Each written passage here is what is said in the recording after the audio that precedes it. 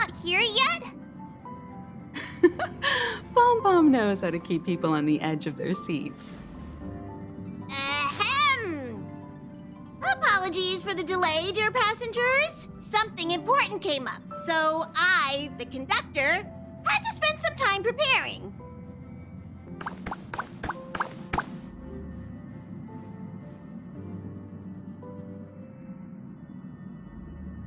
Yeah, what was so important? I thought everyone knew. Our next destination is the planet of festivities, Penacony! I know everyone's eager to disembark and get to that famous stellar hotel, but before we set off, I should remind everyone of 3 things. First, Penacony is located in Asdana, a star system brimming with memoria, which has historically been one of the macro voids that leaked out from the memory zone. Even after eons, the memoria concentration up ahead is above normal levels. Usually this wouldn't be a huge problem, but everyone's different, so if you exhibit any signs of dizziness, hallucination, distorted memories, or any other symptoms, you should take them seriously. Second, Penacony is a colony belonging to the Harmony family. It also marks the first time this family has extended a public invitation to other factions. Please remember that the Express has been invited as a guest, and that we must adhere to any and all regulations. Got it. When in Rome, as they say. Don't worry, conductor. We definitely won't embarrass the nameless. Rome? Anyway, third and final. Rather than being a request, Pom Pom has a favor to ask of everyone. If you could, I hope that while you're all on vacation, you could spare some time to help inquire about a few of the nameless.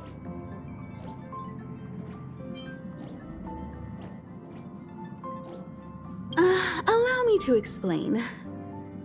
Just like most of the worlds that the Express calls at, Penacony is one of the stops along the Silver Tracks. Several millennia ago, it was an IPC frontier prison, and it was the Trailblaze that connected it to thousands of stars. During that time, the Astral Express once visited Penacony. As with all meetings, they inevitably lead to goodbyes. As the Express's logs indicate, it seems some passengers decided to call Penacony their permanent home.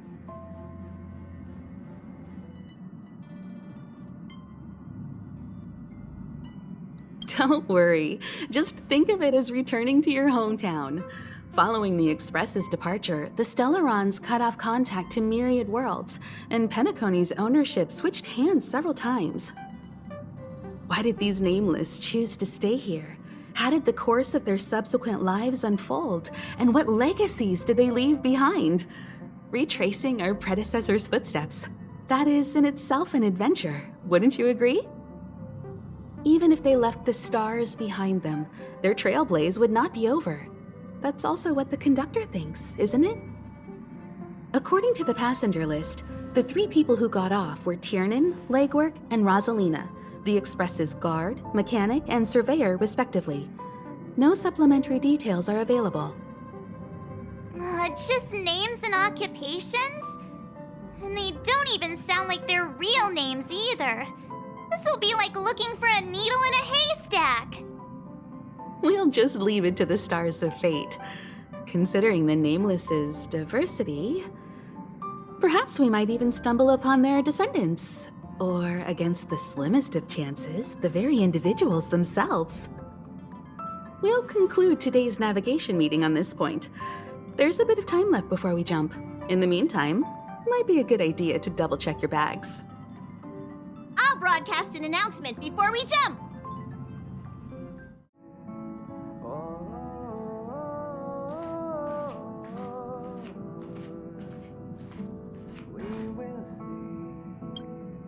How's it going? All packed and ready?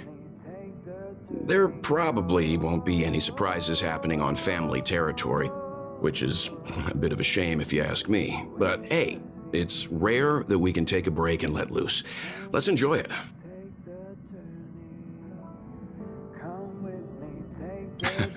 Well, Adventures are exhilarating, but rest and recuperation is equally important. Rest and recuperation aside, don't forget Pom-Pom's request. The conductor has done plenty for us, and it's time to return that favor.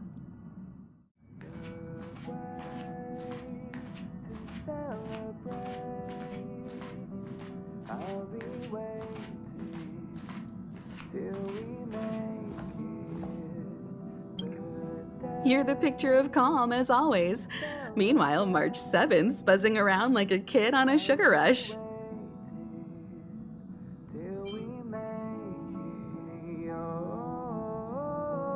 A punchline with a straight face.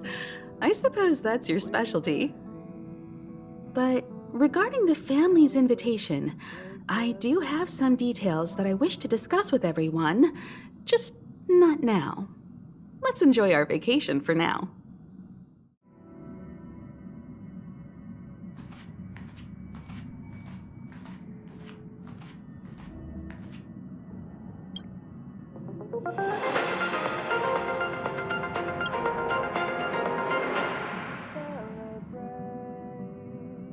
Welcome to the Interastral Peace broadcast. Good evening, everyone.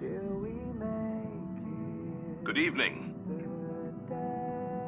Welcome to a new episode of Interastral Peace broadcast. We are here to bring you the latest news from across the galaxy. The IPC and the Xianzhou Alliance have renewed their trade agreement, bringing great economic benefits to both parties. The head of the Armed Archaeologists of the Intelligentsia Guild, Alan Jones, personally oversaw the excavation of the ancient tomb of Emperor Rupert I. The ruins rank as a Category Omega site on the Potential Disaster Index. Renowned songstress Robin has received an invitation to perform at Penacony's Charmony Festival. The Garden of Recollection has gathered memoria fragments from the lost world of Moonshield. The precious memories of this world will not be forgotten. Let's take a closer look at the details. Regarding the IPC and the Xianzhou Alliance, the Xianzhou La Fu has opted to renew the trade agreement. The agreement will help to open up markets and promote cooperation between the two sides in agriculture, industry, medicine, and culture, laying a solid foundation for a free, open, and prosperous business environment. At the signing of the agreement, friendly talks were held between Madame Yukong, Skyfaring Helmmaster of the La Fu, and a representative of the IPC's Marketing Development Department. The two sides reached a consensus on various issues, including the impact of interstellar security on the free market. The IPC also expressed their heartfelt concern for the Lawfu regarding the recent invasion by the Antimatter Legion and sent their condolences to the victims.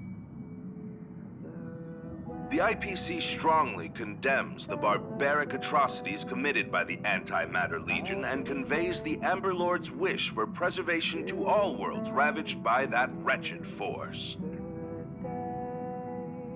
Emperor Rupert I left many horrific relics across the universe, and one of them, the Mechanical Emperor Tomb, has captivated the interests of countless people since its discovery. The excavation of the tomb is led by the head of the Armed Archaeologists of the Intelligentsia Guild, Alan Drake One-Armed Jones, with assistance from Genius Society member Screwlum. It is hoped that the excavation of this metallic relic, which holds a Category Omega ranking on the Potential Disaster Index, will finally shed a light on its mysterious nature. According to records of the Emperor's deeds left behind by the Inorganic Legion, the original purpose of the site was to house the inventions inspired by the imagination of Rupert I. A spokesperson for the Intelligentsia Guild said, "We have no way of knowing what amazing discoveries Jones will uncover, but we are hopeful that his findings will further our understanding of the Emperor and help save the universe from the horrors that he will bring with him when he returns." The Interastral Peace broadcast will be covering this story throughout the excavation. Penacony, the planet of festivities, announced that it will invite renowned singer Robin to perform at the Charmony Festival. Once every Amber Era, countless followers of the Harmony will attend this long-held tradition of the planet of festivities, and together pray for a brighter and better future for the universe. Robin is a superstar whose voice is known throughout the cosmos. She has been the recipient of many top awards. It is believed that during the celebrations, Robin will sing a hymn for the Aeon of the Harmony in the name of the family. The IPC will broadcast the entire event, sending the sounds of music and good wishes to worlds far and wide. As we all know, the Garden of Recollection has always been committed to the restoration of lost civilizations, igniting the spark of revival across the cosmos. According to reliable sources, thanks to the efforts of the Memo Keepers, all Memoria fragments of the dead world of Moonshield have been salvaged. Moonshield was destroyed during an invasion by the Antimatter Legion, but with the combined efforts of the IPC and the Garden of Remembrance, the collection of information about the fallen world was recently declared a success. The Memo Keepers planned for it to be reborn in the pristine land of the Remembrance. The destruction can destroy any material thing, but it can never take away our hope. The IPC will provide whatever support and protection within its means for the long-term development of all civilizations across the universe, including those that have perished. And this is the end of our broadcast. Please tune in for our next episode. Thank you for listening. Thank you.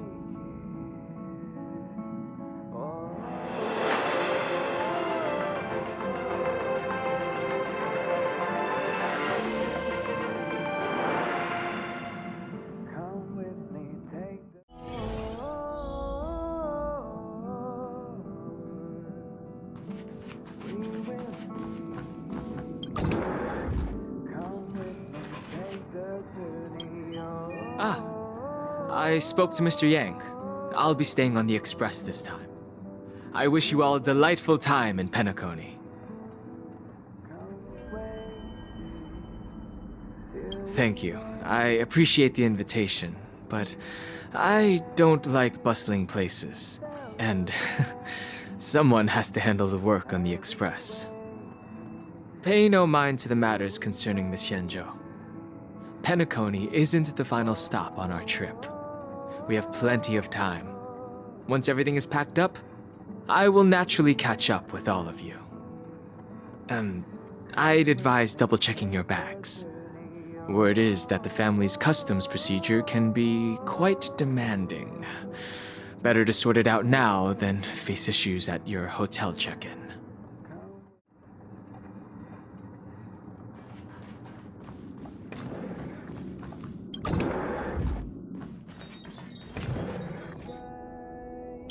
Camera, check. Extra clothes, check. Toiletries. Aw, drat! The travel bottles I ordered haven't arrived. Although, I hear that Penacony's resort hotel is pretty luxurious. I'm guessing their toiletries should be just as fancy. That means I can make more room in my suitcase. What else should I bring?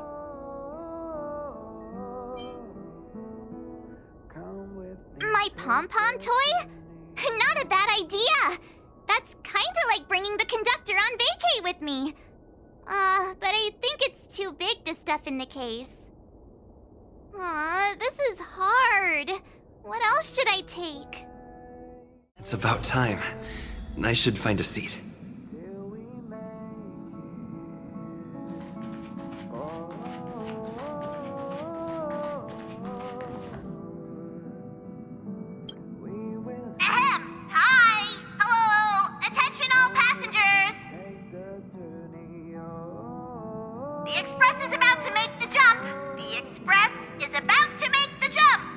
Please be seated and hold on! The train is about to make the jump. 5, 4, 3, 2, 1.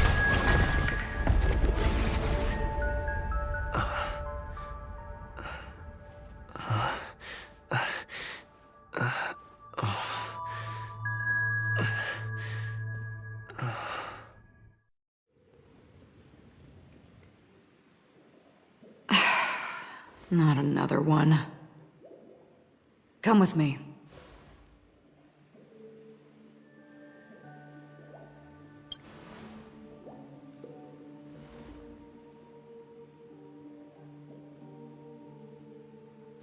These questions have no meaning, but I will answer you as best as I can. This is the border between reality and the memory zone, a dreamscape. Right this moment, you and I have coincidentally shared the same dreamscape and appeared in each other's minds. This is the Land of Dreams' inaugural welcome for us. Worry not, for very quickly you will awaken from this dream, forget everything that has transpired with naught but a faint lingering of loss. Pay no mind, for this forgetfulness happens with each new dawn. It is an occurrence that we have become accustomed to for so long. So, come with me. I'll take you home.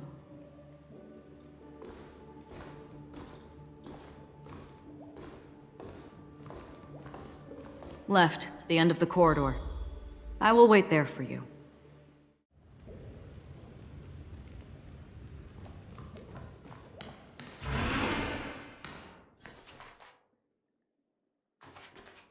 Galaxy Ranger Acheron. This is what they call me. You can call me whatever you want.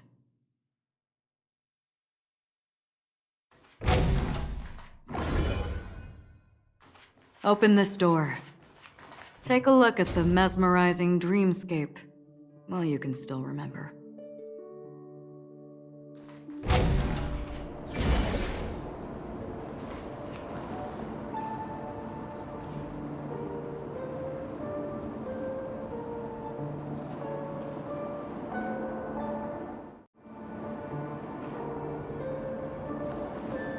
This way. After you. Am I supposed to walk up the wall? How is this even possible? Why not? She can hear the thoughts in my head? Why not?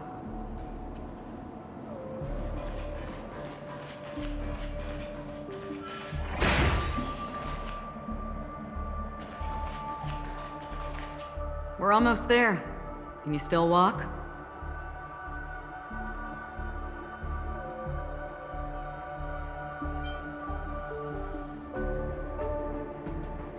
Don't panic. This is normal. Don't stop, don't turn back, don't look down. Or up, for that matter.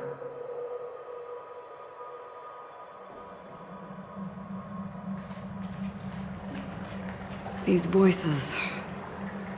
they are just shadows of the dreamscape. Pay no heed to them.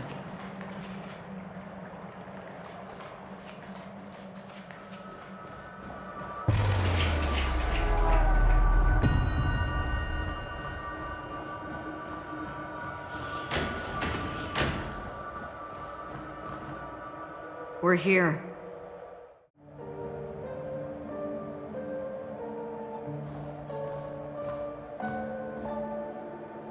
Welcome to the Reverie. May you experience an unforgettable holiday. If you need help checking in, please head straight to the concierge. Leave this realm and rise as you would on any other day. Forget this fortuitous encounter and return whence you came. But before you do, I would make a request of you.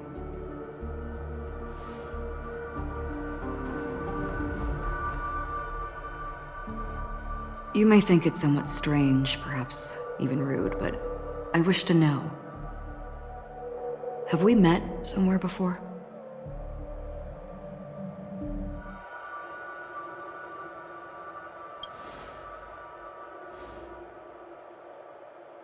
You evoke memories of an old friend.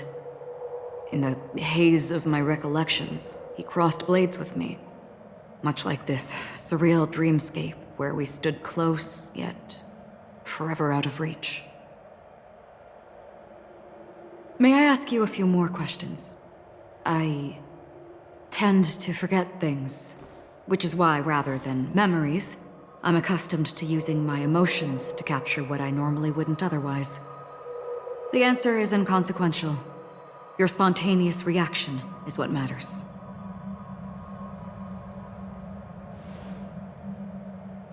For instance, when you awaken in your room, your lips speak several names.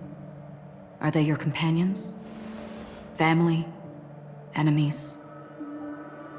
You seem to have forged unbreakable bonds with many people and many incidents. Might I ask if you fear losing these bonds?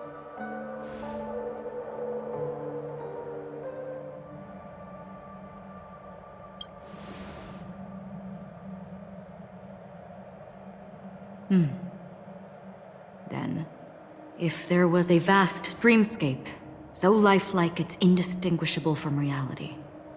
There, no one faces life's separations or deaths. Everyone attains their deserved happiness and lives joyfully ever after. I would ask, would you wish to stay?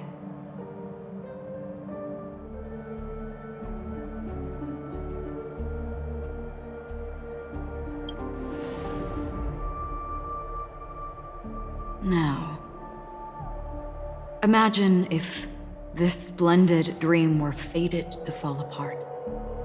Friends, family, strangers, followed by the gentle breeze, soaring birds, the stars, and ultimately yourself.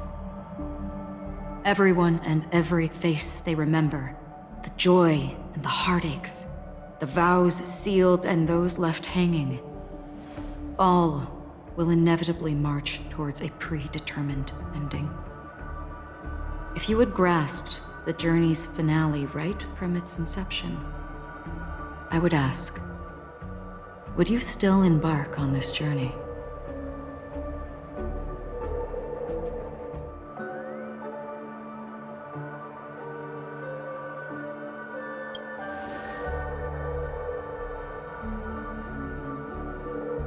I know this is hard. You don't have to be hard-pressed to make a decision. As I have said, the answer is inconsequential. Hearing, touch, thought. Through these you gain emotions. Cherish them. With emotions, we make choices. And so we return to the original question. I would ask, do you still remember me?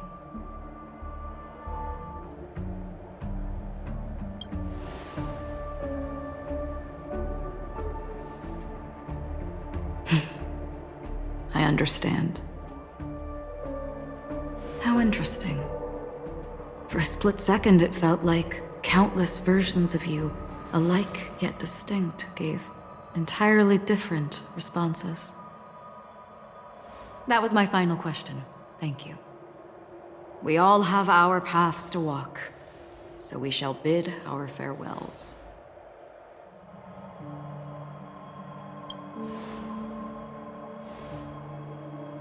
The Golden Dream is getting restless. In the coming long night, I'm afraid you will face many tribulations and witness many tragedies. And finally, your sight will only see black and white. But please believe me that in that monochrome world, there will be a glimpse of fleeting red. And when you make a choice, it will reappear before you once more. What you must do now is ponder its significance.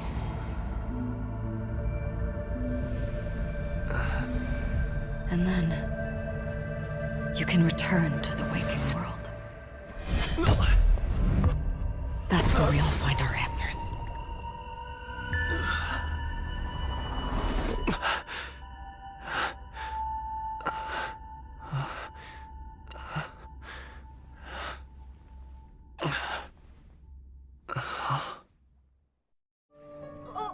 What's wrong? Why are you crying all of a sudden?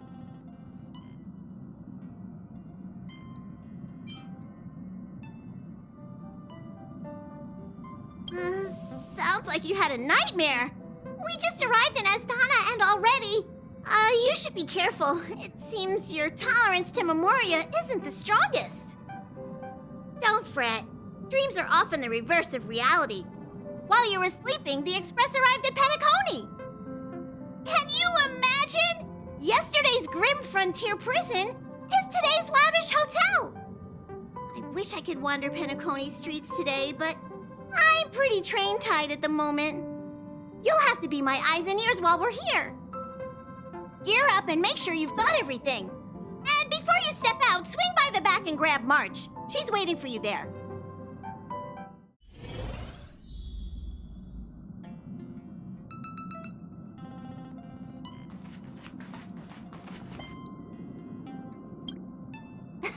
You're up? How's your prep going? Welt and Himeko beat us to the punch. But I stuck around for you. Let's get going.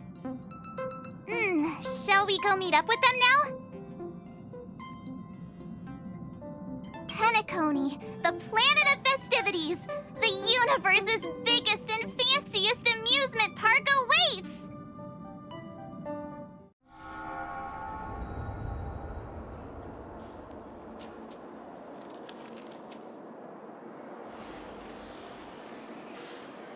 We're here at last! Oh, the family sure doesn't play around with their entry protocols. Our bags probably know what it feels like to be a celebrity now with all that attention. I wouldn't have put it past them to try and nab that Stellaron from inside you.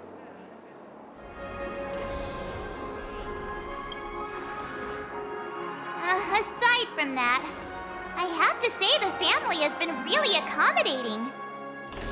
Well, the hassle was worth it. Just look at this grand hotel lobby. And those endless rows. They're all rooms, right? Just think of the number of guests staying here. Where are our rooms? Come on, Mr. Yang and the rest must be at the front desk. Let's hurry up and meet them there.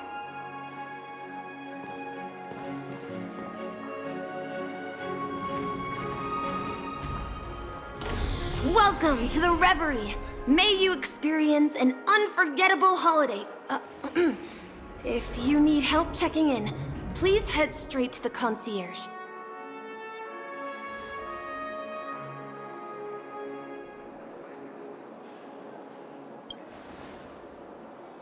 I'm Misha, a bellboy working here on Penacony. Pleased to be at your service. If you need help with your baggage... Over here. Something's not right. Should you need assistance with moving luggage to your room, feel free to contact me. Please, go ahead. Don't keep your friend waiting.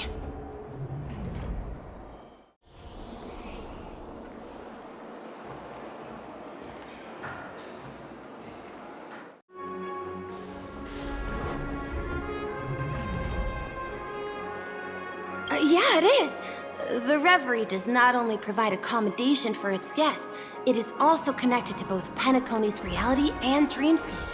Guests from all over the cosmos come here to immerse themselves in a marvelous, dreamy journey.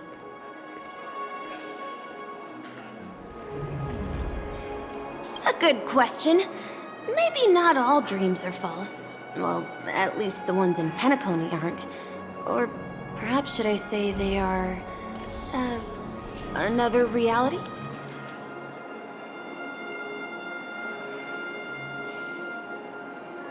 The hotel's dream pool provides a comfortable dream experience, so don't you worry about that.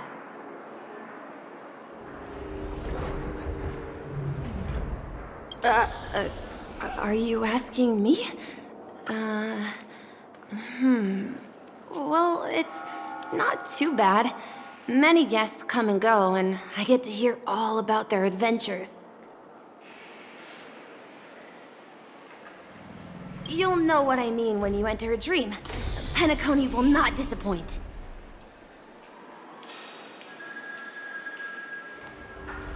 Yes, this hotel is Penacony in real life, and the Penacony in the dream is a place where miracles are born. A land of lavish joy, a grand banquet where the curtains never fall. It's hard to describe its magnificence in words. In any case, you will surely be awed.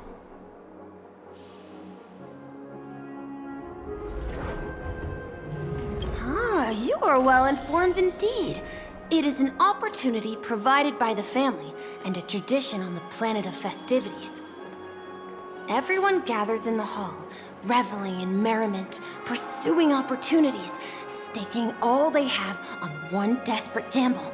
And finally, their dreams become reality.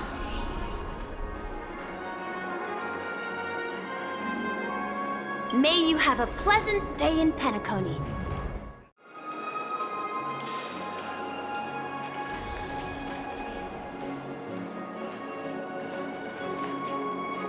I'm sorry, but your name really isn't in the system. But in the information I received from the Astral Express, it states that we already reserved rooms. Please, check again for me.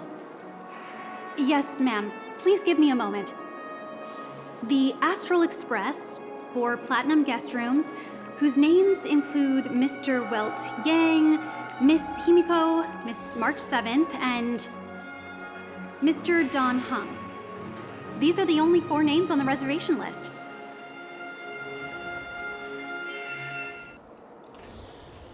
We've run into some trouble. Your name isn't on the hotel's reservation list. I understand. No wonder our friend's name here is missing. When we responded to the family's invitation, he hadn't even arrived on the express. Something came up in Don Hung's schedule, and he couldn't make it. I have an idea. Could you reassign his room? It's still the same number of people. He's a new passenger aboard our Astral Express. We can vouch for his status.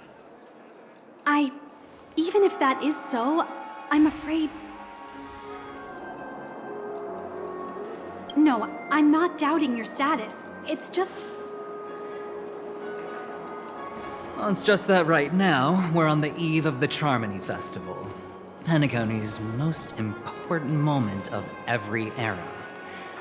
And with the family's invite, all guests from all over the cosmos have thronged this place. Hotel security is on high alert with 0 room for error. And with such a last-minute change, it really isn't something that this young lady's words can resolve on a whim.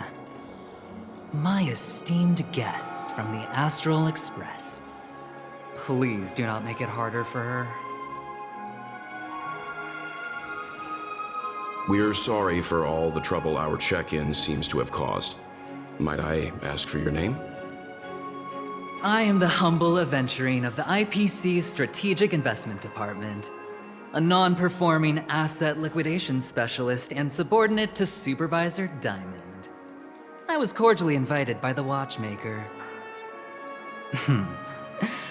I also happen to be a traveler that's had to stand behind you for quite a while. Leave it to me. I've heard that the IPC has also received Penacony's invitation, so forgive me if I'm mistaken, but you must be the representative. The IPC's elite certainly does have an extraordinary air about them. I suppose such an exceptional figure such as yourself wouldn't mind paving a convenience for us? I must be hearing things. Paving a convenience? Shouldn't I be saying this to you instead? I've been waiting here for more than 10 minutes. Do you know how many credits 10 minutes is worth to me? It must be an inordinate number. Which is why now, Mr. Aventurine, I have an investment that you absolutely cannot miss out on. The IPC's influence runs deep and wide, and their word wields the utmost authority. We hope to borrow your status to vouch for him. As such, you won't just be sparing much of your invaluable time, but also forging new friendships. Well, this is interesting. And how will my new friends benefit me? Now this is a topic very much worth getting into. Just as we are guests of the Watchmaker, why don't we make ourselves comfortable in Penacony before getting to know each other more elaborately? Sounds good. But, Miss Navigator, I must point out that if I do something about it now, the time saved is from my own effort, not a favor from you all. But what you said in the second half, I loved it. Friends, yes, nothing is more precious than friends. Especially a righteous trailblazer like a Nameless. Going forward on this Penacony trip, I'll be counting on all my trailblazer friends here. Looking forward to a delightful time with you all. I'm glad you've put it this way. So about the vouching... There you go, miss. Please allow him to check in on my account. I have an appointment with the family's Mr. Sunday. I will ask him to handle this matter later. Don't worry, I won't cause you any trouble. But... Ali, just a moment. The family cannot allow guests to enter a dream while bearing burdens. Oh, speak of the devil, look who's here. It's Sunday, the most handsome man in Penacony. Along with a singer renowned across the universe, Robin. He said you were the most dashing person in Penacony. How interesting.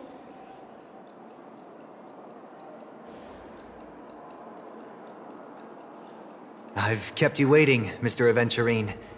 This way, please. Let us speak in private. Astral Express guests, please come this way and rest your feet. Wait, what? You're...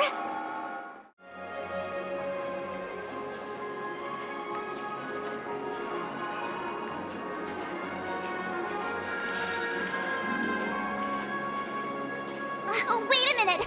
I'm sorry, but are you the singer, Epsilon Superstar? If I can stop one heart from breaking, that's your song, isn't it? I never thought a cutie like yourself would be a fan of mine. Oh, it really is, Robin. To run into her in person here. It is an honor to meet everyone. Are you also a member of the family on Penacony like him? Truth be told, I am a guest like everyone. Penacony is my hometown, but I left when I was older. I was graciously invited this time to return and sing a song at the Charmony Festival. The person you speak of is Sunday, my senior, and one of the local leaders at Penacony. He is also the organizer of this era's Charmony Festival. He heard you all ran into some difficulties, and sent me here to provide aid. Alas, I arrived a little later than usual. I sincerely apologize for any unpleasantness during your stay. Please, be at ease. I have instructed Miss Ali to resolve the system error as soon as possible. I have also upgraded your rooms as token compensation. Please wait a moment for the hotel to arrange for suitable accommodation. Mr. Aventurine has an appointment with the Oak family and has checked in prior. On his behalf, I extend his apologies to everyone of the Astral Express and wish for an amicable partnership moving forward. Thank you for stepping in to resolve this matter. But are you sure about the rooms? I wouldn't want your other guests to feel we were being given preferential treatment. Please, rest assured that the family will personally undertake communications to handle this. It is only right that we, as the actual administrators, relieve you of any problems during your visit in Penacony. I apologize for taking up everyone's precious time, and we shan't keep you any longer. If you need anything else while in Penacony, the family stands ready to serve. May your dreams be beautiful and pleasant. It's just one surprise after another. But since that Mr. Which day was he? Sunday. Since Mr. Sunday's vouched for us, I guess we can finally check in normally?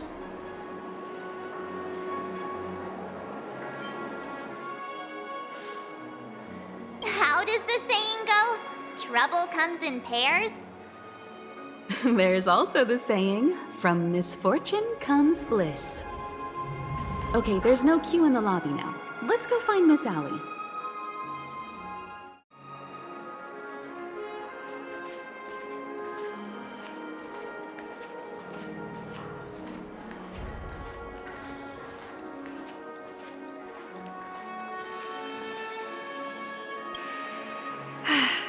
Esteemed guests of the Astral Express, your check-in procedure is complete.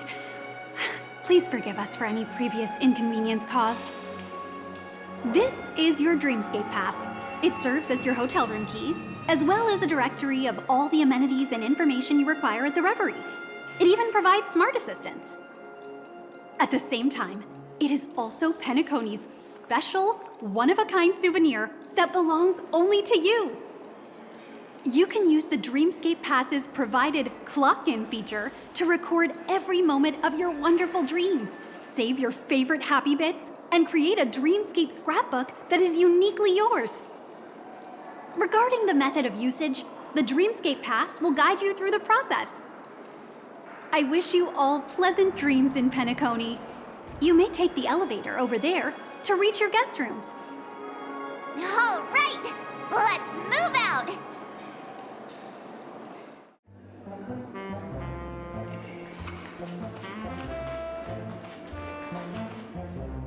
We're finally here. Let's all head to our rooms first and put down our bags. Welt, how about a drink first?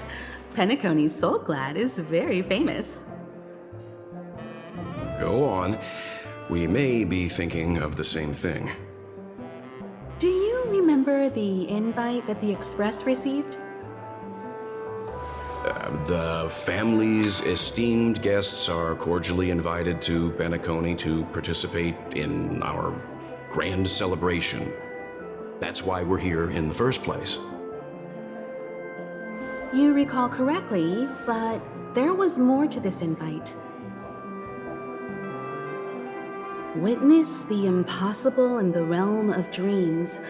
Find the legacy of the Watchmaker, father of Penacony, and thus the answer to the question, why does life slumber? I don't remember that part of the invite. You mean there was a hidden message?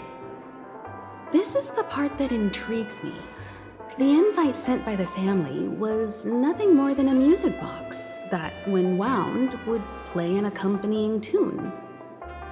But the box that was sent to us was slightly unusual. The music it played had off-key notes in the background. I recorded these dissonant notes, and they were a perfect match with the gravity wave frequency when the Express made its warp jump. Also, the Express engine's spatial curvature was its encryption key. A distress call method regularly used by the Nameless. I can't be certain. It may be a masked fool's trap.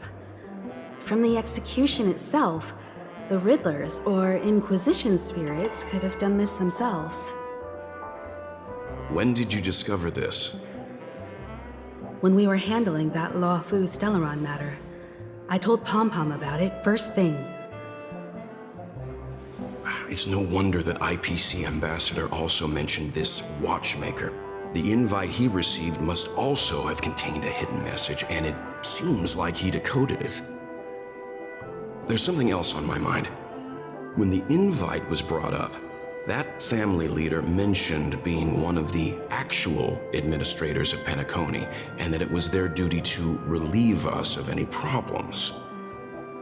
In hindsight, there was more to that statement. He also had Miss Robin with him. I'm no singer, but her voice sounded a little strange. Would a singer really take to the stage if their voice wasn't in top shape? Are you saying you suspect that the family did not send the invite and is hiding something from us? It's possible. The fact that the family sent out invites to the other factions is already unusual, and your discovery confirms that there could be a third party involved.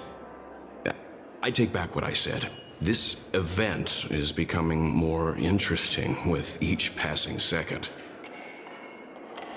Why didn't you tell the others? We shouldn't interfere if this is just an internal affair of Penacony or the family. But you said so yourself. This could concern the Trailblaze. Well, I did. Which is why, before we set off, I told March 7th and Don Hung about this. So I was the only one kept in the dark then.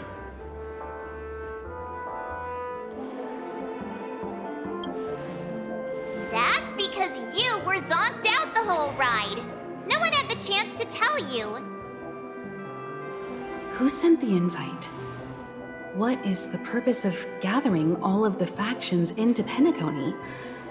And why does the family choose to remain silent about their knowledge of this? There are too many unanswered questions. We must use the utmost caution before we go deeper. Right now, let's just focus on the conductor's request. We'll collect intel while enjoying this wonderful vacation. Penacony is, after all, a famed resort of the cosmos. Not many get a chance to even visit in their lifetime. It's time to head back to my room. Before entering the dream, I should probably talk to the rest.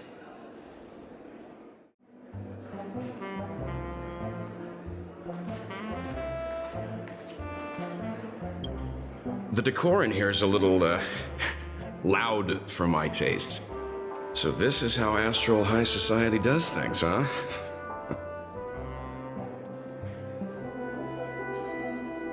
They say he's a historically important figure in Penacony, and tales of his life have been handed down over generations. Such tales encourage believers to come to the planet of festivities to pursue their dreams. He's an interesting fellow, that's for sure, and his legacy still has the power to draw people in. But how and why he's involved with that invite, and why his name popped up in the encrypted message allegedly sent by a nameless, I've got no leads for now. The family believes in the harmony, and their altruism is well known across the stars, a trait that is intimately tied to Penacony's stability and prosperity. But some factions have always been wary of the family, suspecting that their benevolence and eloquence belie an ulterior motive. So far, it seems to me that the family treats their guests with courtesy, so I don't think we need to worry about that for now. The Dream Penacony is divided into 12 moments. Personally, I'm interested in the moment of Soul. It's a visual dreamscape steeped in Penacony's history and civilization. Penacony's Grand Museum, the Primal Waking Library, the Paperfold Academy. The pasts that we chase may be stored in these places.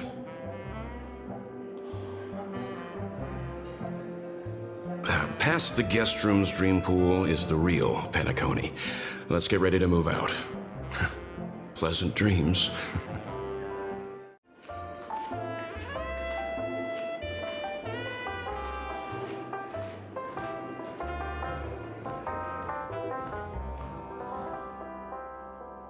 What's wrong? Not turning in? Can't find your room? Or do you have something on your mind?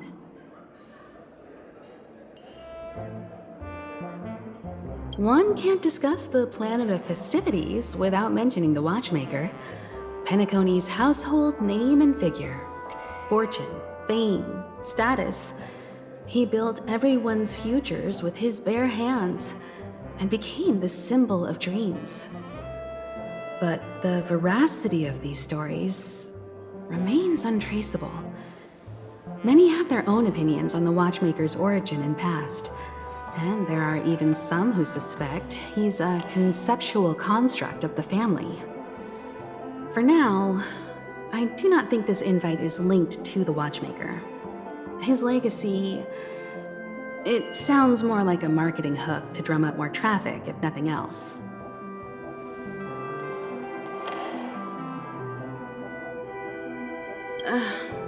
An IPC ambassador who knows more than he lets on. A silver-tongued businessman. A flamboyant and debonair aristocrat. He could be all of them. My instincts tell me he's much more than meets the eye. Before the dust settles, we should maintain amicable relations with all camps, while keeping our guards up.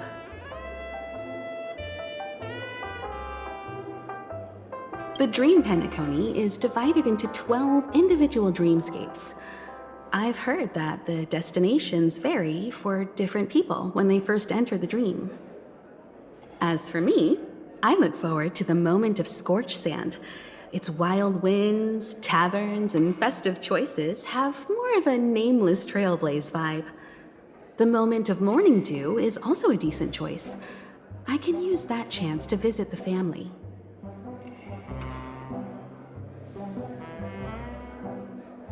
You must be exhausted from everything that's happened so far. Even if you're trailblazing, you mustn't forget to relax. Good night, and sweet dreams. Where's March 7th? Has she returned to her room already?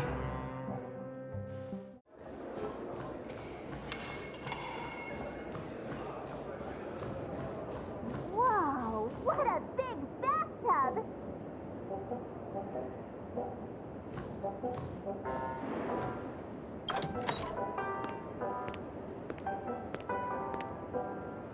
I can't sleep from all the excitement, huh? I can't wait to experience the dream world!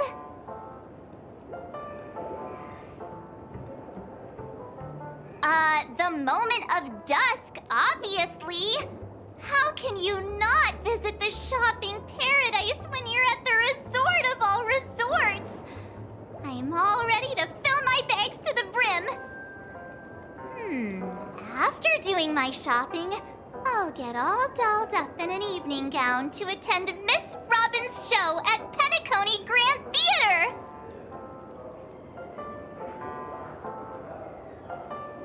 You know, it's weird. Welt noticed it too, about how Miss Robin's voice sounded somewhat weary. I can't quite put my finger on it, but it was different than usual. Could she be tired out from her cosmic concert tour? Insisting on performing under such circumstances. Miss Robin is a superstar among celebrities!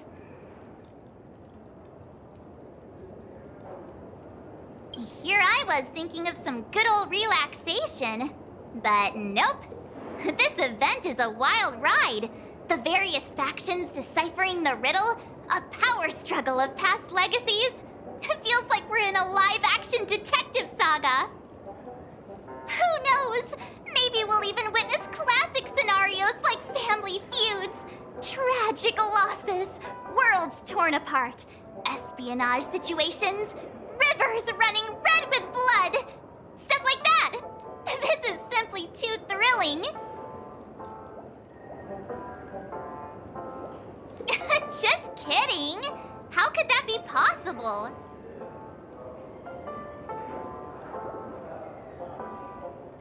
Don't worry. Welt and Himeko will have our backs if things go wrong. Let's just make the most of it all while we're here.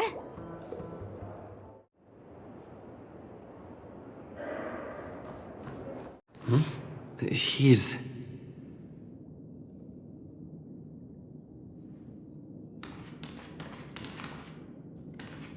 How fortuitous.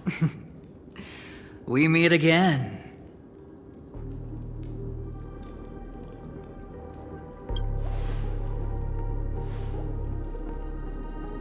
Calm down. I'm just here to soak in the festive vibe. This may be your room now, but half a system hour ago, it was still mine. A lucky block number, a lucky floor, a lucky room number. You have no idea how much I went through to book this precious space. And now I've given it to you. Treasure it well, friend.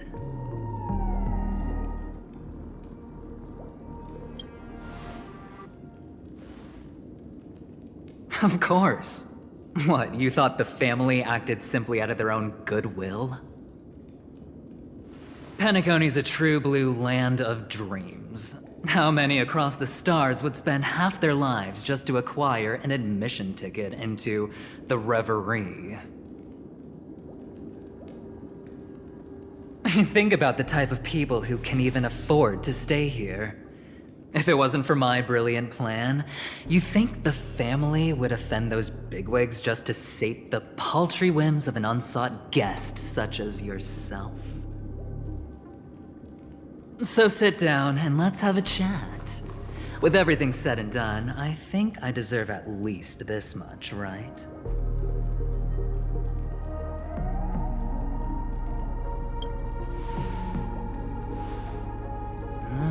Cutting to the chase. I like that. Simply put, my friend, I need your help. You may or may not know this, but Penacony's far murkier than it seems. The family's eyes are everywhere, but you get the drift. My goal is simple. Help the IPC retrieve some things that belong to them in the first place. If you agree, when this is done, you will stand to reap great rewards, as well as the preservation's protection. It's clear you're not just one of the crowd. You possess a distinct quality, so magnetic that it could sway the outcome of any game. That power, you really don't wish to use it. Or, you don't want to be rid of it. Why not use it to etch your name across the stars? The power that men both fear and desire is right in the palms of your hands. Mr. Stellaron, have I hit the nail on the head?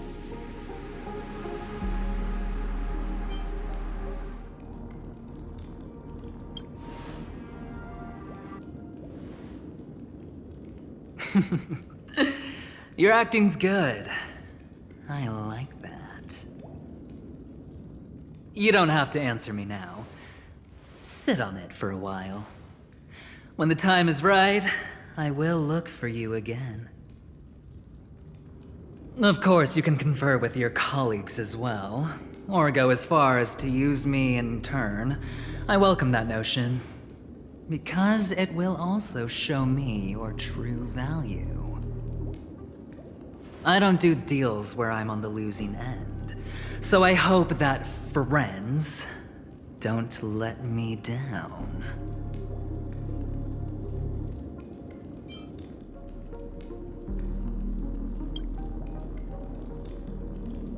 I already said there's no rush to give me an answer, because no matter what happens, the outcome will remain the same.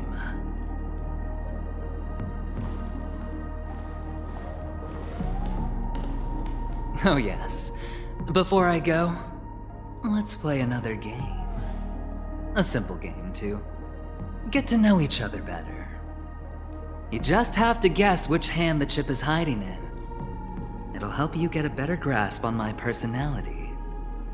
And the way I do things.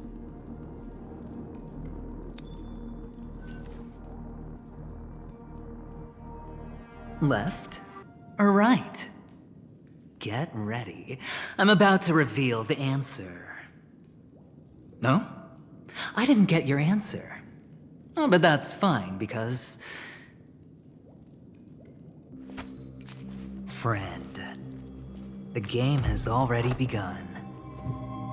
Allow me to make you an offer. One you can't refuse. No reason to choose otherwise. And no other choice. Hello there. Huh? What are you doing in my room? Your room? Well played, friend. You haven't been in Penacony long, but you already know how to rope people into your cause. Oh, don't misunderstand. That was a mere reminder. This place runs deep with plenty of unsavory characters. Don't forget to stay on your toes. Like, keeping your door closed. I'll make my exit now. Have a pleasant stay.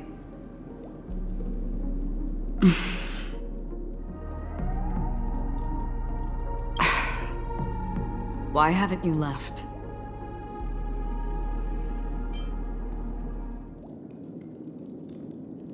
This is my room. Have I come to the wrong room? This can't be. Before I said anything, I even made sure that I had the right room number. Do I have the wrong wing or even the wrong lock? I'm sorry, this hotel is huge and the hallways all look the same. It's easy to get lost in here.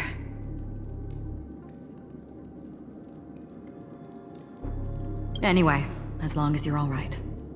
I should return to my room too. But before I go, can I ask you a question? You may think it somewhat strange, perhaps even rude.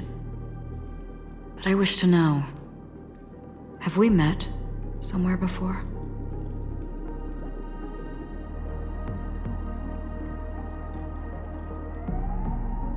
This may sound embarrassing because I would sometimes forget stuff I really shouldn't have from past experiences. It's just a habit of mine. Don't mind me. This is your name, isn't it? Pleased to meet you.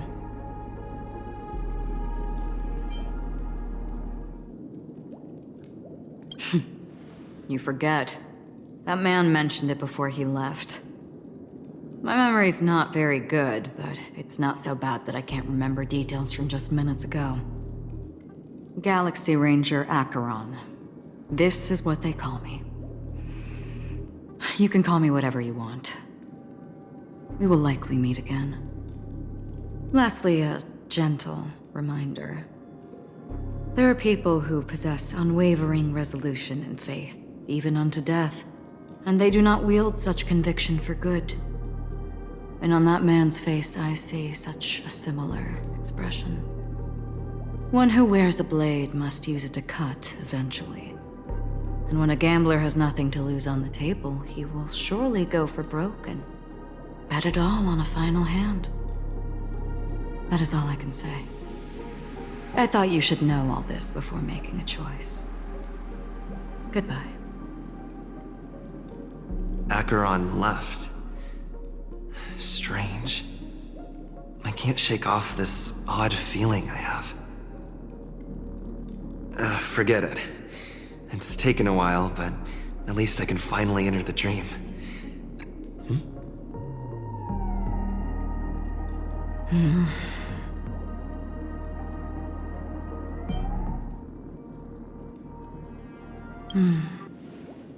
Sorry, can you point me in the direction of the lobby? All these hallways really look the same to me.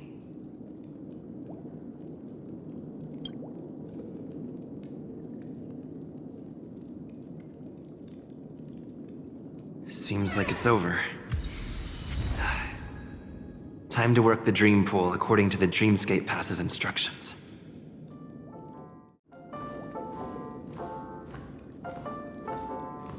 See you in the next life.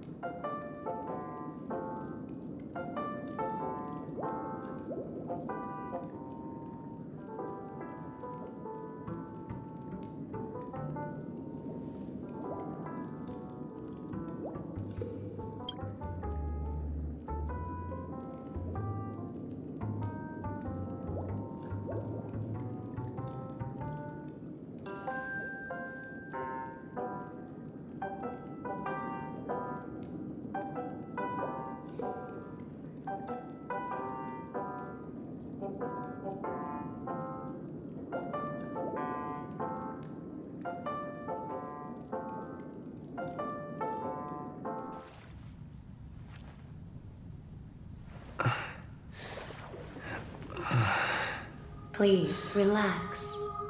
Feel the ebb and flow of your body. Just focus on breathing and imagine you're in paradise.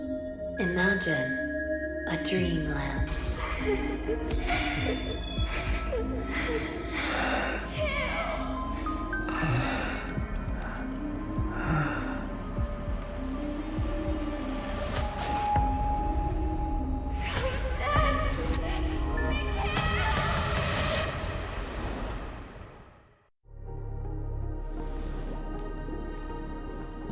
What is it, Ratio? Why the long face? Hey, I just realized, where's that handsome bust of yours? You're late. By 4 minutes and 16 seconds. You better have solved the mystery of Akavili's fall. Otherwise, I suggest not tangling with the nameless. You mean you don't believe me when I say I truly wish to befriend them? Clamorous people do not make friends. Fun fact, the Atini Peacock boasts one of the universe's more jarring songs, and your choice of attire is somewhat peacock-esque. It seems this peacock is short of a feather or two. The family's been rummaging through your things, haven't they? Yeah, by that gray-suited fellow. All the cash gifts and the box containing the cornerstones. Huh? Where are you going? Back home. To tell the corporation that some idiot ruined everything. It's nothing more than a few rocks. Why so serious? Who cares if they're gone? Without that Aventurine stone, you're nothing more than a doomed Sigonian thrall, sentenced to die by the IPC. Or is that serial number on your neck a cherished memento from the Amber Lord? You're funny, I'll give you that. It appears our erudite friend has done his homework. It's my job. How would a gambler wrest Penacony back from the IPC otherwise? Don't worry, Doctor, I have my ways. The family fears interference from the IPC, hence their constant intervention.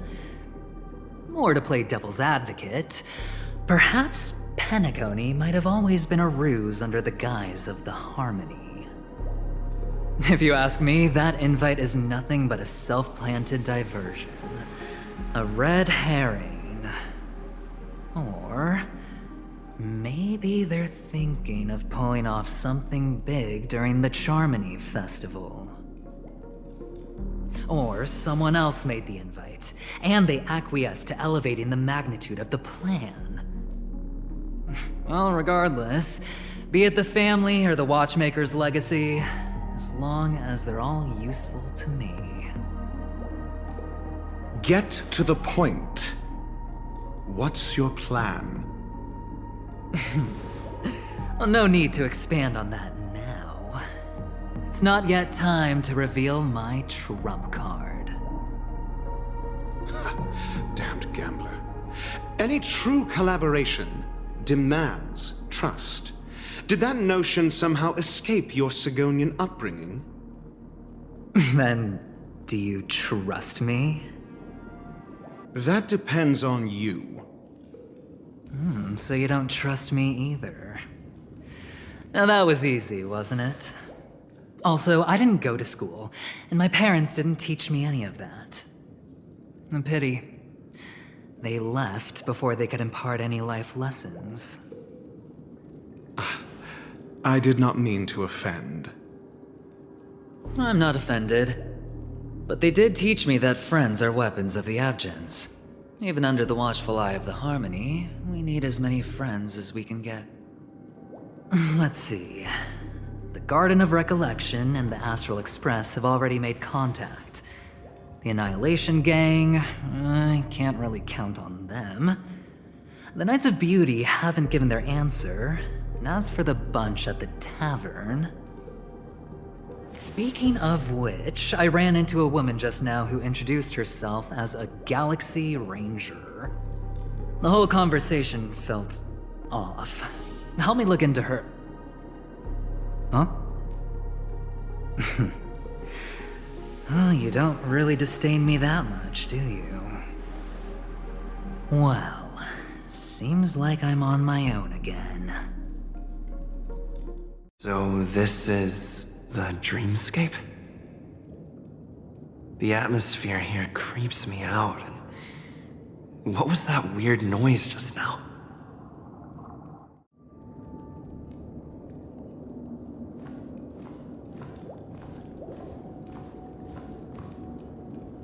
A note? This way! Can you see me? Over here! Please, come this way! I thought I heard a familiar voice. Is it coming from the painting?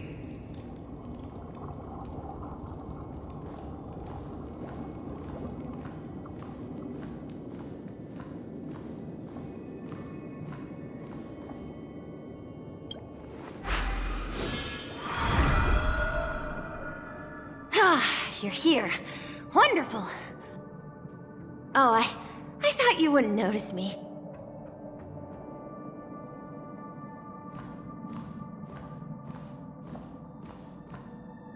Welcome to the Gallery of Thoughts. You can think of this as the entrance to the Golden Hour. I'm here to provide guidance to our guests.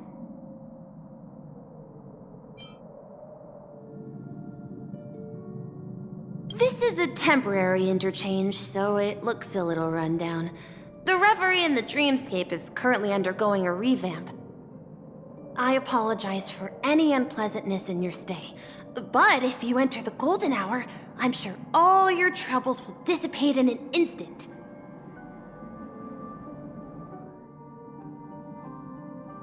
Oh, you're asking about the Reverie in the Dreamscape, right? I'm not sure exactly either. I'm sorry.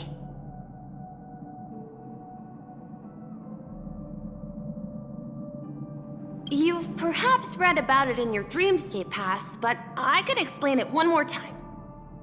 Golden Hour is one of the 12 dreamscapes in Penacony, and its time coincides with midnight. Here, the dream's time is forever stuck in the moment before midnight. Tomorrow will not come, and this night of revelry will never end. But that doesn't mean that time is stopped in the dream. To avoid any physical or mental burden on guests, time in the dream has been synced with realities, so don't worry.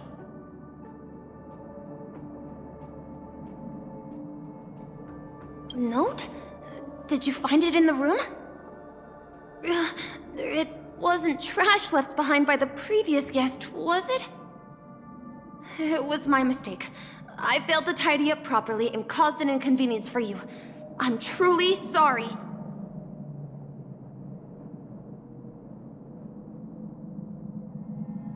You just go right through that door to reach Golden Hour. I wish you an unforgettable dream.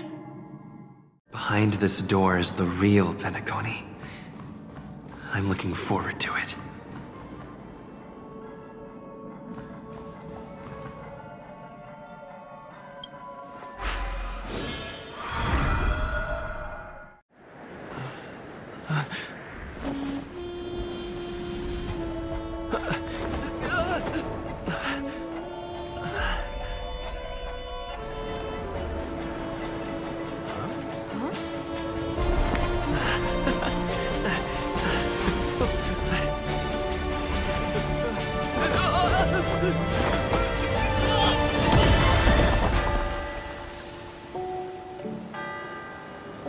What's that?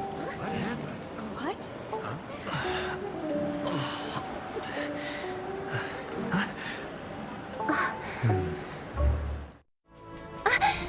Are you all right?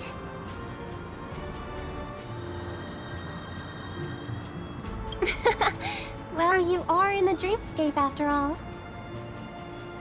Seems like our guest here hasn't gotten used to the transition. Fret not. Feeling a sense of weightlessness is normal for new visitors.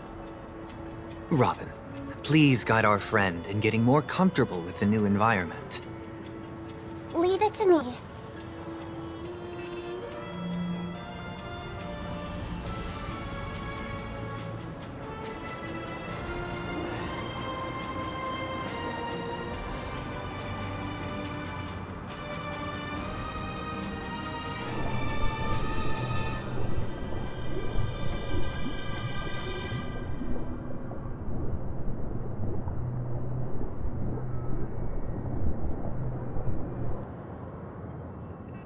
Don't worry, just relax.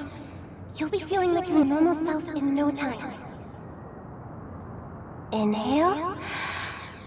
Now exhale.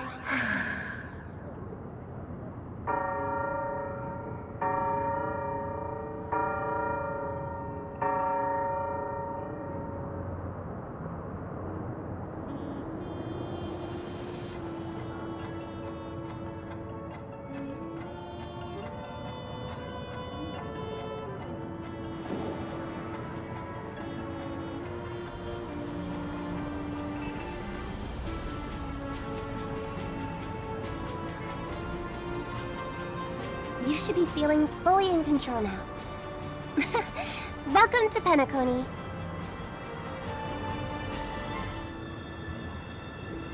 I merely changed your state of mind for you to feel more at ease. Relax. Just did some tuning on you with the resonance of the harmony to allow you to control your limbs freely in the dreamscape. Essentially, the dream of Penacony is a world formed by memoria. Only by fully understanding its nature can you move freely within it. It's like learning to swim. It's easy to sink at first when you aren't accustomed to the water, but once you get the hang of it, you can float and swim on the surface effortlessly.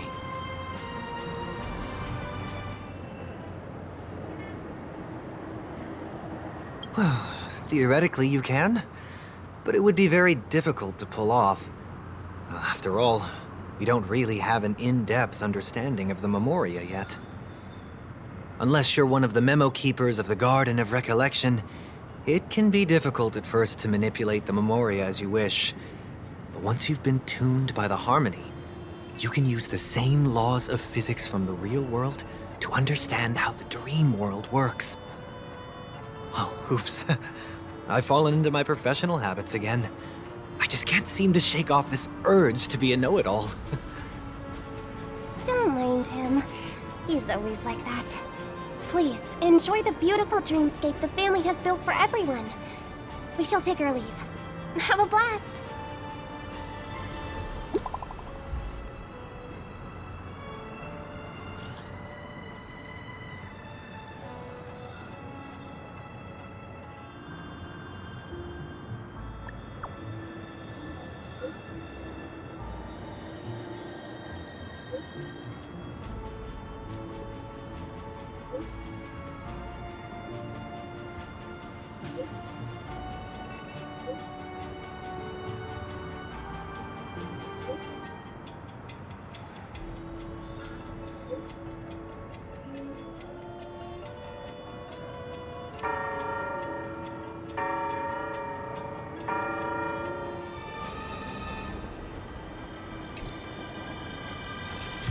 The Dreamscape sales store. Should I visit it?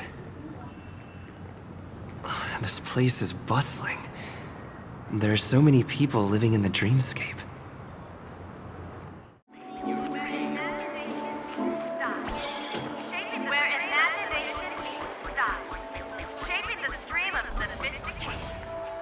According to the map, that's the Dreamscape sales store. Is that a giant eyeball?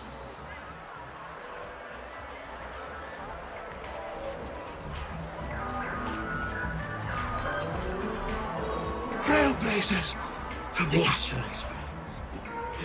Welcome to Dreamscape Sales Store.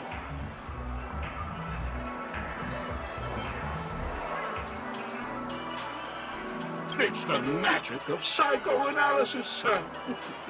Dr. Edward is happy to assist you. Here's where you get to experience all sorts of fascinating dreamscapes. From the top-notch productions of Clock Studios to private donations. We have it all. If I'm not mistaken, this is your first visit to Pinnacle, isn't it? Please be rest assured that Dr. Edward will provide the best service you can find in helping you purchase your first dreamscape and indulge in an exclusive and marvelous dreamland journey. And that's the end of my analysis. I'm sure you'll be a fan of this dream bubble. It's a contribution from an anonymous donor. It is said to contain the memory of the fallen Aeon Acheron. I can assure you that this dream bubble is perfect for you.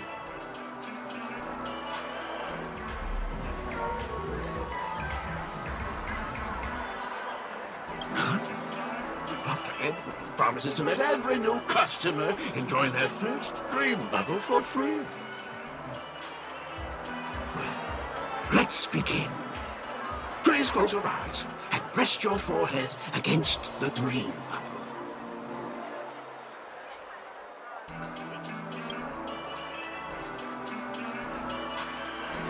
Trailblazer from the Astral Express. Do you plead guilty?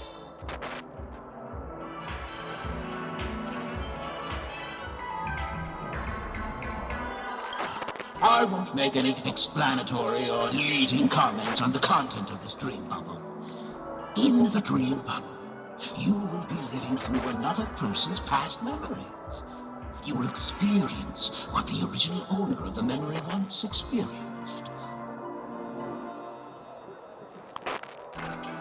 If any details are missing from the dream bubble, your subconscious will make up for it by substituting the missing content with something similar. The sins you've committed are beyond pardon. But I respect every individual's right to carry out volunteer work.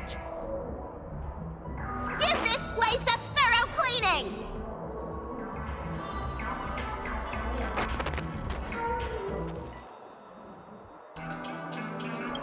My apologies. When I received this dream bubble, some of the audio tracks were missing. Perhaps even the memorial is unable to transmit the voice of Acheron. However, I can make some adjustments to the dream bubble to improve your experience. Meaning you can choose anyone's voice for Acheron's. As long as it's a voice you're familiar with, I'll be able to replicate it in your subconscious.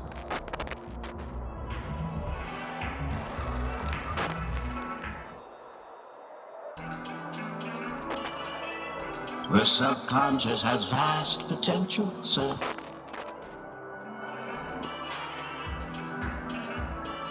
Well, please, make a decision. I'll do my best to fulfill your needs.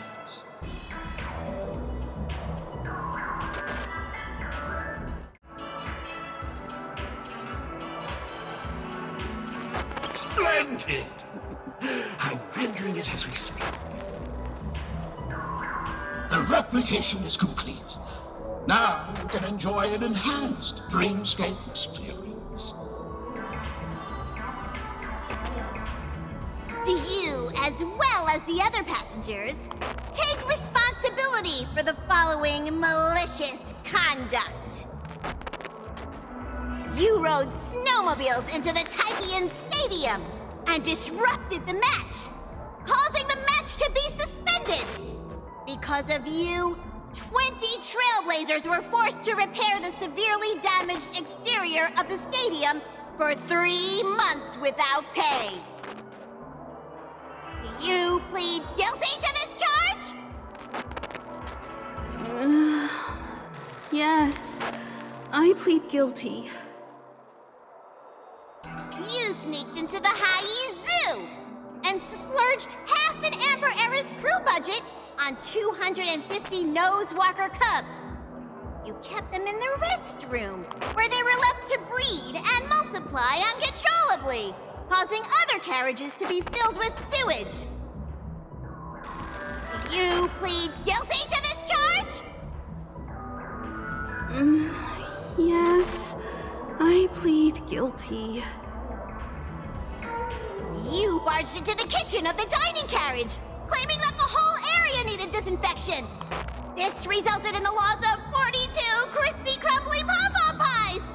And because you also took the last serving of the express special in the fridge, I was left starving.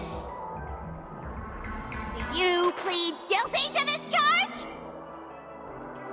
The first one is clearly a result of your own doing. But I do admit to consuming the last serving of the express special.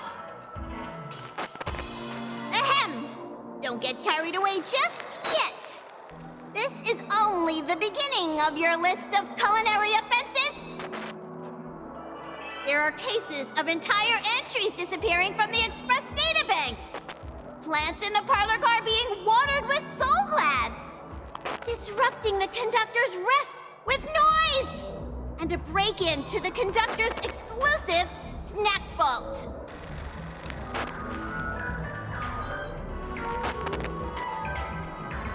Let me reiterate that I won't make any explanatory or leading comments on the content of this dream bubble. And that's not even half the list. There are a total of 46 cases of malicious conduct. Do you admit to being the culprit in every case? Sorry.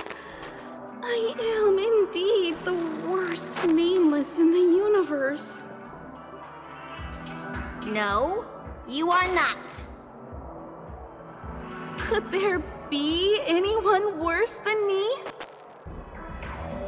Of course there is! Who? That guy who blew up the train into 2 pieces!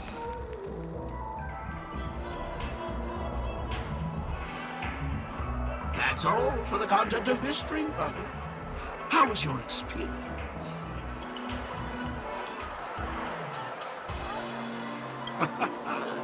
This dream bubble aligns with what you desire in your subconscious. If you're interested in experiencing the dream bubble again, you can purchase it with credits.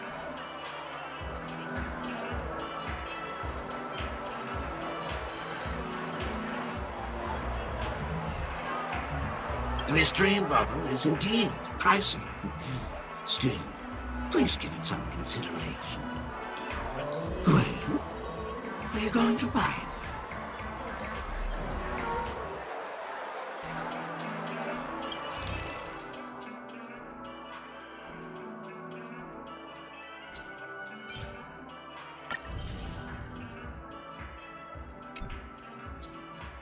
Thank you. Hope to see you next time. Oh, right. As this is your first time using the dream bubble, here's a sticker for you. You can use it to decorate your dreamscape pass and commemorate your unique trip to Penacony. I was hoping I would find some clues about the Nameless up here. Well, Can't expect it to be that easy. She went that way! Get her! What's going on? What's all the commotion about? Watch your step now. Don't even think about running away. You stowaway.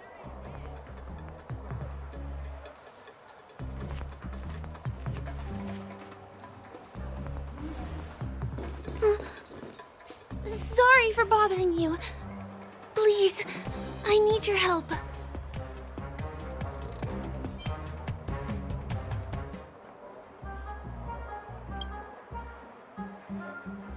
Hey, look!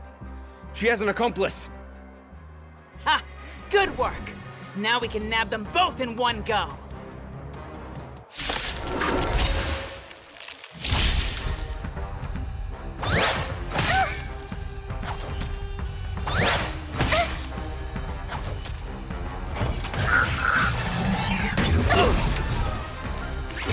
Try that again! You have the worst luck running into me. With me out here, how can we lose?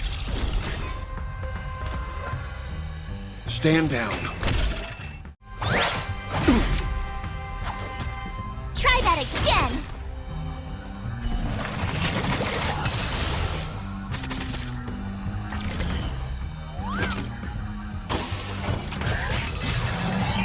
Go away! You can't run!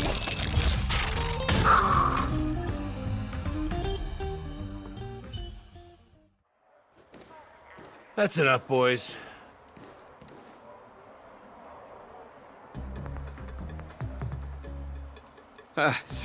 Sir. What's gotten into you all? Open your eyes and take a good look. Is this lady the stowaway we're looking for? Huh? Who's this? Don't you know him? Look at his brown hair and grey vest.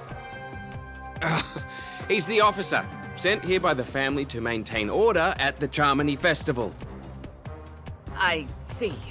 Sir, the thing is, we're trying to apprehend a stowaway.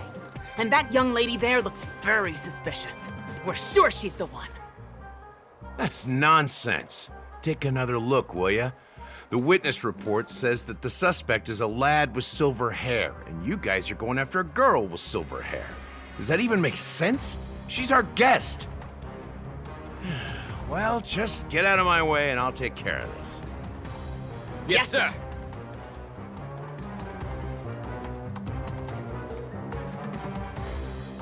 Sorry for all the trouble you went through back there. I'm Gallagher from the Bloodhound family, and those idiots are some young Bloodhounds I've been training. Because of their youth and inexperience, they mistook an honored guest of Penacony for a criminal. This is indeed a regrettable mistake. I'd like to offer my sincerest apology to you on behalf of the Bloodhound family.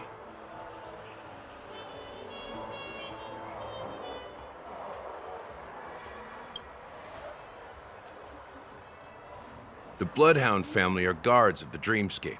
We're in charge of security here, and our duties include arresting people who try to enter our world illegally. We got a tip that some criminals were planning to take advantage of the festivities around the Charmony Festival to sneak into Penacony. Now that the festival is just around the corner, there are likely many shady characters lurking around. Huh? Don't worry. I believe this is just a misunderstanding. How could such a lovely girl like you be a stowaway? Thanks. Without your kind help, I wouldn't know what to do. Just part of the job. I need to get going. If you need help, you can reach out to me through the young bloodhounds in this area. I wish you an enjoyable experience in this land of dreams. I owe you a big one. If it hadn't been for you, I might have been taken away by them. Thank you so much. By the way, I've just noticed. You're a nameless, right? Is this your first time here on Penacony?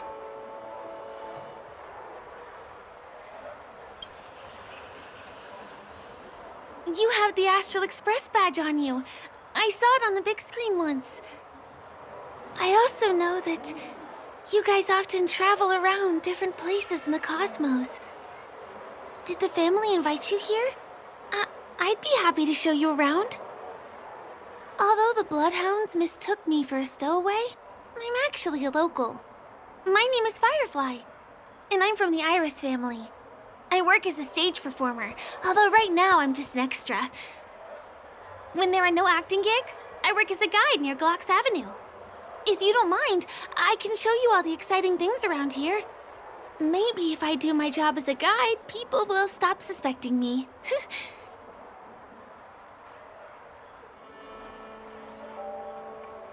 Glad to hear that. After all, you just did me a huge favor. Over here. It's not a bad idea to get to know about this place. Watch your step now. And conquer the culinary wind. The first stop most people head to as soon as they arrive in the dreamscape is the OT Mall. The dreamscape sales stores here is super famous. There are also stores that sell luxury goods, apparel, trendy toys, and even cars. As long as you have enough alfalfa coins, you can buy anything you fancy. Items purchased in the dreamscape can also be brought into reality through an extra service. Unfortunately, the transfer of automobiles to the real world is not available at the moment. You can come back for them next time. Just outside the mall is the plaza! Follow me! I'll buy you a nice meal.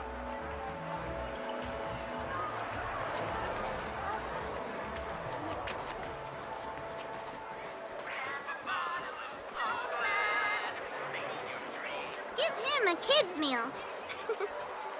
We're here. Hey, have you ever heard of this saying that goes, in a dream, hunger is the most precious spice? Well, you can find all kinds of local delicacies here. Clocky pizza, oat cake rolls, alfalfa salad, and the classic Soul Glad. Feel free to pick up anything you like. Today it's my treat.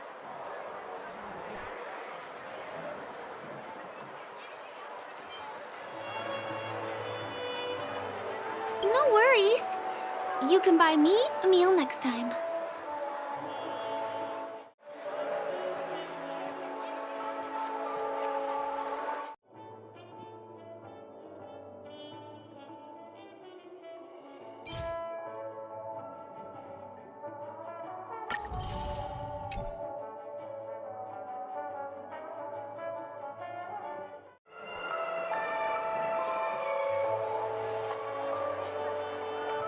Are you done ordering?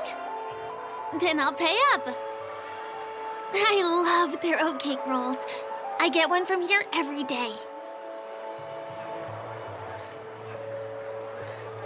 Well, that's why I only have one per day.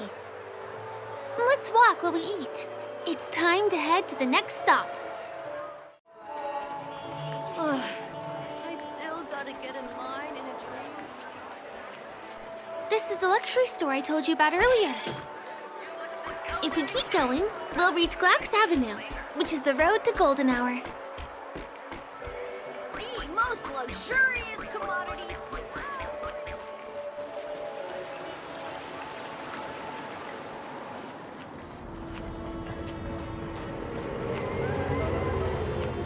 Over here!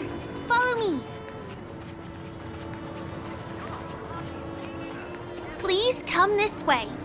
Let me show you something interesting.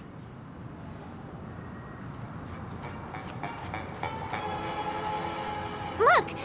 That's the statue of Clocky, Penacony's famous cartoon character. It's the oldest and most famous animation from Penacony. It follows the adventurous life of Clocky and his friends in the town of Dreamville.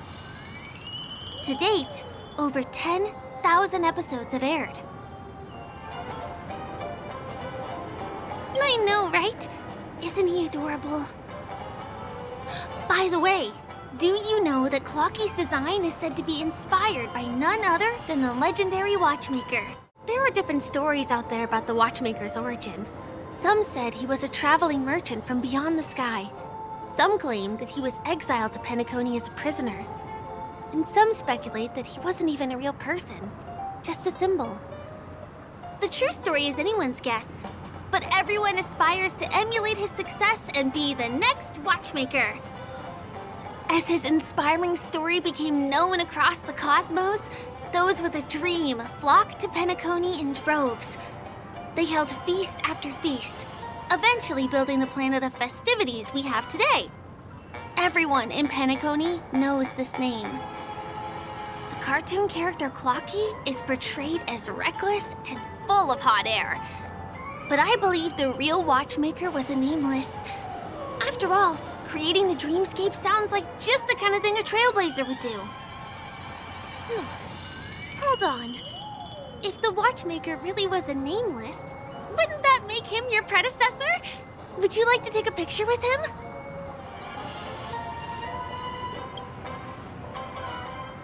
My pleasure. Here, give me your phone. Hey! Hey, hey, hey! Help! Help me!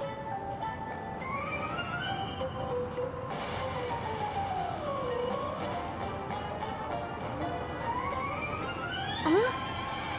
What's that? It looks like there's something on Clocky's face. Help! Help me! Pull me out! Help me!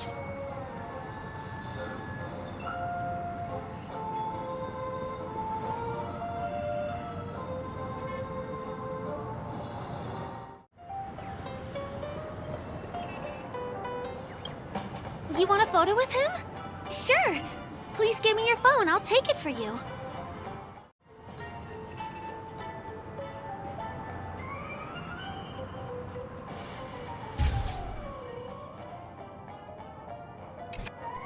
It's done!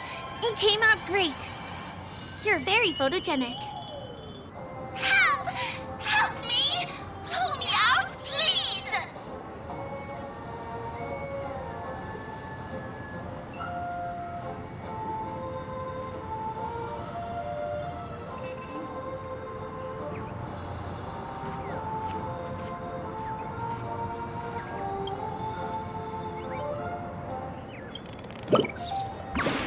Hey! Hey, hey, hey! Thank you! Beautiful person!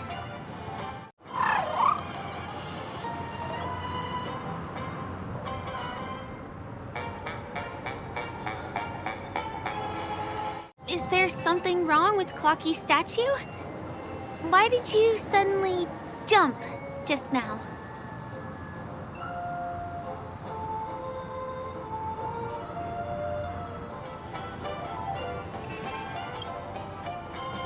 A bird with sharp edges and points. I don't think I saw it. Well, if you're okay, let's move on to the next stop, which is just a stone's throw away from here. Please follow me.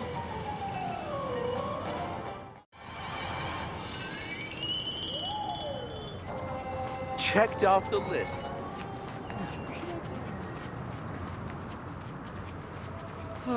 My dream. Can you see that building in the distance? That's the famous Grand Theater, another great landmark of Penacony. Has a pretty unique shape, doesn't he? In the real world, it was originally the central prison of Astana. The family renovated it in the dreamscape and transformed it into the glorious Penacony Grand Theater. Since the moment it was built, the Grand Theater has graced the entire dreamscape with its rendition of the Odes of Harmony. During the once-in-an-era Charmony Festival, family members will gather at the theater to welcome the harmonious choir that blesses Penacony with everlasting peace. And here we are, the best viewing spot in all of Golden Hour. Look, there's even a telescope here. When the Charmony Festival arrives, remember to be here early if you want to get a seat.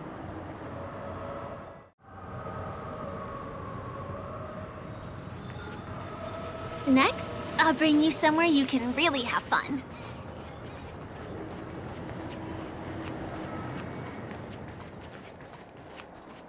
That place up ahead is Ideen Park. Everything here is themed around Soulglad. It's a little crowded, so make sure you stay close to me.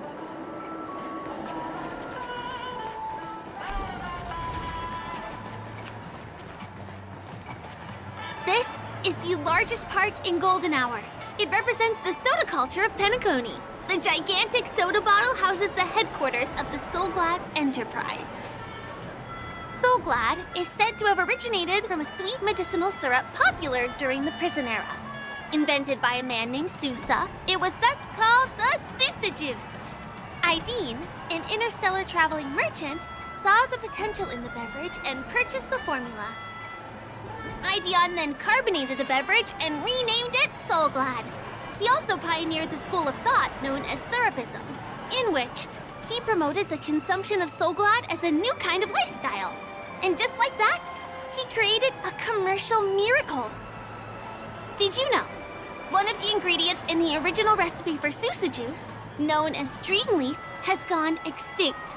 That means the only place you can get a taste of Apocal Soulglad is in Penacony's dreamscape. Now, this is also the only place where one can fully experience the core values of syrupism.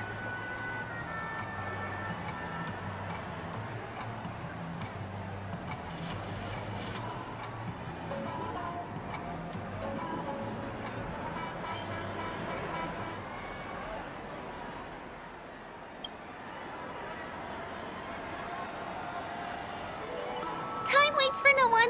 Let me show you around.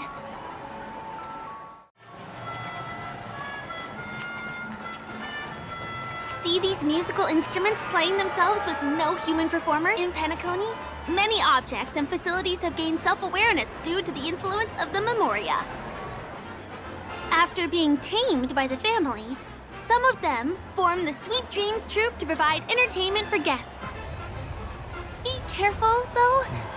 Sometimes these animated objects can be affected by dangerous emotions or memories, and, transform into the destructive Dream Jolt Troupe.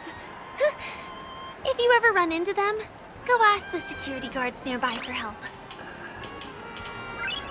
Nice. Hey, there's a ride attendant over there. Let me get some Aeon tokens for you. With those, you'll be able to try any of the attractions here that you fancy.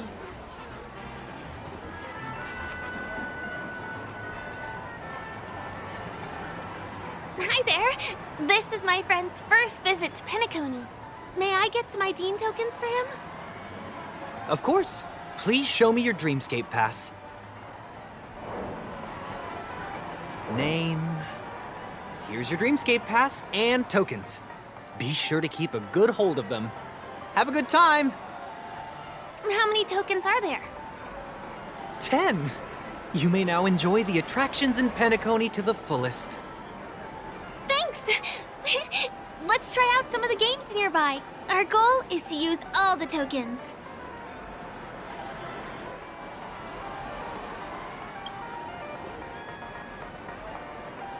Let's do it! Let me see, which one should we try first? Since this is your first time here, I say we start with the easiest games. The Dreamy Slots and Lucky Wheel are pretty straightforward.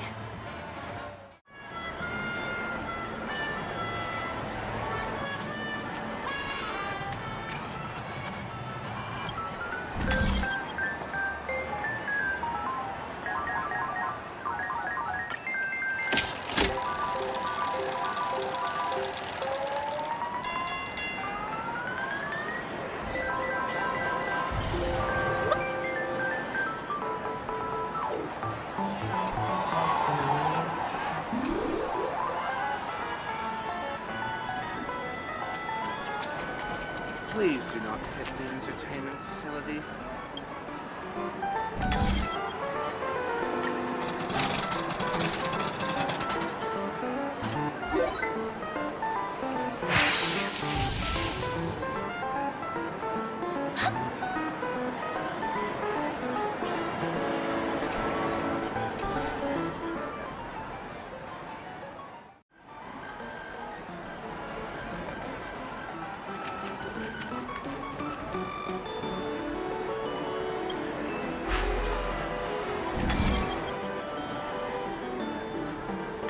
keep playing. I'll go and get some drinks.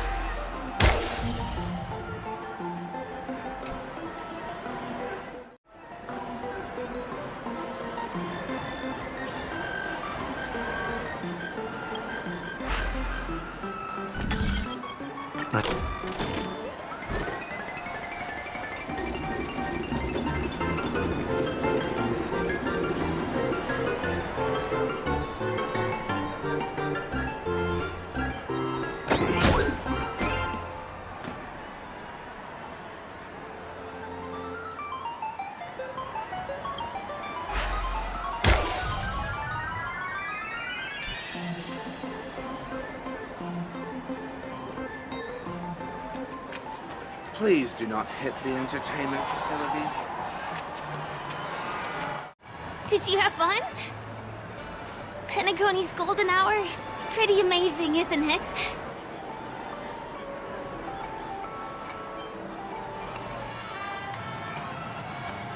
I'm not sad. It's just that this dream is so loving and forgiving. It's vast and deep like an ocean. Even the humblest people can find solace here. I really appreciate your help earlier today.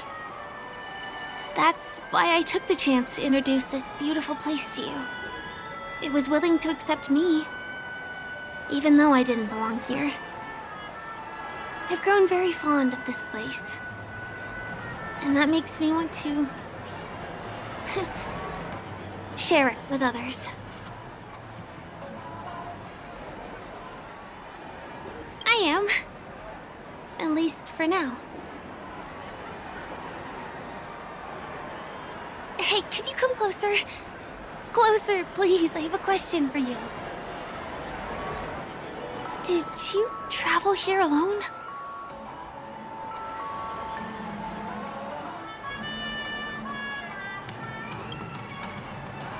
Oh, I see. I'm not sure whether you've realized it or not, but I took you through a very long scenic route and visited all kinds of places just now because... well, someone's been following you. Don't turn around. I'm certain that you're his target. He's been on our tail since we parted ways with Mr. Gallagher. I wondered whether he was a friend of yours, but my instincts told me he wasn't. He's about 5 feet, 11 inches tall, give or take. Judging from his strong build, it's clear that he's well trained. He walks in long strides, but his steps are light and barely audible. That way of walking doesn't leave footprints. He looks like a skilled fighter, the covert kind. He has large palms, yet his fingers are slender and nimble. I reckon he has experience using knives, like a short sword or a dagger. Do you know anybody like that? A maroon jacket, emerald eyes, dark blue hair. Ah, he's coming our way. Hey, well, if it isn't my most loyal customer, the Trailblazer guy. It's been such a long time, old friend. What a coincidence to run into you here. Oh my, I'm in luck today.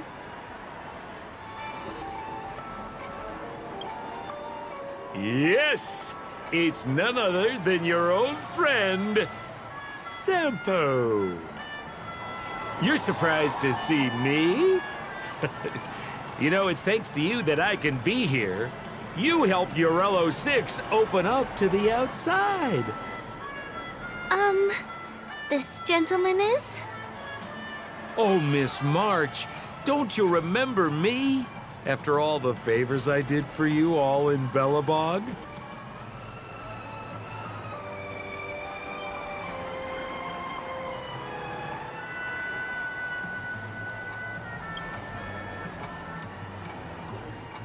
My name is Firefly.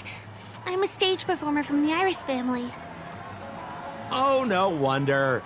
I was just thinking, there's no way Miss March could change her appearance so dramatically in such a short time. It's my pleasure to meet you. My name is Sempo, and I'm an old pal of his.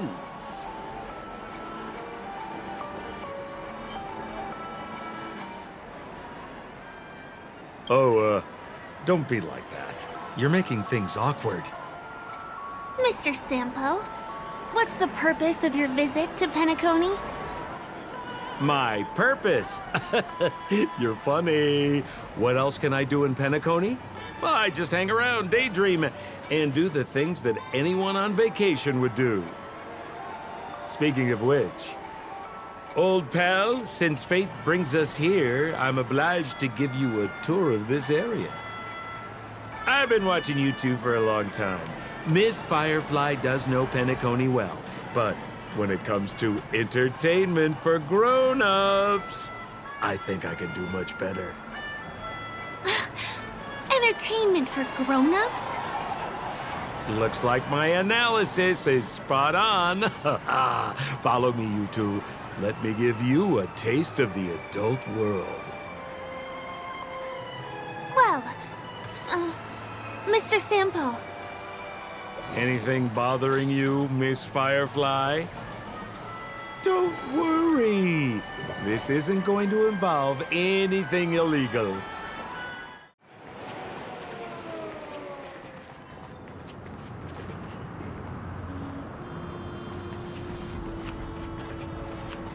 It takes a long time to reach the other side on foot.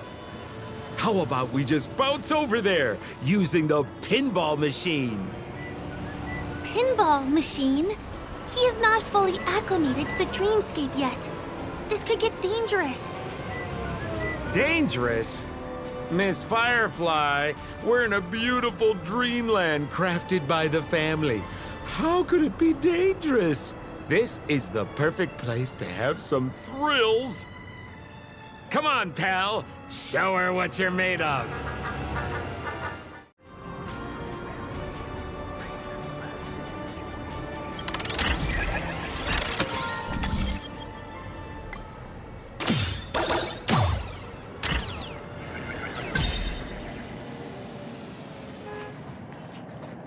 Is this the lower level of the commercial district?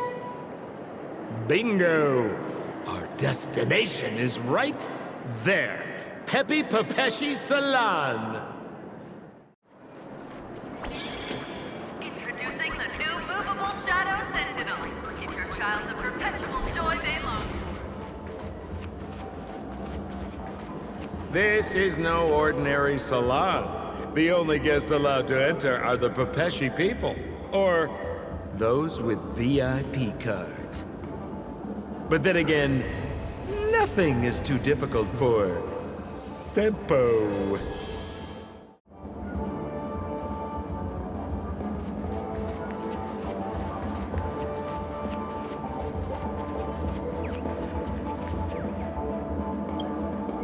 Here we are again, pal! Huh? Oh, it's you. You here to relax? Right! I have two friends here who want to come with me. Any seats left inside? How many of you? 3. Show me your VIP card. No problem. Here it is. I'm talking about your friends. I've already seen yours. Well, how can my friends have VIP cards when they've only just arrived? Can you make an exception and let them in? I'll provide my VIP card as guarantee that they won't cause any trouble. Okay? No, I can't break the rules. Please go home if you don't have the card. Well, seems like we can't go in.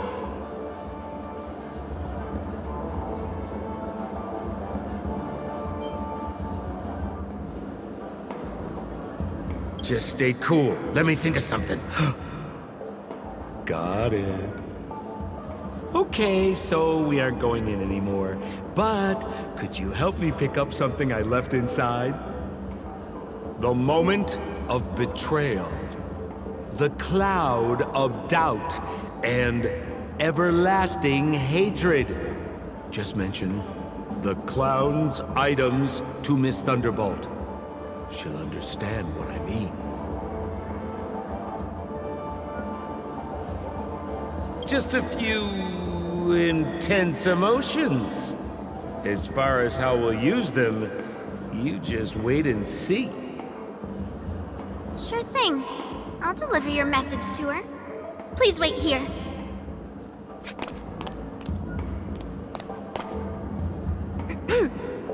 Here's the items you asked for. Miss Thunderbolt said these alone wouldn't be enough. She wanted you to have these broken dreams. She said do with them as you see fit. Miss Thunderbolt is such a thoughtful person. Thank you so much. Now, we're only short of one item, which we might be able to find in an arcade machine. Coincidentally, there's one at the salon entrance. Let's get moving. I want to show you something fun.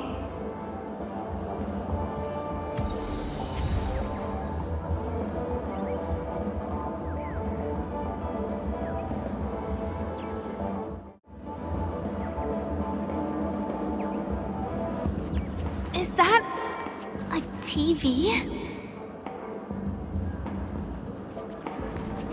Why was this TV dumped on the side of the road? Haha! I'm afraid you're mistaken, Miss Firefly. This is an arcade! This fine machine has a sense of aesthetics worthy of the dreamscape. It's nothing like the techie junk you see around Punk Lord. Hey, how about you try touching it and see what happens?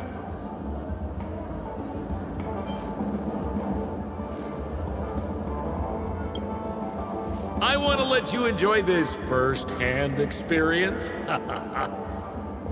Of course, it's just a suggestion. If you aren't up for it, I'll do it myself.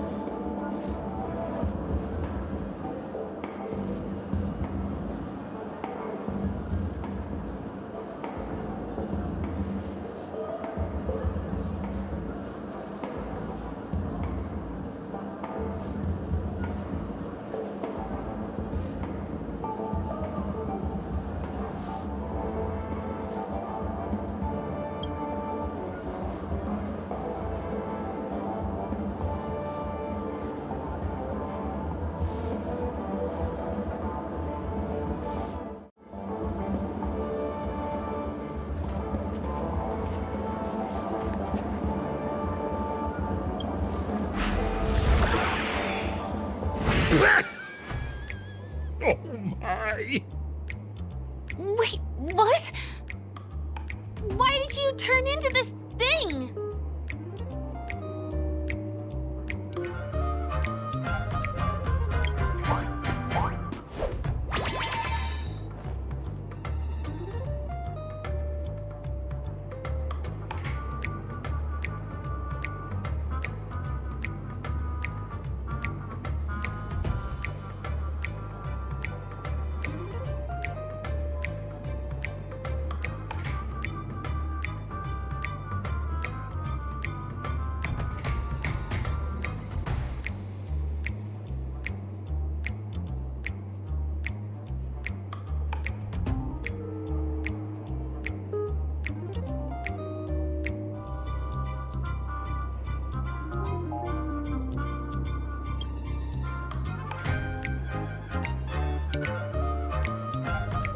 You look so cool.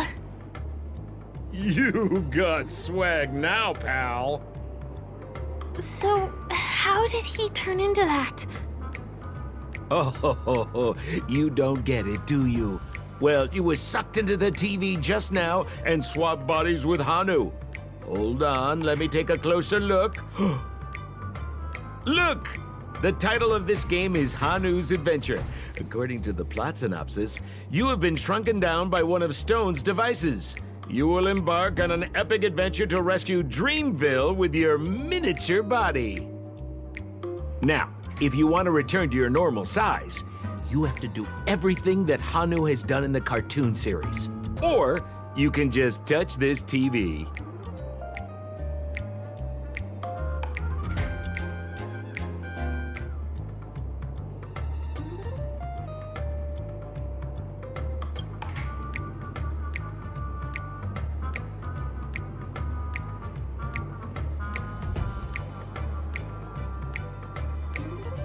Ooh, here it says, enter the door to start your adventure. You have to climb inside from there to start your challenge, pal. We'll cheer you on. Of course we will. Good luck.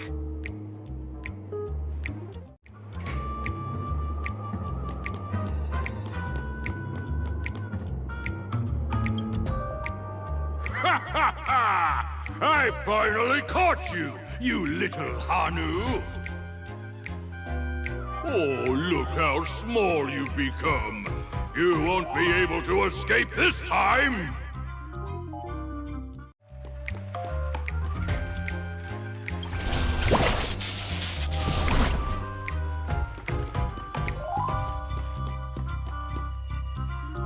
Oh, rat! You foiled my plan again and taken the treasure I worked so hard to snatch away from other people. Fine, I'll admit it. You've rescued Dreamville once again. But you just wait. I'll be back!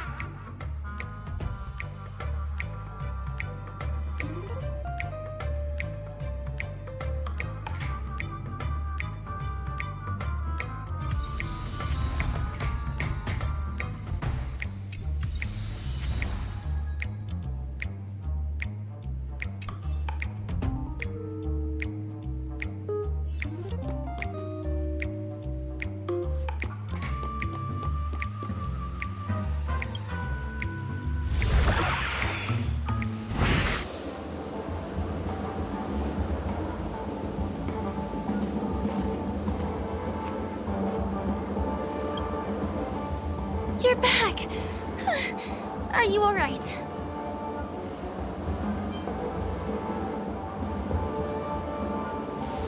I see. Anyway, I'm glad you're safe. Look at that! You did great! This is the proverbial moment of freedom! You have earned it. Now that we've got everything we need, we just need to go into a dream. Just follow me. You're about to experience the real fun.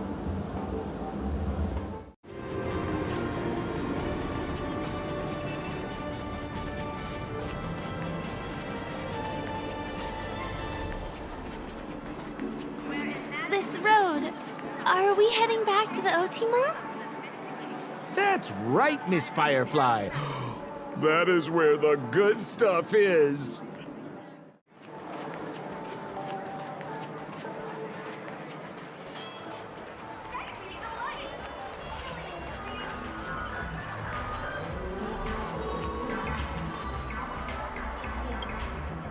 Welcome to Dreamscape Sales Store. Dr. Edward at your service. Trailblazer of the Astral Express. Here we are again. I see you've brought two friends with you. Well, they seem like fun people. Hello, Edward. I'd like my friends to try something fun, if you know what I mean. But be my guest. Dr. Edward welcomes anyone who's ready for some excitement. How about we use your dreamscape, sir? A superb idea, sir. Let's do it! The one from last night would be perfect! What's going on? This is a service we offer to our long-time customers. You can submit dreams you've recently had to me. With relevant emotion prototypes, I'll be able to turn them into customized dream bubbles that can be experienced repeatedly.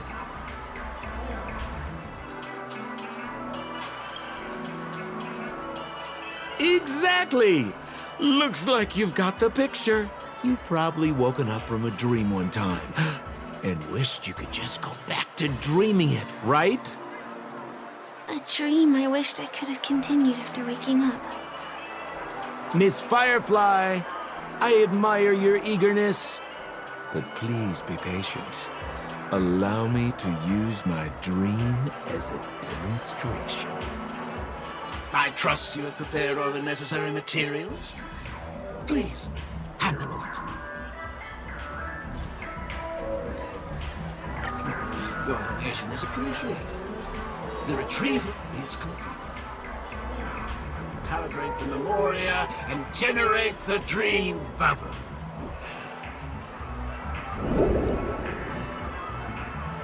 It's ready. Please close your eyes and rest your forehead against the dream.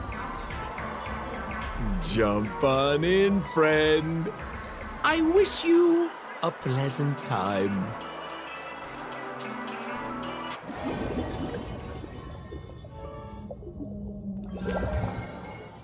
Ugh, where's this?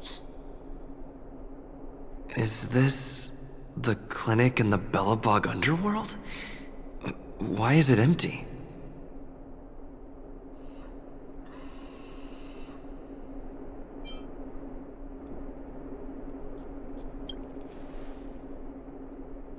This is the surprise that will be revealed later.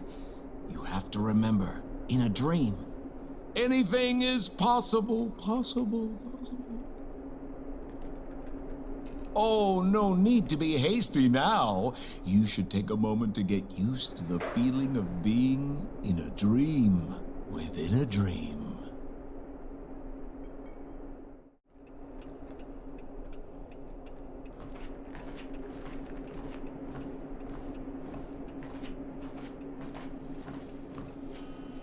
Is this another note?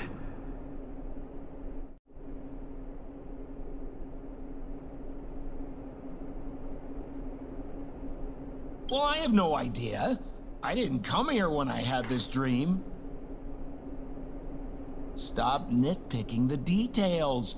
If you ask me, I'd say you should take a look outside, but don't get frightened by what you see.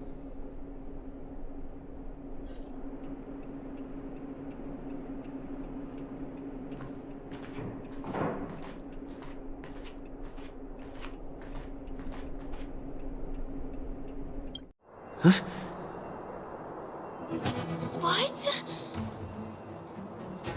What is happening?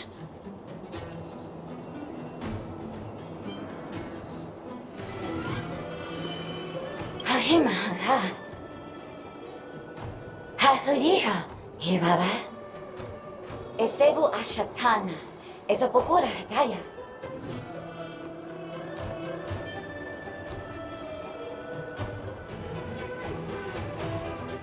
Have you heard? I heard all the Liberama. Lava do better better. Have a little bit of better. Have she better how? Have it about it, Papa Rapatati. Papa Tata, he parapata with a ba, Hayara Tataya. He have the Abaratata, and Hara Hampa. Hashu. Habara did ba to do it good data. Habara papa. He bara ba. He cash barato and barato ba. Habara all the bata. Hurabata do barakanda da. Halala. What a better to beer, what a to barataganda. I say, and but I wouldn't get it a bata. Harabata, do the best shoe, tata. Ha, will a bataginga da bata, haratata baratata.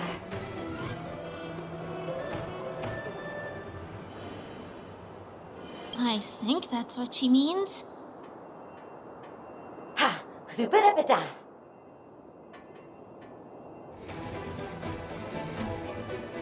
Usapata. Habarata, Hanabadu, Habata. Eseba to do, Halabata, Habata Durabata Sarata. Habatu Sabata, Guzabara de Dodu. I'm confused.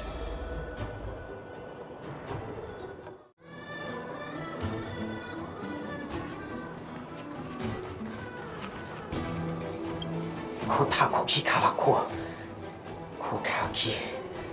Karakula!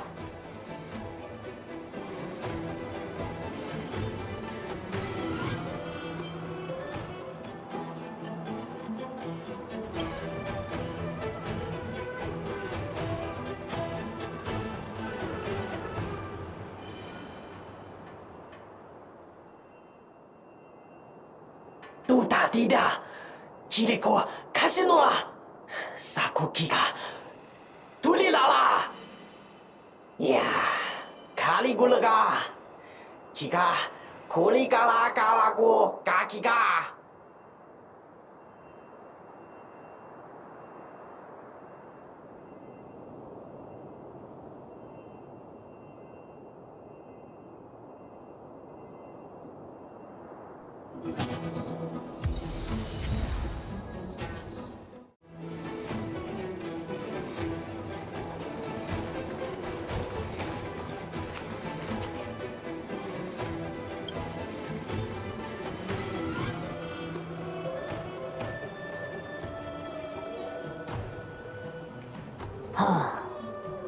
Narutada.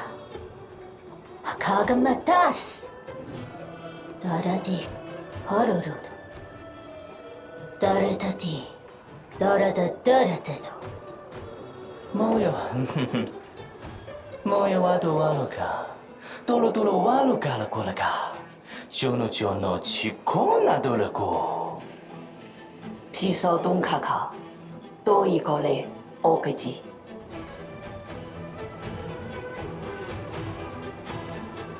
Daradado. Daradadadaba. Jugo. Daradadajugo. Gorumakadaka. Daradado. Daradadalabo. Poto. Jalajajalego. Toime palala. Nonogai. Nonogai tani maniga. Odakoki komai kago. Nomo. Onaoki. Kona omatomakaga.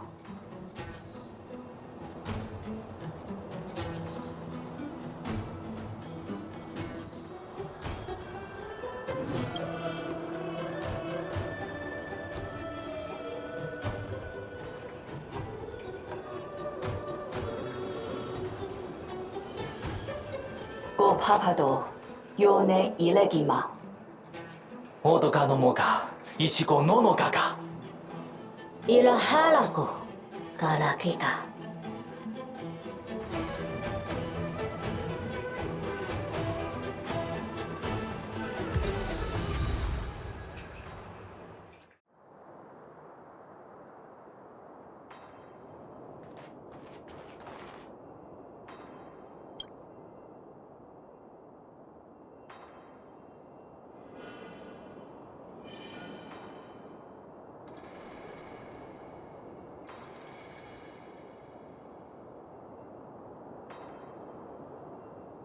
Ugaha. Noncha. Ara kapparana.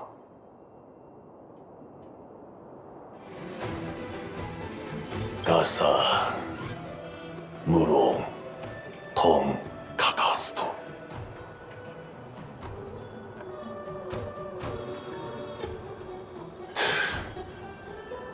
Kutsu baranto. Yaga. Aranta.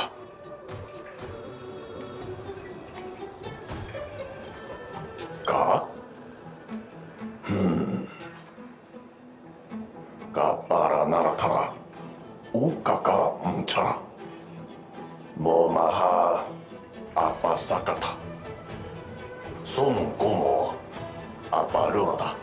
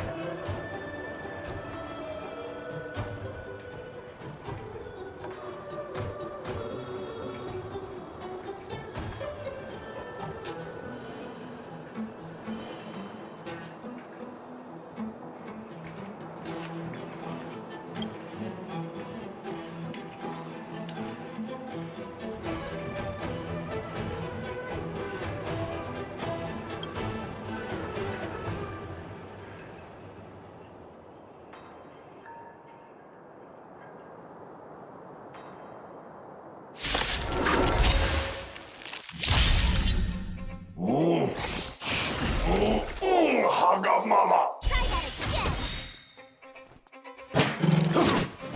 It'll take more than that. You can't run!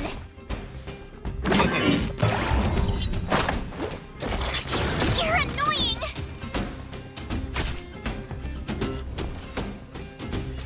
With me out here, how can we lose? I won't go easy on you.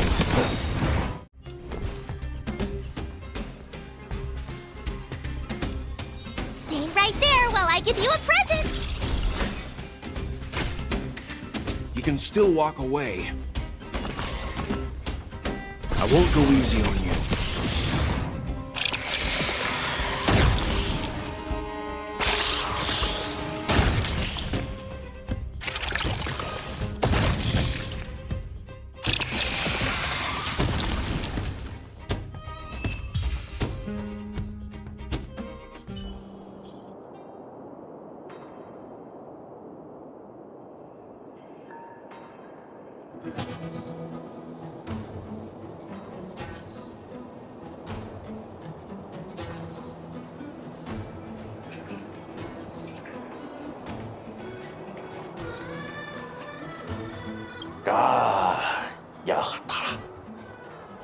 Yakama unkapira. Yakama unkapira. I finally collected 3 proofs of trust. Let's go back and deliver them?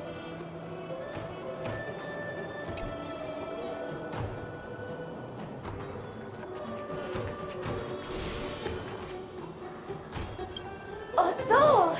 Over the eye, Aventurine Audible. Un sefa hesefe. Yeah, Kotaban Hayabra, Zapira Aya, Kodebe to the very better. Esabe du Ayasevero.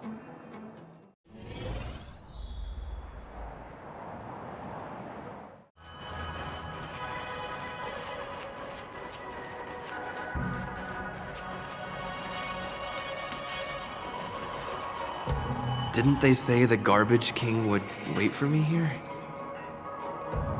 Have I been set up?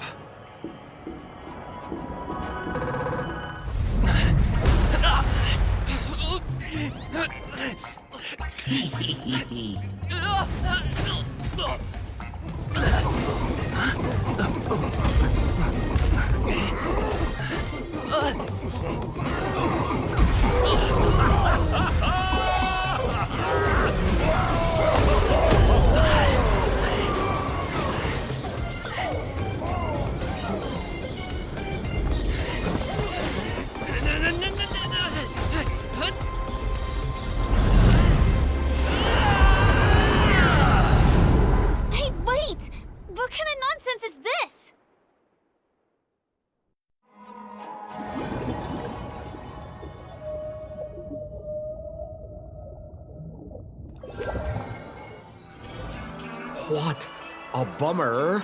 I was really looking forward to seeing how our friend was going to overthrow the Garbage King.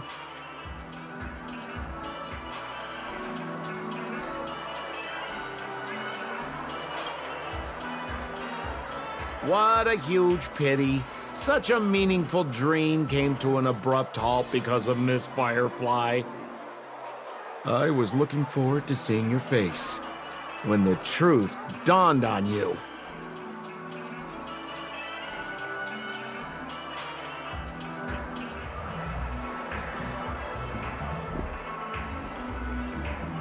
Hint at? No, more like reveal. Don't you want to find out the truth behind the dream? Don't let all that pretty scenery in the dream world distract you from your goal. As soon as you get complacent, you lose sight of the truth. Don't you think this dream bubble looks really similar to modern-day Penacony? A small stage is crowded with a bunch of scheming people. None of them want to be exposed under the spotlight, so they all push you to the front. You're not at home anymore, kid. You've wandered into the depths of the unknown. Let me put it to you straight. Don't let yourself get enticed by that glowing light. I'm gonna be very disappointed if you get bamboozled by the likes of them.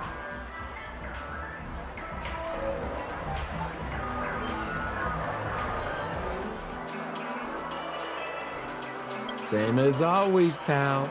If you still don't get it, just turn around and take a look. Is that girl still here? She claims to be a local, but doesn't know how this world works. All she's got is street smarts. Who exactly is she? You don't find her the least bit suspicious? You better hurry up and confront her if you have any questions. Don't let her off scot-free. See you around, pal. Don't let me down. What did Sampo mean? Is Firefly hiding something? I must find her and demand an explanation from her. She shouldn't be too far off.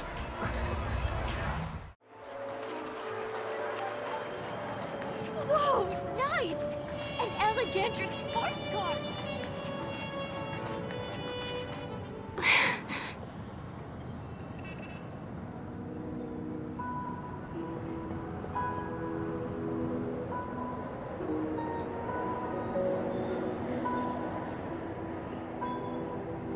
I'm sorry.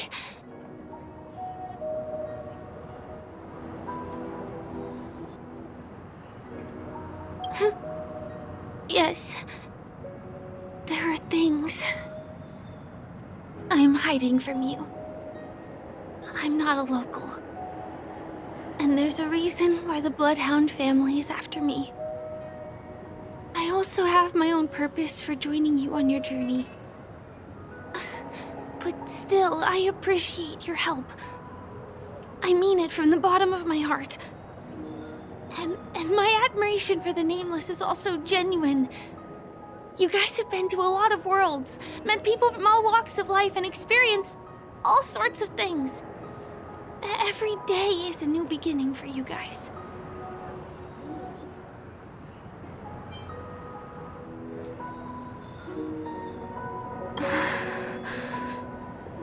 Can I bring you one more place? It isn't another tourist attraction. It's my very own secret base. And I'll do my best to tell you everything I know when we get there.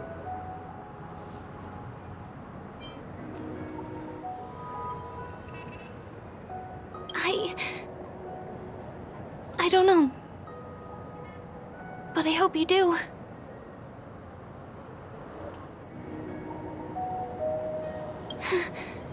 Sure.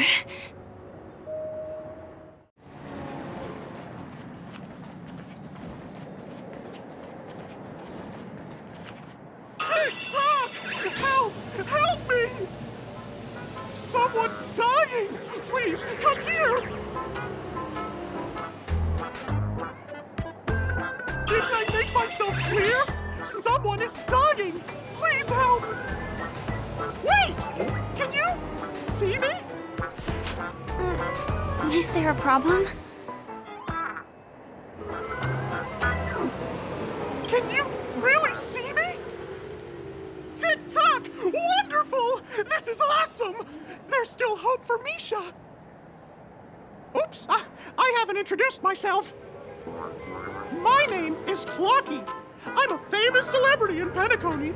My friends and I keep the peace in this small town. They are Hanu, Mr. Soda, Origami Bird, Hamster Ball Night, and Misha. Misha's in trouble! TikTok! Help! Help!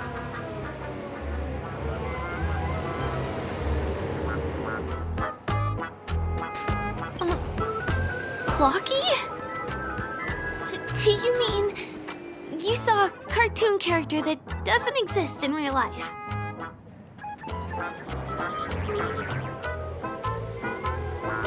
TikTok! I'm really here!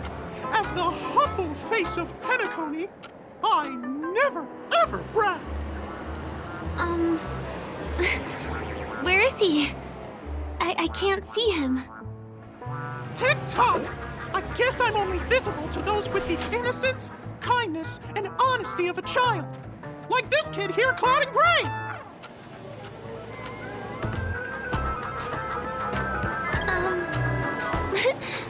But I think you look older than me in terms of appearance. Tick-tock! Tick-tock! My great friend, since you can see me, then you must be able to help me. My friend Misha is in trouble. I'm begging you to help him before it's too late.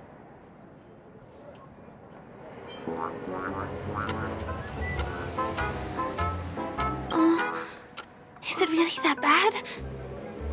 Well, are you gonna help this, Clocky that only you can see? I don't think you're lying, as anything can happen in a dream. We can just head to the place I mentioned later. Tick-tock! Tick-tock! Hurry up and follow me, gray friend! Misha's in trouble! He's over there! Let me bring you to him! The name of Misha rings a bell to me. Anyway, better check out what's going on. Come on! Chop chop! Move as fast as the hamster ball night!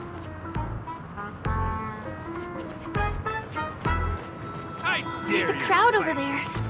Looks like something really did happen. Please, calm down! Tick-tock! He's there! He's there! See? Clocky does not tell lies!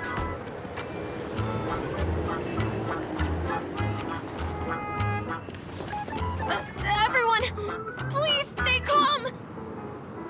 You broke the rules, and now you're gonna have to pay the price. Yeah! Punish her, boss! How did it come to this?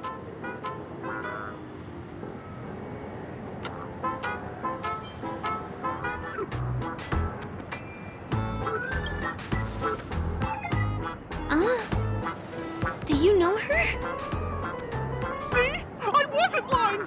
Misha really is in trouble! Tick-tock! I'm begging you, my gray friend! Begging you! Please help Misha! Wait, are you talking to Clocky? I'm really curious too. Tick-tock! Tick-tock! It's all Stone's fault that things have turned out this way! Of all the lowlifes in Dreamville, Stone's the worst! He's a greedy man who wants to drive everyone out of Dreamville so that he can have all the precious stones to himself! He instructed his underlings to wreak havoc in the dreamscape, taking away everyone's positive emotions! Since then, the town has been filled with anxiety and disputes. We're no longer a family. As the guardian of Dreamville, I can't just sit back and do nothing. By using the power of clockwork, I can direct the flow of positive emotions in the dreamscape back into people's hearts. That way, everyone can patch up their differences and get along again! My gray friend, I require your assistance. I have a feeling you'll be able to master the power of clockwork. After all, you're the special one who can see me. Also, you're a new visitor to this world, which means we have the element of surprise. If you take action now, we can catch him off guard.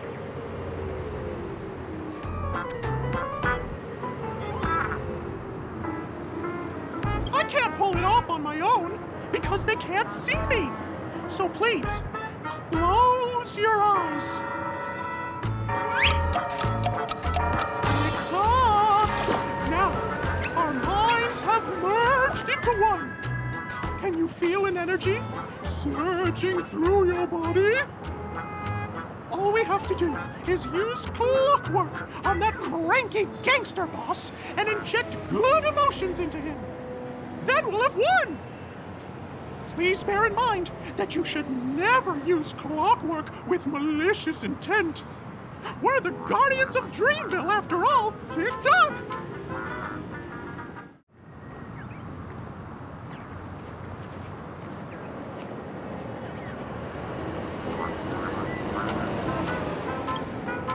Mind your own business, lad. I have to let that lady there know she's messed with the wrong person.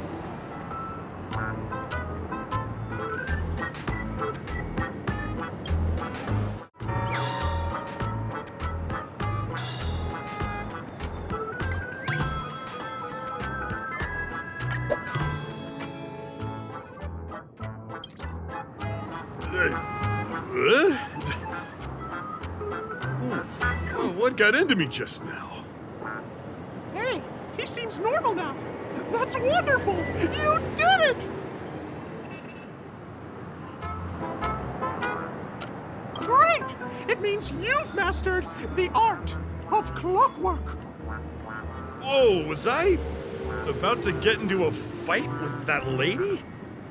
Was I crazy? What's wrong with the boss? What's wrong with the boss? Hey, may I ask you a question? Were you the one who made me simmer down earlier? I wasn't my normal self. Ooh, thanks for doing that. If we laid a finger on our guests just now, we would have faced severe punishment from the Bloodhound family. I'm so sorry for stirring up all this trouble. Alas, why did I get so worked up all of a sudden? It's baffling. Oh, my great friend! You have to tell him that Stone is behind this.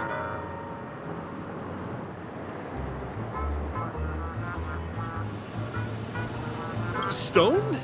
I'm not sure I get what you mean. Anyway, I owe everyone a proper apology. Gang, line up and say sorry to our honored guests, huh? Sure. Oh, okay. Yeah, sure. Ready? Go!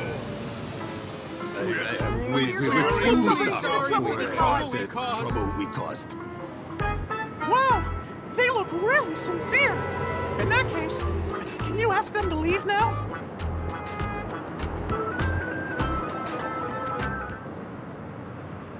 Sure thing, huh? You're the boss. Gang, let's give our VIP some space, huh? Yes, boss. We meet again. Are you the one who helped settle everything down here? Misha, are you acquainted with this grave friend of mine? He's an esteemed guest whom I befriended recently. I told you about him before. Does it ring a bell? Oh, it's him! Anyway, thanks a lot. If you hadn't gotten here in time, whew, I would have been in a real mess. Thank you. I'm surprised we get to see each other again so soon.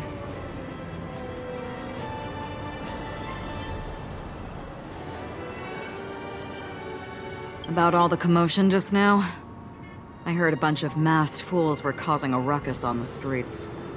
I happened to be passing through, got stopped for questioning, and there were some misunderstandings along the way. Anyway, I owe you another one. Is this lady your friend too? Well, we've only met each other once before, but he is a kind soul for helping me at the hotel. It's my pleasure to meet you, beautiful lady.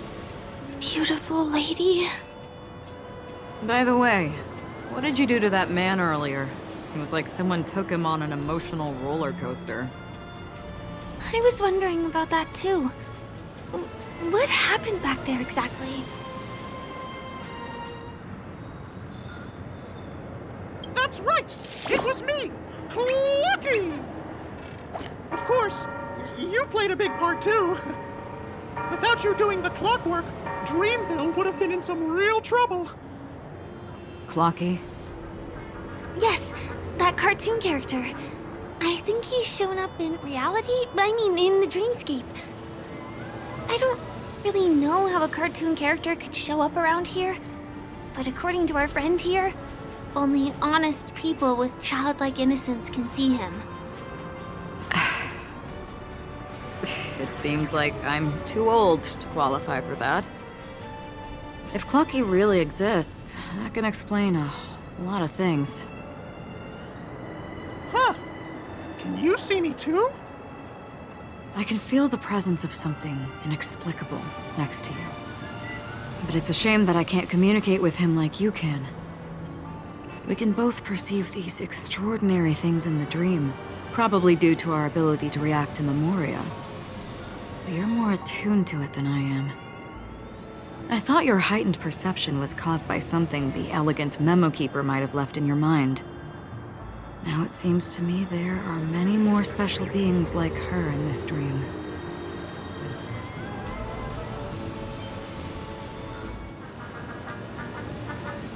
Shortly after we parted ways, I wandered into a ball without realizing it.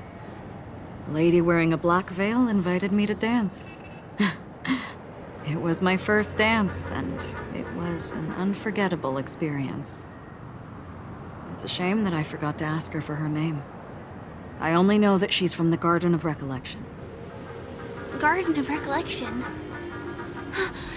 Is that the group that serves the Aeon of Remembrance? Exactly. They traverse freely between different worlds as mimetic entities, and are only visible to certain people. Doesn't she sound very much like that Clocky you saw?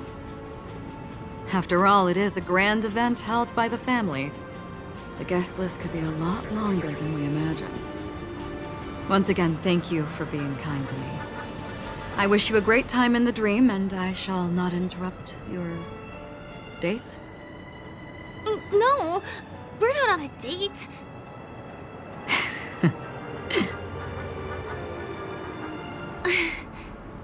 She's gone. Well, shall we? I'll let you get back to your beeswax. Thanks, my great friend. I really appreciate your help. The Nameless are indeed a bunch of talented people. May our paths cross again. May our paths cross again. Tick-tock. Dream of sophistication. A pirate's apparel fashion. Sorry. I'm afraid we need to take the pinball machine to reach this place. You go first, and I'll be right behind you.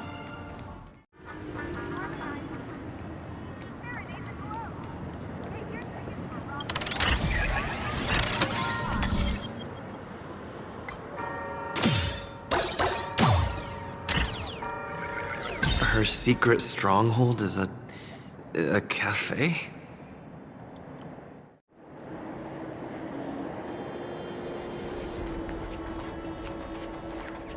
Here we are. This is the place.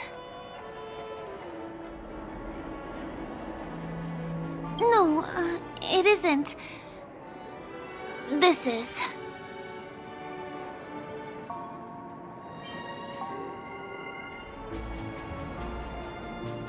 Yes, it's right inside.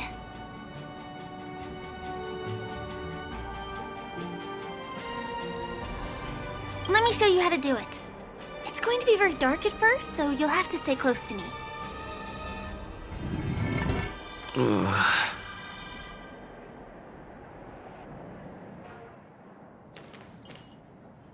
Hey, let me ask you something. Is following girls around like a lost puppy your way of getting their attention? You've been doing this for nearly half a system hour. To be more precise, it's been 45 minutes. Time sure flies when you're having fun, doesn't it? Spare me. Beautiful eyes, though. Are you from Sigonia? Need another hint? I'm an Avgen. My eyes might not be as pretty as yours, but there's no problem with my vision. You Sigonians are notorious throughout the entire universe. Liars, thieves, social manipulators, wolves in sheep's clothing. You're really living up to the reputation. I say, you belong to the space under the manhole cover, not in a dream. There's one right over there. Off you go. I'll pass. The gloomy shade of a place like that just wouldn't go with my vibe. Dreamville is frivolous, vain, and flashy, and that suits me just fine. Also, it never rains here. My outfit is too expensive to be exposed to the elements. Cut it out and go home, you slick talker. We are fools, but we aren't stupid. We aren't interested in playing the friend game with the lapdogs of the IPC. Really? You've never been friends with anyone from the IPC? Do you think I know nothing about the history of Penacony? Don't drag me into your banal office politics! Fool, you've been left with no choice since the moment you accepted the invitation to be here.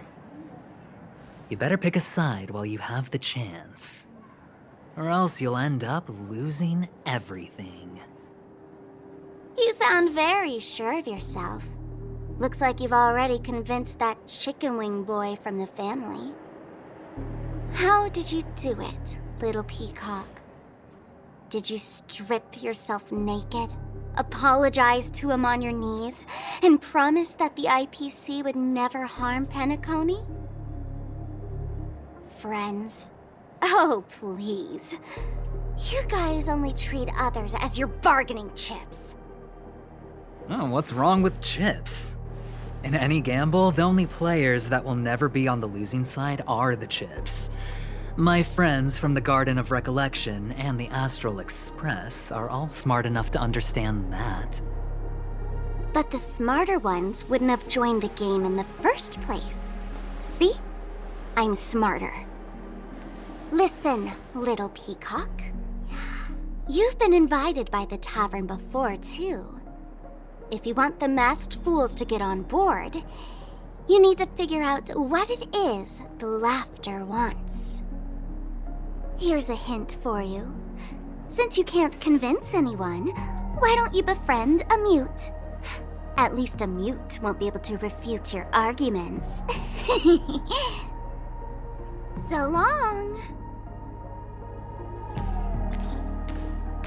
Thanks. I'll keep your advice in mind.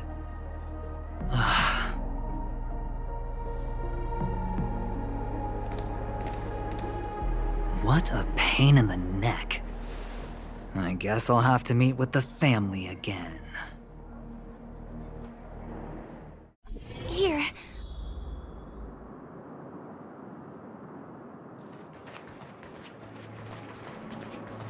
We're almost there.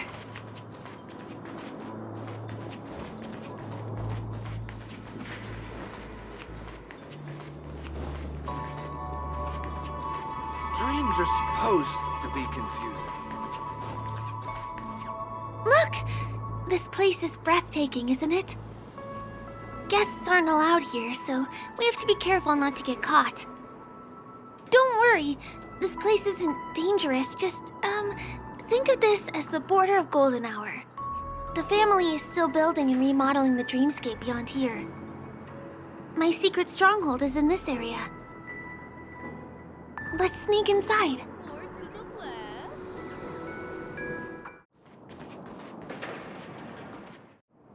Excuse me, there's a construction site ahead. Unauthorized personnel are not allowed in. Drat! We're caught right away. Could you, please make an exception? We're not gonna cause any trouble. Not a chance. Our boss made it clear that only the Dreamweavers are allowed here. He won't budge.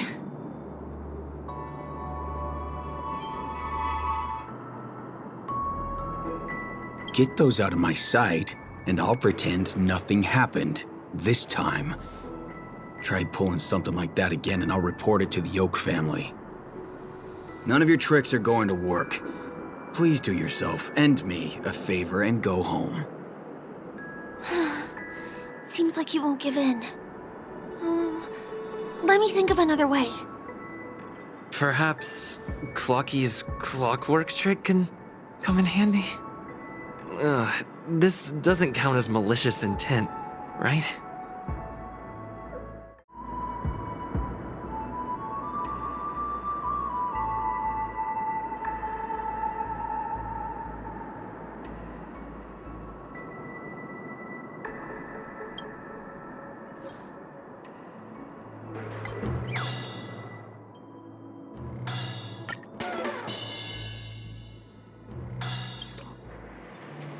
How many times do I have to repeat myself?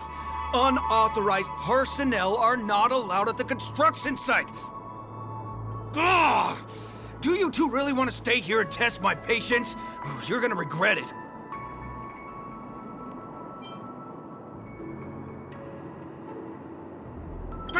Don't try talking back to me! I deal with punks like you all the time. You fear for nothing just because you're young and energetic. You idle away your time every day, going around, stirring up trouble. You contribute nothing to society. Let me help you spoiled brats learn the hard way. Go, Sweet Dreams Troop!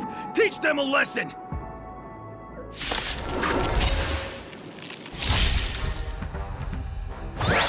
Just a scratch. Try that again!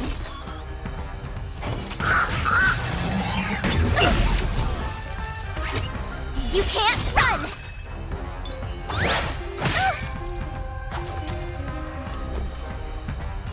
With me out here, how can we lose? I won't go easy on you. Try that again! Watch this! Calm your body and mind. Let's go.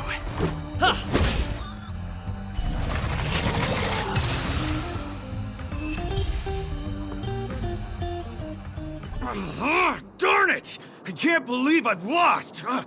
Is this the power of youth?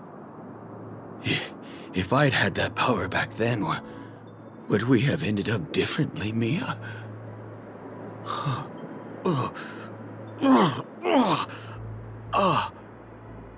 All right. You can go in. As the winner, you deserve it. Seems like he's taking this winning and losing thing a little too seriously. Well, at least we finally get to go through.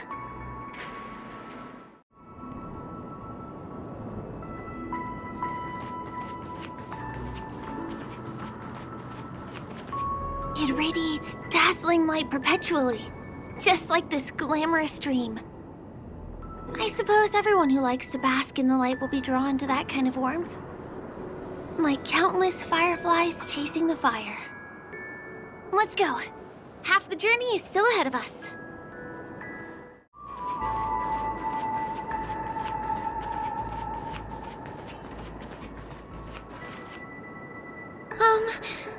This area wasn't guarded the last time I was here. Have my frequent comings and goings started drawing attention? I don't think we can get around them. Knocking them out is the only way to go. Let's get rid of them.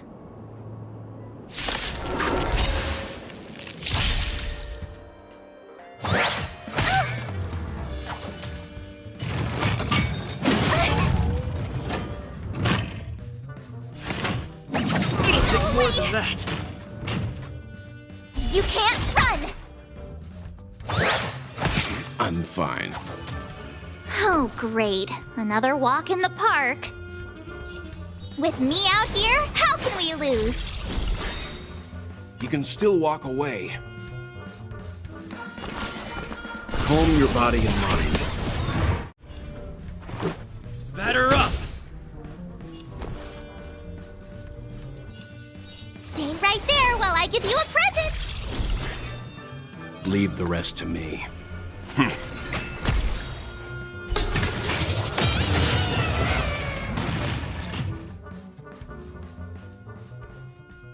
Here we are. This is the place.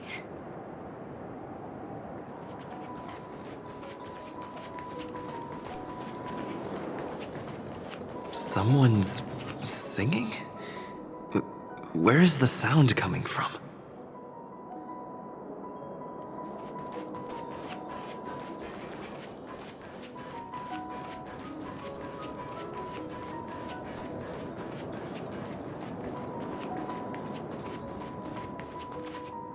Have you heard of this song? It's called If I Can Stop One Heart from Breaking by Robin. Her songs are played in the Dreamland from time to time as the Charmony Festival is drawing close. This spot is the closest place to the sky in the dreamscape.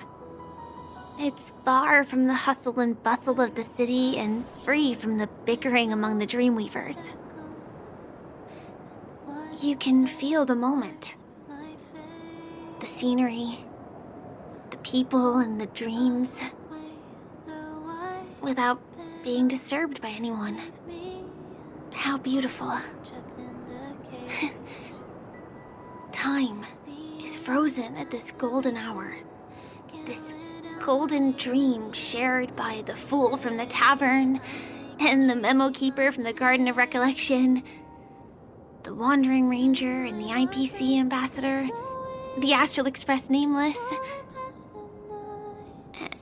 and me. Everyone falls asleep here equally, regardless of our different agendas.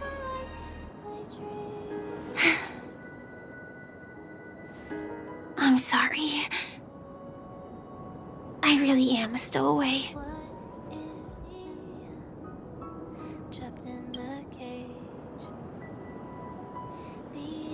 I knew I couldn't hide it from you. My hometown was destroyed a long time ago. It was probably the doing of the Legion or the Swarm, but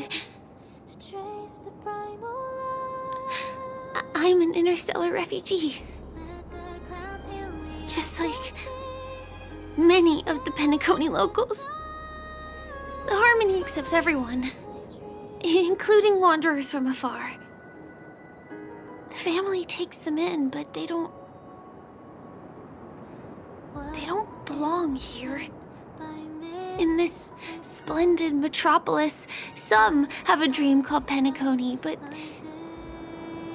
some have dreams that are no different from reality. Even though everyone who comes here harbors the same motive in the beginning. And it's likewise for me. I have a wish I want to achieve so badly in the real world. But I can't. So I want to give it a shot here.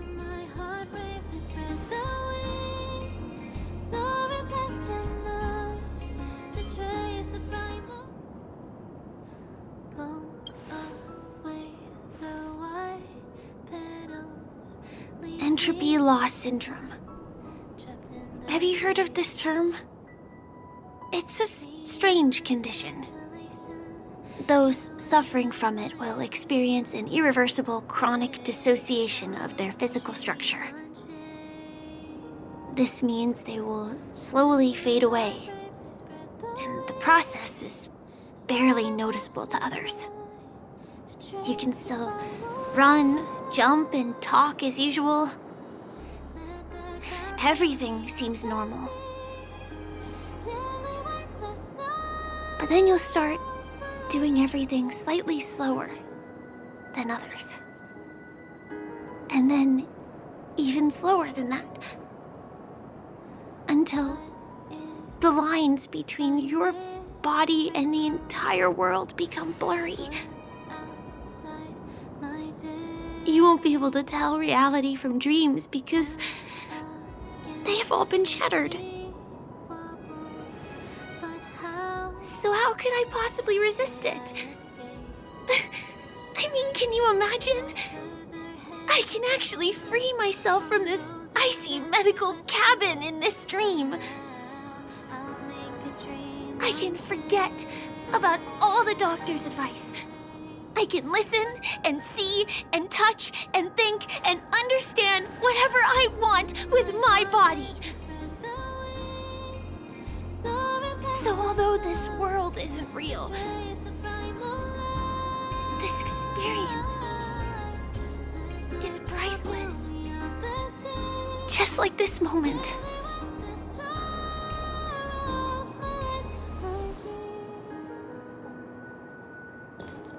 sorry. For certain reasons, there are things I can't reveal to you yet. But there are also things you should know. I am, in fact, after the Watchmaker's legacy. But that doesn't mean we have to go our separate ways and be enemies. But at least, I really hope things don't turn out that way.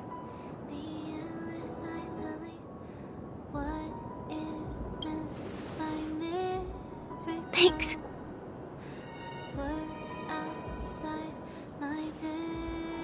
In my dream, I saw a scorched earth and a new sapling emerging from it. It bloomed against the morning sun, and it whispered to me. I still remember the question on the invitation letter. Why does life slumber? You see, everything is possible in this land of dreams. The nightmarish past will disperse and fade away like bubbles in water, and the future that you don't want to face will never come. Why do people choose to sleep? I think it's because they're afraid to wake up from the dream. I'm sorry. Things are getting all bleak and serious. Let me see what I can do to lighten the mood. I mean, don't you have a lot of friends on the Astral Express? What would you guys do if something like this happened?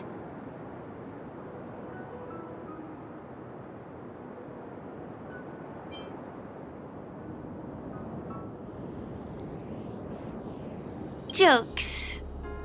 Oh, I don't really have a good sense of humor. Perhaps we can think of another way?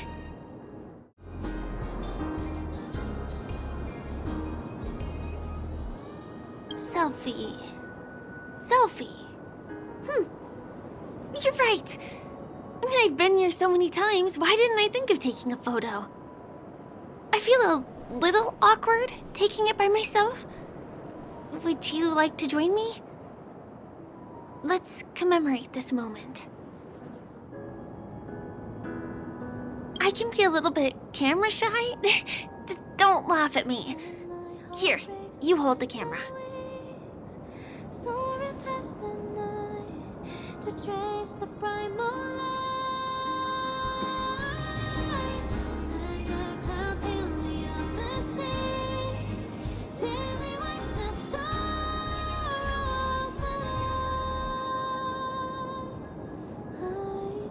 away. Wait, let me get ready.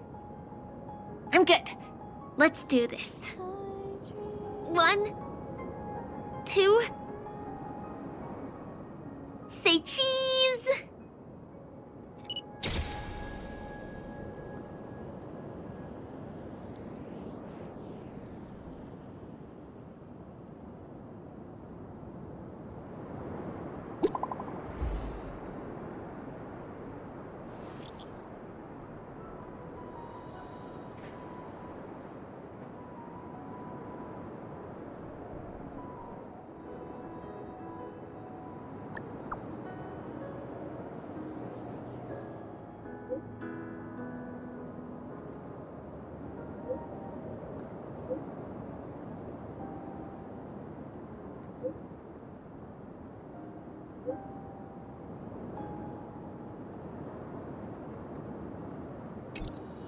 Do you have to go back already?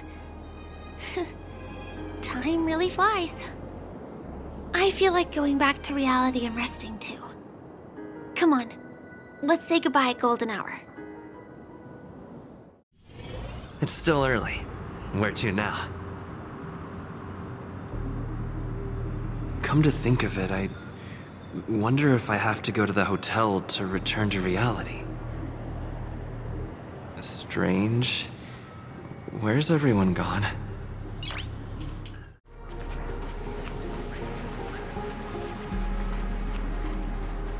Sampo? Is that guy up to no good again?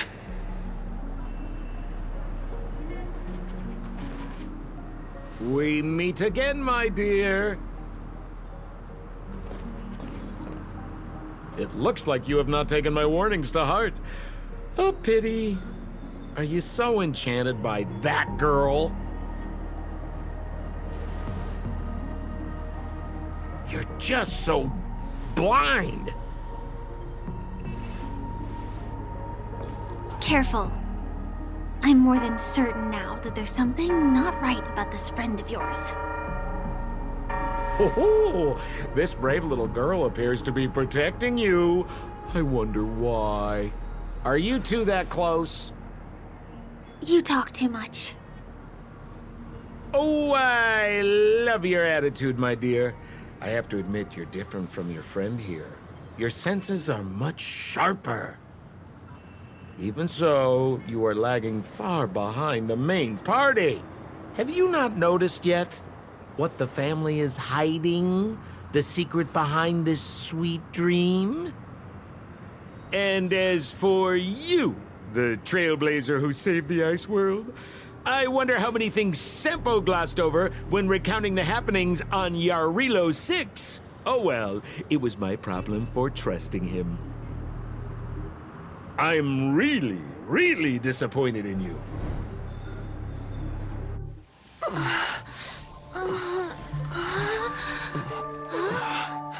Excuse me. Why don't you rest for a little while? Inside the real dreamscape.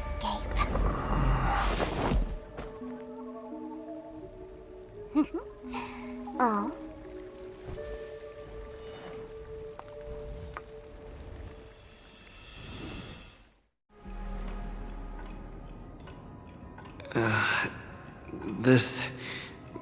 What is this place? I'm back at the hotel? No, this feeling. The surroundings look a little like I just entered a dream.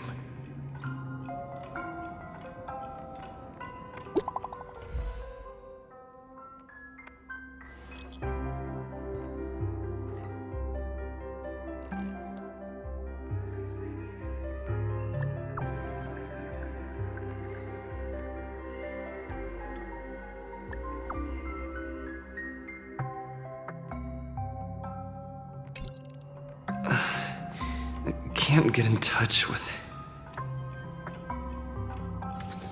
Hale! Are you in there?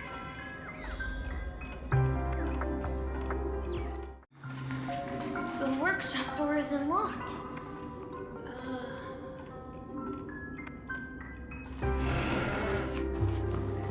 Firefly?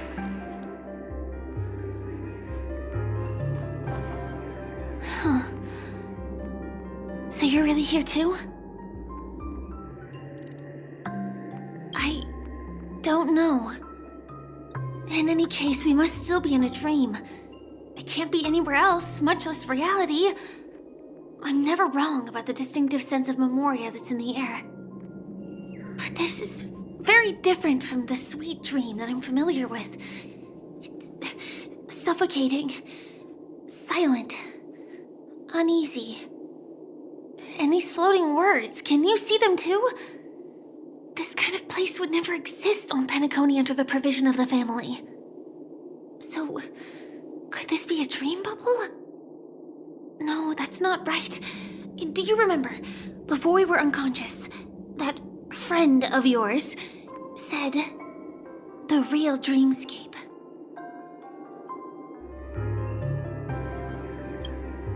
I'm not sure. Everything happened so quickly. But regardless, the family must be hiding something. Something about the truth of the dreamscape. And you probably noticed it when you woke up as well. The ticking of clocks all around us. My gut tells me that the secret hidden here is also linked to the mysterious Watchmaker. If it points us towards the Watchmaker's legacy, it will be connected to everyone who has melded to Penacony's dream. Let's go. We have to move. Be it to find an exit, or the truth.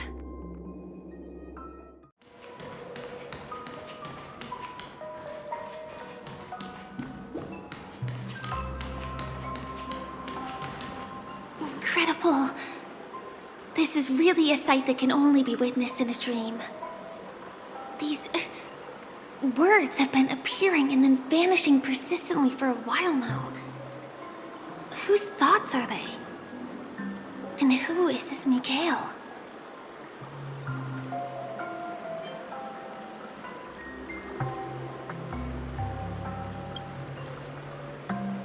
It's like I can feel emotions contained within them. Confusion, fear, sadness, and others so faint I can barely feel them. Unyielding resolve in the face of death.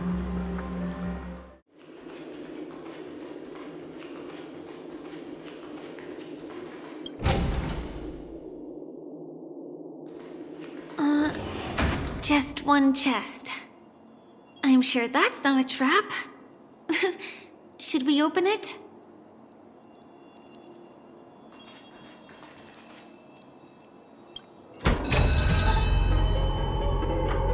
What's going on? The lights have all turned on. So creepy. But since there are so many doors here, we should be able to leave through one of them.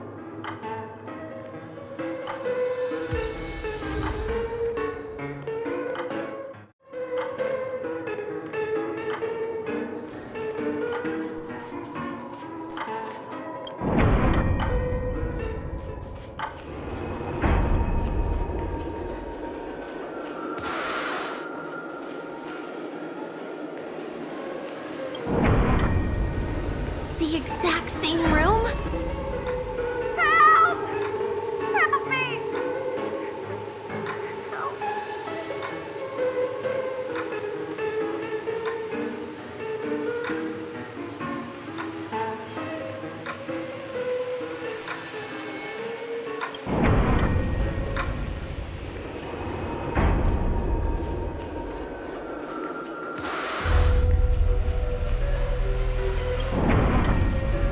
This again. No, wait. Could it be? Mikhail?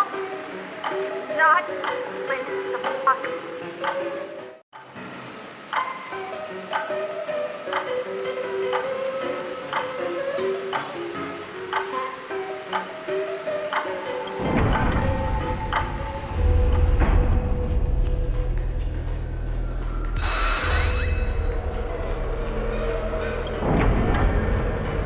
Uh-oh.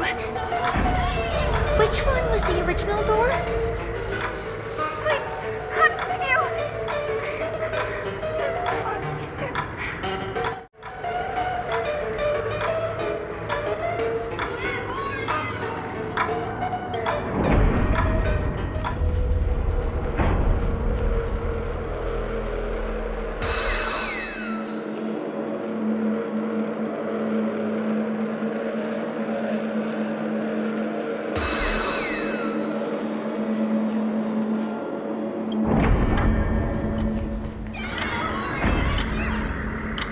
The TVs are so bright.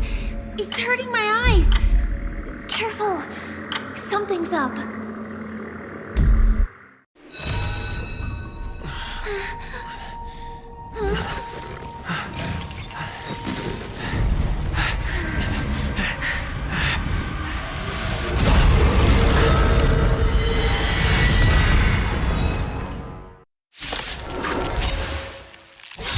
What is this monster? Try that again! You can't run! Oh, great. Another walk in the park. With me out here, how can we lose? Calm your body and mind.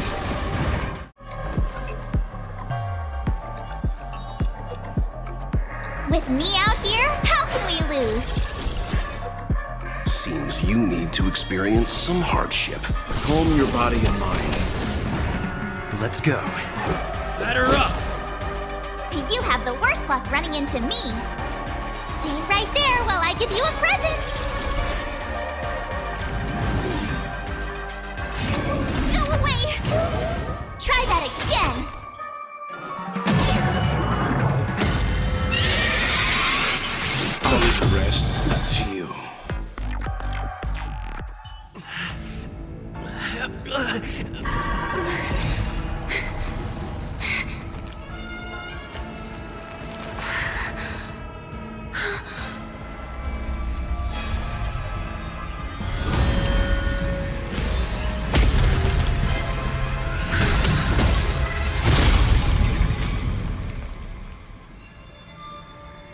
If you don't know the right technique, you might never return from the shadow of death, emerging without a scratch.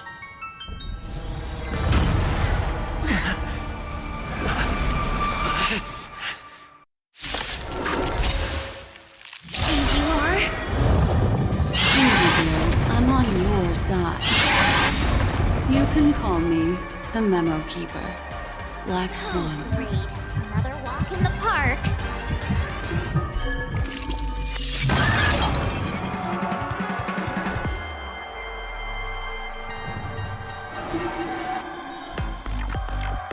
With me out here, how can we lose? Gotta try hard sometimes. Check out this awesome move!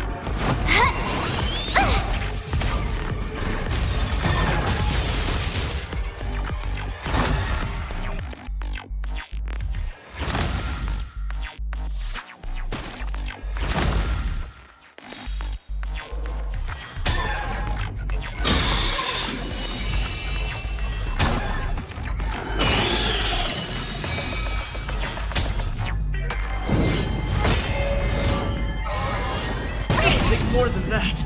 You can't run!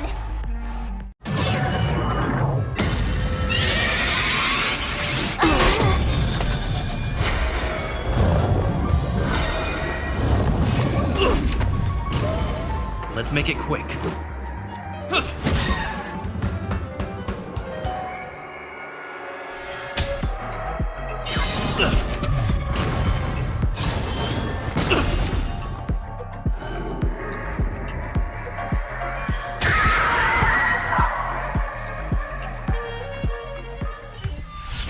See you next time.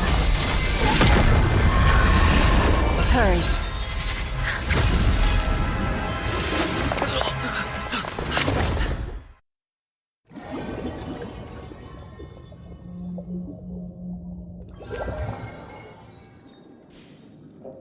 You're awake, lazy bug. Looks like you had a nice dream.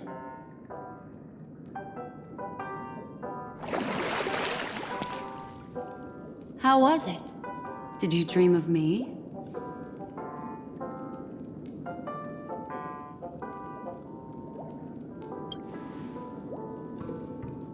I didn't do much. Just helped you leave the memory zone.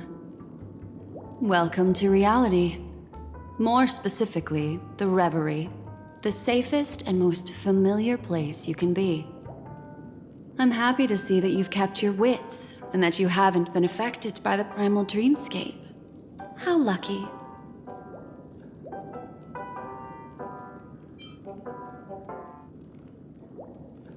I know you've many questions, so please, compose yourself. Before that, you should let your friends know you're safe.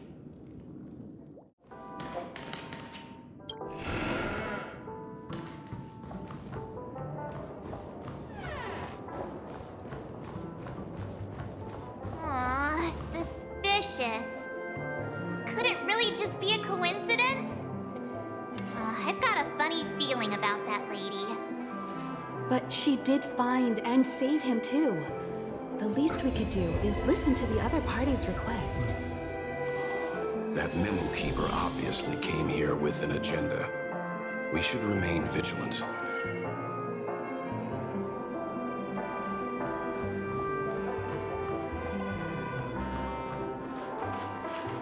Look, Miss Himiko, I brought the kid back as promised.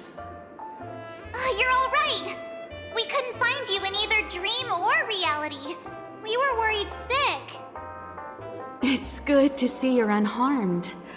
Allow me to introduce you to Miss Black Swan, Memo Keeper of the Garden of Recollection. Yeah, Miss Himiko said that they were investigating the incidents happening in the dreamscape. We've only met once. But thanks to you, we might be able to use this opportunity to get to know each other a little bit better. So how did you end up there? And what the heck happened?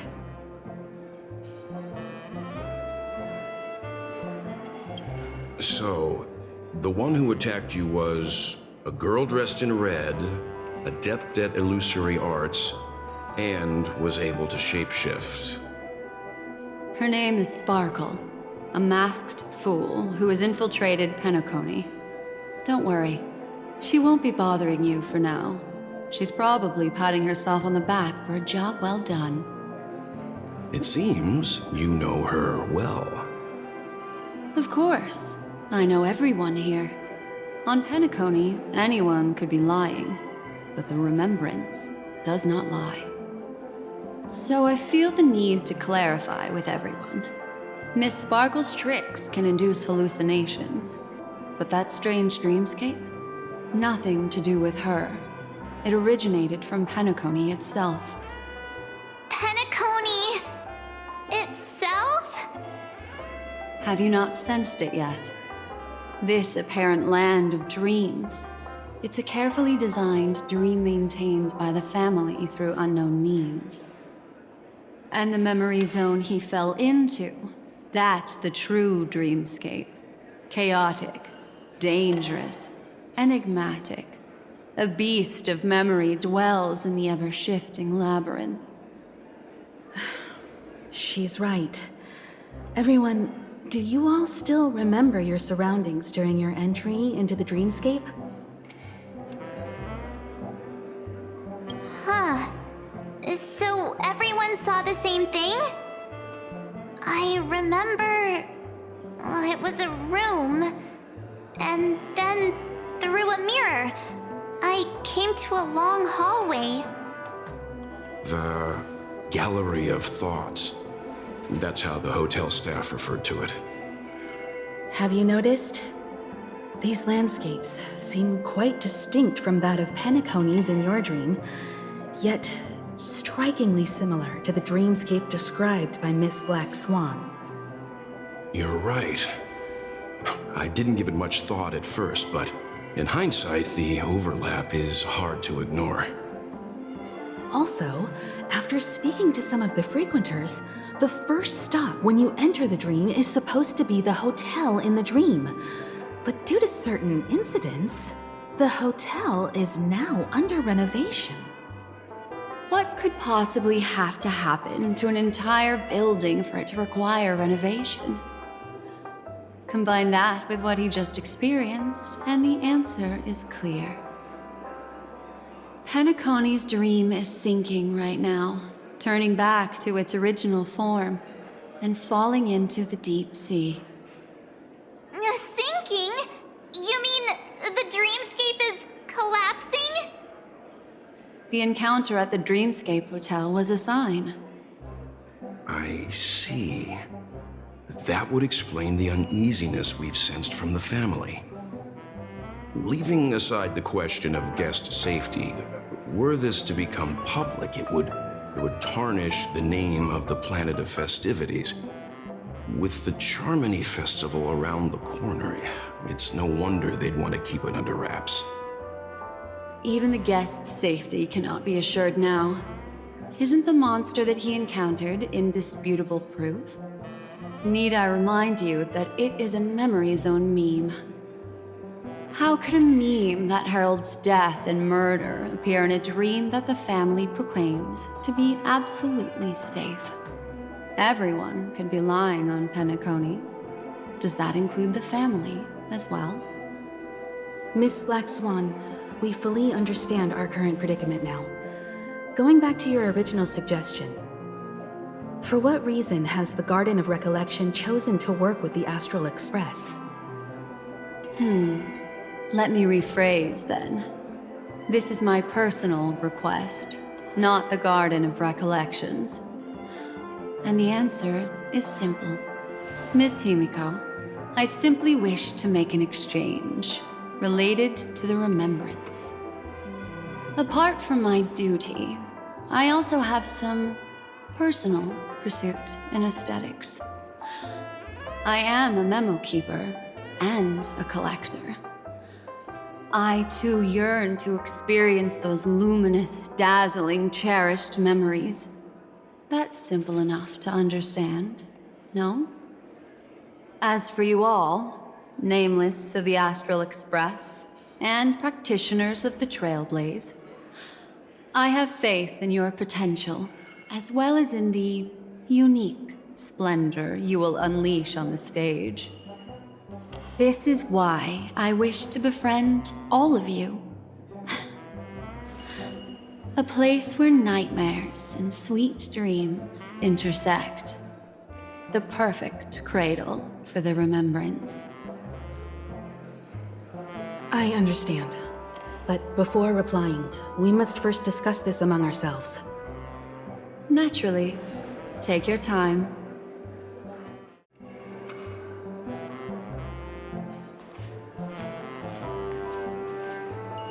How do you see things, Himiko? It's best to be skeptical of her. There's a significant amount of intentional misdirection in her words. But I worry about the worst outcome.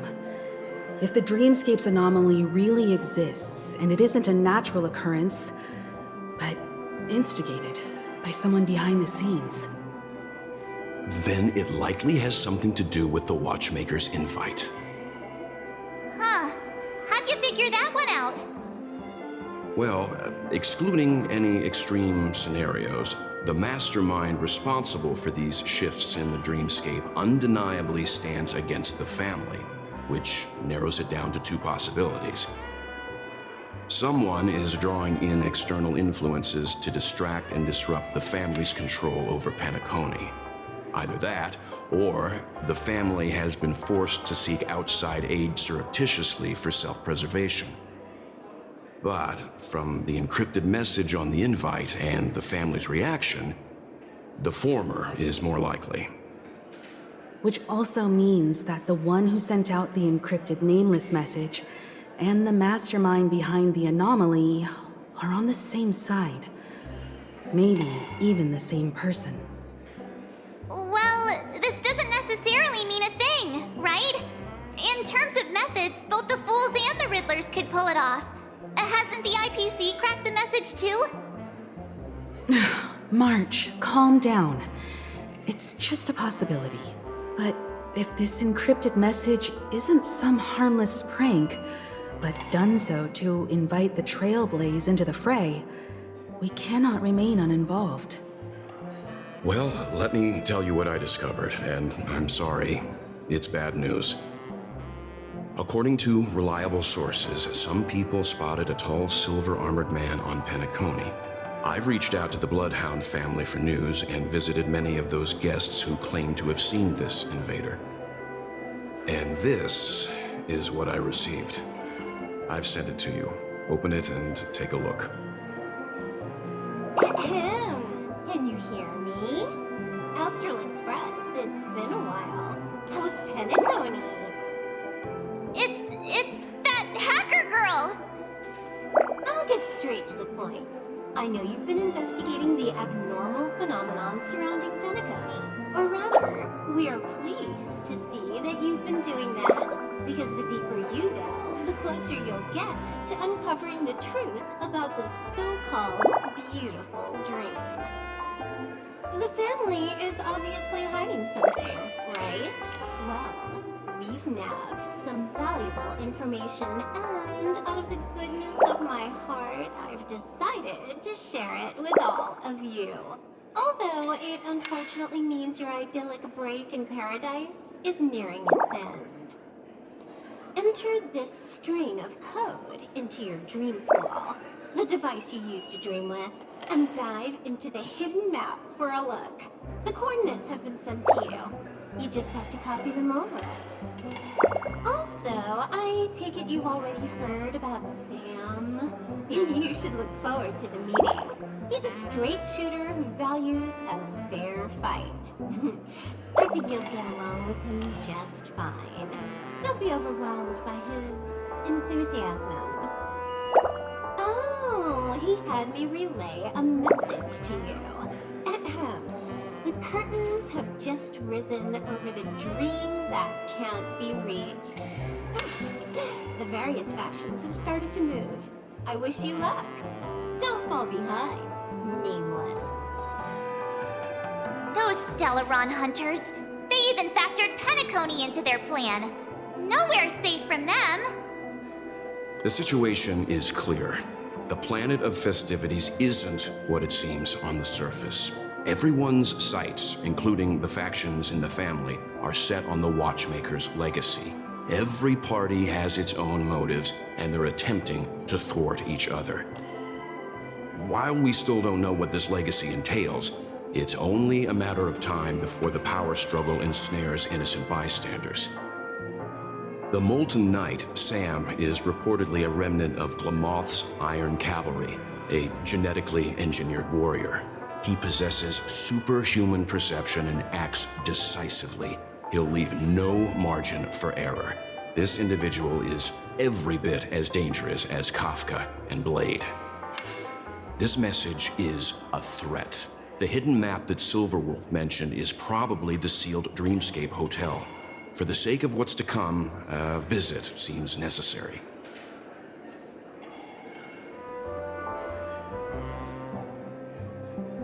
Which is why I didn't suggest it initially. But the way things are now, the Astral Express has a reason to join the fray.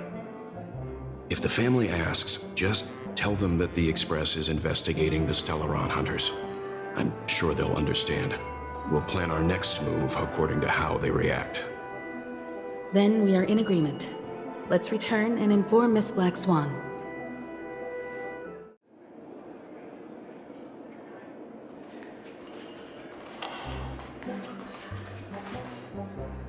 Miss Black Swan, the Express is willing to cooperate with you. We need a proper guide to navigate the memory zone. I'm at your service. I will not disappoint. You two return to your own rooms. Enter the dream, and if everything goes without a hitch, we'll see one another at the Dreamscape Hotel's lobby. I'll stay in the real world to ensure everyone's safety. If needed, I will also parley with the family. I assume there's no problem, Miss Black Swan? It seems that I'll have a hard time gaining your trust, even if I personally did rescue your friends. It's no problem, of course, other than the fact that my feelings are a little hurt. We're counting on you, Welt. As for us, let's get ready to see the Dreamscape's true visage.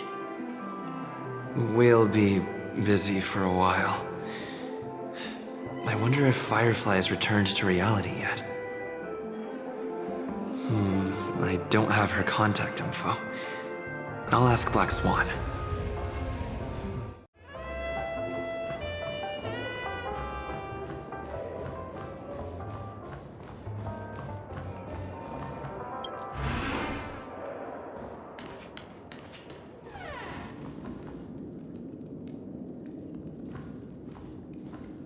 You look anxious. Worried about that girl? You can talk to me if you've something on your mind. In this world, there's no one who heals the heart better than a memo keeper.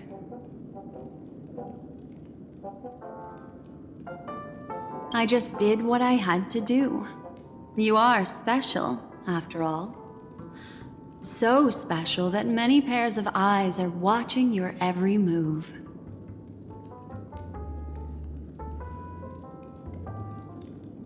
Don't worry. That is a one-way door leading to awakened reality. Unless that girl is so stubborn that she refuses to wake up from the dream, which isn't possible. She must be holed up somewhere in the hotel massaging her eyes right now.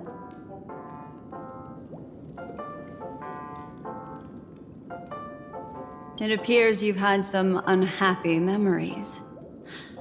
But it's obvious that this partnership makes the most sense to you, me, and the Express crew, no? So you can take it easy and trust me. Of course, I'm not the only memo keeper who has come. Penacony has opened its doors to factions beyond the family for the first time. And the Garden must record this historic moment. So you can try working together with others as well, as long as you can see them.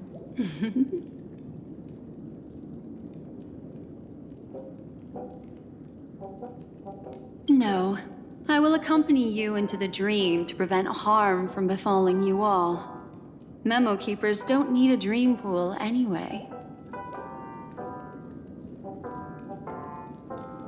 All right, drift peacefully off to sleep, and I'll be right with you.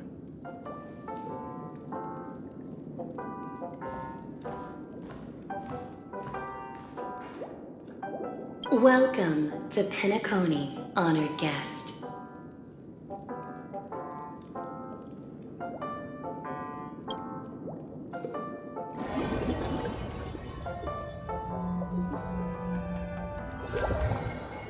Back in this familiar room. This way, darling.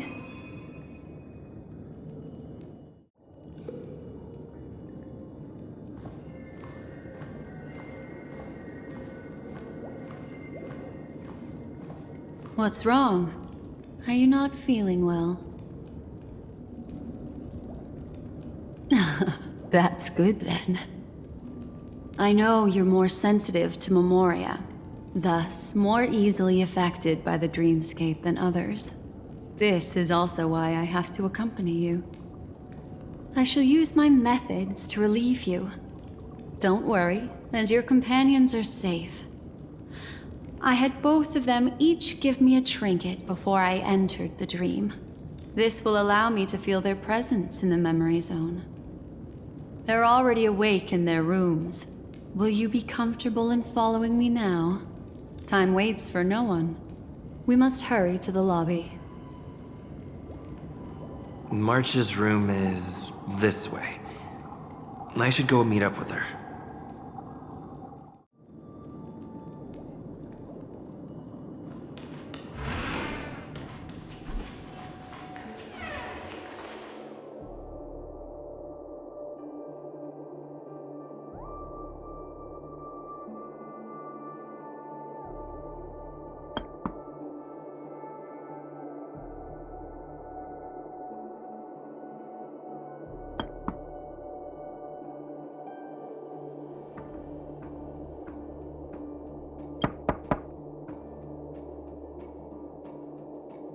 I know what you're thinking, but alas, that girl isn't in there, and neither is this her room. The moment you stepped into the memory zone, reality's building structures lost all meaning. I can sense that she is in a faraway place right now. In the meantime, if we want to find that lobby the navigator mentioned, we'll have to try a little harder.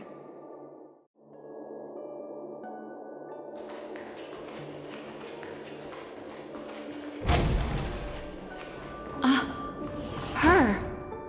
How is this possible?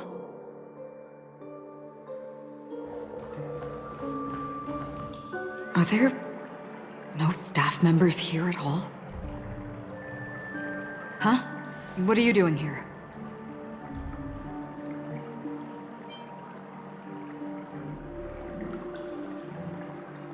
Yes, she's the memo keeper I mentioned. We'll have to cut the banter short. Let's first work together and remove these overly friendly children, shall we? I'm indebted to you both for your help.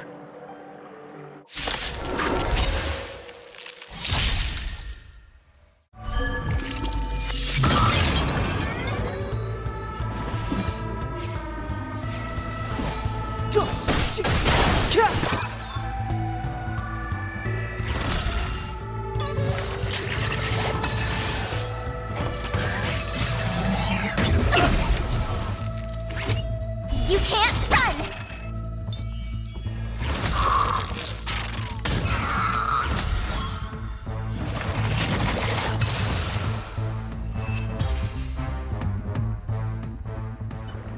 Finally, some peace and quiet.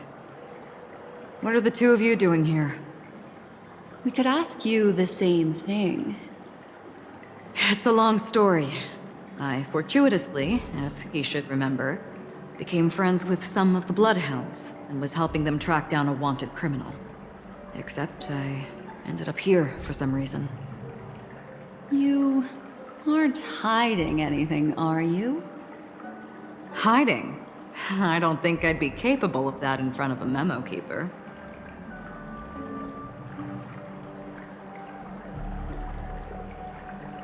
That's not what I meant. It's just a figure of speech. Your arrival is timely. This dreamscape is fraught with danger. Since our destination is the same, how about we join forces? I can protect you from harm, but in the memory zone, I'll need assistance from the memo keeper as well. And if we run into the family, it wouldn't hurt to have one more person to explain the situation. What do you think? Thank you. I'm truly grateful. Glad to be traveling with you again, Miss Black Swan. I truly hope so.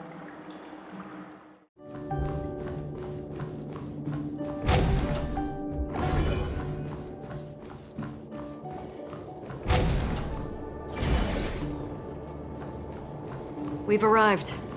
There's an elevator here, just like in the lobby. We should be able to reach our destination with it. But the memory zone up ahead appears to be severely twisted. Be careful, everyone.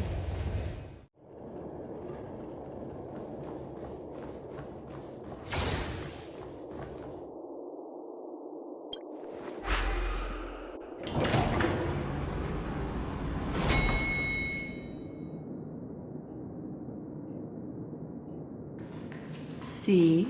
I told you it wasn't going to be that simple. Where is this?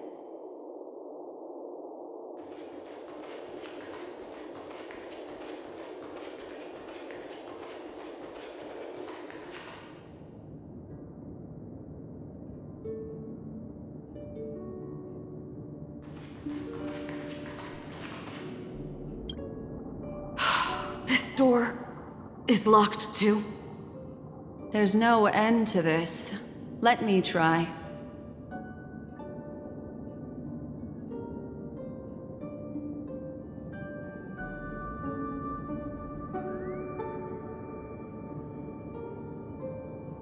This memory zone is overly twisted. I have to use inelegant methods, so you two, please give me a little time. Got it. I can see the core of this dreamscape, and there are members of the family, and some figures trying to find their way forward. It appears that your friends aren't faring too well. 1, 2, 3. Wait. 3. There's a third person seeking the way to the lobby. Wait. It's the girl who was with you. It eludes me, but there is a known semblance in the memory zone, mirroring the essence she radiates. What reason does she have to delve so deep into the dreamscape?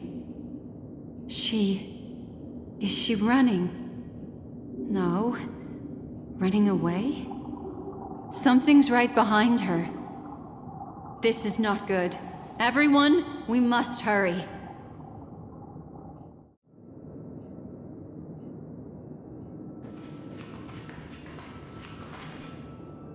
There's no time.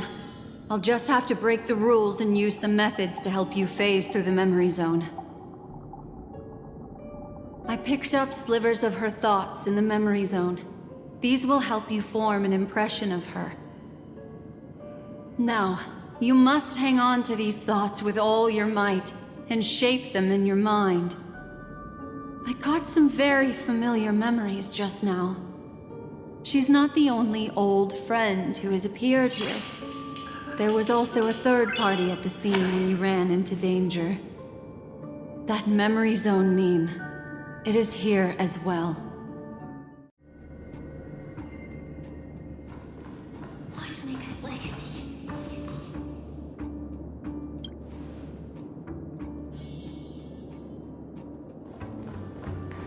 Won't give up. Won't give up.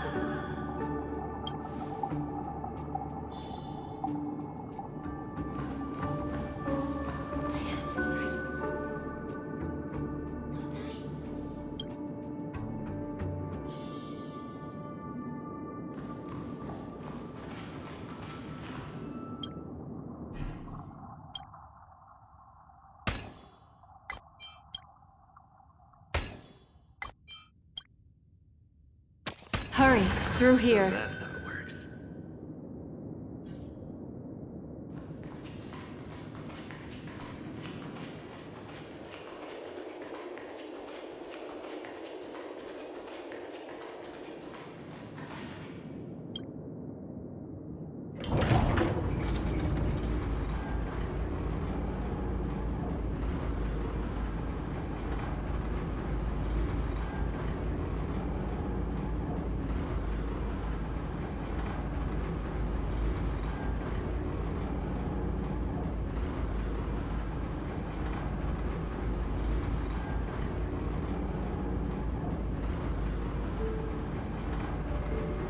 In my dream, I saw scorched earth and a new sapling emerging from it. It bloomed against the morning sun and whispered to me, "Why do people choose to sleep?" I think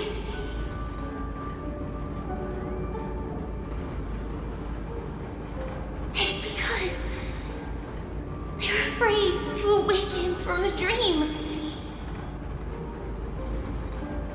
Watch out! A dangerous presence lurks nearby. Everyone, be on your guard.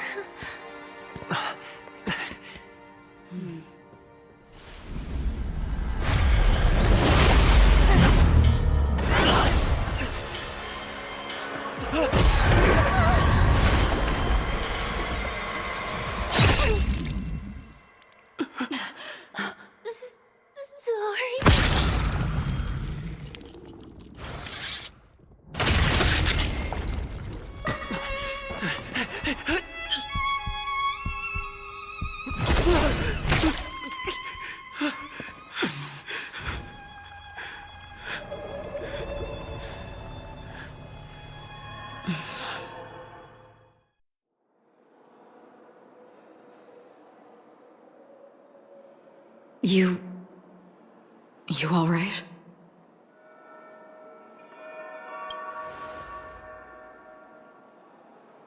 Look at me. Calm down. Deep breaths, all right? Allow me. Relax. You'll be fine.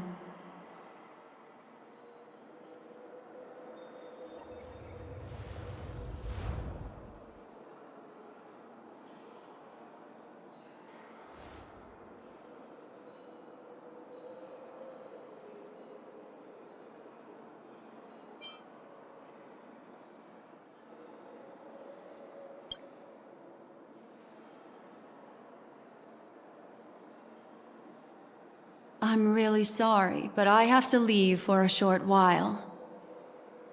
Death still hovers about, and I must personally ensure Miss Himiko and Miss March 7th's safety, and warn them. I'll leave him to you, Miss Acheron.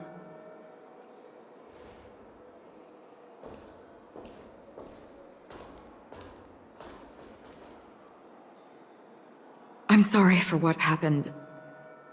I was too focused on that girl and got sloppy. It was my hesitation that caused her to lose her life. I'm sorry.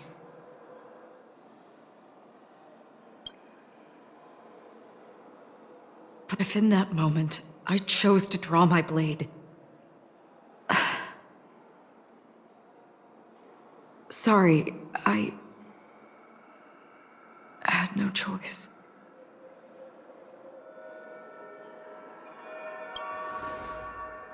Yes, we will. But not yet. Before the hunt, we should keep our eyes peeled and consider where the true enemies are hiding and how to fight them. Do not let pain dictate your thoughts. Compose yourself and you will walk the right path. Once, someone said to me, "No compassion for the enemy, for that is cruelty upon yourself. But you must see clearly who the true enemy is. And then, with one swing of your blade, you must understand its meaning and the price you pay." This is the only advice I have for you, from someone burdened with a blood debt.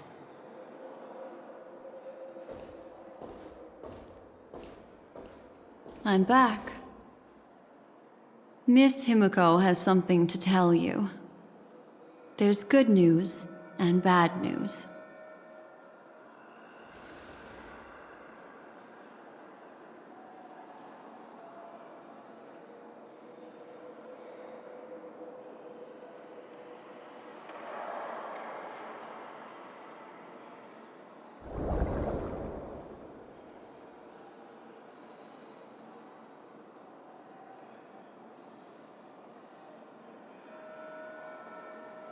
I understand the situation now. Please take him and retreat to a safe location. If time allows, you can investigate Firefly's matter first. Meet later at Clocky's statue.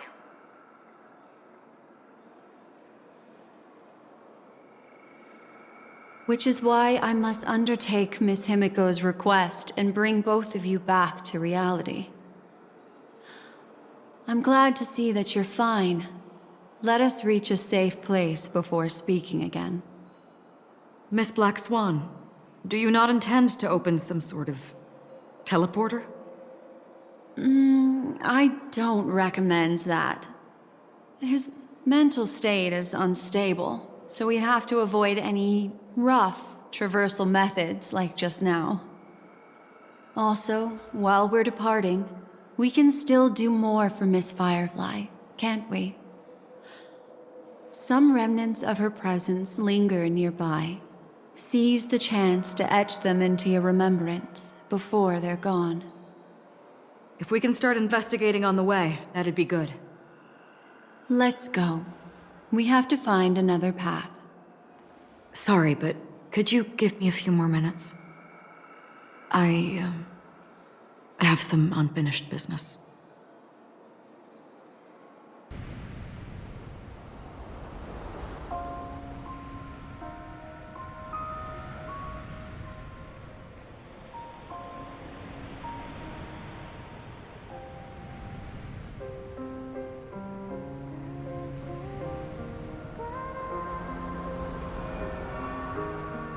May death be the end of your boundless dream, guiding you back to the waking world. Let's go. This way. Follow me.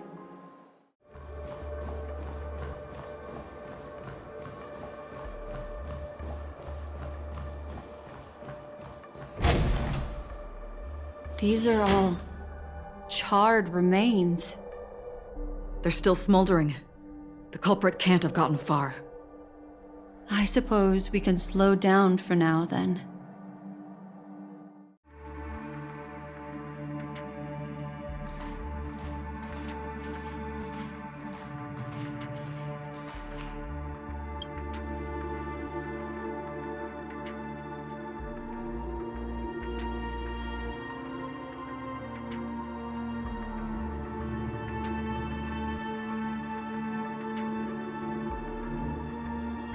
Looks like this monster was slain by a thermic weapon.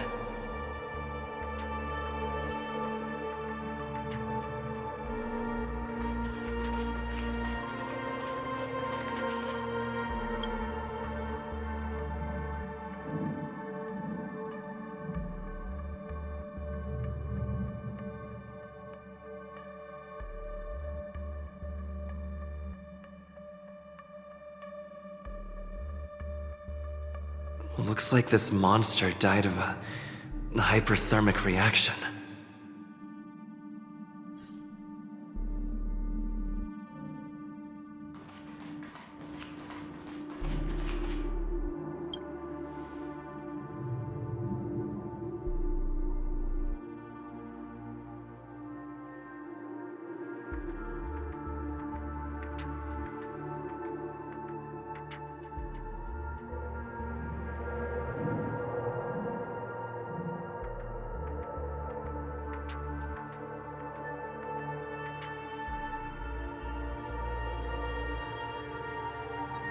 Something's off. These traces are fresh. Someone just left the scene. Would this person have anything to do with what's happened just now? I cannot reach a conclusion with so few clues. Just listen to your gut. You were the one who said that the remembrance doesn't lie. From the memories of these carcasses, that person was tall and much stronger than an adult male. The method was clean and crisp. All one-strike kills. Maybe a mercenary or an assassin. He entered through the door from the lobby and went farther into the hotel. If that's the case, he should have seen everything that happened here. I take back what I said.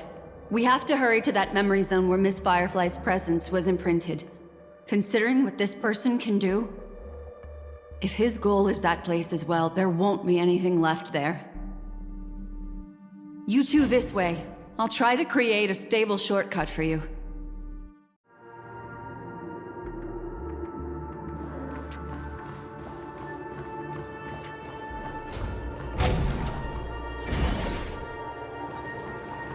This is truly a magnificent sight. It's this room, then? Yes. More precisely, it's right below.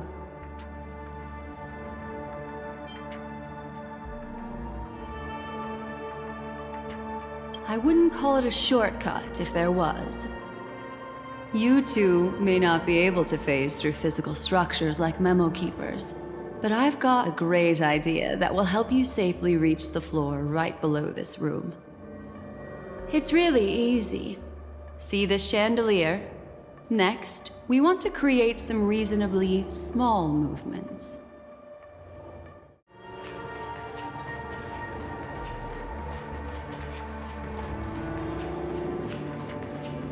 Look, a solitary chain. Go say hello to it.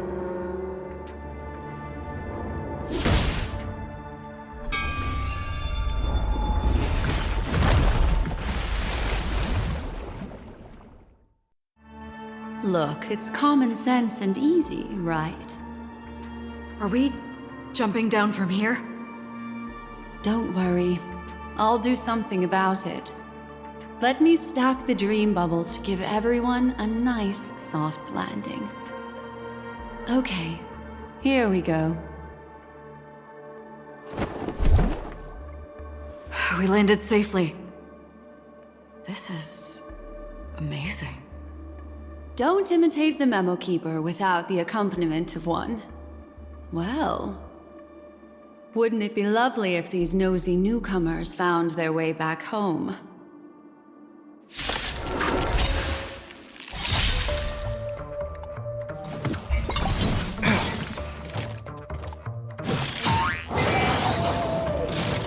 Move carefully.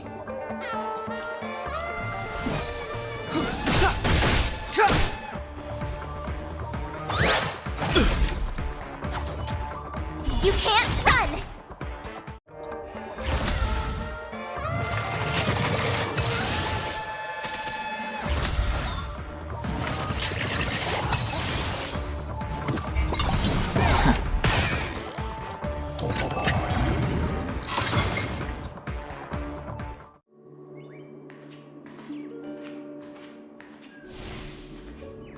No one will disturb us now. Here, how about I show you a little magic trick? Are you ready? Don't be too surprised. Is that Yes, it's what this room left behind. The memories of her. The slight trembling of the ground. The fleeting reflections on the screen. The flow of memoria. I gathered and reproduced them in fragments.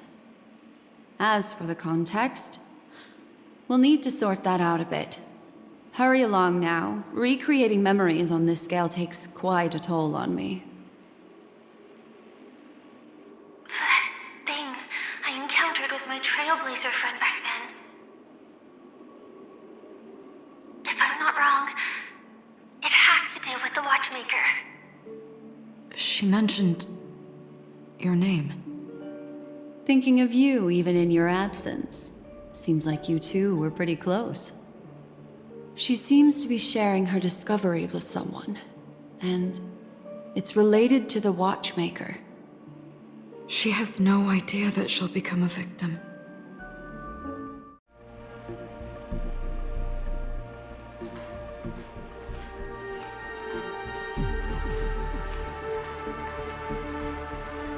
If I could try again. She stares at the screens. Is she looking at herself in the mirror? What does she mean by try again?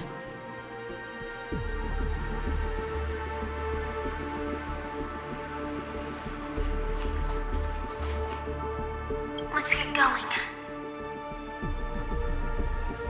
Let's?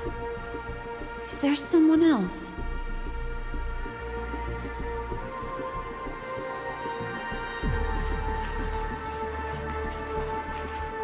Calm down, Firefly.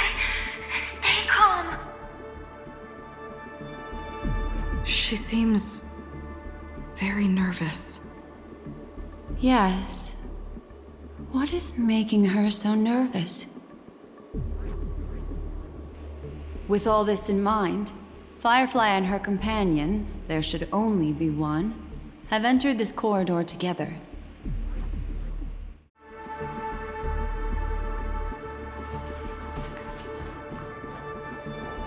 Why did you... This isn't what we agreed on.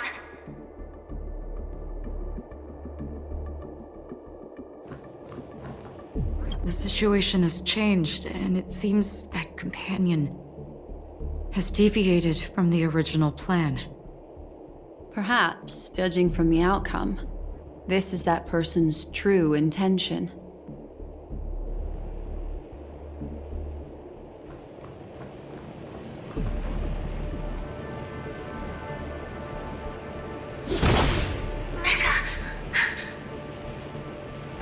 Why?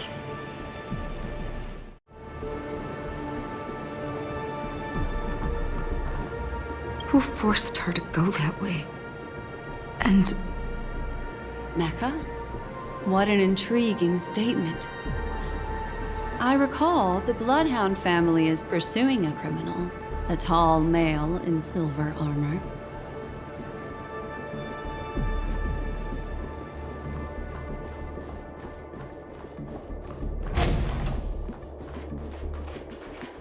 The door! It won't open! It's a dead end!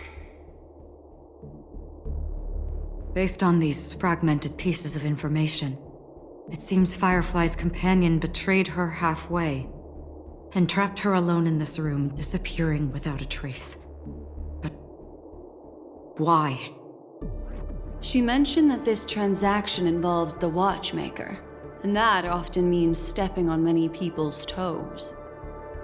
They might have had their eyes on the legacy, or wanted to silence another who knew too much. Or there could be a deeper secret tucked away in this memory zone. And to hook that elusive prize, one needs the right bait. Do you mean... Firefly? This is just the worst-case scenario. But think about it. If the mastermind behind all this is nearby, why would he let us look around freely? Unless there's something else he cares more about and needs. Or should I say, is verifying.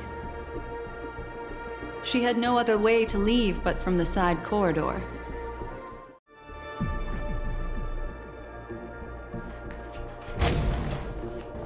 There's actually a path here. Unpredictable pathways pointing toward a wandering meme. She was completely lost in the memory zone.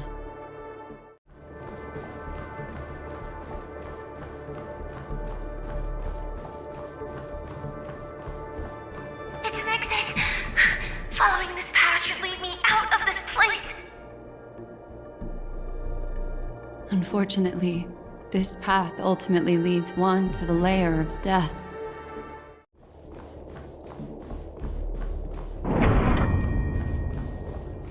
Finally back in the lobby.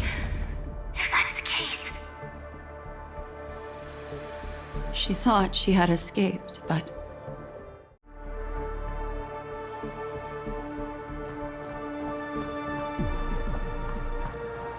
after that, it's the end. Everyone, over there. It seems like someone has been awaiting us. Ready to step into the spotlight now. Stellaron Hunter Sam.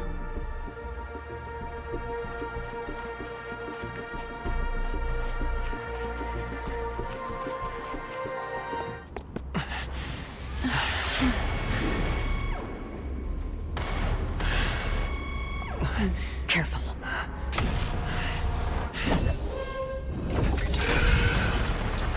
A Galaxy Ranger. And a Memo Keeper. Leave now and nobody gets hurt. Or else, all of you will die here. The detective game is over. You shouldn't be here. Clean up. Move carefully.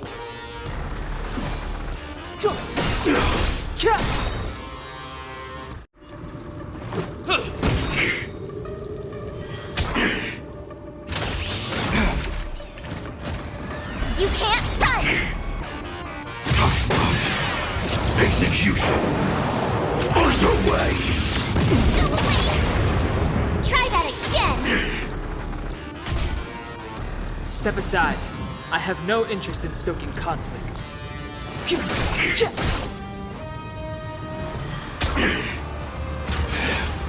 Annihilation. Step 1, implementation. Just a scratch.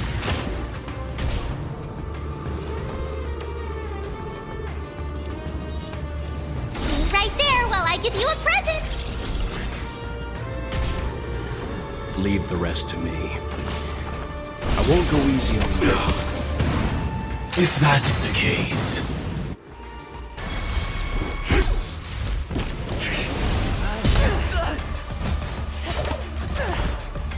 Leave the dance stage to them, my dear.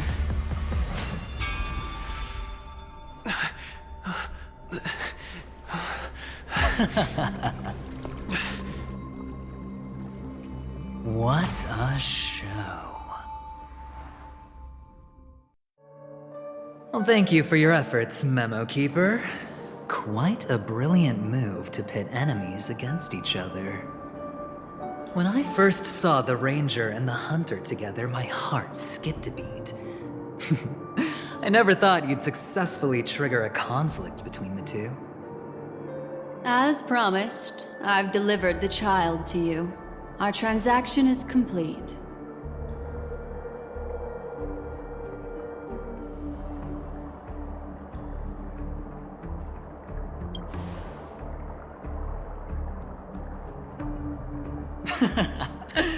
Looks like our nameless friend over here is still confused. Let me explain. In short, you need to thank this lady here, my friend. Not only did she not betray you, on the contrary, she rescued you. From that Galaxy Ranger. Right. I do enjoy seeing that shocked expression of yours. My friend, let's be honest. That woman named Acheron isn't as simple as you thought. Did she say she's a Galaxy Ranger? She's actually an Emanator who brings death and finality.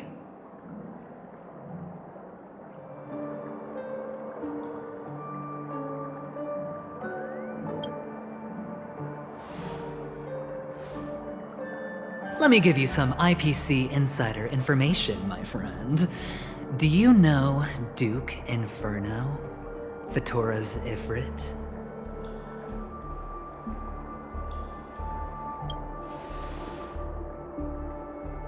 Nicely done. As expected. I'll cut to the chase then. This Duke Inferno is a fire demon from Fatora. He's an energy life form, and it's rumored that his birth is related to a certain genius. He and his thugs formed Everflame Mansion, and viewed Nanook as their savior.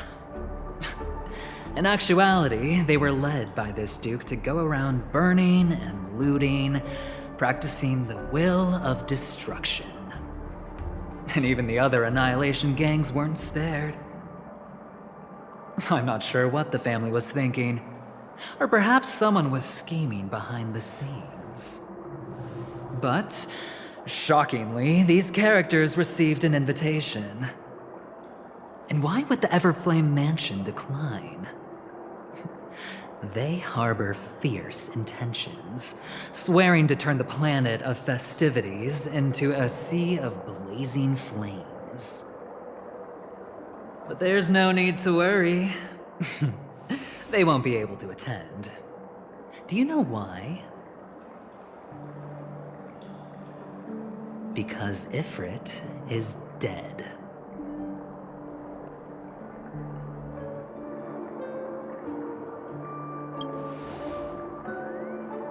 They were eliminated on their way. The assailant, demonstrating remarkable expertise, ruthlessly ended Ifrit and swiped the invitation that the Annihilation Gang had in their possession. The Everflame Mansion disbanded, each going their separate ways. Thereafter, a mysterious Galaxy Ranger arrived on Penacony, checking into the hotel with only a music box. Do you still need me to continue the story, my friend?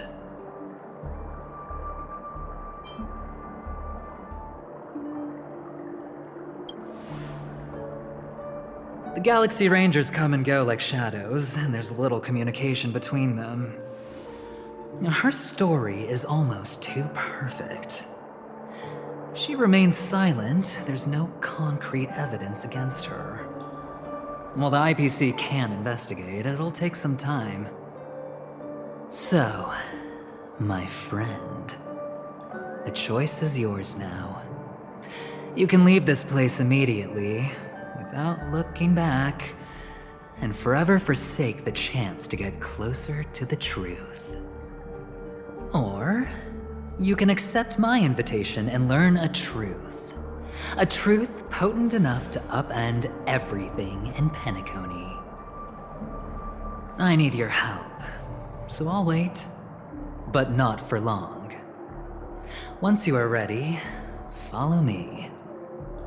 As for aligning with me, see the truth first, then decide. You'll still have time. Acheron is the emanator of a particular Aeon? Can I really believe Aventurine? But he gave me a choice. Maybe I should talk to Black Swan again.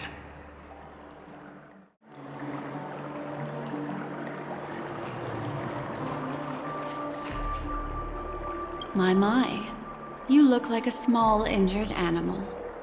Are you still willing to talk to me? Of course, I'm still willing to be your psychotherapist. I admit I made a transaction with that gentleman to bring you before him, but this is also a safe place. He needs you. It's essential if we want to reclaim Penacony. Recognizing his immense potential and the invaluable memories he can help me gather, I opted to join forces with him. In Penacony, everyone may be lying, and yes, that includes me. I can't deny this, nor do I seek forgiveness. But do you still remember? I said, I have faith in your potential, and that's not a lie. The Garden of Recollection wants to witness the future of the Astral Express trailblazing the cosmos. And as for these memories, I will treasure them. I do not have reasons to hurt any of you. Instead, I will continue to assist you. Provided you are willing to accept my assistance.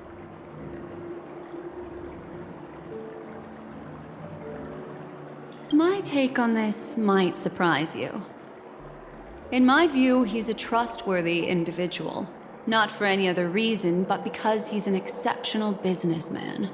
In this vast universe, no one values honesty in contracts more than a merchant. But always be on guard, particularly when making agreements with him. Scrutinize the details. Beyond the confines of the contract, your rights are off his radar. He'll go to extreme lengths to ensure his advantage.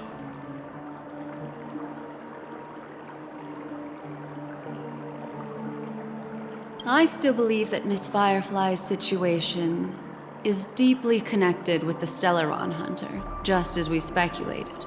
But, as you've heard, Aventurine has his finger pointed at the Galaxy Ranger. I can't fathom why he'd draw that conclusion, but given his access to the IPC's intelligence network, we should seriously consider his perspective. Moreover, I believe Miss Acheron is also hiding something. No. In fact, I should say she's hiding everything from us. It was an unexpected finding from an earlier encounter. With regards to the Annihilation Gang, I can also prove that what Aventurine said was the truth. That's why, during this golden soiree, she is the dance's centerpiece.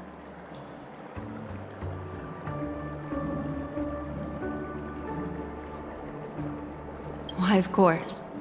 But now is not the time. I know you're confused and sad. Whoever that girl might have been, a living soul. A memory that was meant to last. She simply vanished. Like the dissolution of bubbles in water. Disappearing in an instant. No matter what, I hope you can trust Aventurine. Or rather, trust me and see the truth with your own eyes. This can lead us deeper into the secrets behind Penacony. I will protect you. Once I gather more information from him, I'll make sure you're safely returned to your companions. For the truth, and to prevent more unnecessary sacrifices. It is the right choice.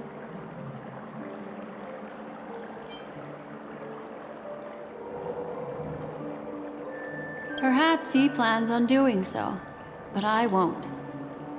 The Garden of Recollection has eyes everywhere. If he wants to hurt you, he'll have to fight against the Memo Keepers. I've warned him about that. Later, I'll stay by your side as a mimetic entity, just in case. Time to set off.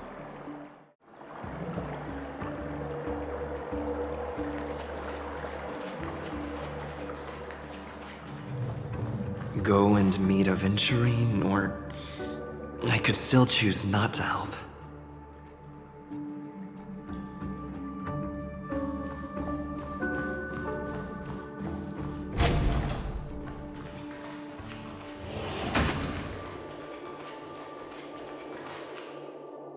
Excellent. I knew you would come. By the way, about that Memo Keeper, Never mind. I won't press the issue further. I've said before you can liaise with your companions, or even twist the narrative against me. I'll wholeheartedly embrace it. It signifies your potential. I don't do deals where I'm on the losing end. So, my friends, don't let me down. Please, this way, if you will.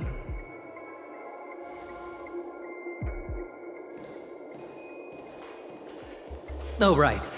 I remember mentioning something after that. What was it again? A familiar hallway, a familiar room. Do you remember? Last time we met was right here.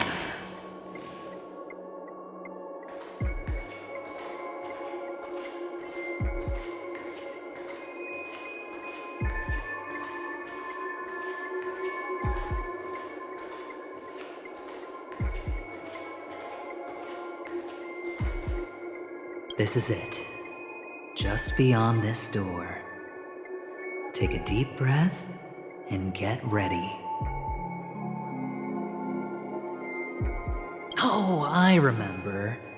My friend. After that, we played an enjoyable game. Tell me, doesn't this feel eerily familiar? I remember everything now. This was what I told you at that time. Look, friend. The game has already begun. Allow me to make you an offer. One you can't refuse.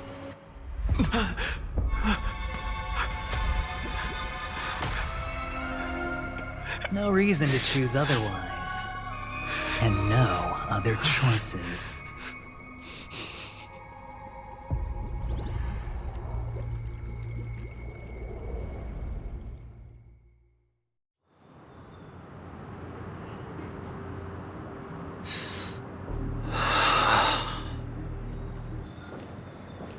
Brother, I'm back.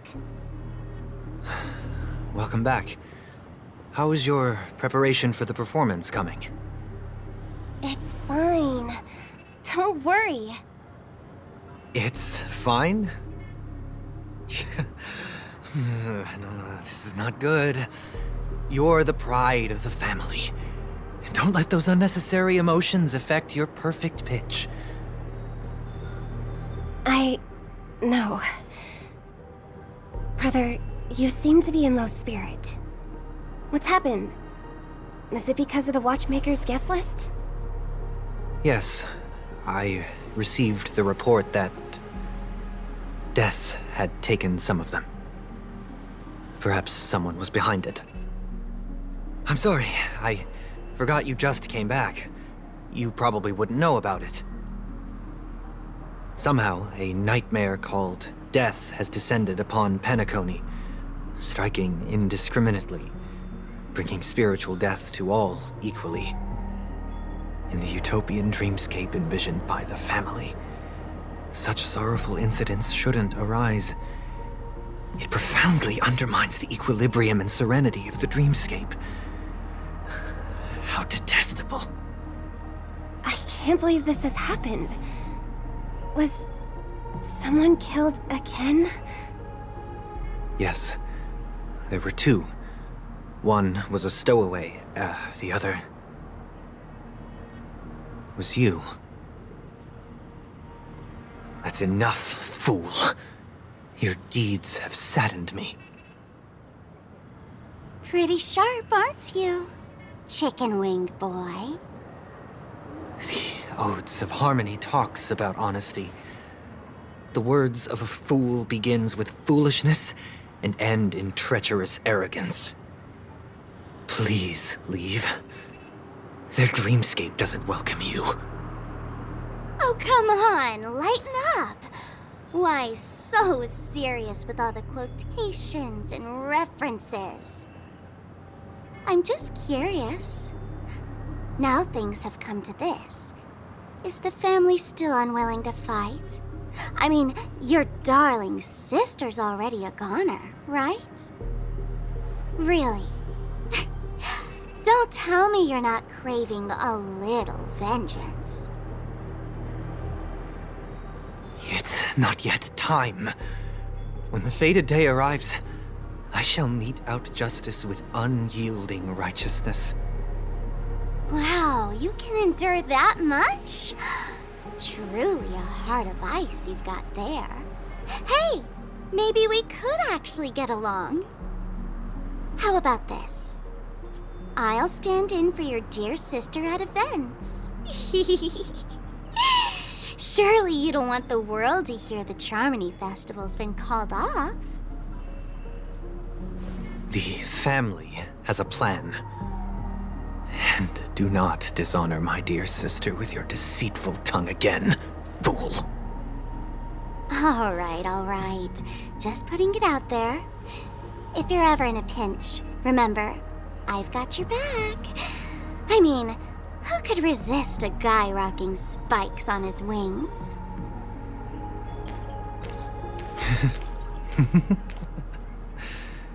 There's no need.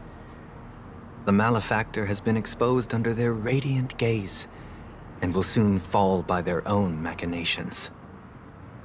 Should the transgressor fail to turn away from this path, their sword will be honed, their bow strung, causing the malevolence the perpetrator spreads to befall them. And when that time comes, the heathen will realize they're but a mere mortal, doomed to descend into the netherworld. And I will join their vanguard to announce this good news to you personally, Watchmaker. Ah, friend. My expression wasn't much better than yours when I first saw this. Your eyes aren't deceiving you. It's her. The famous singer, Robin.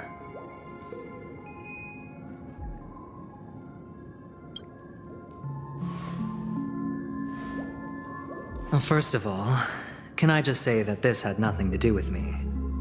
I'm just an unlucky bystander here. The family can testify for me. If you don't believe me, just ask anyone in the Bloodhound family. They hate me and they hate the IPC, so they'd never lie. This is not where the crime happened. What I showed you was a memory. The most basic light cone manifesting tech. Authorized by the Garden of Recollection and owned by the IPC. Did you really think the Galaxy Ranger was an outsider this whole time? Penacony has made a solemn commitment to protect the safety of anyone inside a family dream. Any person in distress will be forcibly awakened and safely returned to reality. What gives them the confidence to make such conclusive statements? Because behind this promise is the harmony. The family's Dreamweavers link up their minds together to construct an unbreakable defensive line. Breaking through this line of defense to create death in the dreamscape. Not even a memo keeper could do that without the family's permission. Who could have done it, friend? The only one is her. The girl who calls herself a Galaxy Ranger. An imposter, an unsought guest. An Emanator who hides her true identity. Ifrit's death was a foregone conclusion. And Robin? Her misfortune was staring right at her. Who will be the next to die?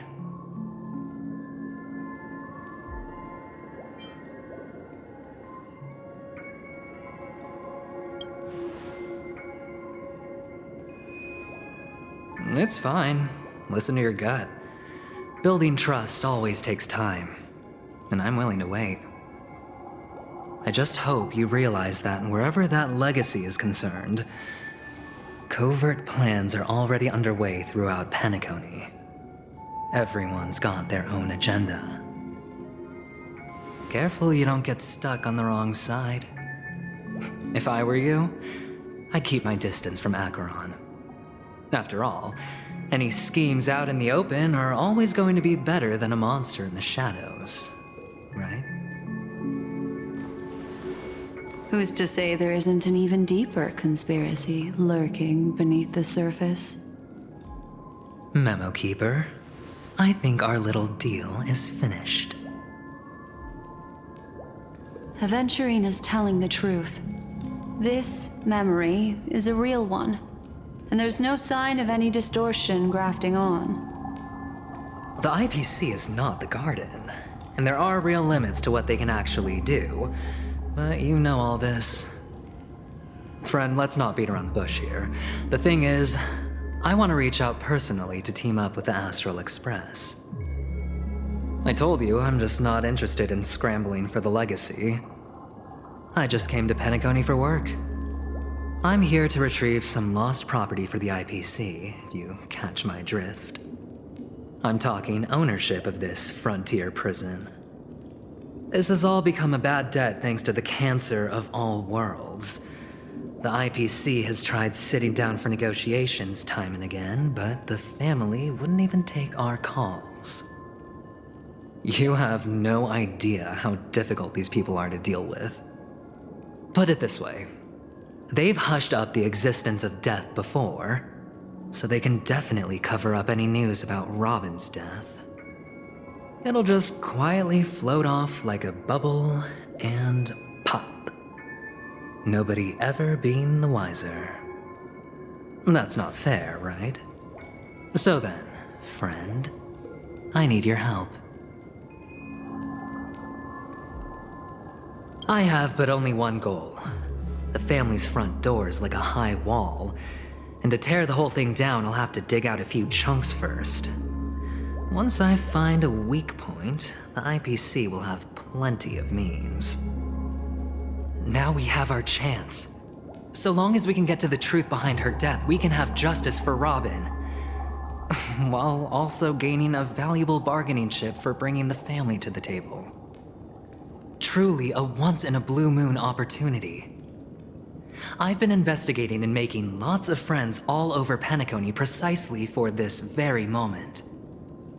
This tragic news would be extremely bad for the family, so they'll be doing everything they can to stop it leaking, especially to the IPC.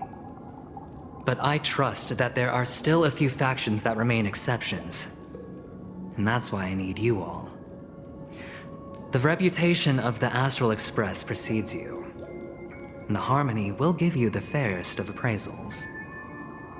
You get to find out really what happened and seek justice, and I get to put it toward completing my mission for the IPC. It's what you call a win-win situation.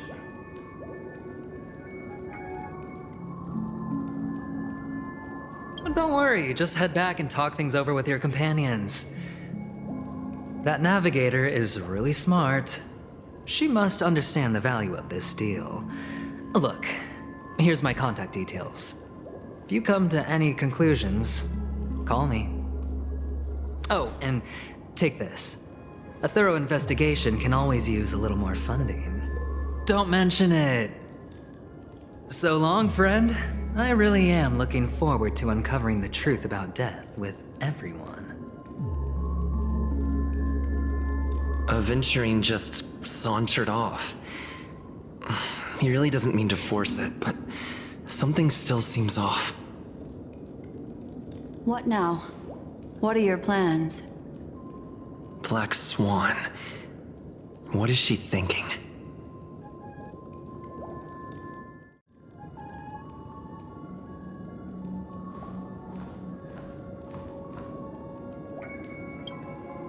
On the surface, this doesn't look like a bad deal for you. But Aventurine is a shrewd merchant whose scheme won't just be as simple as it appears to be.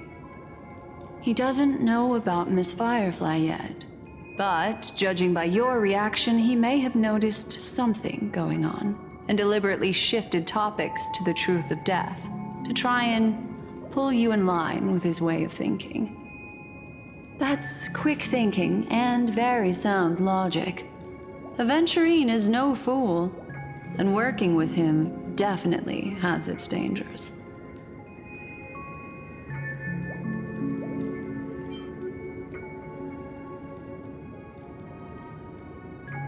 That is something I agree on. Anyway, be careful out there. There's more than one way to blaze a trail. In a dark forest beset by wolves, ensuring your own escape to safety should be your primary concern. As for the other questions,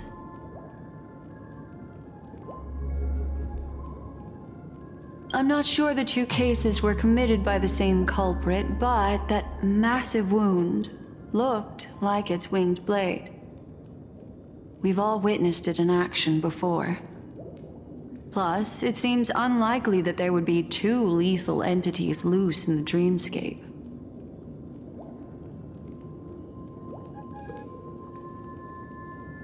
Sorry, I can't answer that question. That ranger is shrouded in mystery. I'm afraid no one is capable of providing an answer. But without a doubt, she is the most special guest at this banquet. It's like Aventurine said just then. It's best to keep your distance from her.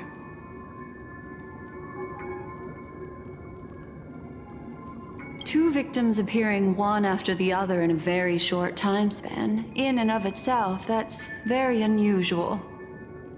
Two possibilities. The collapse of Penacony's dreamscape has started speeding up, making death extremely agitated and weakening the family's protections. Or everything has been planned out and executed by someone. If someone has chosen these victims deliberately, first a stowaway, then a family celebrity, then this murderer's motives are worth thoroughly chewing over.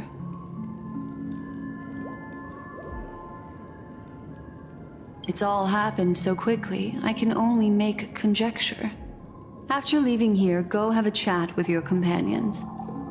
I hope you can clarify the source of this confusion.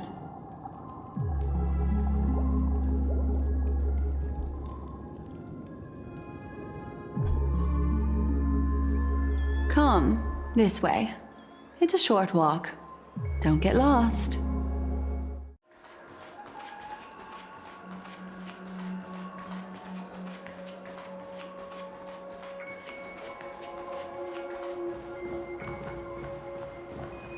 This way.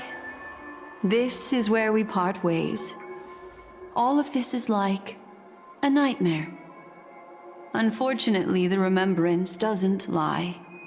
What we just saw is the reality that happened, and it won't fade from our minds just because we wake up.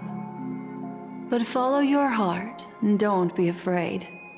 We all walk through this world casting shadows of different lengths, and ultimately, all we leave behind are precious memories. Hold on just a sec.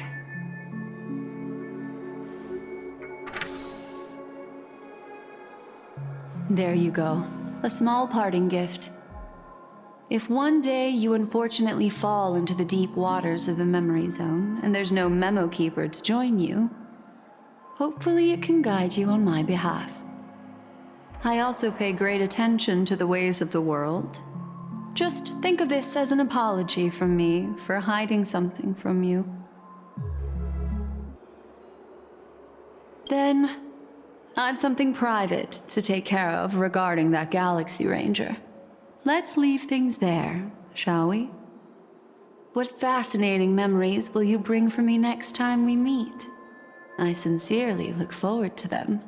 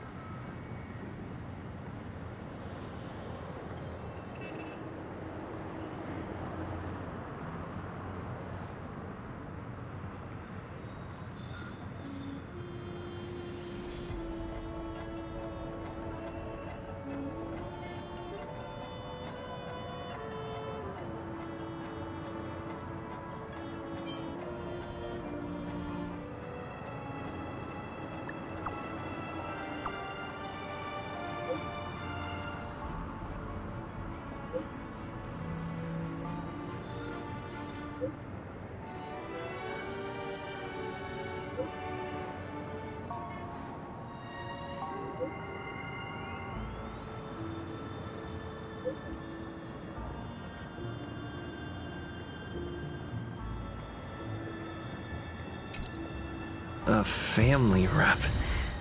Is Himiko okay?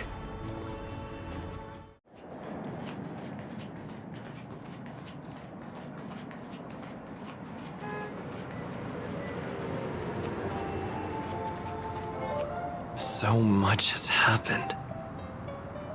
I should take a moment to gather my thoughts and wait for everyone to arrive.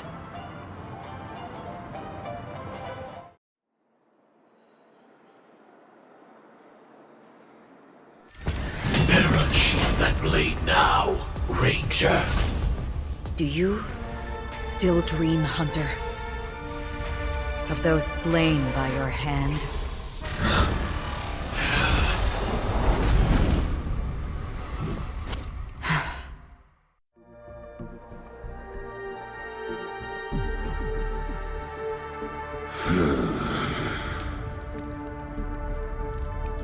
It appears the outcome has already been determined. We're still alive, as are you. You still have room to make a choice. Leave the music box behind, and then go. Choice. The bloody trail of the destruction leaves no room for hesitation. Vitora's fire demon. Even if you sacrifice your life for that Aeon, you won't get special treatment. Ranger, you tread the narrow path of the hunt. You could never understand. We come from the fire and are born bathed in fire. We spread, burn, and destroy until all the kindling has burned out and we leave only ashes on the ground. Burning forms the entire life of a fire demon, from the beginning to the end. We are born to die, just to put into practice a profile of another universal truth. All things are created for the destruction. Your companions don't seem to think so. They fight for your chance at survival. They are my children, and just as I was, they are flames that have yet to burn white hot. They're still young, and I don't blame them. But my flames are faint, and time is running out. Can you see the planet of festivities in the distance? I plan to bring Purgatory with me there, and before that, I must surpass you. Why? Because on the path they have forged, you have traveled farther than I have. Emanator.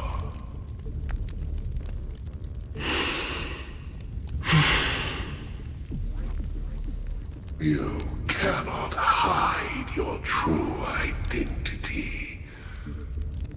Draw that sword, for we shall indeed remain here, bound to fight a decisive battle to the death, for I choose this. Destruction is intense, but brief. To cravenly cling to life is to endure an endlessly prolonged existence. Even if the answer turns out to be your own destruction. What is important is not the answer, but that it exists, just as you exist. Everything exists to be destroyed. Emanators are no different. Just as even sweet dreams may be born of the void, the so-called impossible is merely something that is yet to happen.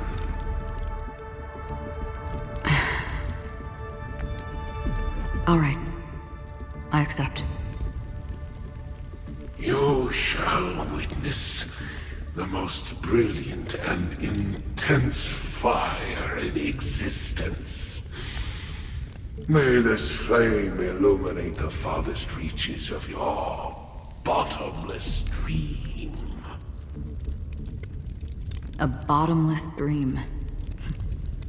Yes, that's right. But you've made one small mistake.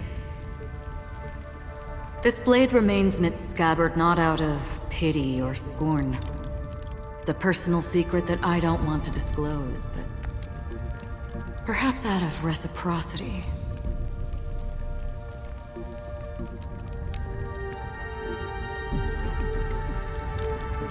I'll reveal the truth to you. The hunt is not the path I truly follow. May death be the end of your boundless dream, guiding you back to the waking world.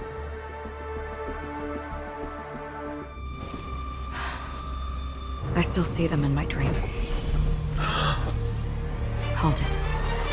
Your time hasn't come yet. My time? I've seen many clever disguises that can conceal appearances, but they can never cover up who a person really is. And you're no different. You had no desire to kill the Trailblazer. You only did what you did to drive me and the Memo Keeper away, but why?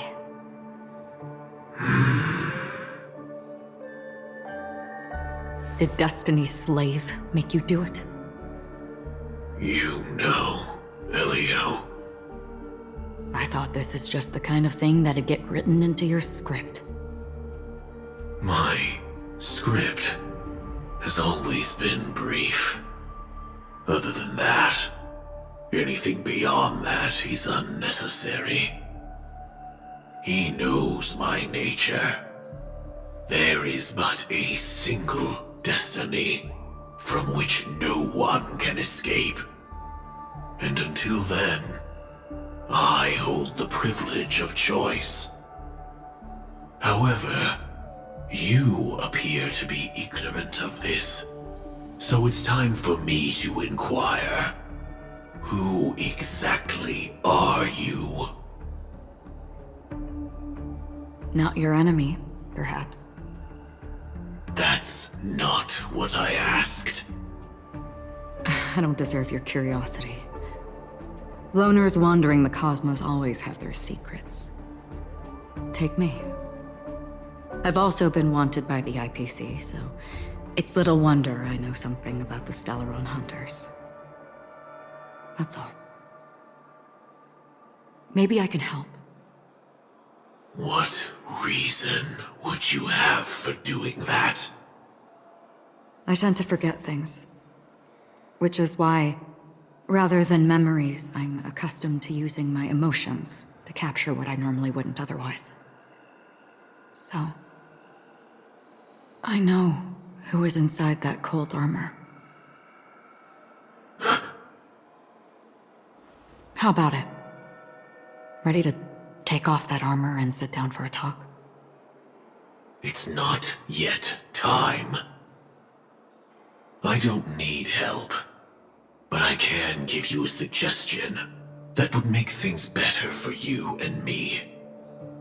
If your goal is the Watchmaker's legacy, then go look into the family. Not only are they covering up the existence of death, but they're burying the past and the truth about what happens inside the dreamscape. Already on it. And the Astral Express is no enemy of yours. I know that. I just never expected to hear you say it. What's next then? The Trailblazer's been taken by Black Swan.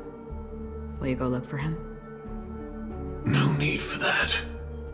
No harm in mentioning that Elio's only given me one instruction. Get all of the Astral Express to track down the Grand Legacy. I tried settling this in an easier and more direct way, but as you can see, here I am, confronting you. I failed. Can't ever go against the script. The so-called impossible is merely something that has yet to happen. That's it. Before we split, can I ask you one more thing? Is there anything else in your script about me? I'd like to know what kind of footnote I get to leave in that future foreseen by destiny.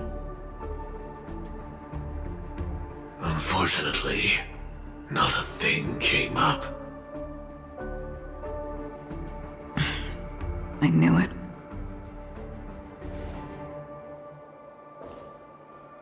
Hang on. I don't. Don't what? Your first question was, do you still have dreams about everyone who died because of you? I don't. Never have. I was born without the ability to dream. I live for this cold, harsh reality, for a little light, and to burn, to keep on burning, until I turn to ash. So, I really envy you. Is that so? Then you're already living in the waking world.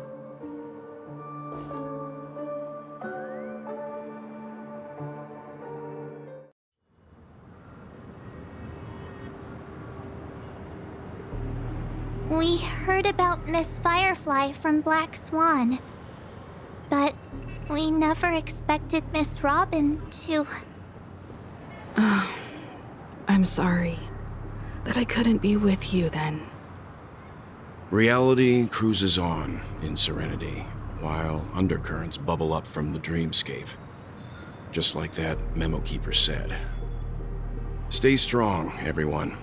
We can still do what we can for them. Starting with finding the murderer. Let's recap everything then. The Trailblazer just reminded me of something.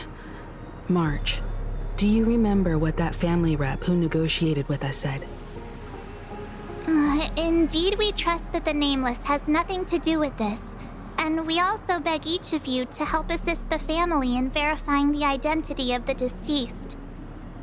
That's how it was put, in reference to Miss Firefly. Looking back, he seemed a little evasive at the time, and he also failed to mention anything about the earlier murder, too. The family's planning on covering up all news about Miss Robin's death. If news gets out, Penacony's going to turn into a bloodbath. But the murder that followed closely after was obviously beyond their anticipation. The family had to try and turn things to their advantage by bringing in reinforcements from outside. The Charmony Festival is nearly here. They must be snowed under. It may also be that Miss Firefly's murder had so many witnesses that it couldn't be covered up. So they went with the flow and let more people on the scene to control the situation. After all, the nature of the two murders is fundamentally different. The family's first protective measure should be against malicious actors among the guests, such as that IPC envoy. All the while accusing that Galaxy Ranger. Are we missing the forest for the trees here? I always felt that Aventurine's reasons for accusing Miss Acheron were highly subtle. Can we believe him? At this point, I'm afraid the only ones we can trust are ourselves. Look, let's try to gather intel first and then list all the possible outcomes we can. Then we go through them, eliminating contradictions one by one. The fewer facts remaining, the closer we are to the truth. I've still got this sense of foreboding. It's like we're stuck in a whirlpool, spinning around that legacy even after everything that's happened. This time we're playing the role of a real detective. But before we start, what are we going to say to the family and Aventurine? As I see things, the family harbors no ill will towards the Astral Express. If they didn't trust the crew, they wouldn't have casually commissioned outsiders to investigate a case that's, in all likelihood, a scandal. Plus, this is the family's turf. Teaming up with them should make things easier for us in the future. As for that Aventurine, well, I'd like to hear your thoughts. He's complex. He deliberately slow-played his hand during negotiations while running circles around us all the while. He appealed convincingly to both reason and emotion.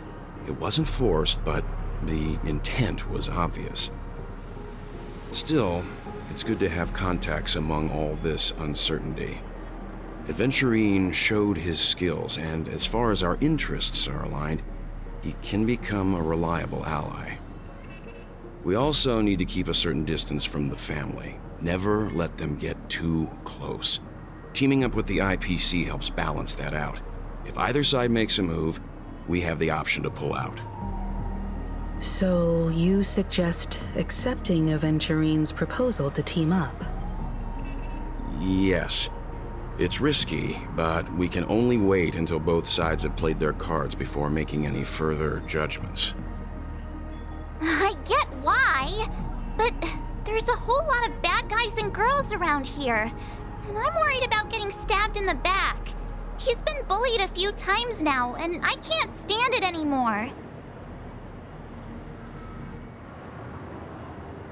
You're like a broken record. Forget about it. Just let me keep an eye on him. If that doesn't work, we can just turn the tables and use him instead. Then, could you please reply to Aventurine? Everyone, take this time to put together your thoughts.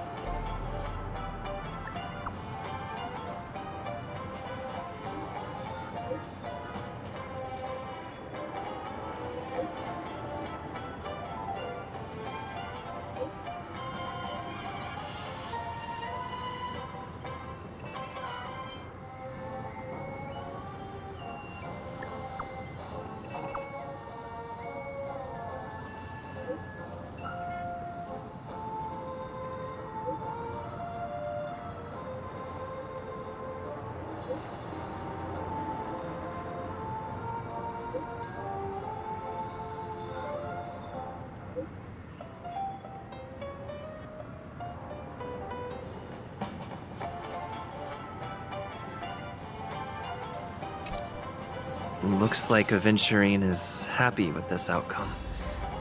Let's tell everyone about it.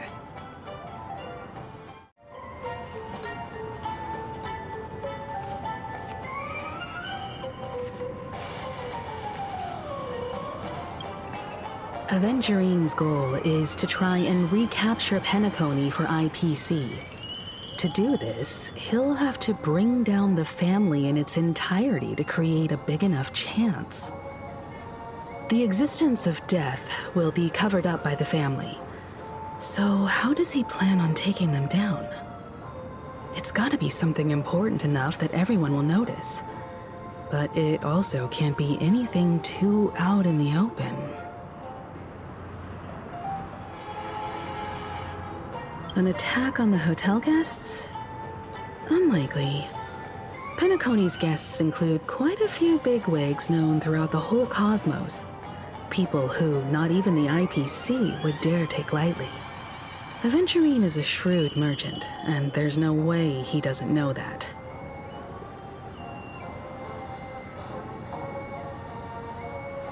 He's definitely going for the family, and it's just a matter of how. The harmony is strong in Penacony, and almost impossible to take on head-to-head.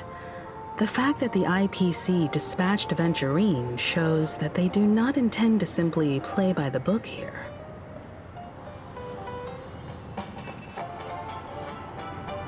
Aventurine has devoted considerable attention to her. But this Galaxy Ranger, we know hardly anything about her, and can't rush to any conclusions.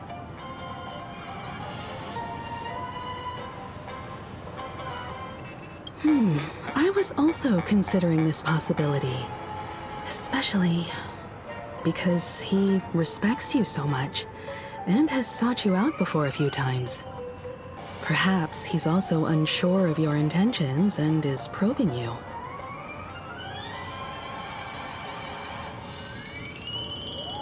I'm just speculating. In any case, we have to be careful when handling Aventurine. He's skilled at reading people and discerning the right moment to strike. Also, he's clearly a born gambler if he's willing to go all in to win.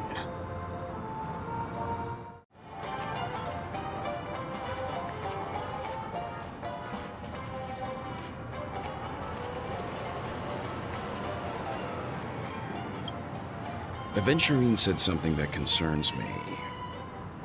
He accused that Galaxy Ranger of killing Robin without any evidence whatsoever, but said nothing about her connection to that memory zone meme or why he was stalking you.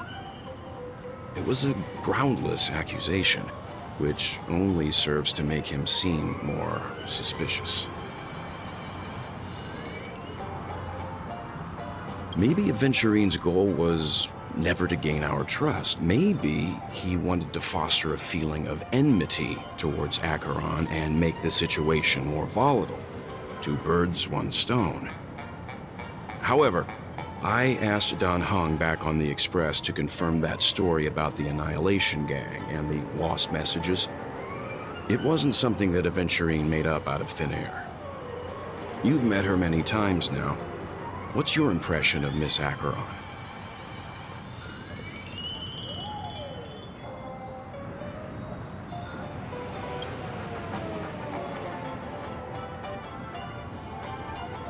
That fits the stereotype of a Galaxy Ranger to a T. They're eccentric, unpredictable, and fond of being alone. No wonder she's a suspect.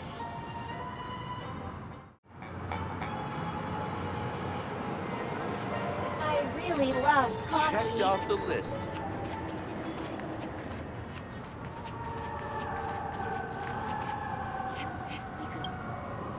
I hope it's not too soon to bring it up, but I feel like Miss Robin isn't actually dead, but that she's still alive and well. Somewhere. That everything's just some horrible prank. Because aren't we supposed to be inside a dream? How could someone die in a beautiful dreamscape like this? Shouldn't only good things happen here?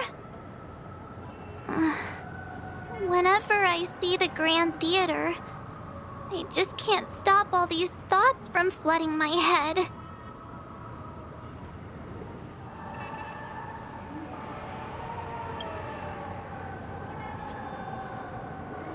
No. After all, they've brought everyone this sleepy dreamscape, which everyone loves. I just feel like I'm starting to understand them less and less. Everyone's still having a great time out there on the streets. Nobody knows what's happened. It's all so unreal. As if Firefly, Miss Robin, and us were all outsiders from another world. Aw, what a mess. I really want a nice cool drink of soda to help me calm down. But then I'd be just like everyone else out on the streets. Looks like Aventurine doesn't need anything else. Let's turn our attention to the family's assignment for now. Himiko, what do you think? Among our current clues, the 2 murders that he witnessed are the most directly connected. I suggest starting here. One thing I'm curious about is, if a person dies in a dream, what happens to them in real life? Seeing as we're at the family's behest, why not pop back out to reality and verify Miss Firefly's situation back at the hotel? Perhaps we could also make a few inquiries about Miss Robin while we're out there. How about we split off into 2 groups? There are still some things worth focusing on inside the dreamscape. I'll investigate those, and we can link up again later. Worth focusing on? Oh. No problem. I'll leave it to you then. Huh? Aw, I thought I'd finally get to see Himiko and Mr. Yang go out on a mission together. Oh well. Take care then, Mr. Yang. I will. Keep in touch.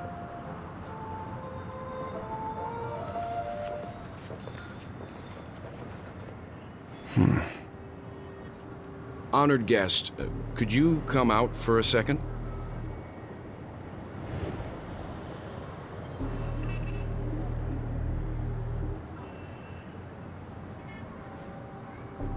I'd be embarrassed too, getting stared at like that. Forgive me. My name is Welt Yang. I'm one of the crew members on the Astral Express. I believe you've met my colleagues. Welt. Is there something about my name? First, don't you want to know my name? I already do, Miss Acheron. You're a prominent figure in Penacony. What are they saying about me? Some claim that you're the real culprit behind these murders, that the Annihilation Gang's tragic fate at the banquet was a result of your blade, and that you're now attempting to unleash another bloodbath on Penacony. The Annihilation Gang? Ifrit of Everflame Mansion. Tragic fate. That Duke turned his dying body to flames and sacrificed his life as a martyr. He was a determined and heroic Pathstrider. Not even a villain should be disparaged like this. And what's more, there were plenty of suspects invited. Do they really think that a blade is more dangerous than that black hole you're wielding? Keen intuition. Not even the family managed to point out the truth behind this cane. So you must surely know, Miss Acheron, that peering into a black hole is not a wise move. As a potential threat, your knowledge of us has reached uncomfortable depths. Reveal your true identity and intentions. Otherwise, brace yourself for gravitational disintegration. That shouldn't be necessary. But if it makes the Nameless feel less defensive, I'll be happy to abide. Believe it or not, Galaxy Ranger, Acheron, those are the names I go by to this very day. My trip to Penacony is solely to fulfill an old, final request. I'm here for the Watchmaker's legacy. And that's it. I think I've been honest enough. Still unwilling to reveal your true identity? It's not that I don't want to. It's just that I can't. I've come so far, and I can't sum up all of that in just a few words. Everyone has their own unspeakable past. Secrets that they don't want to be revealed. And I won't be asking any more questions, such as why the Astral Express is roaming around the cosmos with a Stellaron on board. Is he okay? That memo keeper didn't do anything, right? He's fine. Let's stick with the topic. Gaining my trust all depends on how much you're willing to reveal. I've run around many different Penacony dreamscapes just to try and find that legacy. And during this period, I came into contact with quite a few guests. In the process, I gradually came to realize the secret of Penacony may be closely related to the Trailblaze. That's why I've come to ask for your help. I don't have enough proof yet, but I'd like to speculate something. The source of all tragedy lies within the family. If you could trust me, we could find the proof to support this claim together. Mr. Yang, I think you've come to the same conclusion, haven't you? Let's leave it at that. For now, I'll choose to believe that you bear no hostility. Share your findings with me and me alone. I don't want vague conjecture to interfere with other people's judgments before we find solid proof. Mm-hmm. By the way, would you like something to drink? Before we go, how about 2 cups of Wake the Heck Up? No, 4 cups. Because the conversation coming up will last forever.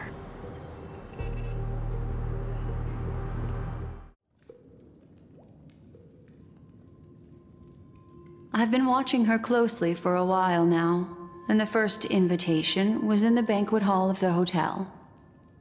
She just sat in one corner, keeping silent, chugging down a couple cups of Wake the Heck Up. I told her it's a pungent, bitter beverage, not the taste of sweet dreams, only for people allergic to Soul Glad. And she said, Really? But I don't taste any difference at all between them.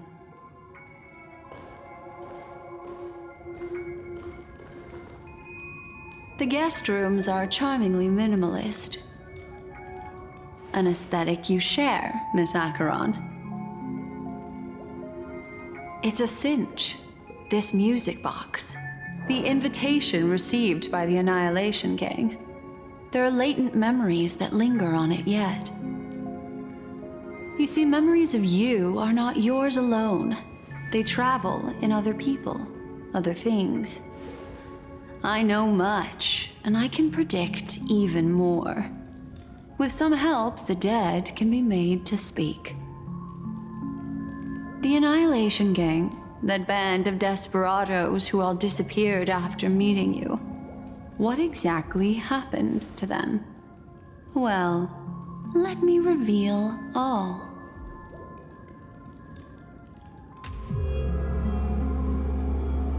Gradation 12. Dreamscape 12. Father, I dedicate this to you. Well done, Dubra. Wherever they go, shall be met by annihilation. There it is. It's hazy, but it's Ifrit's voice. The other one is probably his progeny. This is the residual memory from when the invitation was first delivered. They were abruptly interrupted. Then, what happened next is... They sought refuge in the land of sleep, merely wishing for undisturbed rest, away from the storms. Children of the flame, this marks your rite of passage. She won't be necessary. I alone am enough.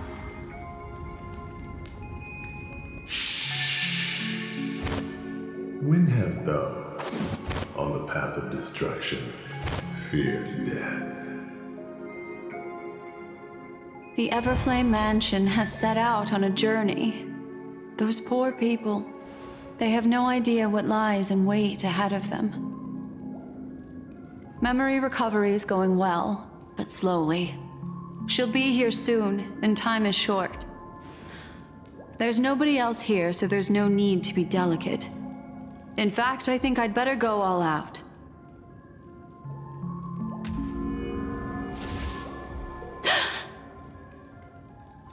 What happened?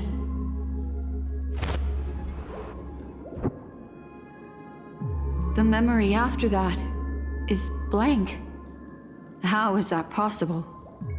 This music box fell into Acheron's hands, and she brought it to Penacony. That's a fact, and that's how it should have gone.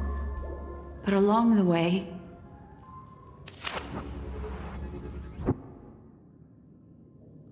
it's like it's been erased. Who's done this?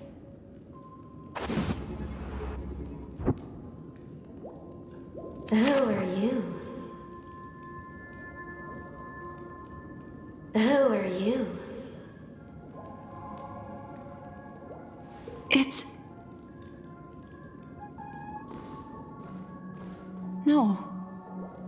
Is this not a memory? Oh, a memo keeper. Do you serve the Garden of Recollection? Or the Cremators? My name is Constance. A pleasure to meet you. We were supposed to meet in Penacony and spend an unforgettable time together.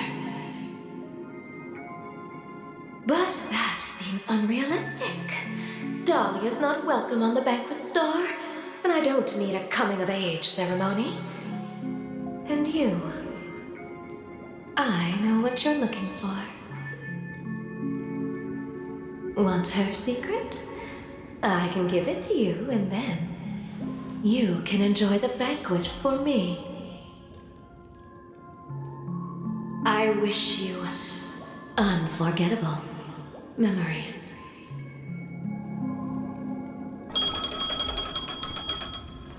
Oh. A phone. Wanna listen in?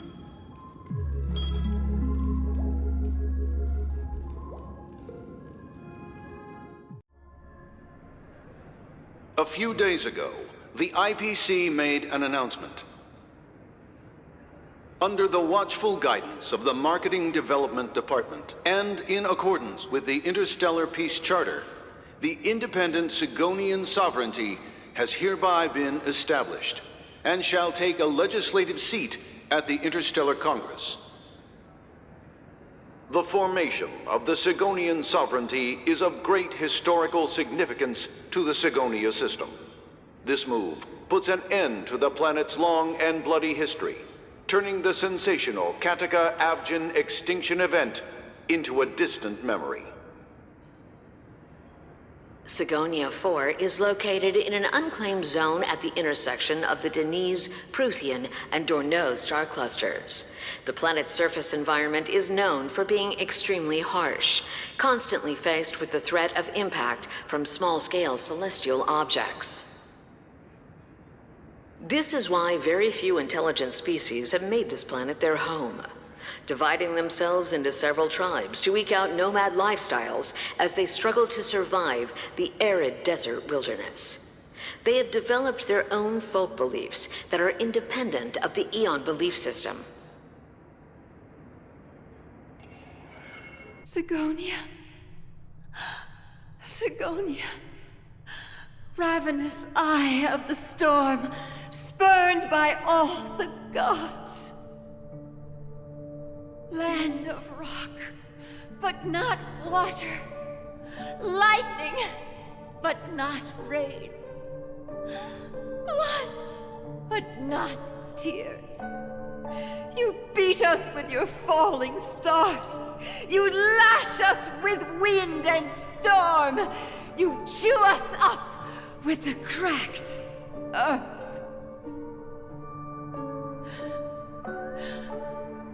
You promised us a land of honey, yet yoked us beneath a sword of bitterness. Oh, Gaiathra Triclops, if thou can hear me, please open up thy 3 eyes and gaze upon this child. When you took his father, my child was still sleeping in my belly. And where my husband went, I too soon must go. I don't ask for a peaceful death. Just for you to tell me, does the baby swaddled sweetly asleep? Does he dream of his mother's heartbeat and the sound of falling rain? Please tell me whether this life is all just a fleeting dream. Otherwise, why would this child be born to face impending death? Mommy! Mommy! Mommy, the rain! It's raining! Raining?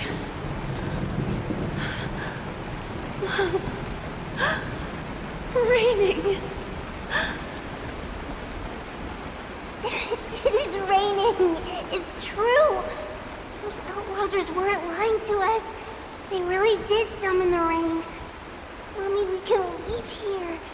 We can go back home.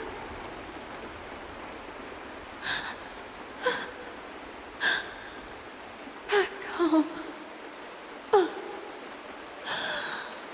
Gaiathra Triclops. You came. Do you hear that?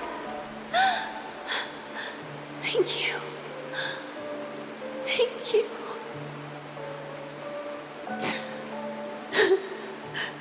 Darling, listen. This is the sound of rain. On the day you were born, the sky also sent down a gift like this from Gaiathra.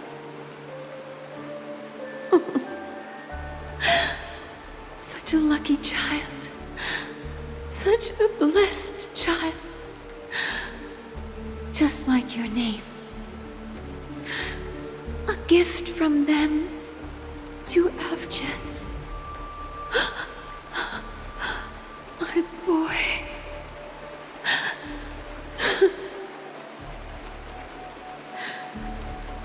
May the goddess Gaiathra close her eyes 3 times.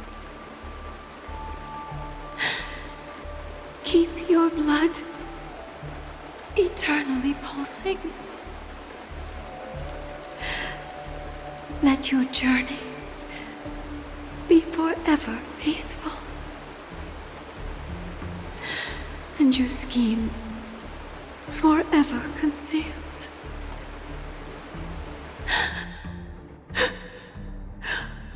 Welcome to this sad world, Kakavasha.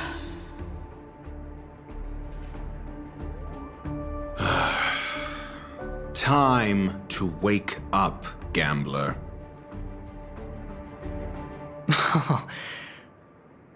Oh, heavens. I must have drunk too much Soul Glad. Didn't expect you to be back so soon. How is it? Find anything? Just as you guessed. Nobody outside knows about Robin's death. There aren't even baseless conspiracy theories. They're still streaming the rehearsal for her ceremony, using a stand-in, I guess. They must be dreaming. Of course. Who could imagine that death would actually descend upon the idyllic dream created by the family? Let alone that the victim would be the female lead of the Charmony Festival. To be honest with you, I didn't believe it. I even tested it a few times myself, until I discovered that I couldn't actually die. Whenever there's any danger, I'm forced awake by the dream pool, and it's all as if everything were just a nightmare. That's why I'm convinced that there are a few big secrets lurking behind the scenes. Then you must have heard about the Memory Zone meme. When I graciously deigned to establish connections with the Oak family on your behalf, they were quite in a pitiful state of disarray. Besides Robin, there was another body. I don't know the exact details, just that it was a stowaway. 2 murder cases? I told you something seemed off about the Nameless. He must have come across the other one. This murderer is a psycho. And I have to say, the case does represent an opportunity. We can leverage the family's malfeasance and let the IPC use this as a reason to intervene. It's just that their trickery runs deeper than I thought. Robin's stand-in was all ready to go. These 2 murders are definitely getting hushed up. What should we do? Let me think. It's too rare an opportunity to miss out on, so I gotta be careful. Incredible gambler. Have you already exhausted your limited repertoire of tricks so soon? There are plenty of chips, but it'd be best to choose carefully. The most straightforward has to be Robin. Remember? That masked fool once told me to find a mute as a friend. Robin is what she calls the mute. She has lost her voice, and while most people can't pick up on it, you and I cannot mistake that sound. Not produced by any voice box, but rather by the resonance of the harmony. If that girl hadn't gone hoarse from singing practice, there'd only be one possibility. Something was up with the family. Or Robin herself. To get to the bottom of this, I tried every way I could to meet her. But she died. Right before my very eyes. A complete and utter loss. Incidentally, it seems to have resulted in your rather undignified arrival on the interrogation stand. There were eyewitnesses at the scene, and the family, in their graciousness, has tentatively accepted your alibi.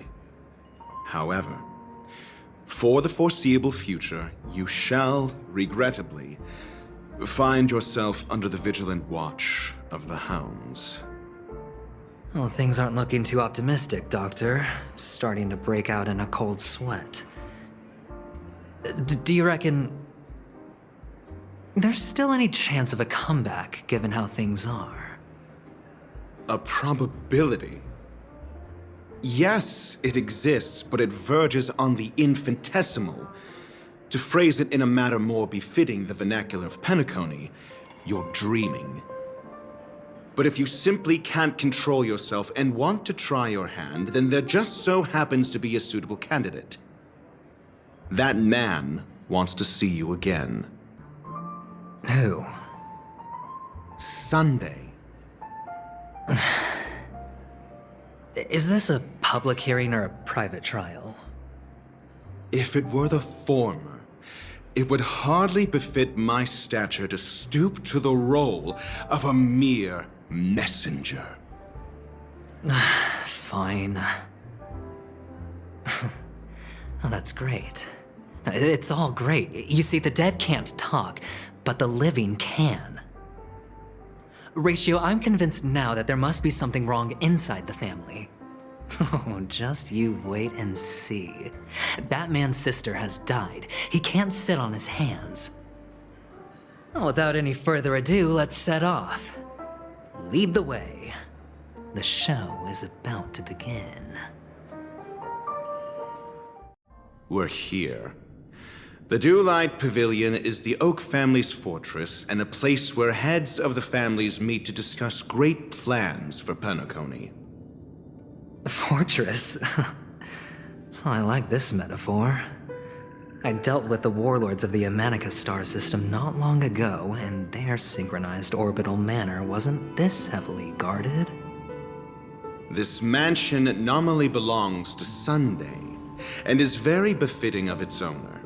Without his express invitation, the likes of ordinary guests would never grace these grounds in their lifetimes. Look around while you still have this moment of freedom. Hey Doc, whose side are you on anyway? Who's to say I won't sell you out? We'll see. When we meet the authoritarian master of the Oak family, I'll pry an answer out of him. Follow me and I'll bring you to his parlor. Hold your tongue and let me deal with the members of the family.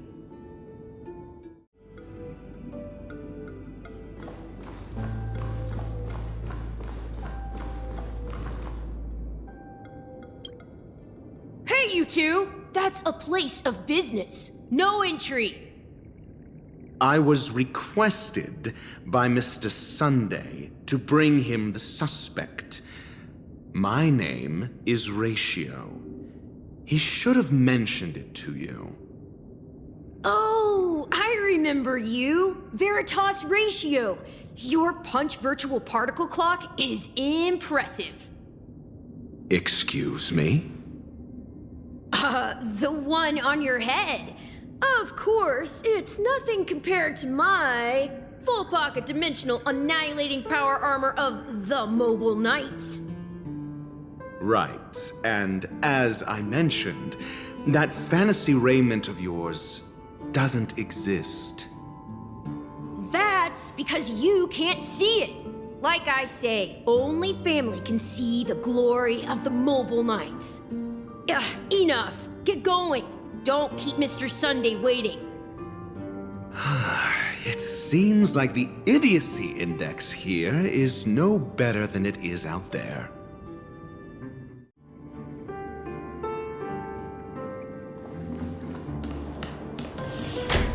A dead end?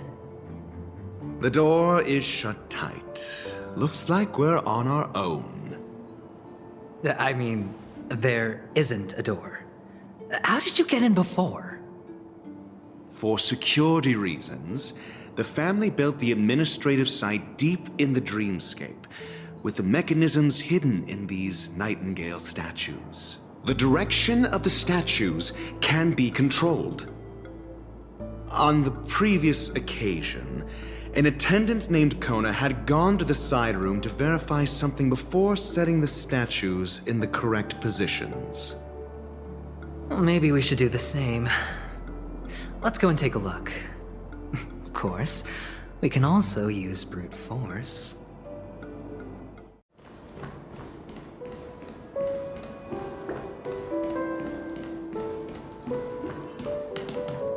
Six nightingales facing in different directions.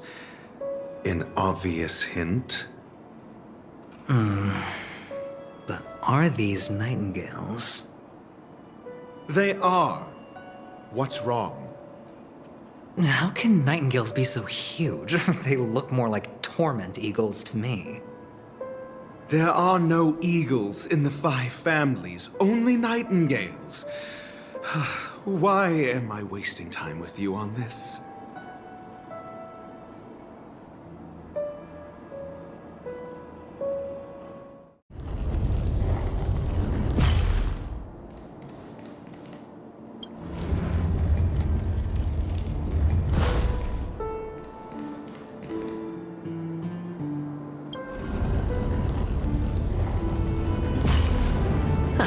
Just as I thought.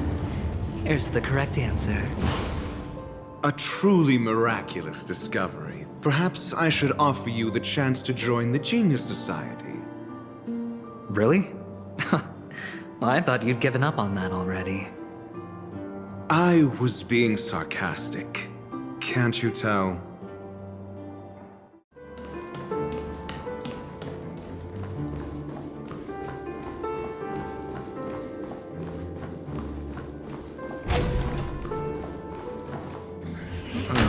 Impressive. So much for Mr. Sunday's reserved, virtuous image. Do you need me to remind you? We're in a dreamscape. No matter how grand the mansion looks, it'll not affect Penacony. Stop wasting your time nitpicking the family here. Yeah, you're right. The only way to destroy the family is death. Sunday must have thought the same. Let's head down.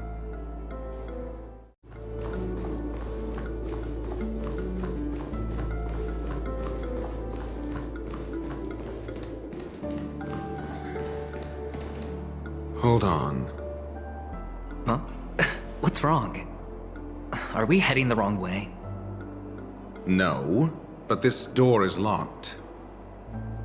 My friend? Did you really make an appointment with him?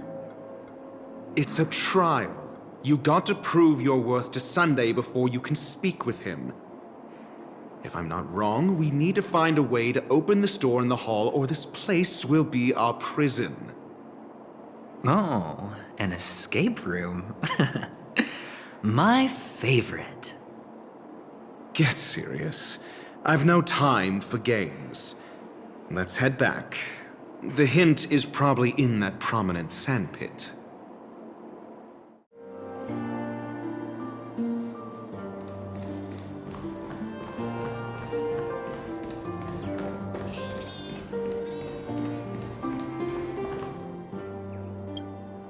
Oh, look. There's a noticeable gap in the model. I believe you're right. There wasn't a gap before. That man must have done it intentionally. Well, with your brilliant mind, you shouldn't have any trouble recalling what was here last time. Right, Doctor? Of course. Let's look around. When I see it, I will know it. Fine. Fine. Why do I feel that we're pursuing a degree in burglary now?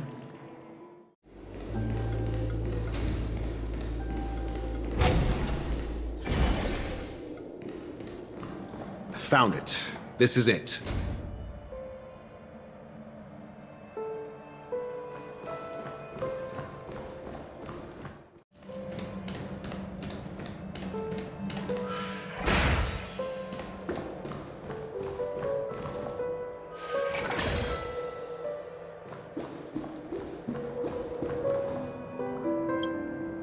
Huh. And the nameplate reads Gulliver's Arch. Well, I'm amazed you can remember something this tiny.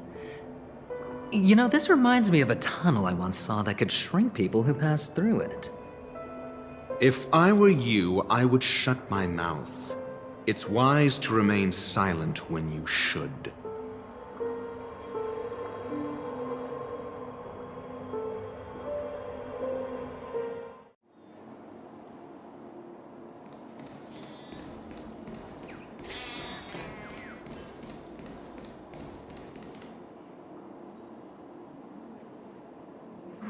Oh, this reminds me of one of those building toys.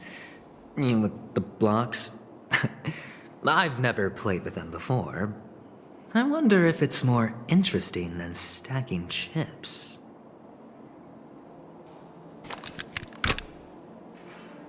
Oh, look. The gap is closed. And it fits perfectly. So, what's next?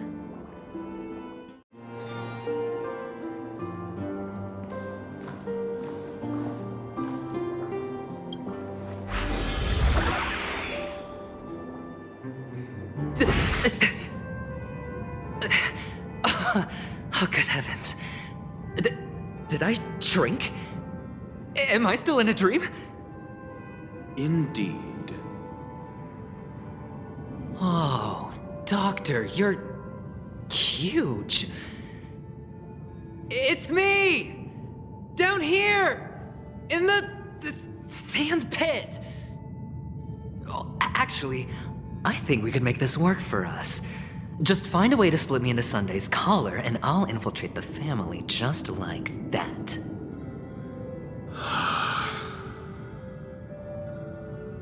Oh, fine. I was just kidding. Let's find a way to open the door.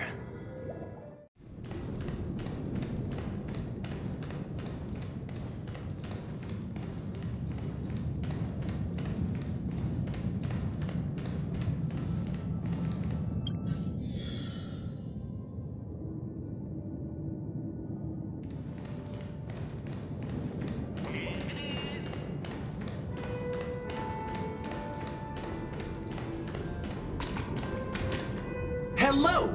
Welcome to the Golden Hour base model. I am an Oak Soldier. I will be here to guide you through the tour of the base model. Happy to be of service. And tell me about the tour. Hello! Welcome to the Golden Hour base model. I am an Oak Soldier. I will be here to guide you through the tour of the base model. Happy to be of service. Generating guide. Please wait patient.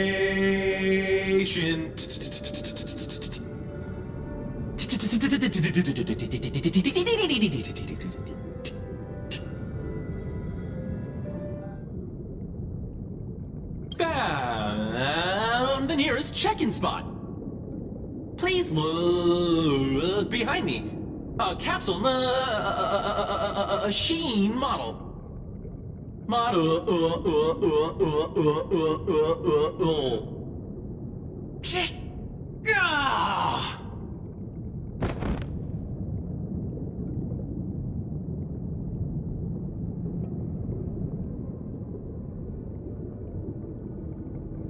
What's up with that? Now the family's toys are trying to frame me? I didn't do a thing to it, Doc. You've got to be my witness. I saw nothing.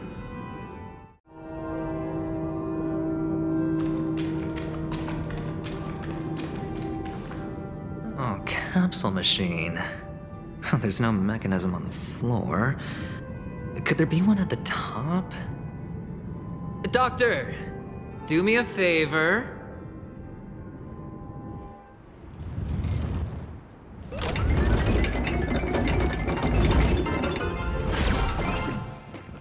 So, I was right. These models have interiors that look exactly like the real buildings. The only difference is that no one lives in them. Funny that Sunday puts a miniature that makes him seem like a giant by comparison, right where he can see it first thing in the morning. Insecure much?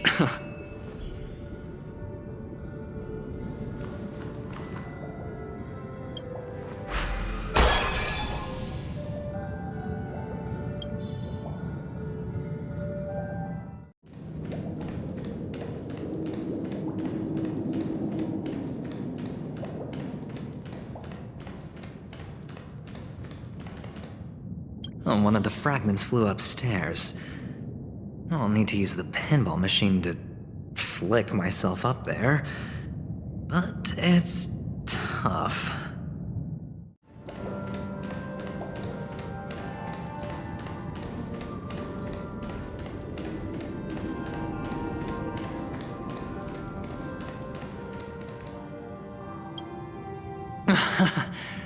Oh, great.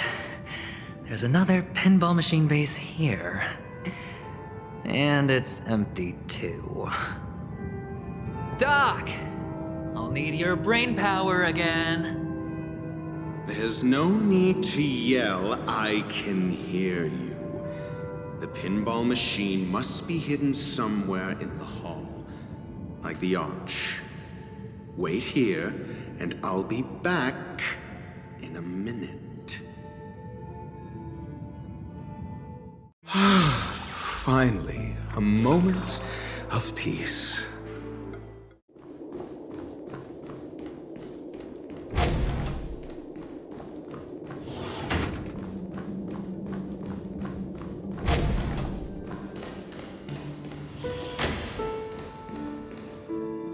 That's it. pleasant moments of solitude are always fleeting.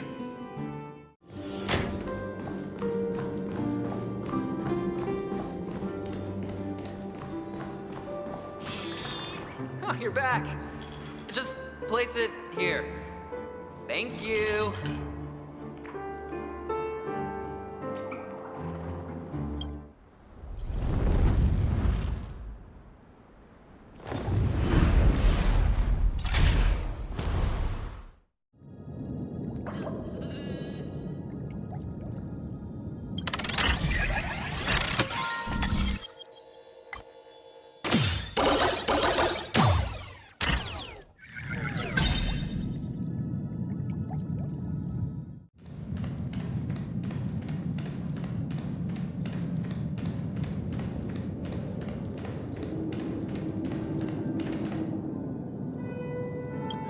All done. Piece of cake.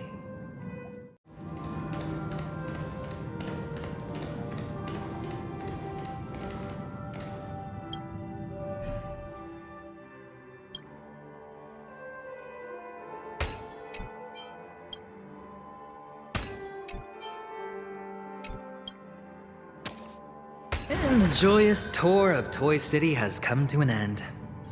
Makes me feel sad. Penacony isn't all bad, right?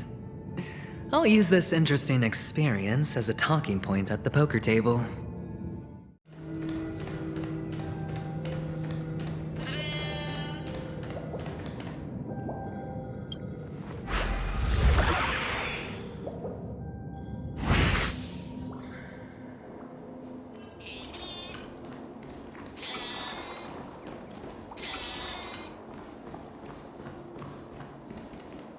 It's a pity you made it out of the sandpit alive. Sunday is just beyond this door. From my limited understanding, he's not someone easily handled. Are you prepared? Yeah, only I believe he's the one who should be prepared to face me. Tell me about your plan. I don't have a plan. I'll just play it by ear. There are only two kinds of bargaining chips when dealing with people. Benefit or fear. Looks like sincerity isn't in your dictionary. Am I not sincere enough? There's no need to emphasize it. We've got to make good use of death. That man's sister is dead. He won't be able to turn a blind eye, and that's fear. And I'll help him find the murderer. He can't do it due to his status and position, but I can. And that's benefit. On what basis do you believe he's incapable, necessitating the delegation to someone from a rival faction? The IPC? Simple. Because that murderer could very well be a traitor hiding inside the family. Do you mean the Galaxy Ranger whom you accused previously? That was just an excuse, good doctor. There's something wrong with that woman, and we need someone who can keep her in check. It's better to minimize the variables outside our control while we execute our plans. Moreover, I need to know her identity. If I'm lucky. She could be an important pawn, and it's good to have more helpful friends when dealing with this matter. But honestly, the murder case is likely unrelated to her. I believe my standpoint. There's a rat in the family. Otherwise, why would Mr. Sunday arrange a private meeting with us? This isn't an interrogation, but a secret negotiation. We'll see. Using Robin's death as a bargaining chip, I'll win back my freedom and power. In the end, I'll ruin this beautiful dream and create the grandest death. If the chance of winning is just beyond this door, even if that chance is close to zero, well, you can't win if you don't play, right? Ah, the charming audacity. To think that you, of all people, might emerge victorious, dear gambler. 3 chips are enough. All or nothing.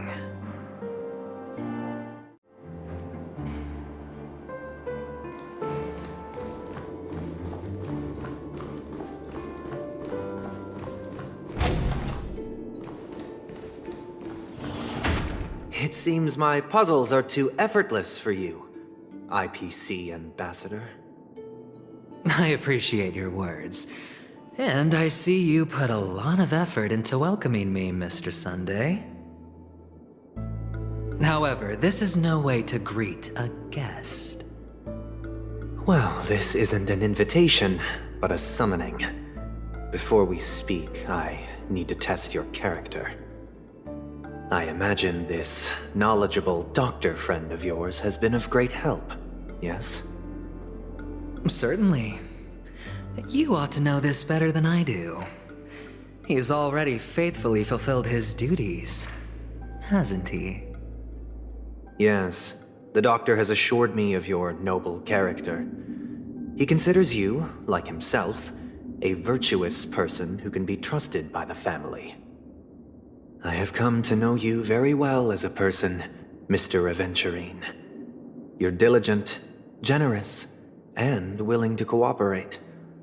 The fact that you succeeded in overcoming many obstacles just to meet me gave me the reason to believe in your wisdom and courage. But there's one thing I must ask you.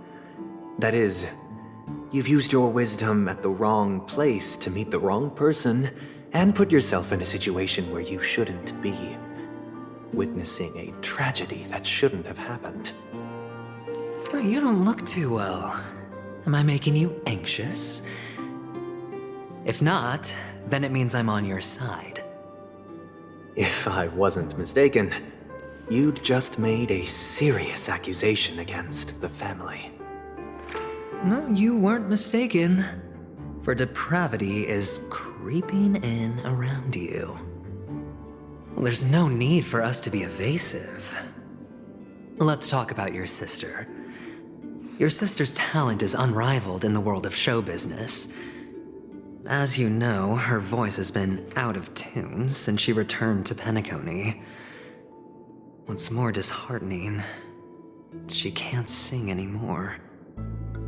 Who could be responsible for this? Many suspect the culprit is among the outsiders, but I know you hold a different opinion. Now your noble status has become a shackle, preventing you from apprehending the murderer and avenging your sister's death. You're feeling anxious because you're out on a limb. But don't worry, I'm on your side. I'm immensely honored by your concern for me, Mr. Aventurine. Since you're so selfless and generous, I believe you wouldn't ask for anything in return, would you? Well, naturally, you wouldn't incur any loss from this. I just want to reclaim what is mine. My liberty and the personal items under the family's custody, the bag of gift money, and... the box in which the cornerstone is stored. That's right.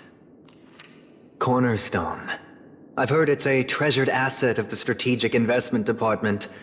A sacred stone that seals the preservation emanator, granting significant power, and every liquidation specialist holds one. For an object so precious, it probably comes at an even higher price than other forms of recompense.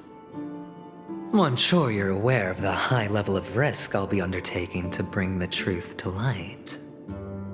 Mr. Aventurine, when you are out and about, do you always make adjustments to your appearance? Your tie should be on the center line. Your shirt must not protrude from your vest. Your trouser creases should be perfectly straight, and always aligned with the tips of your shoes. Of course. But I don't, because it's not appropriate to do so in public. You should make sure everything is presentable and in order before leaving the house. I'm not the kind that takes risks, The cornerstone must be in the custody of the family. No room for negotiation? Please, don't let me turn you down twice. Sure. The gift money is good enough. I suppose you wouldn't mind that.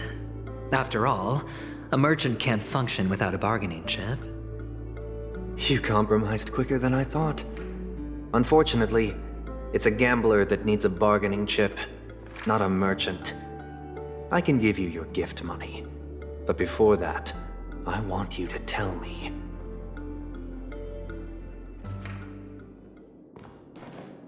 The fact that you can decisively forsake the box you asked for, what exactly is stored in it?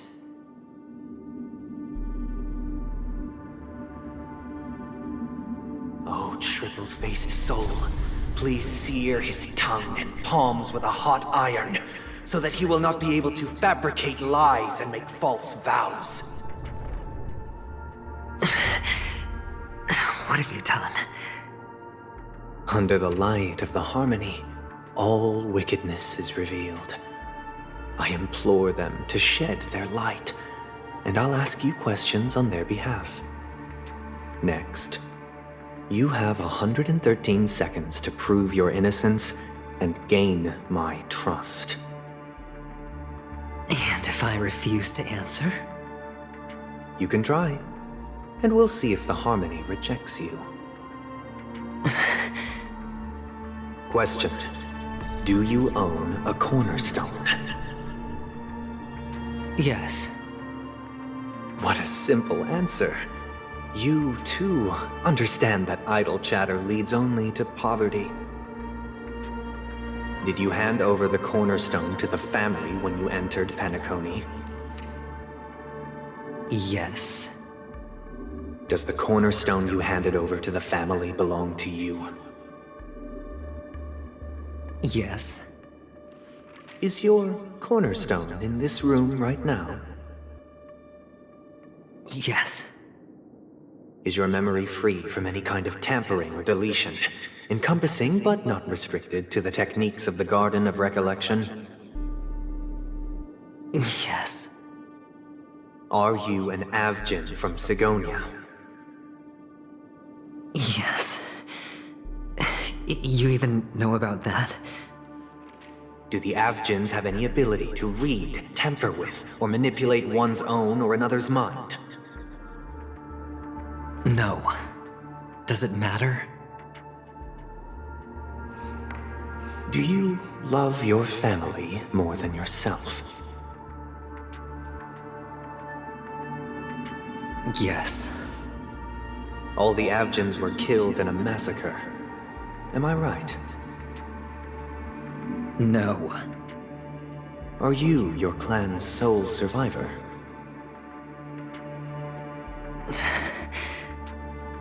Perhaps. Do you hate and wish to destroy this world with your own hands?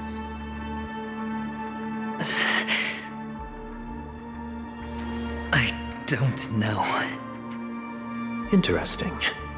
Now, the final question. Can you swear that at this very moment, the Aventurine stone is safe and sound in this box?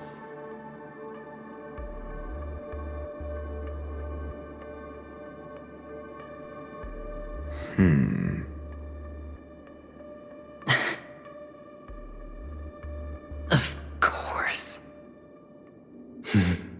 Looks like we can get an answer. Open it, Mr. Aventurine. It's your last chance to defend your honor.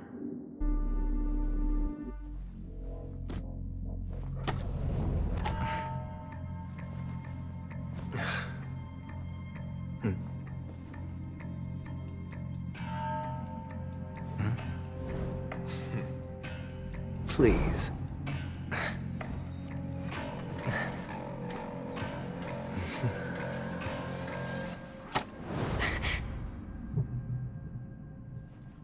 Are these what you're looking for?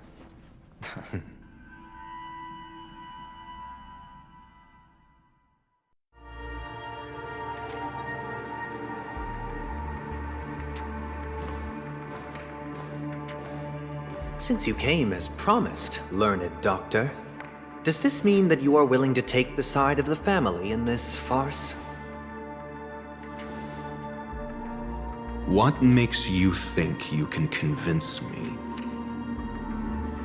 I've heard you haven't enjoyed Mr. Aventurine's company. I also understand that you're an avid learner who sees the pursuit of knowledge above all. In that case, you ought to realize that a competent scholar knows their position and wouldn't forsake more vital matters for the sake of petty pride. If you agree to assist the family, I'll share our research findings on the Stellaron.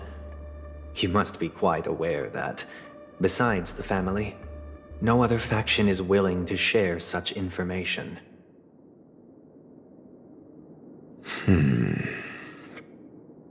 Cut to the chase.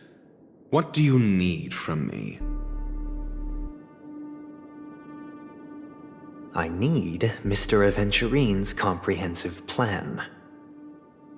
Haven't you confiscated his cornerstone? You can't expect a featherless bird to take flight. But I've also heard the 10 elites in the Strategic Investment Department have united, progressing together in the interests of the IPC. You'll have to speak more clearly than that.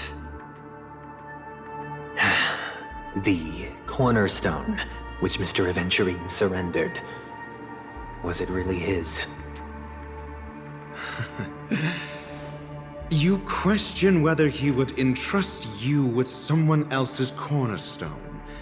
The 10 Stonehearts aren't as united as you think.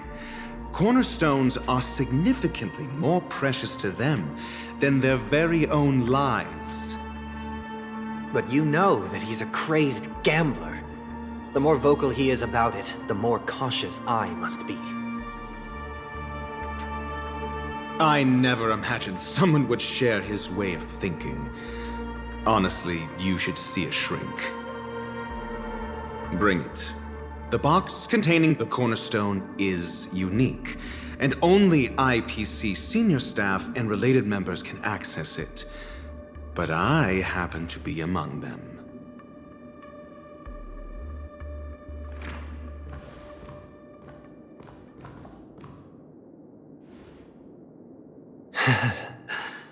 I appreciate it.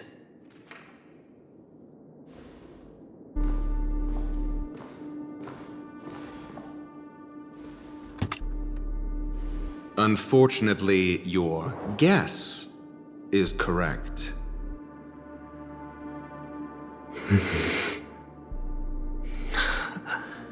The golden stone. Its color and glow are similar to that of Klepoth's body. This is the very ruse he intends to use to fool you.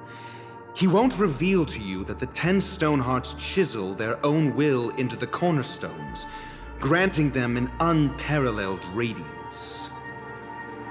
And this golden stone is also known as a topaz, not a Aventurine, and it belongs to Topaz. So, do you wish to confront him? Not at the moment. I'm more interested to know the location of his cornerstone.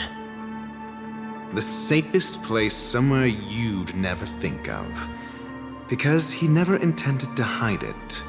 In fact, that cornerstone has been in your hands from the very beginning.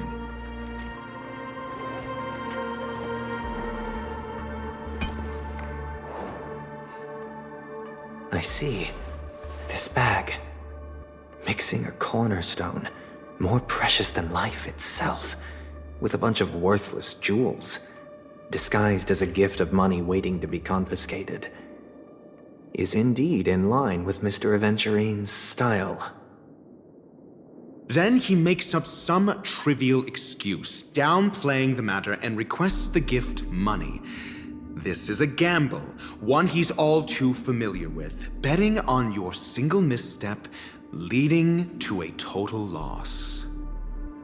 Learned doctor, I am grateful for your help. The family will surely reward a righteous person like you. As for the villain, I hope he retreats in humiliation. It was all thanks to your friend with a keen eye that I could add a blot of utter failure to your storied career. Ratio, you wretch. Finally shown your true colors, huh? Oh, and just to remind you, you currently only have 17 system hours left to live. Treasure your remaining time, and savor the delectable aftertaste of defeat. You might as well explain yourself a little more clearly. What I performed on you just now was the Harmony's consecration. You were to show allegiance beneath the illumination of their grace. Yet you acted willfully, uttering nothing but falsehoods, transforming the consecration into a trial. I genuinely see no reason to absolve you from it. Is this what the Harmony represents? But is it built upon constraint and coercion? You misunderstand, Mr. Aventurine. Punishment is meant for the irreverent, but I have seen your resilient spirit, and thus I offer you the possibility of a new beginning. Throughout these 17 system hours, you will be unable to escape the dreamscape, or contact any of your companions. You only have 2 paths before you, and it all depends on whether you can complete my test within the time limit. Should you succeed, you will be able to coalesce into the Harmony and be with your family. If you fail, you will suffer the wrath of the eternal Centurion and fall into an abyss of doom. Sounds like I'm gonna end up the same either way. I indeed do need a servant to help me uncover the evil hidden in the family from an external perspective. I will purge the evil from the inside and bring the real culprits to justice within 17 system hours. When the time comes, compare your findings with mine. If both our findings align, or if you can provide me more insights, then they will truly be able to grant you mercy and honesty. Shameless hypocrites. You took everything from me and still demand the truth? That isn't fair. Your carnival reeks with the stench of cash. Nothing is achievable without it. This is meant to be an act of personal virtue, not requiring the family's support. Your bag is over there. Do as you please. I believe you can trade this bag of worthless jewels for everything you need. That's what gamblers excel at, isn't it? Off you go, Mr. Aventurine. You are free. I will wait here for your good news.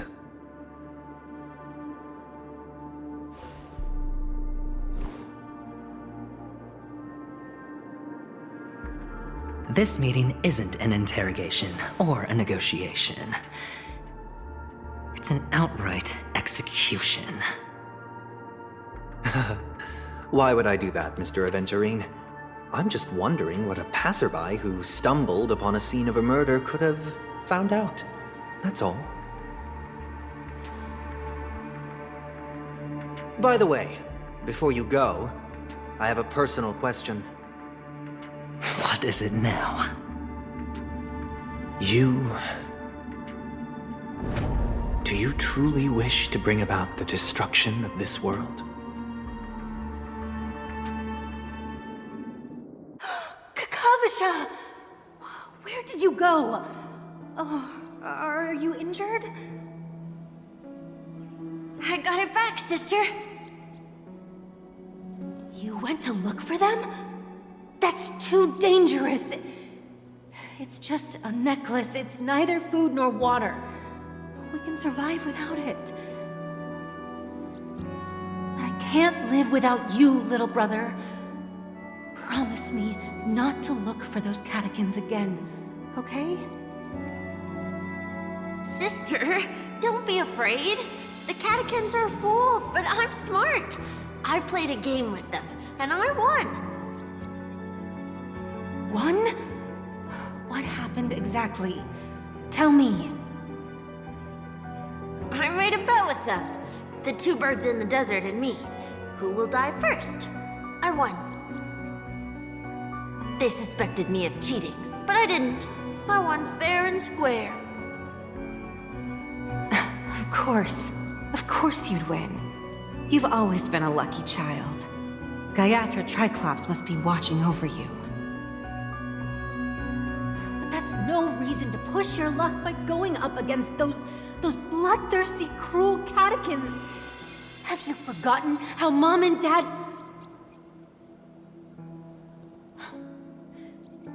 Look, this is just a necklace. But Kakavasha, you are my only family.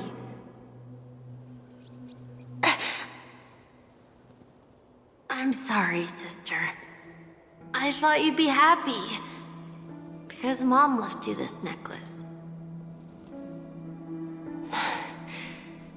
There'll be no next time.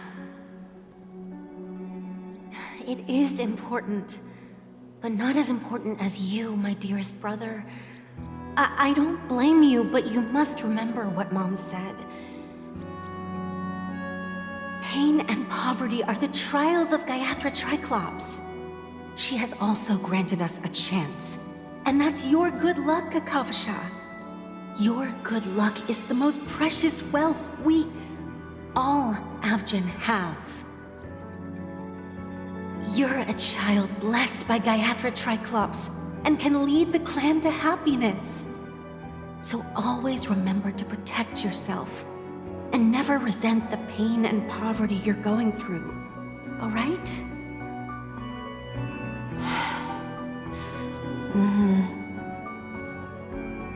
Listen to me and swear to Gaiathra Triclops. Okay. We'll swear to Gaiathra Triclops to protect this wealth.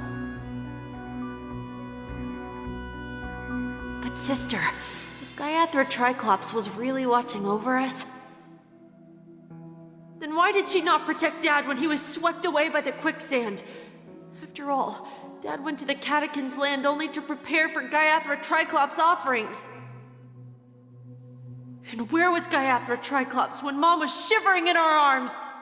Mom was still pleading for Gaiathra Triclops' forgiveness under her breath until the moment she closed her eyes. Sister, everyone praises me for being smart, but I don't get it. If every rain pour was Gaiathra Triclops' forgiveness and grace, then how bad were our sins? So much so that we were born in this world of death?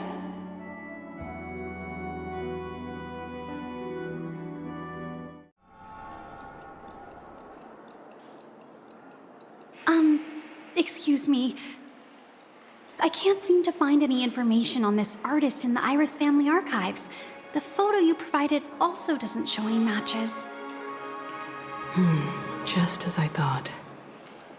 I'd like to ask, what kind of traces do people leave when they enter a dream?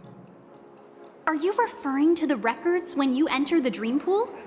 The equipment will monitor physiological indicators such as heart rate, blood oxygen levels, and body temperature in real time.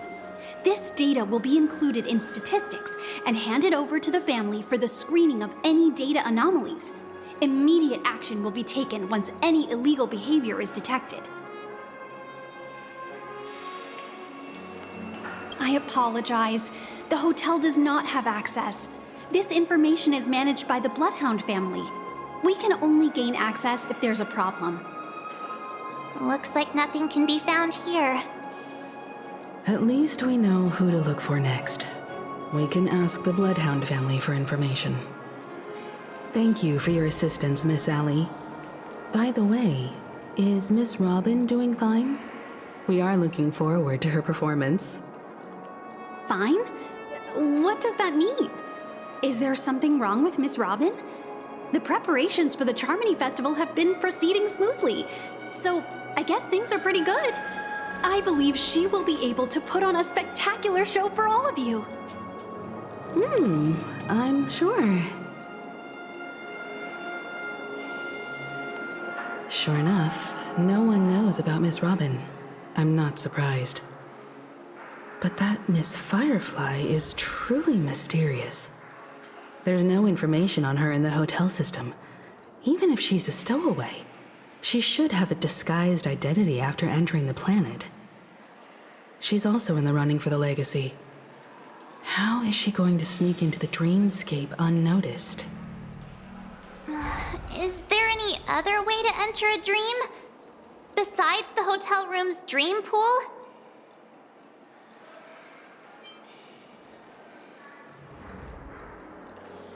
The Memo Keepers have abilities that are difficult for normal people to comprehend. In the memory zone of Penacony, they thrive effortlessly, a fact proven to us by Black Swan. The hacker girl from the Stellaron Hunters used extraordinary means to unlock the Dreamscape Hotel's seal. According to the scene witnessed by him, it is likely that they are behind Miss Firefly's case. The Garden of Recollection and the Stellaron Hunters. Both are possible, but what about the IPC? Since they want Penacony all for themselves, they're bound to have a plan. Who are you guys? The Bravo team has arrived at their designated position, ready to execute armed evacuation operation. Boss, get moving! Armed evacuation? Boss, are you drunk? What do you know? It's more efficient this way. Just don't let the director find out. Act first, report later. Understood? Help! Help me! I spent all my year-end bonus on the snowball! I don't want my name on the department's major disciplinary notice! Hey, check it out! That voice. Could it be the IPC workers from Bellabog? To all guests, the IPC will be conducting special operations within the hotel. Please follow the staff in charge of evacuation to the designated safe zones, or compulsory measures will be enforced. I'll request a beating for you lot! You've been told not to drink during work hours. Take him back to the hotel room. I'll organize a meeting later to properly go over how this incident report should be written. Miss Topaz? I never thought I'd run into you on Penacony.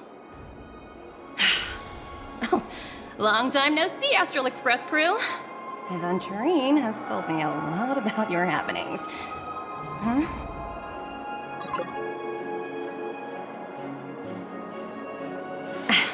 It's fine.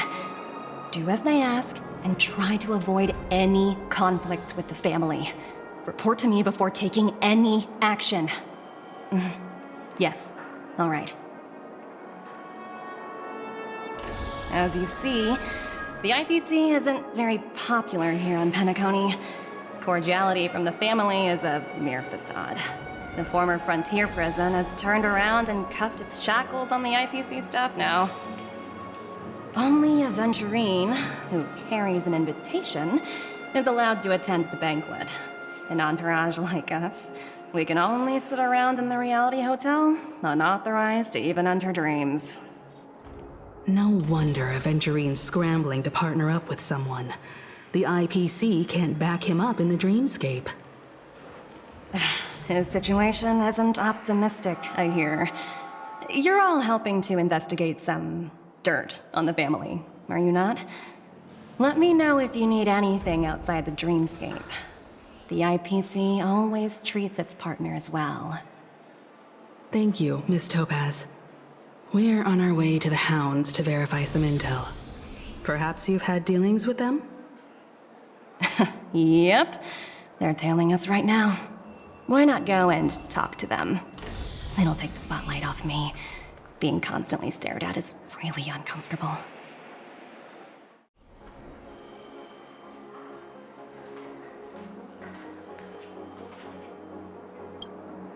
How does it feel to be in business with Aventurine? I bet you're not used to it. That's just his style. All or nothing is his mantra. He's always cozying up to his clients while egging them on to undertake some dangerous assignment with him. But everyone has their merits, so I won't comment further. But Aventurine's luck has always been good. He's always closed all his cases without a hitch, and basically never lost a gamble. Which is why, on the issue of retaking Penacony, I'm watching with keen interest. As for the 2 cases, apologies, but I don't have much info on them either. All I can do is ask you to keep digging for more details.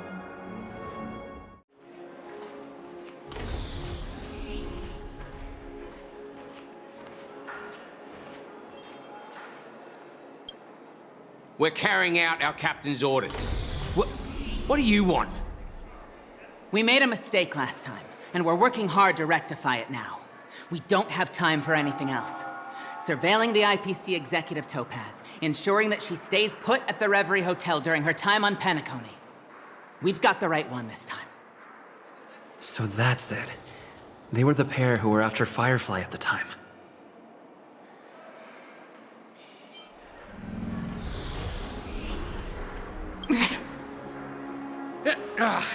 It's you again. Back for more trouble? We're not afraid of you this time. Well, spit it out. Stop bothering us if you've nothing important. So you know each other. Why do you keep running into people you've beaten up before?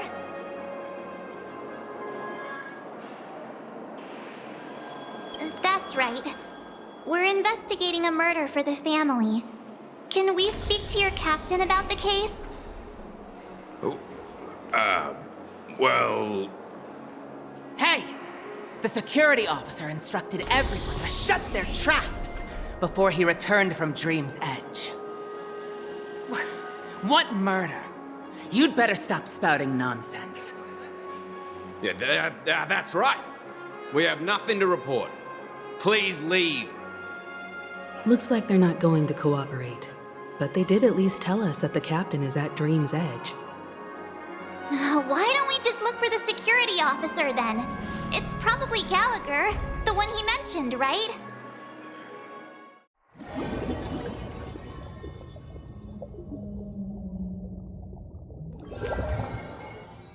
Such tight security.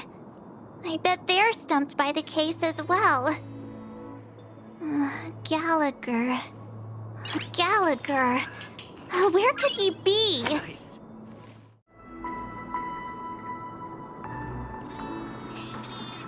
Constructing dreams is something sacred. Dreams are supposed to be confusing.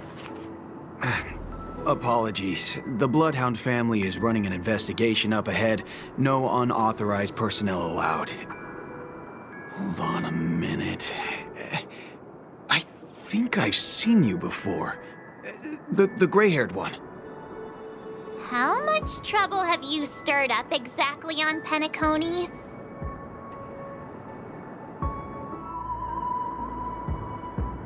Not possible. It was you the last time, yelling about some clockwork friendship while beating me up with that silver-haired girl.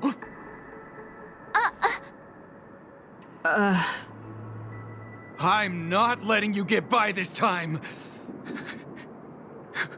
Please leave, or I'll have to get on my knees and beg you.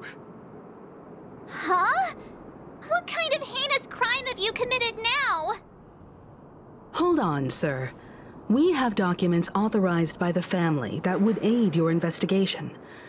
If it wouldn't trouble you, could we see this Mr. Gallagher? Who exactly is this Gallagher you keep talking about? There's been a few people mentioning this name. Even the one with the gray hair. he didn't send you all here? It was the security officer who dispatched us. That's all I can divulge. He'll do! He's the one we've been looking for! Sorry, no can do. The boss said that since it's a matter of the family's reputation, no one's allowed through. Everyone, please leave. There's really no need for us to make things difficult for each other, right? We're really sorry for troubling you. Let's think of another way. Another way. That's it! Didn't they say something about that... what was it? Clockwork?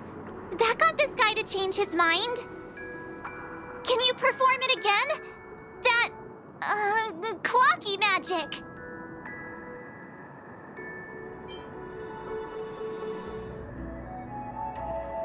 It's not bad if we're resolving a misunderstanding. Please?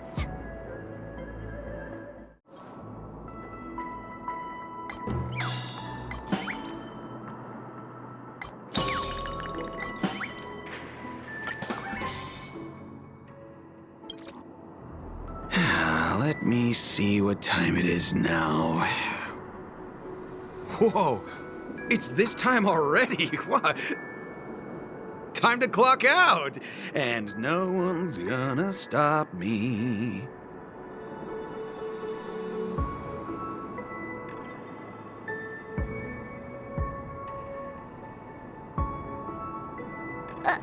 What? Huh? This clockwork trick of yours, it's kinda dangerous. At least he won't be getting in our way again. Let's go find that Gallagher and ask him the intricacies of the case. I was wondering what all the commotion was. Huh. Oh, it's you guys. Welcome. Since you made it here, what can I do for you? Hello, Mr. Gallagher, sir. Judging from your tone, it sounds like you were expecting us. Miss Himiko, you're too polite. There's no need to call me sir. Mr. Gallagher, you even know my name. Of course I do. You folks are from the legendary Astral Express, and honorable guests of the Watchmaker. I had an encounter with this gentleman in the golden hour. I remember that little silver-haired girl was there too. I'm sorry for what happened to that kid.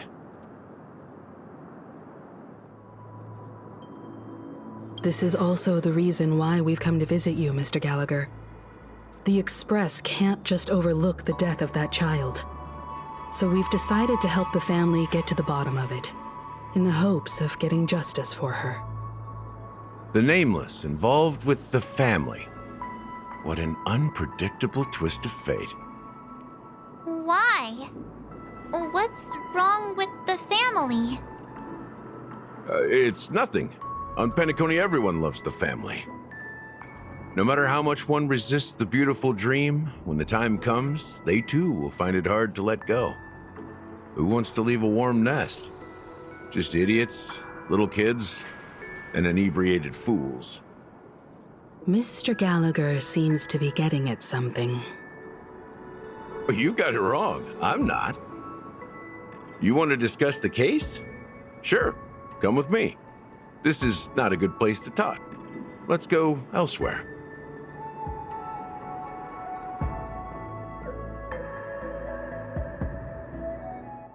Even after that chilling tragedy, this dream is still running effortlessly.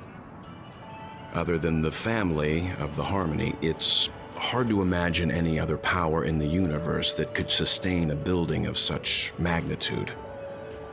The family itself is a huge, perfect building, like a living idol. Each member of the family sees themselves as a piece of the divine puzzle, revolving around a singular core and a shared ideal. Under their command, they loyally fulfill their roles, offering themselves while also receiving sustenance in return. Interesting analogy. Perhaps that's why Penacony's beautiful dream has persisted for so long. But the human body has its limits, and so does the Divine's. That doesn't sound like the kind of comment a Galaxy Ranger would make. Just pointing out the facts. Mr. Yang will definitely have a better sense of what's going on than I do. Why do you say that, Miss Acheron? The beautiful dream is crumbling. But not because of a particular Aeon, a particular faction, or a particular visitor. Its collapse stems from a certain inevitability of human nature. The family refuses to acknowledge this, and it has ultimately backfired and become a catalyst. As people immerse their souls in the dreamscape, where consequences and pain cease to exist, and only ease and pleasure prevail, they draw closer and closer to necrosis. Regardless of the perceived bliss, death looms as the inevitable conclusion. Also, this necrosis will diffuse and spread. One piece of the puzzle's mutation will eventually cause the entire building to shake, break, and crumble. In the end, the dreams that people built in the name of freedom became the cage that imprisoned them. I'm sure you've gained a lot from this trip, Miss Acheron. Are you willing to share your findings with me? Of course. That's if I remember.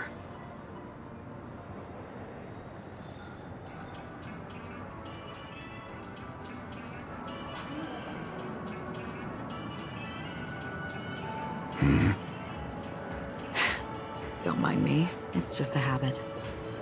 Owing to events in the past, I've become easily forgetful.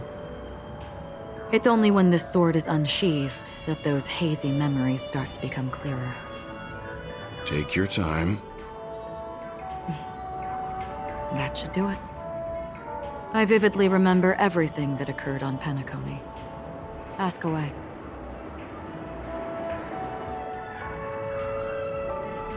The moment of daybreak. I've heard that's where the Dawn Factory, which processes the foundation of the dreamscape, is located. Behind the dreamscape's song and dance stand many imagination factories. Workers create all kinds of whimsical works day in and day out in their dreams. Then they return to reality and sleep on a narrow bed in a room. A far cry from luxury. They say it will suffice. Experiencing the bizarre and motley dreamscape is the best reward. There I encountered a young woman who had just come of age, the perfect time to indulge in beautiful dreams. Her greatest wish was to one day move to the golden hour and see the magnificent garments she had woven with her own hands. For certain reasons, her wish was difficult to fulfill. But I managed to bring her a garment.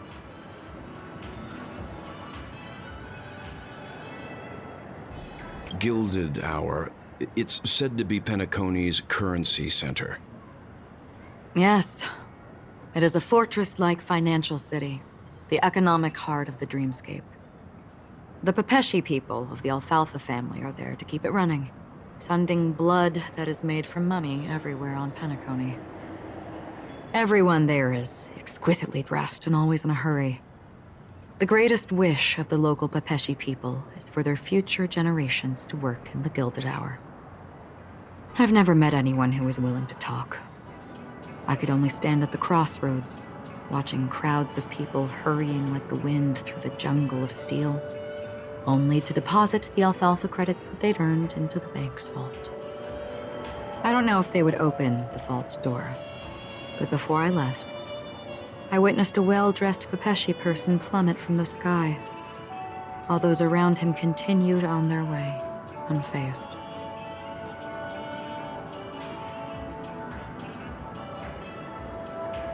I hear the Blue Hour is very romantic. Do you have any tales to share? Perhaps Mr. Yang has heard. There is a large boat called the Eventide, anchored along the Sea of Dreams, where soft music and dancing persist endlessly every night. I ran into a wizened lady there. She was at the dock, waiting for her long-departed lover to return, waiting for countless hours within time that stood still. In the humid sea breeze, she spoke of her own youth. Like many who desired wealth and love, they came to Penacony to pursue their dreams. Alas, her lover's consciousness was lost in the dark depths of the Sea of Dreams. Finally, she suggested we continue our conversation on a boat in the shallows. I agreed and boarded the boat with her. But she never said anything. Her eyes absent-mindedly gazing at the horizon for what seemed like forever. Finally, we retreated to the beach.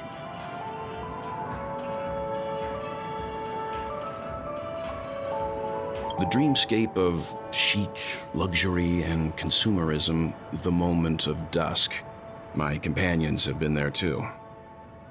Then you all must have seen those who are attempting to realize their dreams. Or have realized them, scattering money as if it were dust and betting it on all or nothing. Everything has a price, and everything can be bought or sold. Even dreams themselves. I saw an Intellitron there, who was preparing to auction himself. When someone wins a bid under stipulated periods and rules, he would do the buyer's every bidding, becoming that person's very possession. That Intellitron had been auctioned off 12 times, and I participated in his 13th. That was the grandest banquet I had ever attended. But never again did anyone cast another glance at him. This time around, there were no successful bids for him.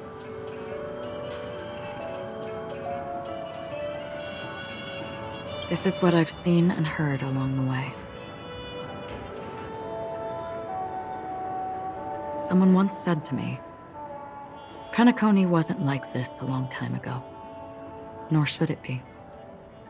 I've traveled through the reality and dreamscape of the planet of festivities, watched the tides of night rise and fall when time stopped for people, where the spirits of the rich and impoverished remain forever fixed on their own scales. This is why I think the collapse of the beautiful dream is inevitable.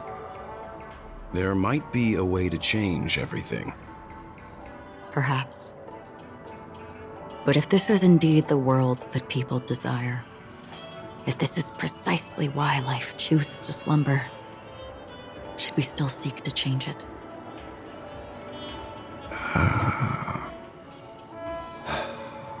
Miss Acheron, now it's my turn to share a story with you.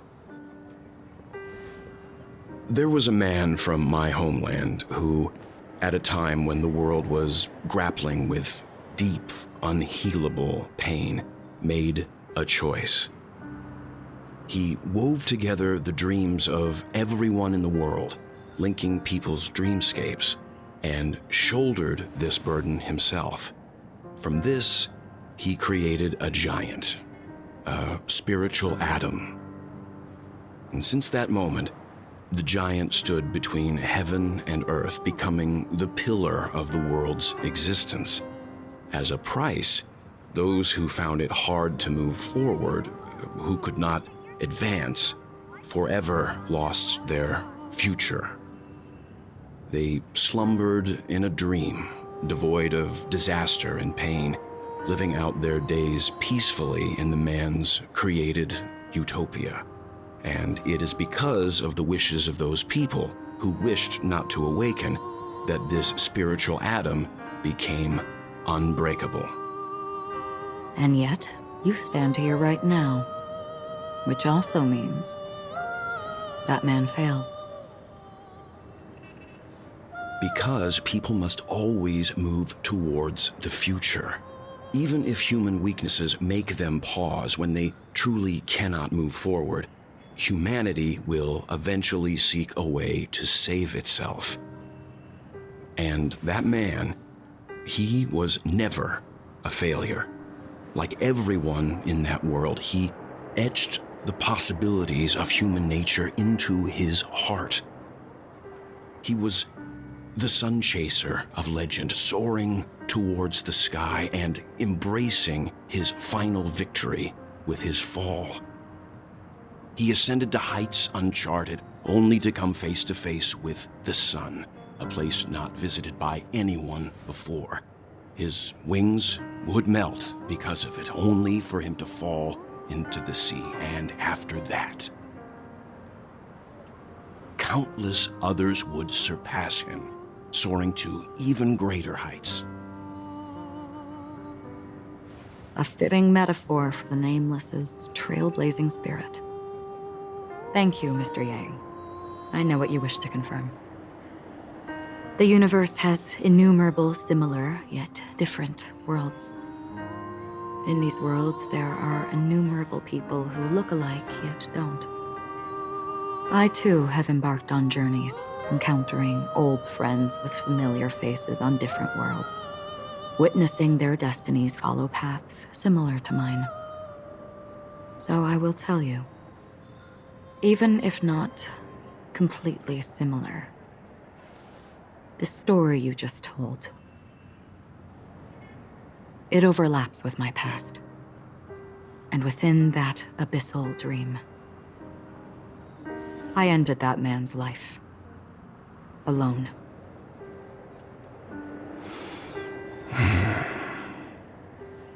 I am not who you think I am, nor will my home be as fortunate as your world. I am sorry. It's fine. I don't mind, so long as I can alleviate your suspicions. There's something I still wish to know, Miss Acheron.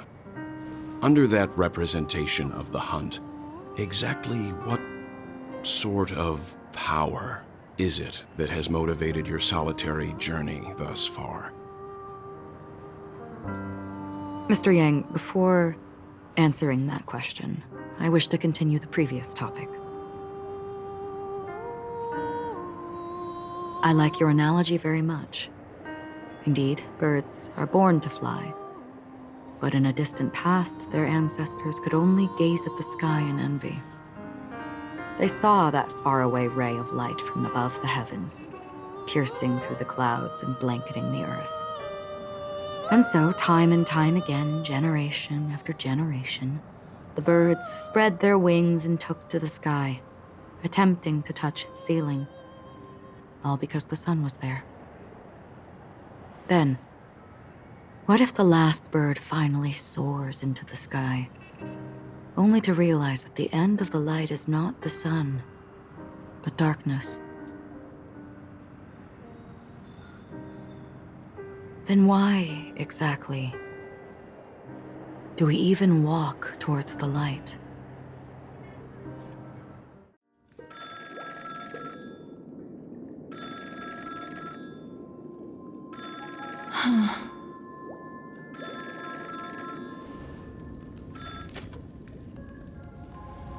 Long time no see.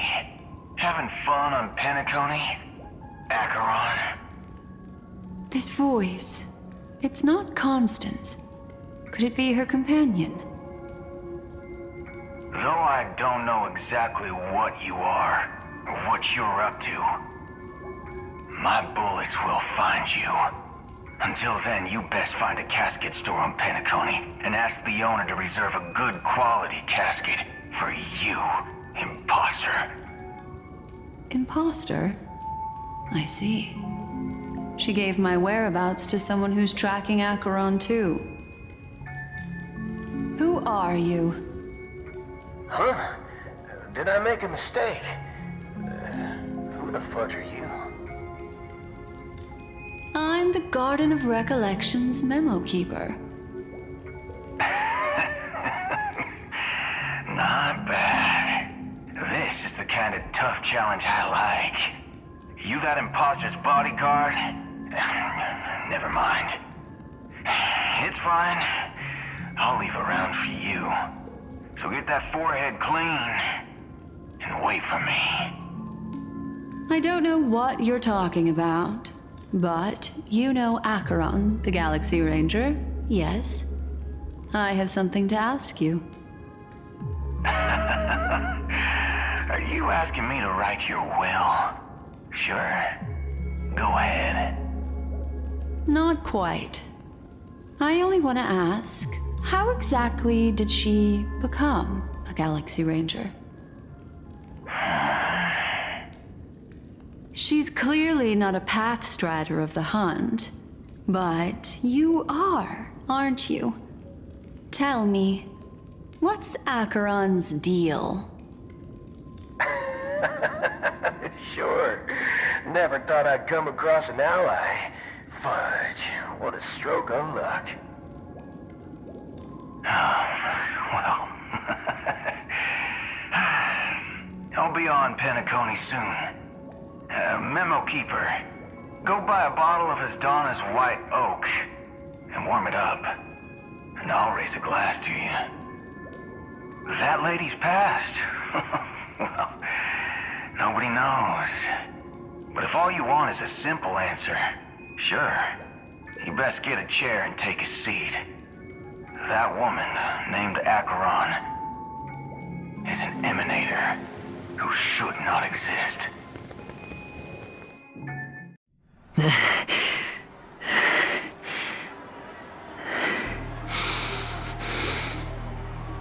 You look pale. Or is that also part of your act? I didn't think you'd have the nerve to show yourself. I thought this was exactly what you wanted. After all, I faithfully fulfilled my duties as you instructed. Just tell me if you can't hold on any longer. So, the genius of the Council of Mundanites wants to be my Undertaker now. What an honor. Yes, and I'm pretty sure the people at the Strategic Investment Department would love to be notified of your death in due time. But let's not forget, you won't be seeing them, because I'm the manager of this task. Great. Then tell your people that Aventurine is ready to go in 17 system hours. Oh, you've got a lot of nerve. How exactly do you plan on completing your task while your hands are tied by the Harmony? Well, my conversation with Sunday convinced me that there's a traitor in the family, and that they hold the secrets of Penacony. So, I took the opportunity to set everything in motion. I even managed to recover the gift money. Things haven't gone this smoothly since I walked through the doors of the Reverie. Now I'm only one step away from victory. Let's just wait and see. Sounds like a very elaborate way of saying that you failed. That's all I can say. Have you forgotten, Doctor? You betrayed me. Go. Do what you must. I look forward to the sight of the IPC fleet surrounding Penacony. You've achieved what you desired, haven't you? That's true, but what's your plan? Did you conceal an orbital support beacon in that gift money bag? Well, who knows? Maybe that's why I'm handing out cash even when I'm about to bite the dust. You are indeed a gambler. An insane one at that. Well, maybe I am. Who knows? Fine. Here, take this. Open it when you're on your last legs. You'll thank me. What's this? Medical advice?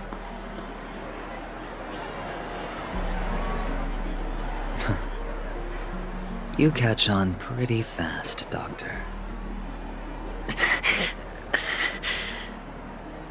Asking me to solve a case without giving a single clue. How typical of you, you wing-headed scoundrel.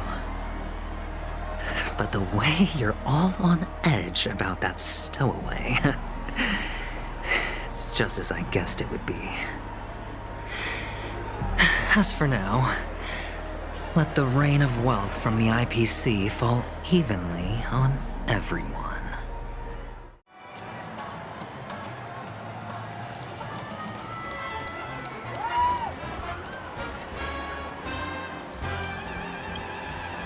Would you be willing to support my performance? And keep the Song of Beauty alive in the cosmos? Wow, how fabulous! But why would you give such a wonderful gift to a random stranger like me? Well, you see, I can't bear to see anyone in this sweet dream suffering from poverty. That's incredibly kind of you. Thank you so much, sir. If you ever get the chance, please, feel free to come by and indulge in my singing. Sure thing. Oh, by the way, do you happen to know anything interesting about death? Death? That's a pretty scary topic, and it doesn't really match the mood of this sweet dream. Oh, you see, I'm a tabloid reporter collecting ghost stories in Penacony. As you know, the more chilling the stories, the more attention they get. Maybe you could help me out. Well, if you're up for some gossip, it's not about death, but there have been some rumors about a guest at the reality hotel who fell into a deep sleep and didn't wake up. It was like they were in some sort of coma. Nobody knows what caused it, but luckily the customer eventually regained consciousness. Well, all customers are under the protection of the family, after all. Thank you. This will make for a very juicy headline. May Shibe protect us. Unexplained coma. That's actually what happens to your body if your brain dies in a dream. But unfortunately, the customer ended up waking up in the end.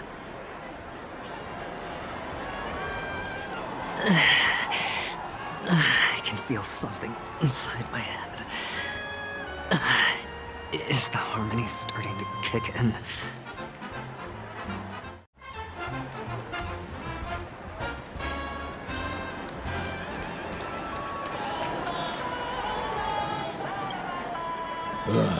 The world has truly lost its way.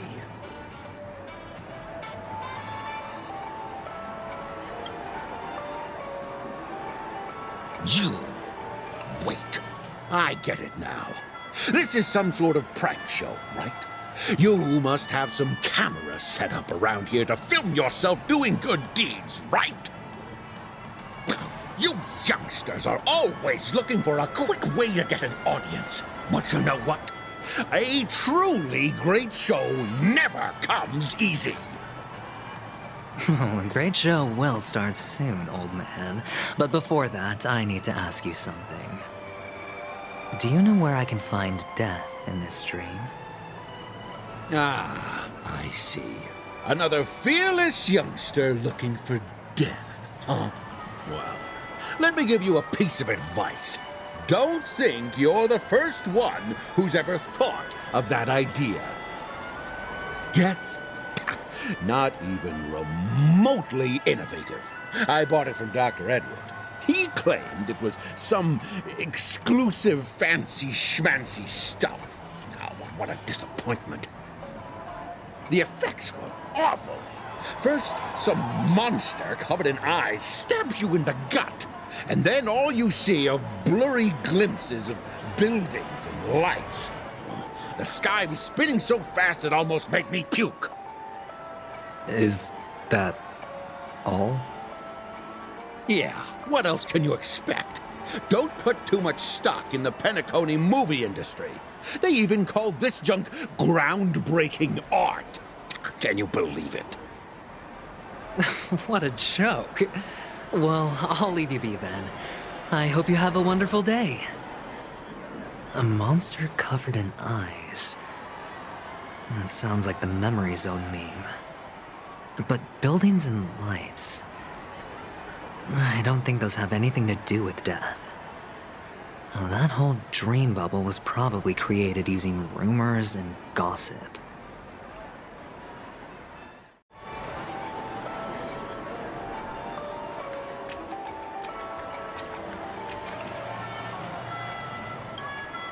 A sip of liquor, a blissful reprieve, to drown 1,000 sorrows, let worries leave.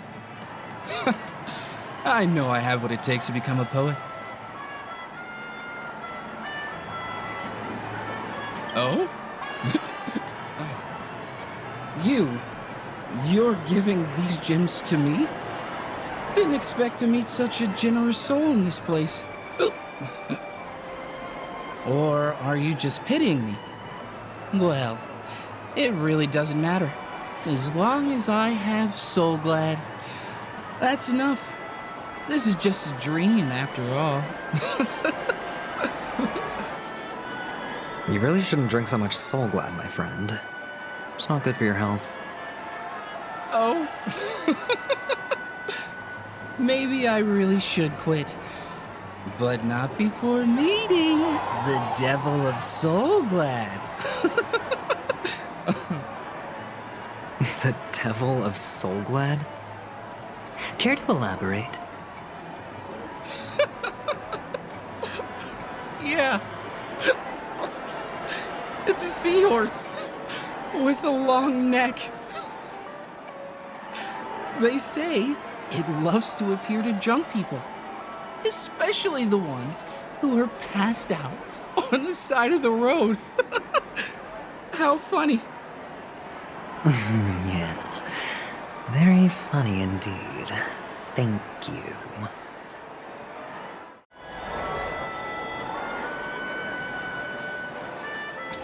cares if everything's full of sugar? It's a dream after all. Take care, my friend. If you ever find yourself in danger, remember that the hounds are always ready to help.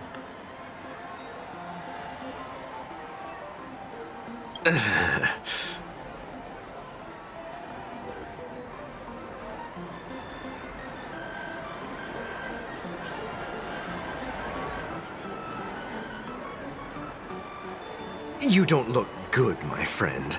If you need assistance, I can contact the hotel and have them wake you up forcefully. That won't be necessary. I have some business to attend to. But thank you all the same. All right, then. If you ever need help, don't hesitate to reach out to us hounds. Well, actually, I do need a favor. As the most outstanding hound in Penacony, have you come across any stowaways recently? Stowaways? How could there be stowaways in Penacony? We've never had anything like that before. All right. Good luck with your work, then. What was I even thinking? Family would never share intel with the IPC.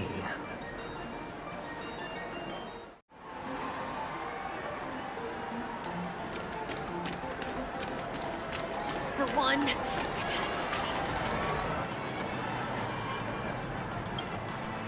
You want to talk to me? Sure, but nothing too sensitive, okay? Huh. Wealthy people have fancy ways to enjoy this dream. But to be honest, I've never seen anyone who gives out money to others like you. So, are you trying to be the prince from the tale, handing out his gold leaf garment and melting his lead heart in the fire? I'm flattered. I'm no prince, and I just thought these gems would help you speak. So, as an investigative reporter, maybe you've heard something about death? Ah, another curious soul. I see. Well, that was actually the topic I was most into when I entered the industry. But my boss shut it down. How did your boss talk you out of it? Well, she simply said, covering baseless urban legends like that would make us look like some third-rate tabloid. thought about it, and she had a point. Reporting on stuff like blowing out birthday candles and getting spooked by nightmare ghosts isn't exactly professional material. Guess she's got a point. Thank you for sharing.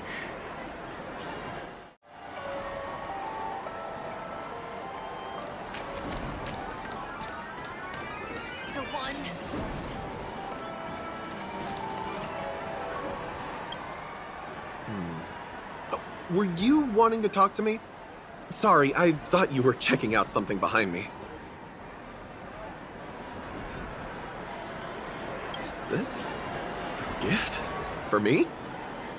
Are you sure this isn't some kind of mistake? Yes, it's for you. Just take it. Is this for real? Someone is actually giving me a gift. Not for my parents, but for me. Thank you. Thank you so much. Oh, it's not much. I just want to ask you something. I knew it. What's on your mind? Are you trying to ask about my father or my mother? Neither. I just wanted to know if you've ever heard about death in the dreamscape. Oh, you sound just like my father. Always warning me about danger, even in dreams. He's an Intellitron, so his dream entry methods are different from us organics. Can't count on him to protect me if something does go haywire. Funny, right now I'm still under his protection. How ironic. Hey, stay positive. Gold will always shine one day, right? The Devil of Soulglad, dangers in the dream, and nightmare ghosts. Well, surely death is a popular topic in this sweet dream granted by the family. Well, I've collected a bunch of rumors, but no useful clues. The gems in my bag are running low. Well, let's see if my last lucky interviewee brings some surprises.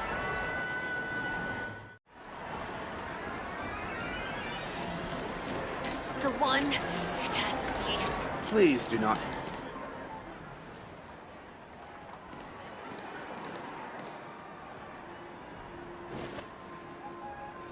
Remember what I said.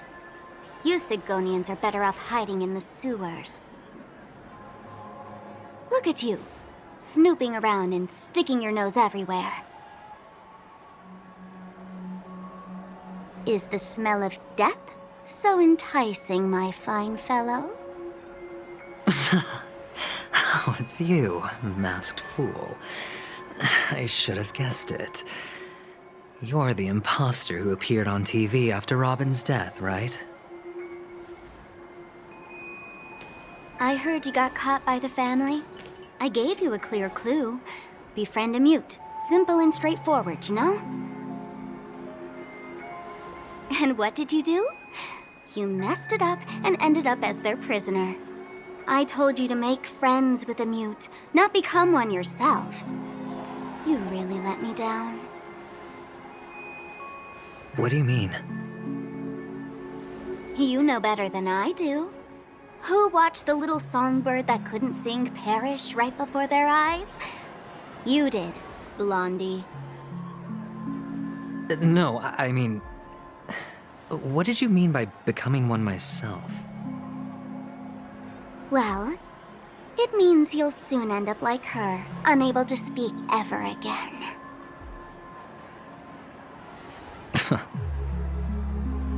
But it's a good thing if you ask me, because... Because I'm getting closer to the truth, right? Oh? Why else do you think I'm handing out cheap trinkets all over the streets, fool? All part of the act. Fool's bait. The more pathetic I seem, the more likely you'll come sniffing around. So, now that I've drawn you out, will you reward me with an answer for my efforts? Why should I help you? Don't you want to see Penacony descend into chaos? Well, I can make that happen. I just need an answer to one question. Back then, when you asked me to find a mute, did you really mean Robin?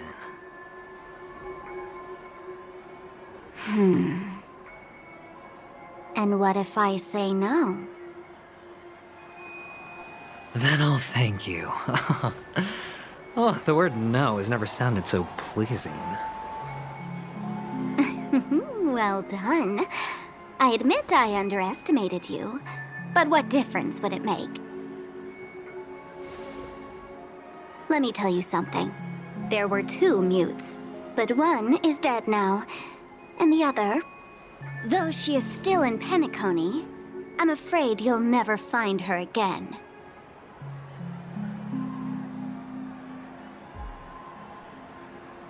Now I'm completely sure that I was on the right track from the beginning and never strayed, fool. Right now, there are only 2 things missing from my grasp: the meaning behind the truth, and the means to expose it. How impressive. That's quite a fancy way of saying I haven't learned anything so far. Not exactly. I've gathered enough clues to prove its existence, and that's enough for me. As for the answers to my questions, I'll find them within 16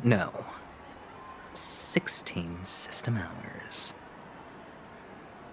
Oh, really? Only 16 system hours? Well, let me lend you a hand. Here you go. This is my precious, mutually assured distraction button, and I have one just like it. When either of us presses it, the other and the whole of Penacony will go up in smoke. If you're really so desperate for the IPC to take over Penacony, blowing up the chessboard isn't a bad idea. Start from scratch. That's where the IPC excels, right?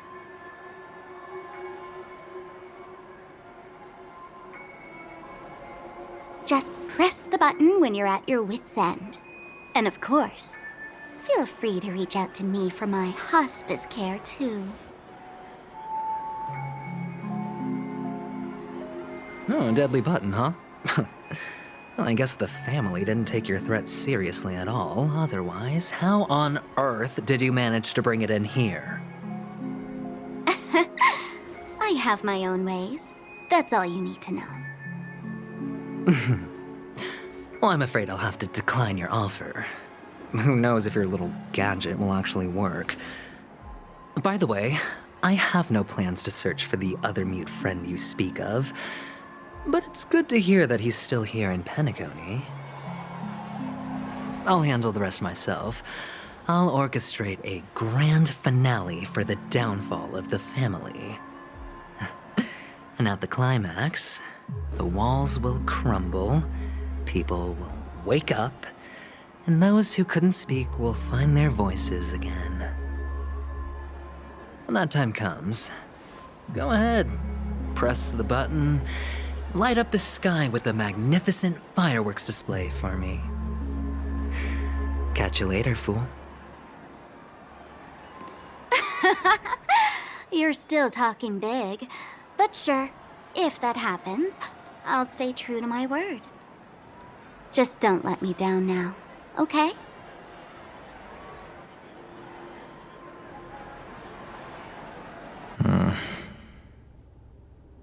So, number 35. You're back. Like your new lucky charm? Can a commodity code really be considered a lucky charm? Silence! I didn't give you permission to speak, you Sigonian hound.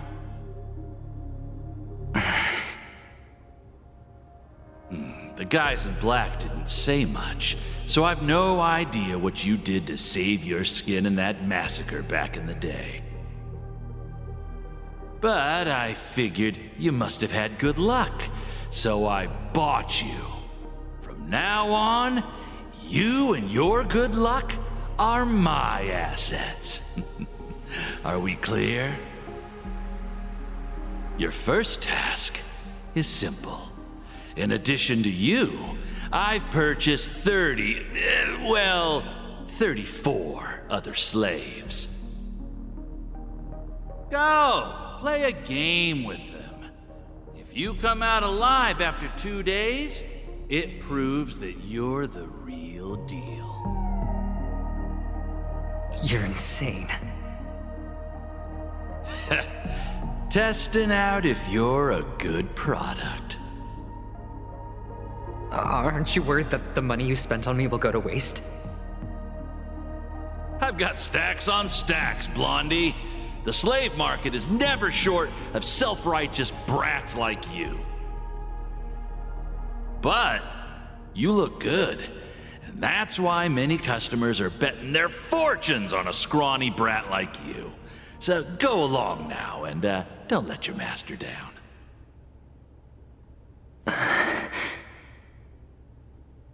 How much did you spend? What?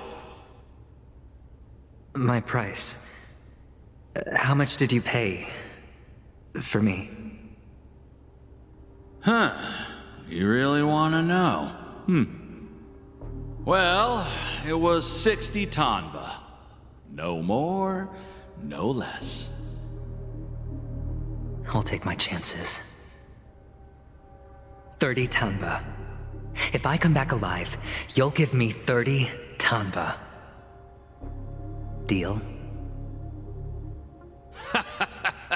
Are you trying to strike a bet with me? Oh, you've got some guts. Yeah, sorry, but that won't do. Don't forget your place, slave. You're not qualified to be at the table. You're just a chip, a life thrown away in someone else's hands. Either you come back with more chips for your master, or you never come back. It's all or nothing. Don't embarrass me, my lucky hound.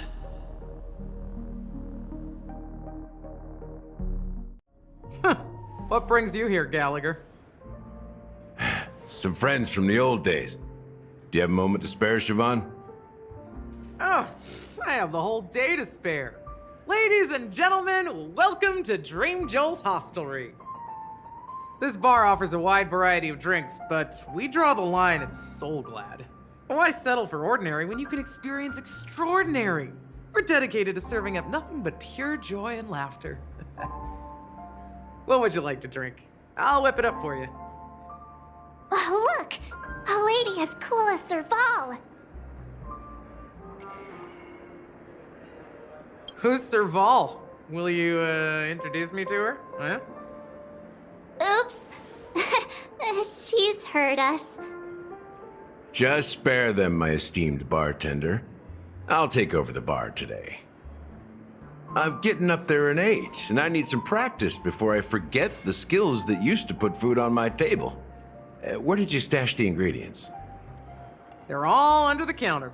Since our guests have traveled from afar, shouldn't you whip up some special drinks? That's exactly what I had in mind. Hey, my friends, do me a favor.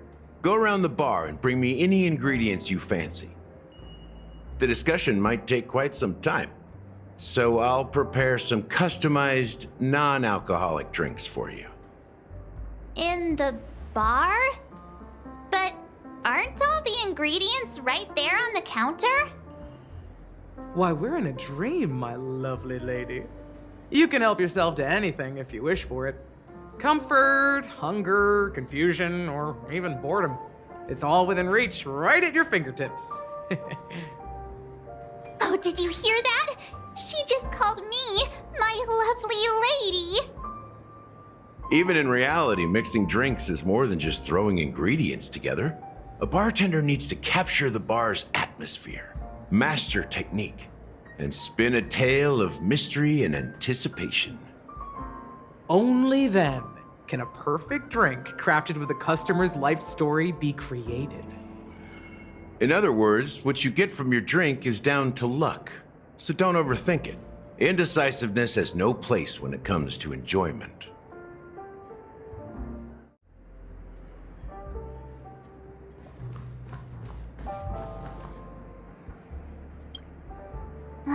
Can this be used for mixing drinks? Oh, and there's a note underneath. Exchange with your precious things. Oh, what should we exchange for it? And who should we give our stuff to?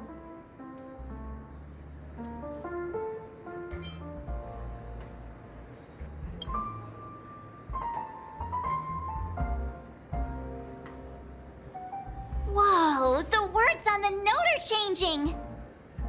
Stairs made of coins can lead to happiness. Does this mean we can take it? I'm not sure if it's a good deal, but thank you anyway.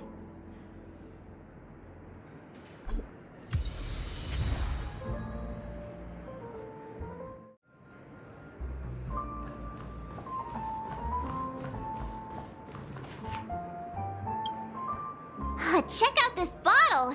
The liquid inside looks beautiful. And the label reads, Dream Syrup, thick.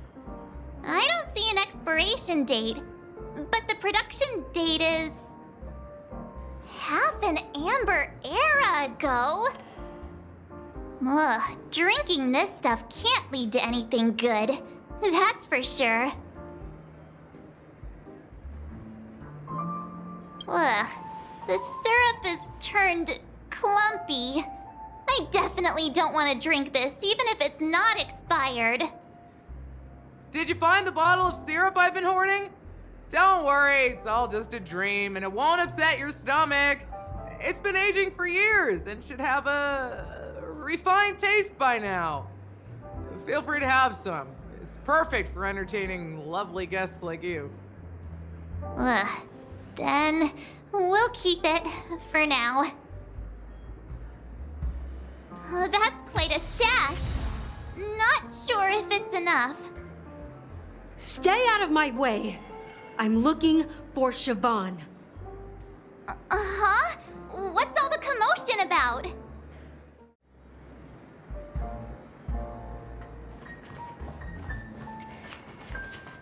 Haven't I made myself clear enough, Miss Amiki? The Dream Jolt hostelry only welcomes guests who want to enjoy a drink to their heart's content. I'm sorry, but I'm not interested in your proposal. But you have the talent. You'll attract a huge audience. You're destined for the Iris' stage, not for this rundown shack. Come with me.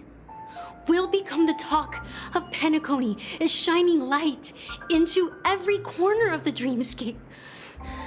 Please, Siobhan, I really need you. As you see, I'm entertaining my guests. Don't make me repeat myself. Fine. If you don't come along, I'll just sit here and not go anywhere else. Give me a sparkling drink. Sweet. With extra ice. Just one moment. What's her deal? We can't discuss the case with other people hanging around the bar. Hey, can you do that clockwork trick of yours again?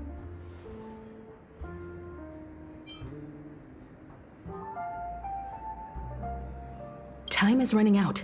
We need to hurry. Yeah, I'm counting on you.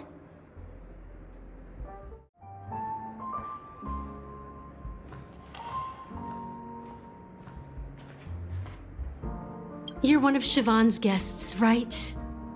What can I do for you? If you're here to convince me to leave, please stop it. I'll never leave until she accepts my proposal. I just don't get why she won't leave this place. This rundown shack with no customers whatsoever.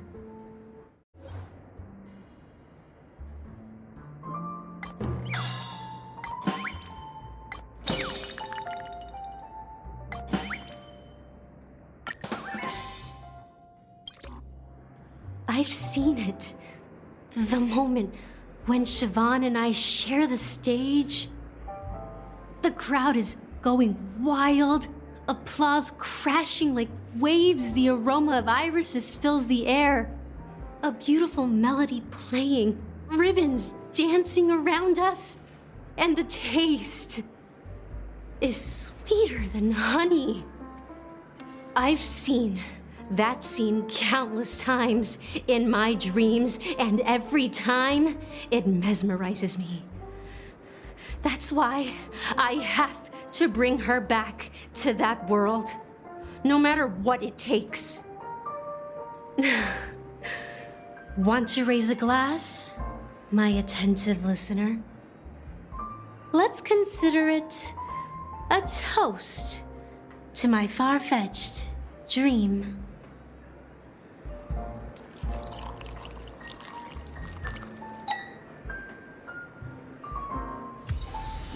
She's still not leaving. Maybe I'll have to try again.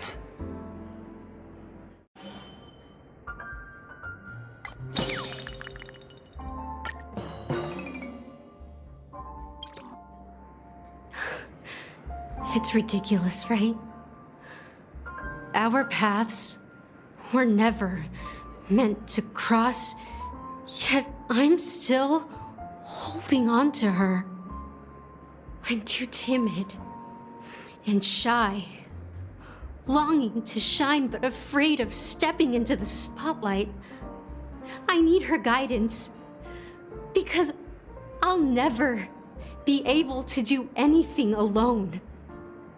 You don't know Siobhan's past, and you have no clue how radiant she used to be.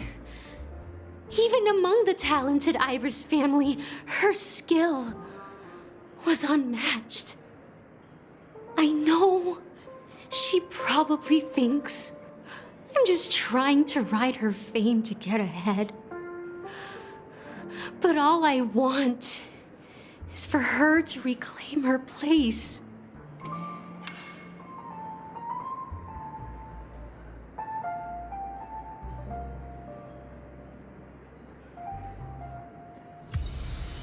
She's still not leaving. Maybe I'll have to try again.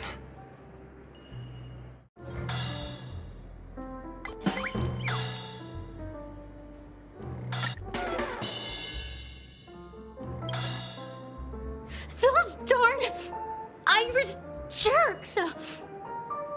They're the ones who forced Siobhan into hiding here, running this pesky bar. It's all their dirty scheming. I get it now. She's not leaving because she doesn't want to run into them again. I can help clear the way for her. I can do her a favor. I'll go back and write a letter to the Dream Master exposing the crimes committed by the Iris family. Siobhan will definitely appreciate it. Well, talking to you has got me feeling a bit down. My thoughts are swirling, making my mind clear, and bringing tears to my eyes. Maybe I should find a place to reflect on what Siobhan truly means to me. Here's the payment for the drinks. Please, pass it on to her. I'm leaving now. Amaki has left? That's good for her. Radiant dreams may be enticing, but they're nothing more than dreams. Her drink is on the house. Please keep the money. When you're ready, go to Gallagher. I can tell he's itching to show off his skills.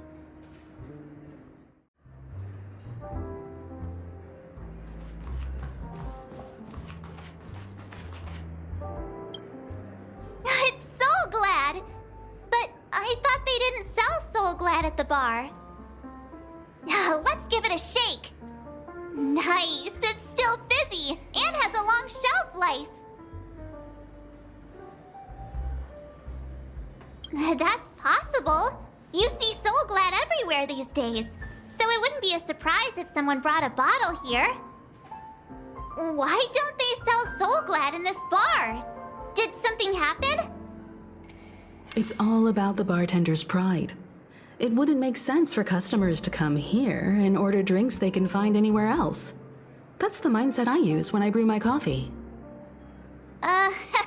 You're right, Himeko. Hey, look at all these chips scattered everywhere. A few days ago, an actor from the Iris family came. Caused a ruckus with Siobhan. Those chips must have gotten scattered during all the chaos.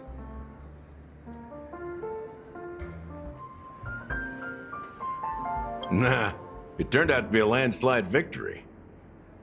That being said, opening a bar in this place, filled with monsters, is quite a feat. Siobhan must have a lot of tricks up her sleeve, right? You'll have to ask her yourself to find out. But I have a feeling she won't budge unless you impress her with an incredible drink.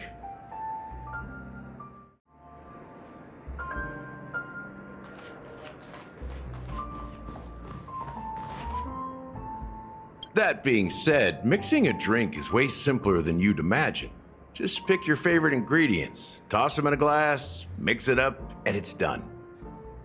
So go ahead, explore the bar, and bring me any ingredients you prefer.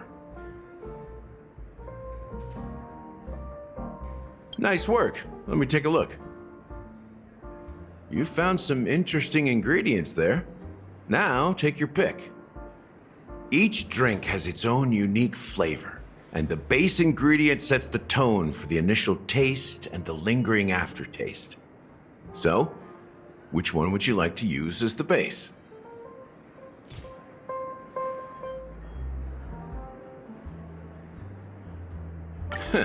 You won't find a sweeter drink anywhere in Penacony, and that's what today's dream seekers crave. Now that you've chosen the base, it's time to pick the adjunct, the ingredient that'll create a marvelous chemical reaction with the base. It should give an unforgettable taste without overpowering the main tone. So, what's your choice for the adjunct?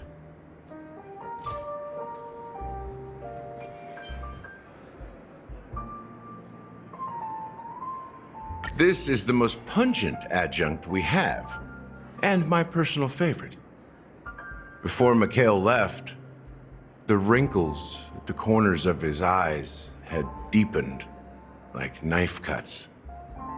He mumbled, his breath too weak to climb up his throat, caught up in his chest. But I could smell it.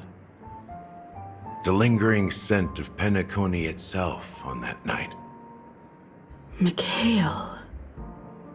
Almost there. Let's pick a decoration. Which style do you prefer? Anything you need, I've got it.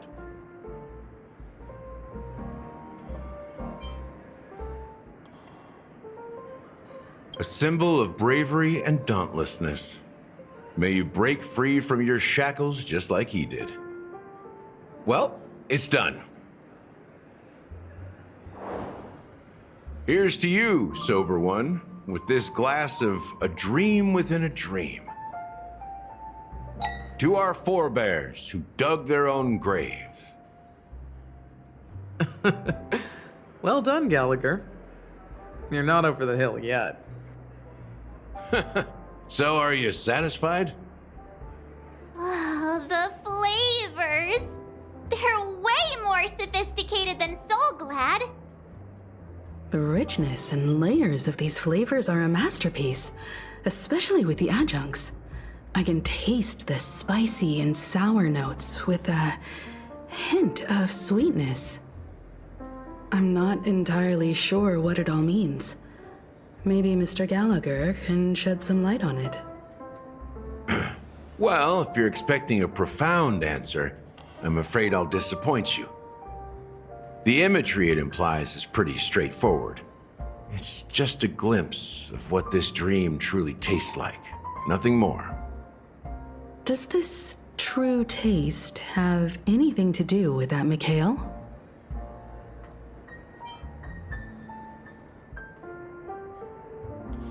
Yeah, that name does sound familiar. When you got knocked out by that masked fool girl, I think I heard someone calling that name. Do you remember? I was right about you. You guys seem to know quite a bit, and now there's no reason to hide anything from you anymore. Let's dig deeper into the case, and of course, I'll tell you a story about Mikhail. All right, let's start with what we know based on the clues the family has. It seems that Firefly isn't a local or an invited guest.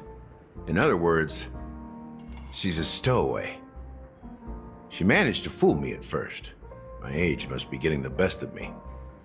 But here on the planet of festivities, stowaways are a common sight. You're bound to run into one sooner or later.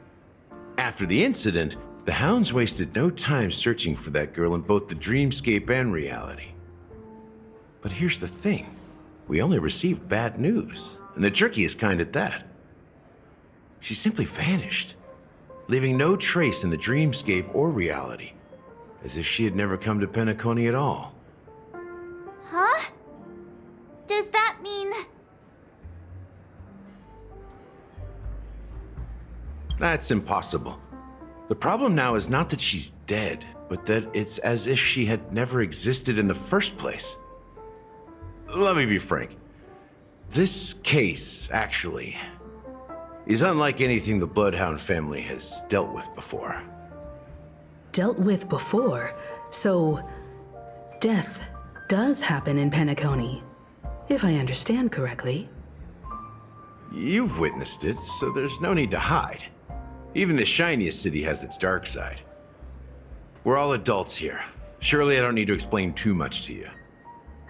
Confronting the family based on that alone would be naive. Death may occur in sweet dreams. So what? Such events are highly unlikely and only affect a tiny number of people. If you really want to delve deeper into this case, you need to understand the true problem with the family. I guess it's time to tell the story of that Mikhail. You're very perceptive. The Astral Express has received that music box too, right? Do you know the secrets it holds? There's a message. Witness the impossible in the realm of dreams. Find the legacy of the Watchmaker, father of Penacony, and thus the answer to the question, why does life slumber? That's the exact wording. Hey, why are you laughing? Wait, did you write it? It's quite poetic. No, but I'm the officer in charge of this case. So how could I not know? I'm sure you must have noticed that this message didn't come from the family. You might have even guessed that the relationship between the family and the Watchmaker isn't as close as it seems. That's just our speculation. Actually, it's hard to believe that the father of Penacony and its actual managers are at odds. Now I can assure you that your speculation is absolutely correct. The family has considered the Watchmaker an enemy for a long time, but the hounds haven't been able to track him down, as he seems to be living only in the characters and stories he created. Let me ask you a question. Have you ever wondered why the family allowed the Watchmaker to send out such a ridiculous message to the outside world, inviting you here and causing chaos? So, you want to seize this opportunity to expose the Watchmaker?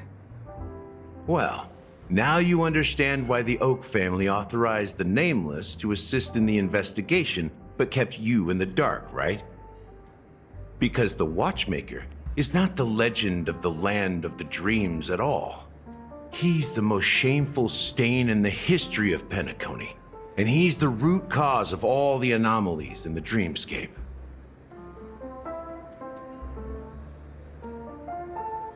You don't get it?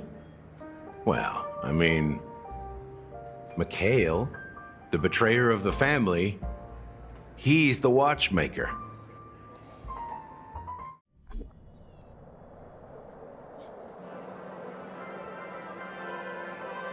Here we are, Clock Studios theme park, the most popular entertainment center in Penacony. Wait, aren't we supposed to be discussing the watchmaker? I would have expected you to take us to maybe a library or an archive room of sorts. But an amusement park? The culture of a city reflects its history in the most authentic way. To you, it's a fun place. But to me, it's a prison for the planet's past. You know that Penacony used to be the IPC's prison planet, right? All the prisoners were brought here, helping the Garden of Recollection salvage the leaking memoria from the macro void. The prolonged exposure to high concentrations of memoria caused a unique phenomenon. The dreams of countless prisoners intersected and overlapped, and people started meeting each other in their dreams, living lives that were almost identical to reality. But everything has a price, and sweet dreams are no exception. In the end, the dream world was unable to alleviate the suffering of prisoners in reality. One of the prisoners broke free from the IPC's shackles and fought for freedom.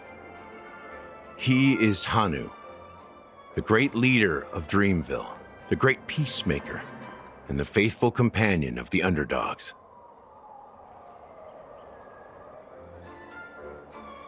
History is always written by the winners.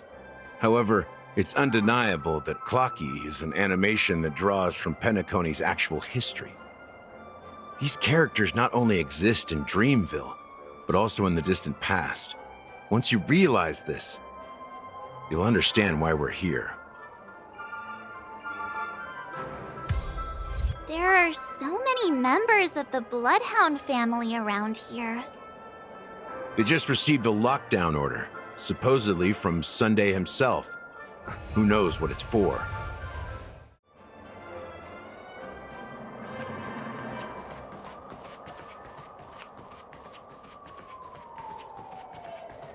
What's going on? Why can't... So many of them. I've never seen anything like this, even when they're tracking down suspects. We don't need to go in. We don't want to draw any unwanted attention inside. We can just talk here. Let's find a quiet spot and continue our conversation. View here is great, right? We can see everything from here, including Clocky. If all the characters in the animation are based on characters in reality, then Clocky's counterpart is definitely the Watchmaker. In the animation, he's Hanu's partner and one of the founders of Dreamville.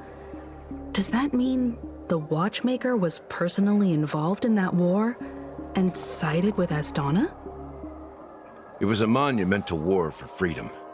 Hanunu fought alongside a motley crew of masked fools, nameless, history fictionologists, mourning actors, omen vanguards, even visitors from beyond the sky. In the end, they emerged victorious. Among them was the person who would eventually be known as the Watchmaker. But if you do the math, doesn't that mean the Watchmaker was around for several centuries? I'm not sure, but Mikhail was already the Watchmaker when I met him, so maybe he inherited the title. How old are you now, Mr. Officer? I'm 13. No way. Not even close. Hanunu freed the frontier prison, but peace still eluded him. With limited resources, threats from the outside world, and internal conflicts between major prison districts, the future of Astana was uncertain. It wasn't until the Watchmaker approached the family with the idea of turning the prison into the planet of festivities that Penacony finally gained its name and glory. Thus, he became known as the father of Penacony. But didn't you say the Watchmaker betrayed the family? And you said you were his companion, so that means you... No. I'm not his companion, but rather one of his many children. But I am indeed a traitor. Not to the family, but to Mikhail. What did you do? I did nothing. And that's the worst betrayal of all. Just like you, I had close companions. We dedicated ourselves to Penacony. But the Oak family, they set us up. Mikhail was too old to protect his children anymore. So we left the family to find our own path. We were branded traitors of the Harmony, even though the true traitors were someone else. While they continue to praise the Watchmaker's name in the world, behind closed doors, they condemn him on a pillar of shame. Nevertheless, we wanted to clear his name. We intended to find the real traitor, the one responsible for all this, and restore harmony to Penacony. But we failed. Too much time had passed, and the land of the dreams had become deeply corrupted. After countless fruitless pursuits, I gave up. Like a lost dog. The family accepted me and made me an officer, supposedly as a form of forgiveness. But it was actually a punishment. Since then, I've been completely cut off from my partners and my past. As for Mikhail, I heard he died in obscurity, in a place where no one could find him. That's when I realized that the Penacony I once knew would never return. We're truly sorry for what happened. But this is not the end of the story, right? Apparently, someone has inherited the title of the Watchmaker and has been secretly working against the family all this time. Unfortunately, after all these years, I have no idea who that person is, or if they're even real. Or just Mikhail's lost soul haunting the dreams. So, do you understand why I'm spilling all this info? Because I believe the girl's death must be connected to the Watchmaker's legacy. And at the end of all these mysteries, we will find the answers we are seeking. If it really is Mikhail's ghost, I want to meet him. If only for the last time. For those who despise me could form a line from here all the way to the entrance of the hotel.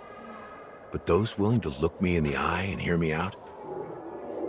Let's just say, there won't be many. I've told you all I know as a sign of gratitude. Thank you for listening to this old dog. Bark and all. Something just happened at the theme park. Now if you'll excuse me, good luck to all of you. How ironic. What's so different between the stowaways rejected by Penacony today and the dream seekers once hailed as pioneers several amber eras ago? Gallagher does have a troubled past, it seems. While Firefly's whereabouts remain a mystery, his stories shed light on our suspicions about the true identity of the Watchmaker, his connection to the family, and the power struggles hidden behind sweet dreams and death.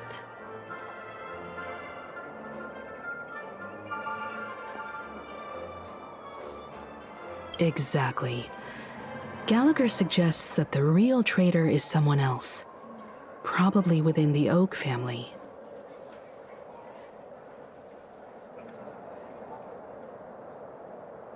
That lines up with what we've gathered so far. Firefly got involved in this mess because of the legacy, and now we're sure that Aventurine's accusations against Acheron are baseless.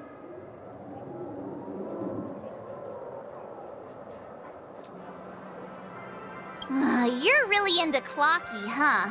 He's just a fictional character, not a real person. Speaking of which, that Clocky who only reveals himself to you is quite intriguing. It's a shame we've never met him since then.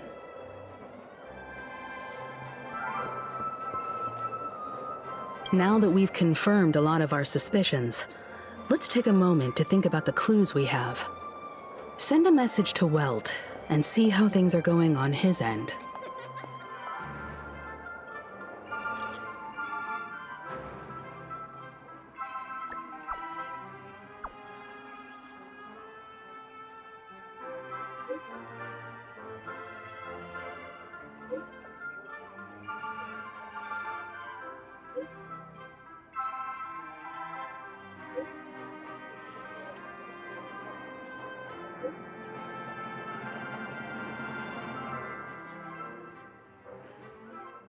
Are your companions worried about you? They're just checking up on me. Let's get in and get out. Seems they've made some progress. Looks like we're about to enter the depths of Dewlight Pavilion. It's been a smooth ride. Almost too smooth for a heavily guarded mansion. Let's see if there's anyone waiting to greet us.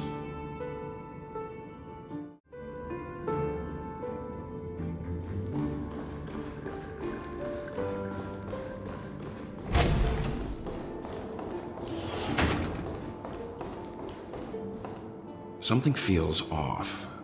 A grand mansion like this and not a butler or servant in sight. Could it be due to the disruption caused by the emergency? Well, this door is open. Looks like we'll have to investigate ourselves. Let's proceed with caution. Just one moment.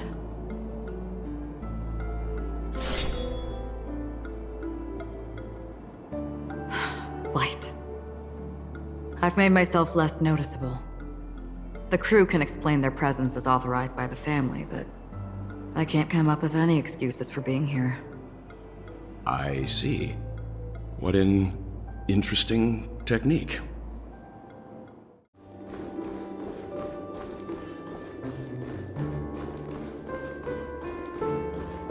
While there aren't any people in this mansion, they've set up quite a few mimetic guards to patrol this place.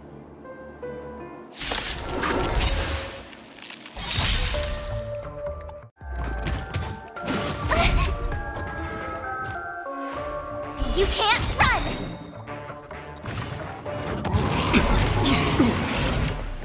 Try that again! The time is now. I won't go easy on you. Did you come here of your own volition?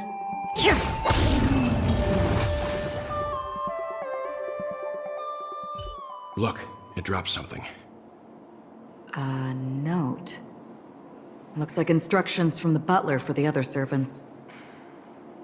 Seems like the mansion's entire workforce were assigned other tasks before Robin's death. It must have been a big project to require that much manpower.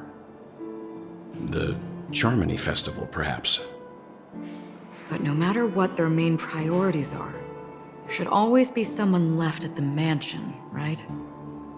So you're saying someone deliberately cleared the place out? Yeah, but I don't know why.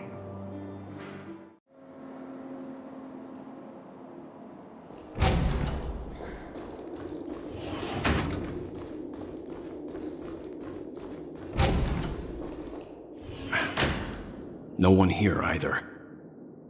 Since no one's around to entertain us, let's make ourselves at home. Stay close to me so that my white can cover you too.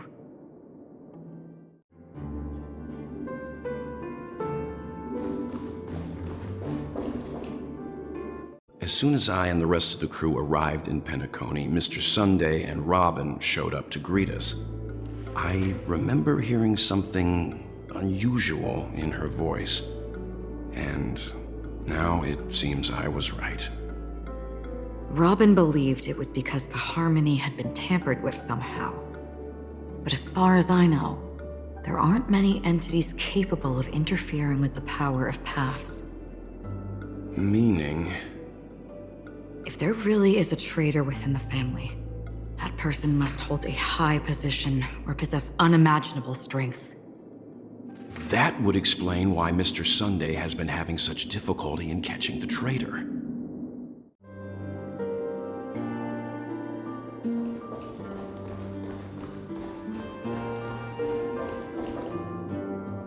The information about Robin, Firefly, and the other victims. I don't see any commonalities among them. Looks like the rumors were right. Death does seem to be targeting random victims. And based on Sunday's notes, he's no stranger to death. He's just surprised that it has resurfaced.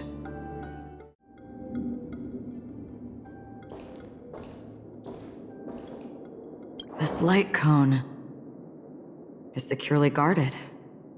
It must hold some important memories. According to Robin's interview, despite having performed on so many grand stages, her favorite performance was a pretend show she put on with her brother when they were just kids. I wonder how their relationship is now. Growing up brings gains, but also losses. Yeah, time has a way of smoothing things out. The beautiful dreams of youth will eventually fade away.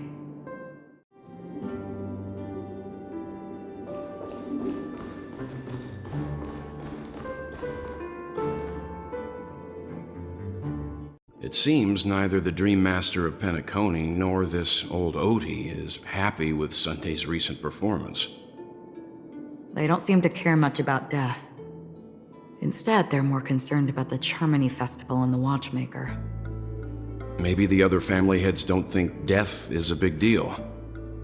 One thing's for sure, there's a lot of internal conflict within the family, and everybody has their own agenda.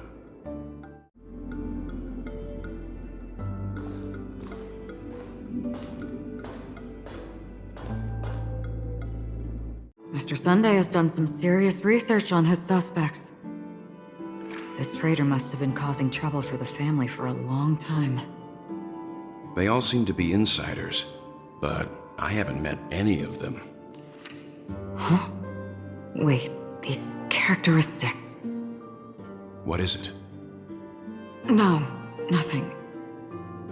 Maybe I'm just overthinking things. However, if this traitor really exists, could they be responsible for Firefly and Robin's deaths? Perhaps that's why Sunday is taking this matter so seriously. That's all for now. Nothing more noteworthy. Before coming here, I had all sorts of scenarios in my head about dealing with the family. I did not expect an empty mansion. Watch out! Someone's approaching. I don't think trespassing on forbidden areas is the way to be a guest, Mr. Yang. And Acheron? The Galaxy Ranger? Our apologies, Mr. Sunday. Nobody came to greet us, so we entered without permission.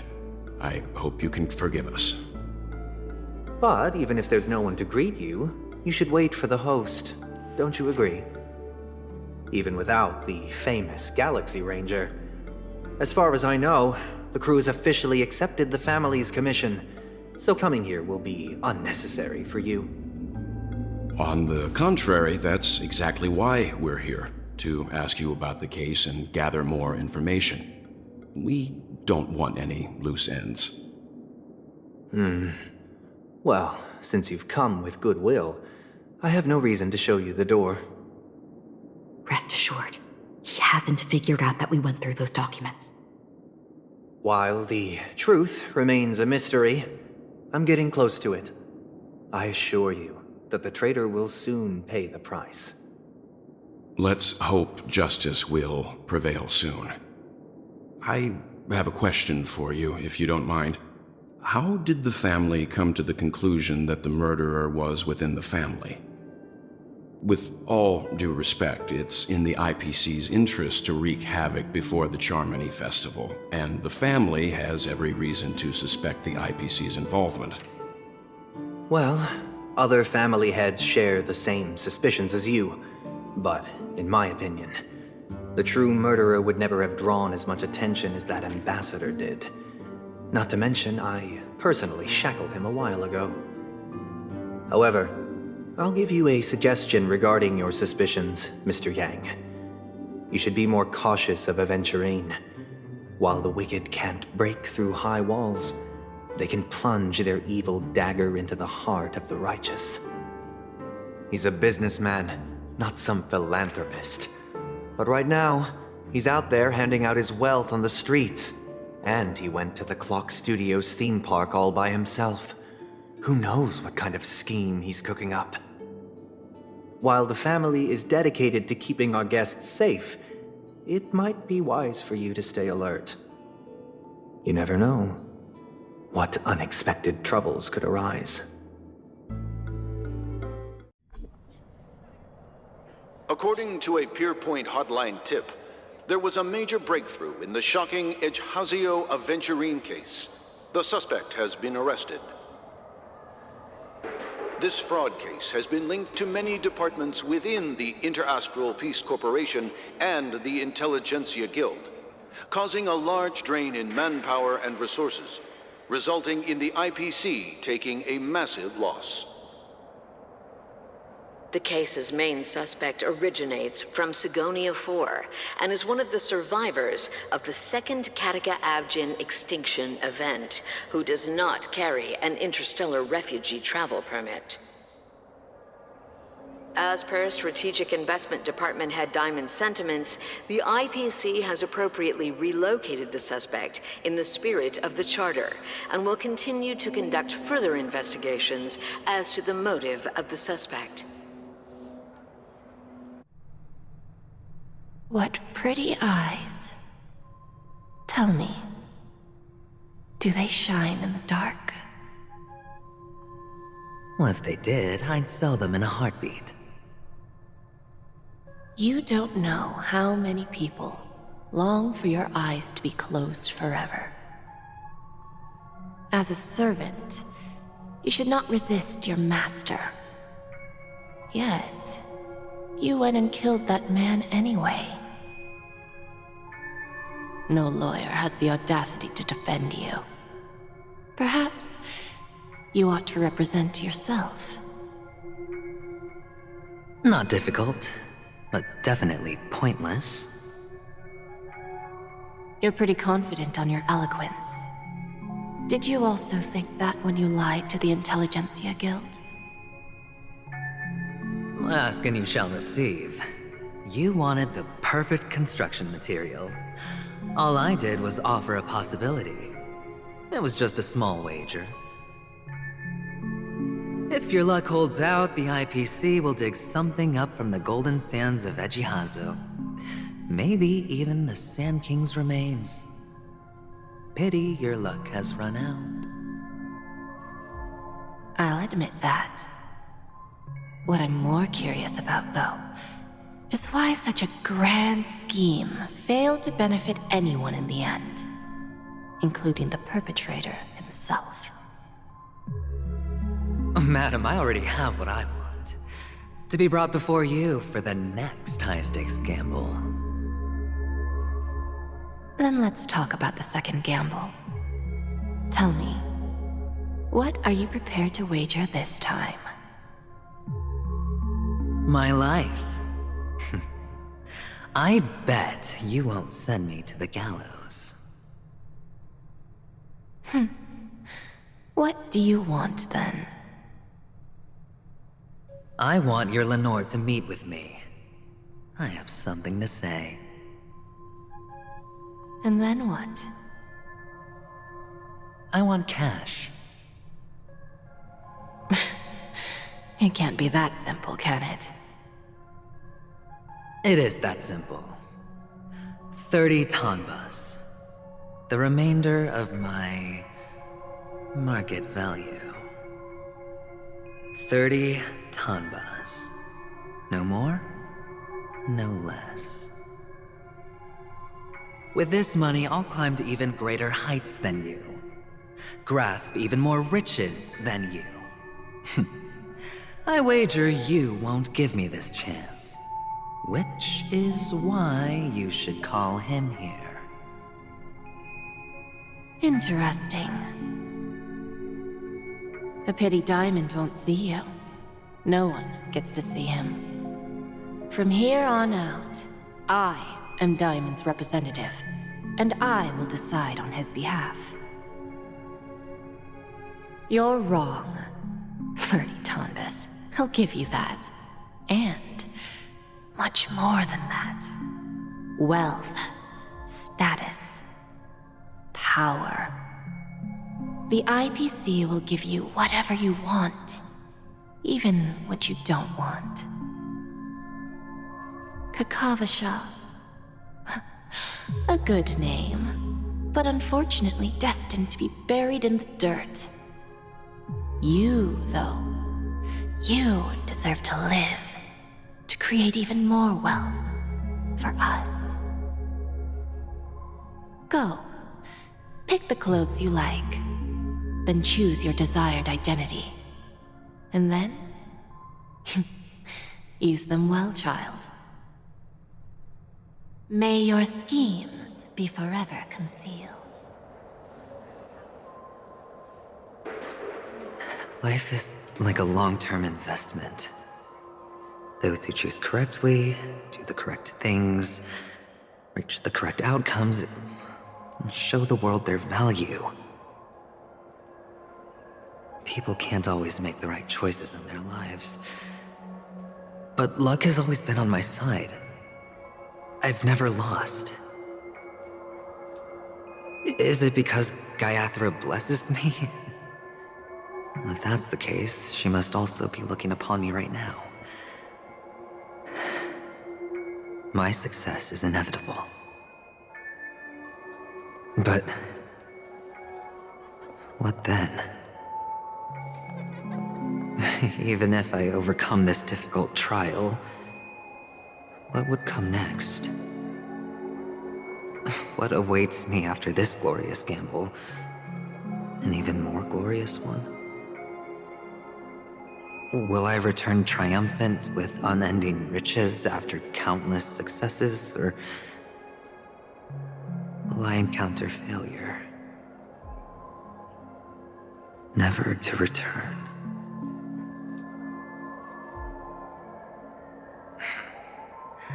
I'm pretty sure you already have some ideas. Lowly gambler.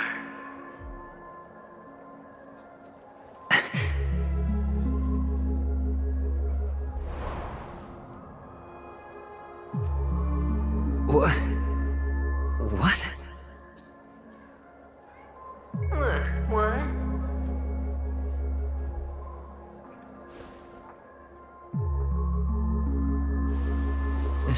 Am I dreaming, or have I gone completely insane? Perhaps both. Forgotten me already?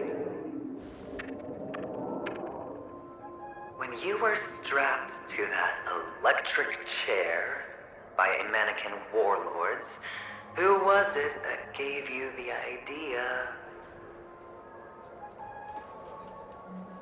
Fine. I may be crazy, but I'm not stupid. Get out of my head, newborn of the Harmony. The Harmony? Oh, don't play the fool. It's not the first time we've met. No need to be so polite. I'm you, and perhaps even more aware of yourself than you. Of what exactly you want. You're dying. And you still want to drag a bunch of unfortunate fools with you through death's door. That's why you're here, isn't it? A grand unveiling. You really think you can pull it off? Why not? Well, you may have fooled everyone, but you can't fool yourself. I can show you. Before you're entirely gone, I'll be with you for the last stretch of your road. Let's have a heart-to-heart while we walk.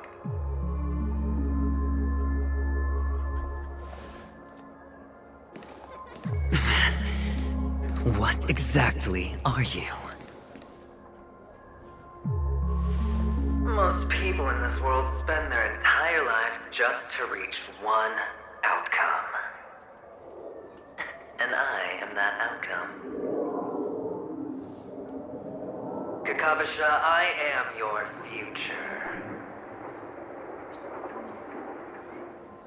First, I'm hearing things, and now I'm seeing them. Great. Am I going to be elevated into the Harmony's Emanator next? Why are there no guests here? What's that featherhead doing?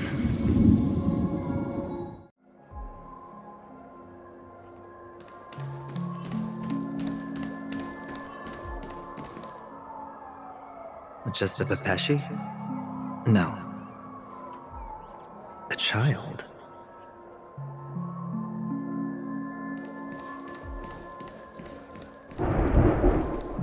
I thought minors weren't allowed in Golden Hour. Hey kid, you okay? Are you lost?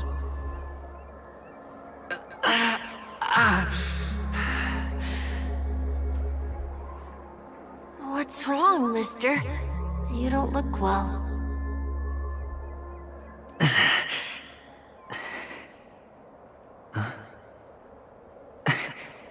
Your eyes.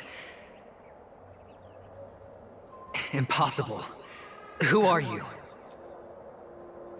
They're pretty, aren't they? Sis said they're a gift from Mama Funga.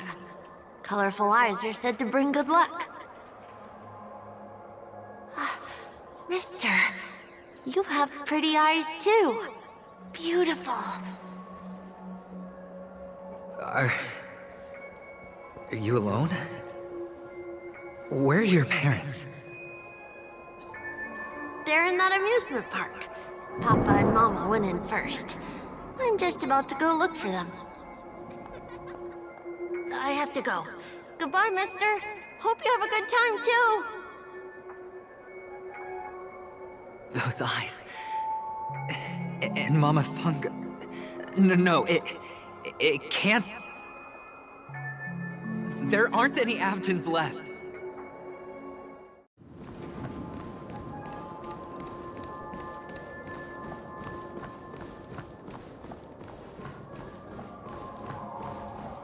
Papa, Mama, wait for me.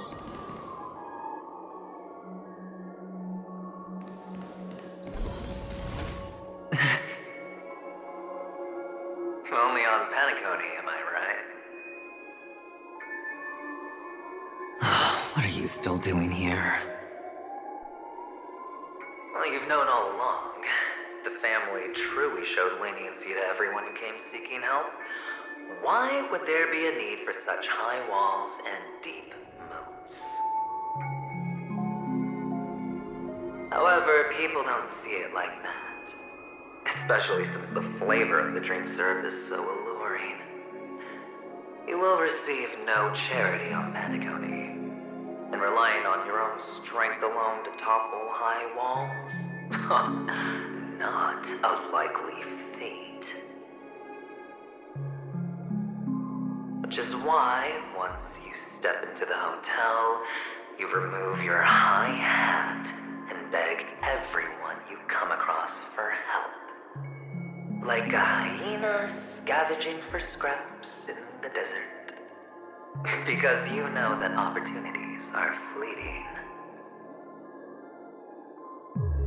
Well, when you put it like that, even Ratio's a teeny peacock analogy sounds pleasant. Well, you know how rare it is for me to give you the straight dope. So listen while you can.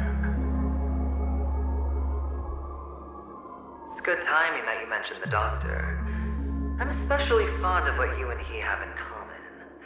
The conspiracies, calculations. Especially the part about the finale, a magnificent act of betrayal. Oh, when everyone thinks this way, who would even suspect that it was another trap you've meticulously devised?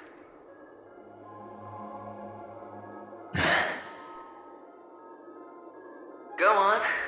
Tell me I'm right. You know who you really are, Mr. Cavalier Gambler. Uptight, overcautious, massive inferiority complex. You've won so much, and you're still so afraid of losing. They only see your big bets, your bravado, the full house, the straight flush. They don't know the other hand is below the table, clutching your chips for dear life. It's a heck of an act.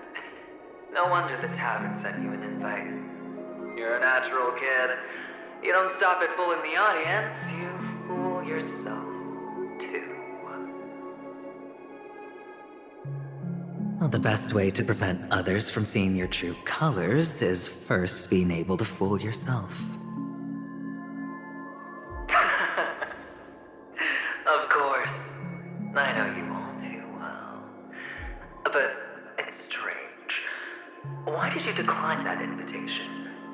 You had the chance to embrace elation. Was that not what you most wanted? But you chose the IPC instead. For the preservation? I doubt it. Do you even have anything in common with the preservation?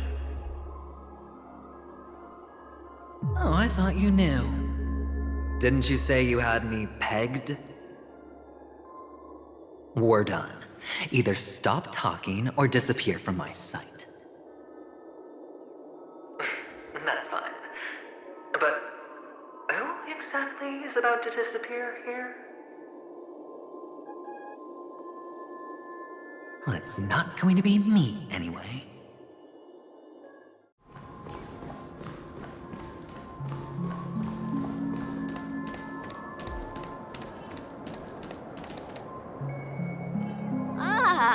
Playing hide and seek. I'm really good at this.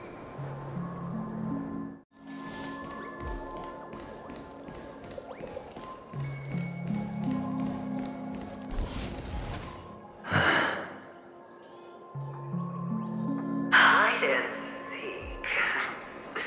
What sweet childhood memories. When Mama said goodbye that day, how many catechins were like jackals hot on your heels? I know you won't forget that sound anytime soon. Those shrill cackles. You had to hide right under the noses of those savages. You and Big Sis, playing dead, drifting in all that bloody water. Completely ruined that shirt. Shame. Wasn't that the last one Dad left behind? It wasn't ruined. I've always kept it.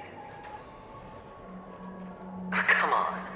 It's a rag. It's not like you can ever wear it. Now you don't have to hide. You probably won't even deign to get your pretty outfit wet in the rain. And your social capital has changed after all. I've never changed. On the contrary, now you're the one who does the hunting. The last round of hide and seek, and you get to be it. You should enjoy it.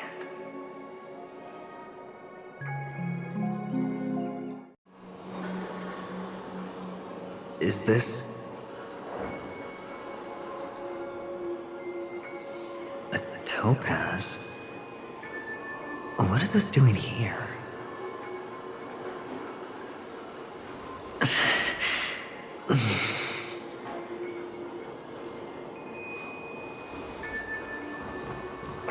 Does her cornerstone wrench out of your heart, son? I was merely curious at why it was here. Maybe that winged guy put it here. To taunt you. Just to make you realize that your painstakingly arranged magic show is nothing but a death rattle. The cornerstone's hue is the same as the radiance of Clipot's body. I've got to give it to you. I've heard a lot of baloney, but that lie deserves a prize for sheer nerve. If you were just a little bit smarter, the jig would have been up right there.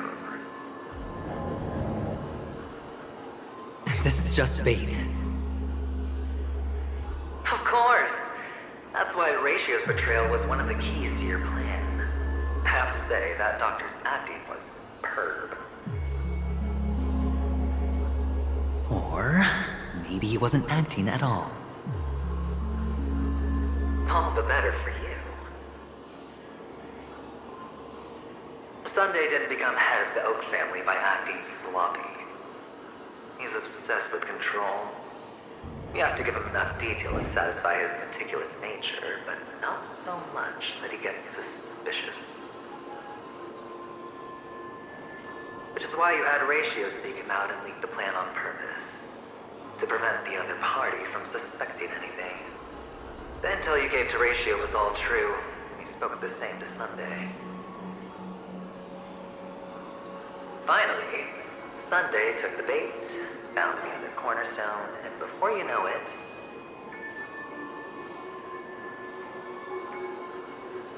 everyone's distracted enough for you to steal the third stone right out from under them. Why don't you stop rummaging through my mind?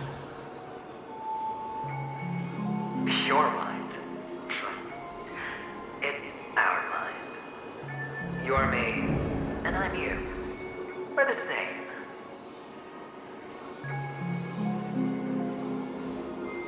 The best way to prevent others from seeing your true colors is to first be able to fool yourself.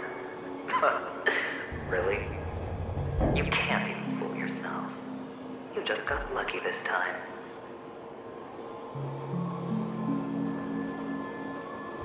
This is the other cornerstone in Sunday's hands.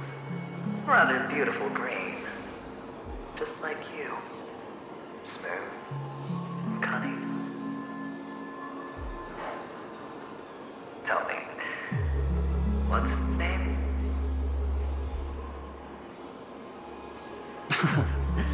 Why are you even asking me? Must I do all the work? Aventurine is the stone of luck and trickery. That's what she said when you received the stone, wasn't it? This type of stone isn't rare, but its hue is very similar to a certain gem. In fact, it's often used as a substitute. And that more precious gem is...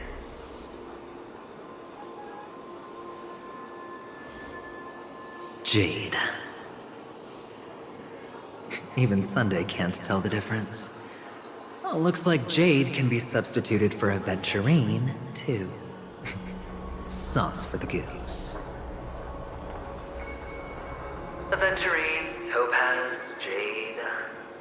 3 elites, 3 cornerstones who, for a measly penny, offered their everything. Oh, you're even more united than the family. As I've said before, 3 chips are sufficient. All or nothing. But will it be the former or the latter? We'll find out soon enough. So, where's the real Aventurine stone?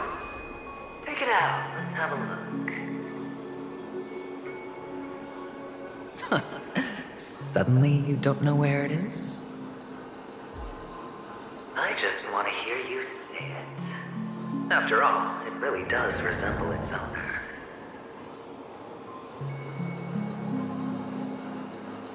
As you wish, then. They never went anywhere. They're right where they belong. Piled up with these cheap baubles. You smashed the Aventurine stone before you left? Oh, just look at it. Shattered. Just like your life. Poor thing.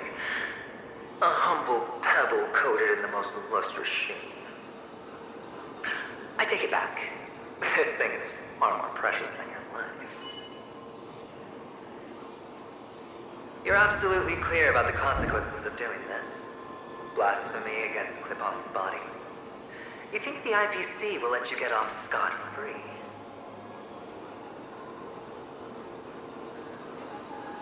Well, Diamond has always been all about results. As long as I could create value far beyond the cost, the ends justify the means. How else would the family be fooled if there was no price to pay? It doesn't matter. Even smashed to smithereens, the preservation's cornerstone can still be used. Its effect may be greatly diminished, but it's enough for me. Now I'm really curious. Why does every step you take involve reckless risks, and the choices you prepare for yourself always come with a strong impulse for self-destruction? Do you truly believe that the greater the risk, the greater the rewards? I wouldn't have guessed you'd be so loyal to the IPC. There is so much you don't see. Which is also why you'll never see how I'll win it all. That is, if you can do what it takes. We'll just have to wait and see then. The cornerstone is gone. Another illusion of the harmony. Huh?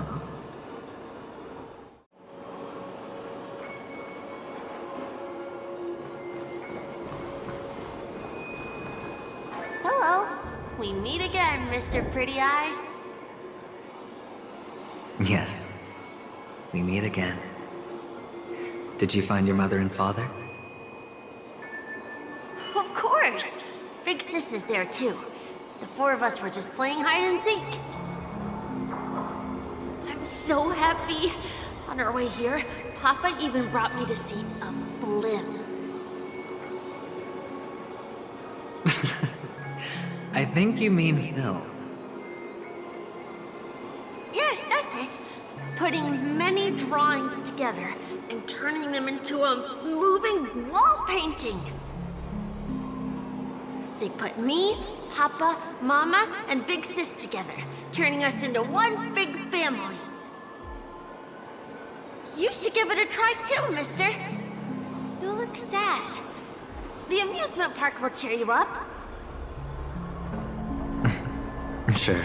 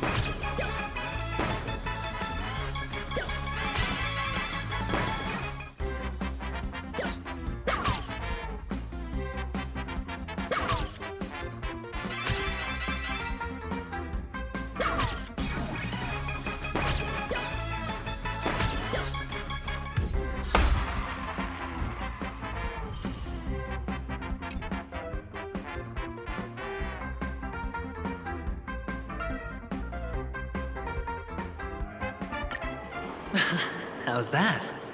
Not a bad score, eh?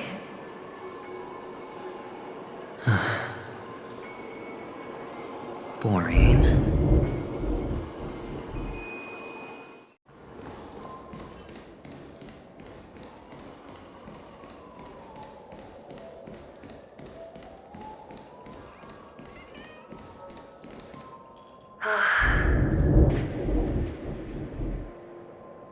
Why aren't you talking?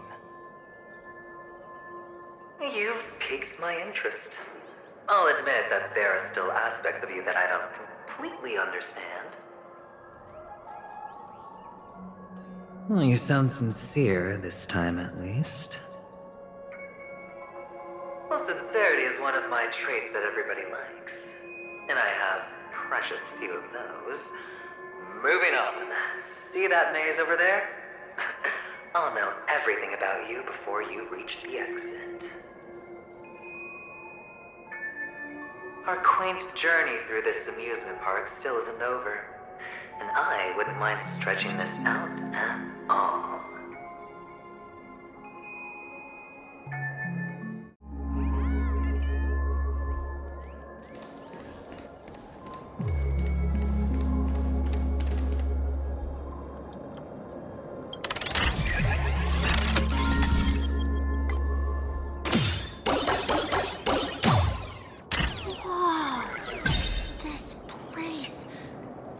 So tall! Even taller than the tallest rocks in the desert!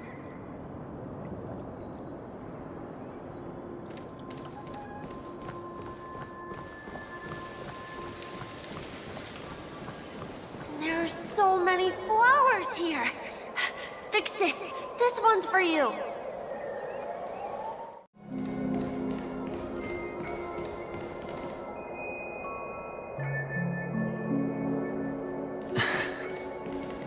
A dead end? Oh, is this the wrong way?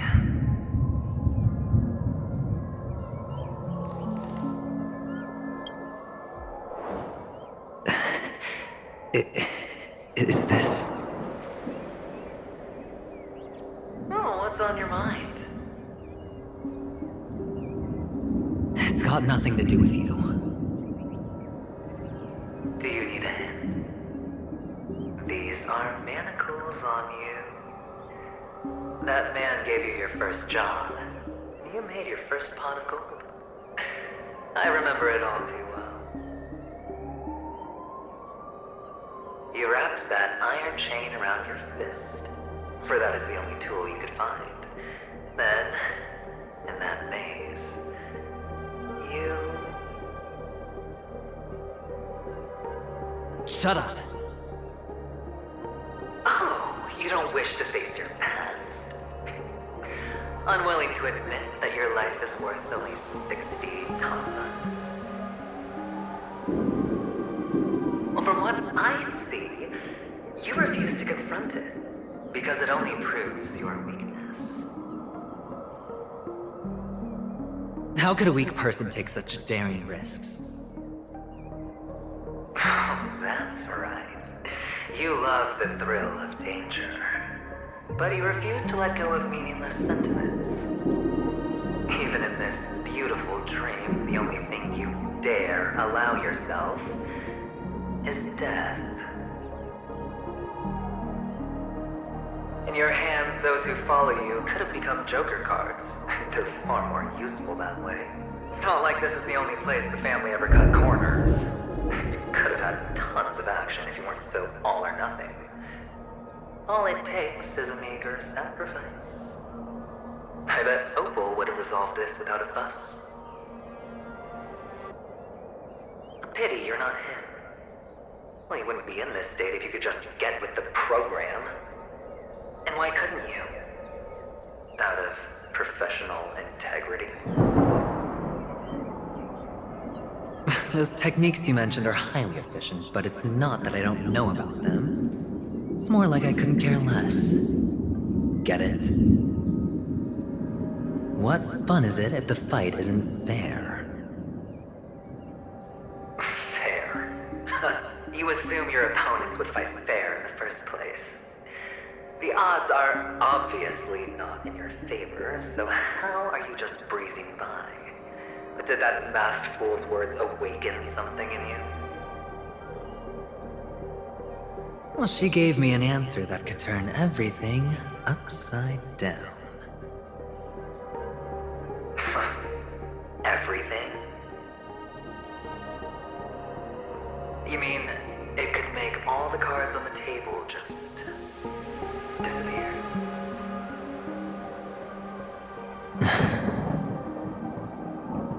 That's cheating.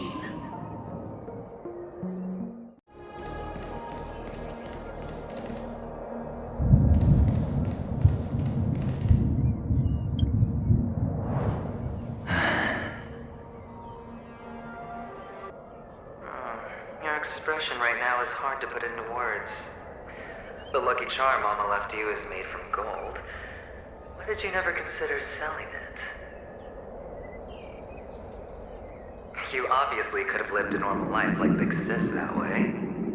Looking back, that was the better choice. Mama only left us with 2 pieces of jewelry. A necklace and a lucky charm. There won't ever be a 3rd piece. That's what you always say, but you actually regret it, don't you? That you didn't sell them. You can zip it if there's nothing to talk about. I know. You must remember what Big Sis told you. You're a child blessed by Gaiathra Triclops, and can lead the clan to happiness. So always remember to protect yourself and never resent the pain and poverty you're going through. The words still ring in your ears, don't they? You're a good kid, so you definitely won't have forgotten. So, you surely won't forget how tragic her last moments of life were. How the piercing laughter behind you felt like it was drilling into your heart. You ran away without looking back, just as she told you to. Tisk, tisk. A lifelong regret indeed. Enough! Do you not have anything better to talk about? Oh, shut me down like a champ! Well, I guess when it comes to mind games, this isn't exactly your first rodeo. I think I finally get you. And woo! You are nuts! In the end, I'll ruin this beautiful dream and create the grandest death. Well, you stuck to that start to finish. Think about it. There's a Stellaron in play, the fabulous Robin loses her voice, 2 unsolved murders, cryptic messages from a masked fool, and a chance to go head-to-head with Sunday himself.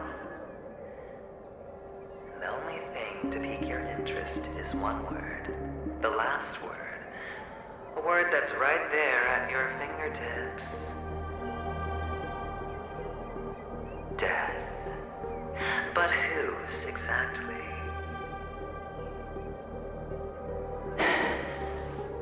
We'll know when the dice falls. All right then. Reserve a seat for me in the audience. I'm curious to see just how capable you are. Still, you never answered my question. If you could start over, would you still want to be the child who received Gaiathra's blessing?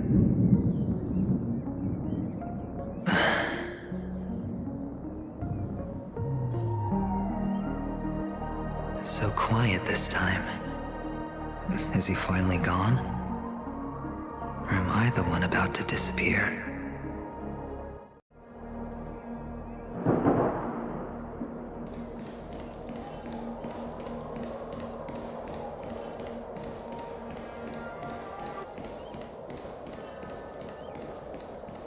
Finally, made it out of this place.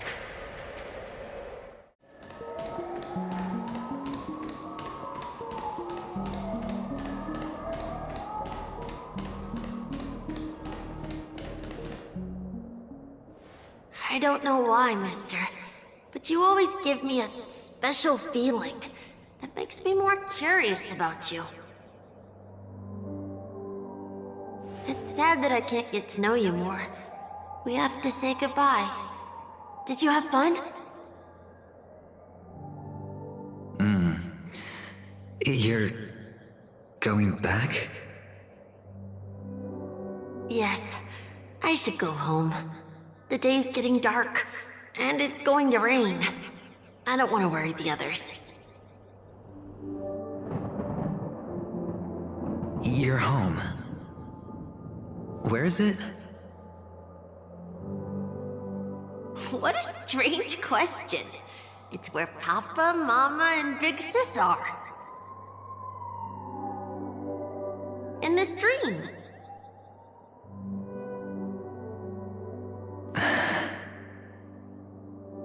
This amusement park. This beautiful dream. They really are peaceful. Everyone loves it.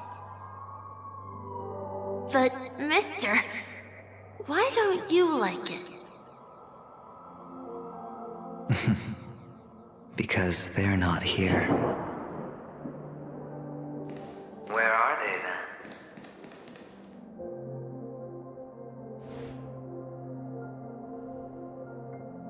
I don't know. You do know. But there's no point pressing the issue.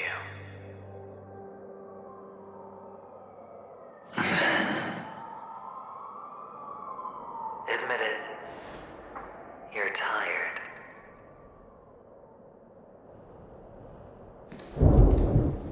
We all are. Which is why we chose to stay here.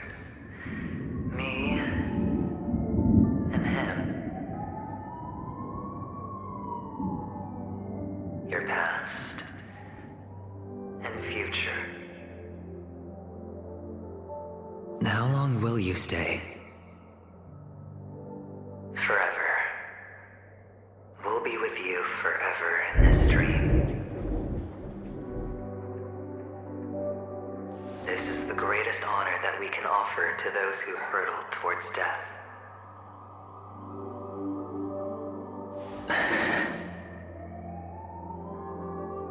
The road less traveled is less traveled for a reason. But you've never gone in any other direction. Your own life is the chip you're most eager to lay down. Always has been. You don't care who the real murderer is, and the Watchmaker's so-called legacy couldn't be more boring. What you want, what you need, is to be the smooth operator, the solid gold deal maker who doesn't waste a drop of sweat, even when he's up to his neck in danger, deep inside family territory.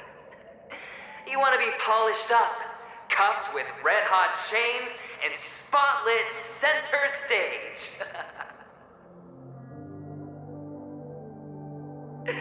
You'll be the closing act, the final sacrifice. I can do it. And it will be flawless. Of course you can. Your luck will help you at the right time. A Stellaron and an Emanator. It's that simple, no?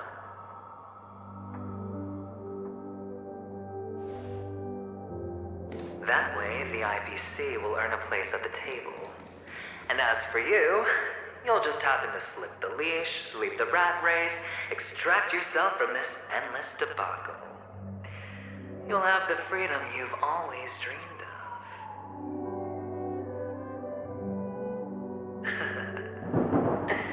This isn't the first time. You've been an escape artist from day one. This fiasco started with a death, and its curtains will fall on another death. Oh, so that's why Diamond chose you. He's just after Penacony. No matter the means, no matter the price. It's not personal.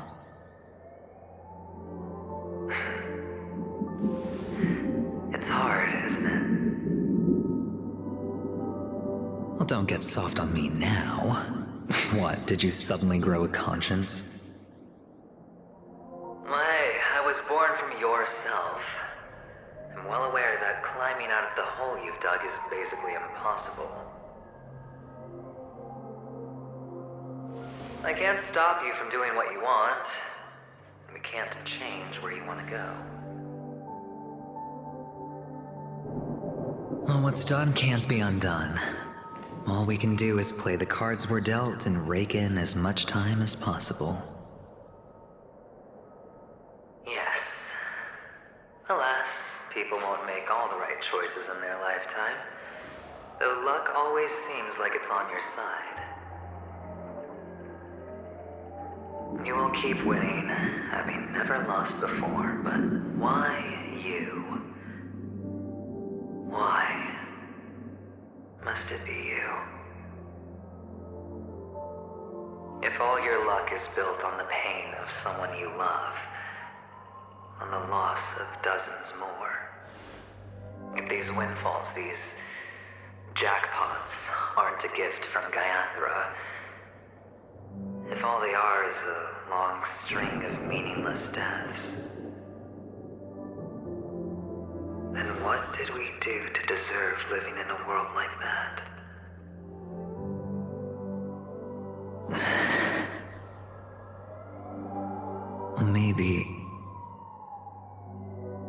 Maybe when I get to where I'm going and look back, I'll know what the trip was all about.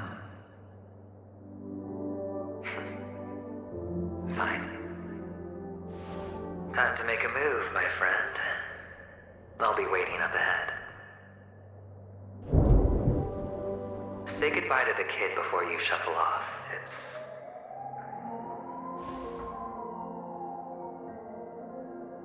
It's best to die without regrets.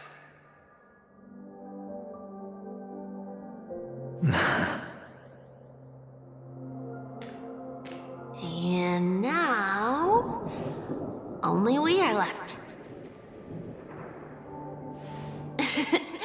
Can you take a photo for me? I want a memento. Sure.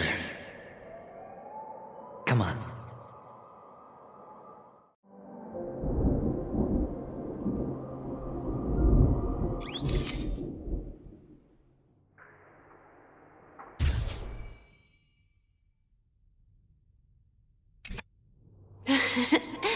How nice. Now I can see what I look like too. Look at the lens when you're taking a photo the next time. Your expression will look more natural. Sure, I will. Then, mister, are you going back too? I can't leave yet. I still have a show to do. Oh, you're about to go on stage, aren't you? Let's go then. I'll take you to the stage. Sure.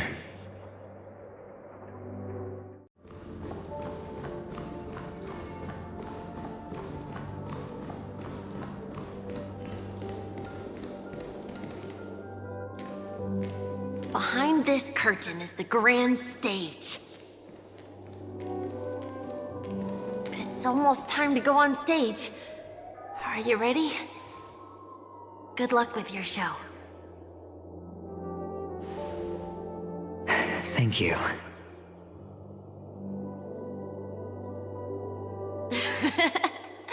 You still seem pretty nervous. Let's put our palms together. If you receive Gaiathra's blessing, you'll feel more relaxed. Putting our palms together is a simple ritual. By putting our palms together and reciting the prayer to Mama Funga, she will bless us. If you're not familiar, I can guide you. It's all right. I know how to do it. Of course I know.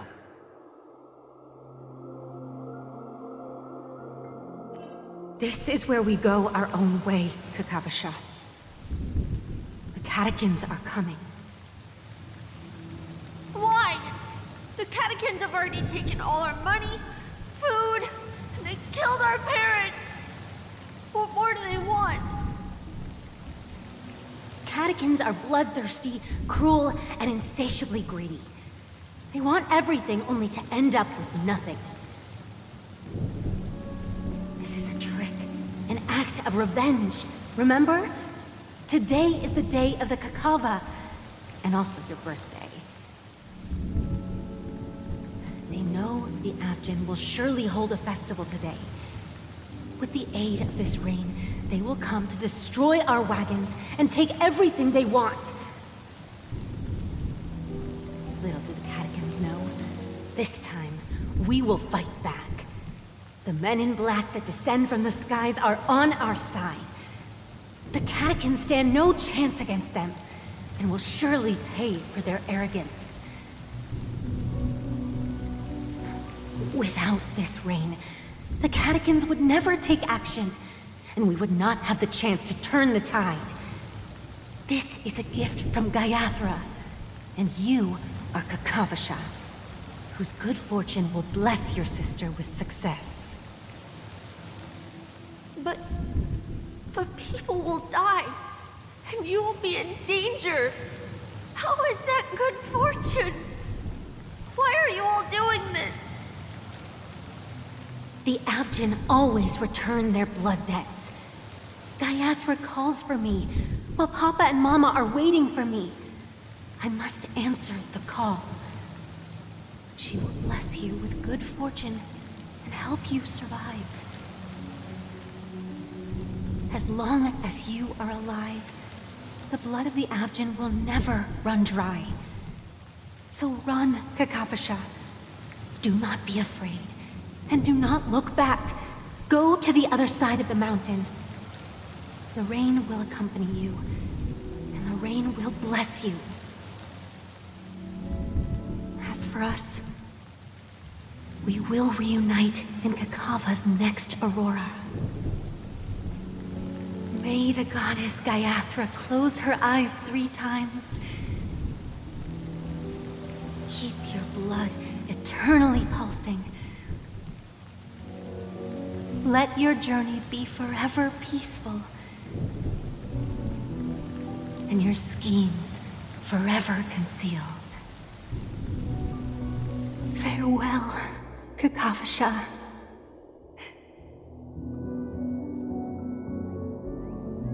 Newsflash from the Interastral Peace broadcast. The IPC Marketing Development Department spokesperson confirms that a small-scale rebellion has broken out in the unclaimed region of Sigonia. The situation is now under control. The insurgents are from a local clan known as Kataka, which has a long history of disdain towards the IPC. This has caused a serious negative impact to the work of the IPC's Marketing Development Department. The clan launched a massive attack on the Avgin, who were under the protection of the IPC, resulting in 6,728 deaths and 3,452 missing. The casualties are currently under the care of the frontline trauma team. The spokesperson expresses his deepest condolences for this devastating humanitarian disaster. At the same time, delivering an important message on this matter to all interplanetary citizens.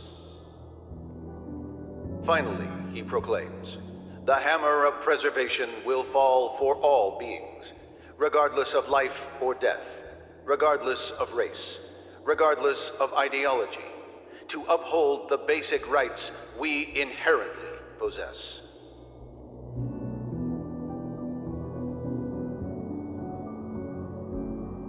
Kakavasha?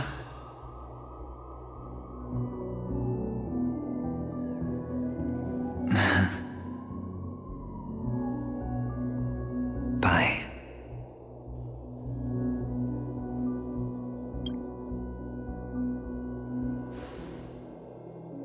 Okay. All the actors are in place. It's time for the show to begin.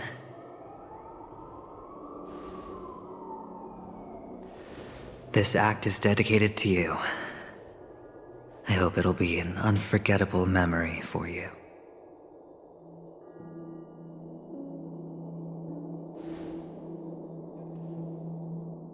Kakavasha. By the way, before you go, I have a personal question. Do you truly want to destroy the world with your own hands?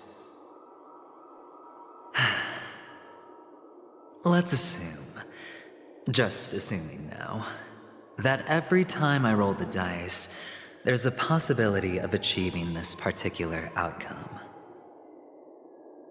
Then I would be quite happy to make that wager.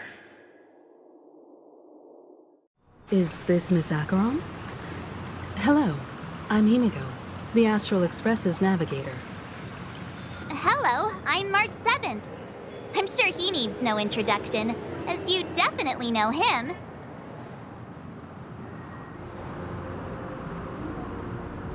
Hello? None of you seem surprised by my arrival. Since Welt has decided to travel with you, it means that he trusts you. And we trust his judgment. I envy your close friendships. Miss Acheron here doesn't present a danger, and she's of no threat to the Astral Express. Aventurine's prior accusation was based on nothing more than his own subjectivity. Which is why, before we continue working together, he has a duty to explain himself. You want to create a situation where all three parties are present? There must be some deeper meaning behind Aventurine's actions. I suspect he's been aware of Penacony's secret from the beginning and has been continuously strategizing to unveil it. In that sense, the Astral Express's role in his plans would be imperative. In the worst-case scenario, he may use us to do something unexpected. Assuming things do escalate to that stage, having an extra ally is a good insurance policy. Penacony has numerous factions, and the state of affairs is significantly more intricate than that of Belobog and the Xianzhou.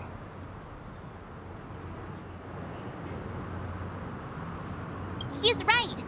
No matter what, we cannot ignore the safety of Penacony. To solve the mystery of the Watchmaker, it is crucial to get the IPC's intel. The path ahead is fraught with danger. But what's trailblazing without a little danger? Sounds like we've reached a consensus. Now, Miss Acheron? I will accompany you, of course. Let's move out then! But where do we start looking for him? No need to rush.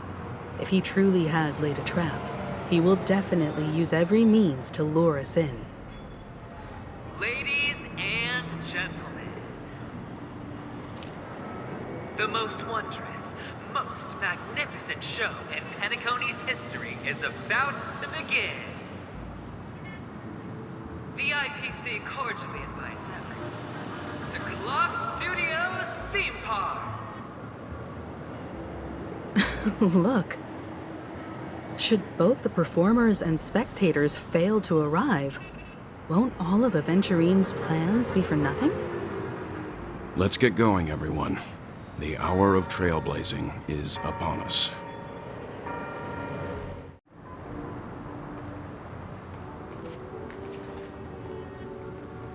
I have a bad feeling that something big's gonna go down. Are you ready?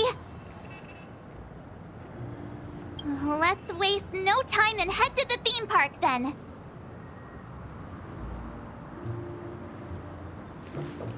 Mr. Yang. Hmm? Why did you not tell your companions about my true identity? It's just like you said, an inability rather than an unwillingness. Plus, it's a long story, not something that can be summed up in a few words.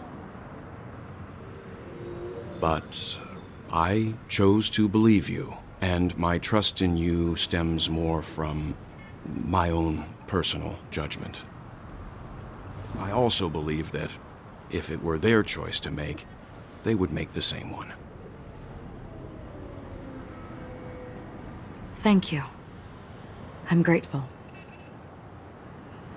To reciprocate, in the upcoming confrontation, if the odds aren't in the Astral Express's favor, I will stand with you, if my meager strength is required. We're back here again. Aventurine actually chose a really conspicuous location.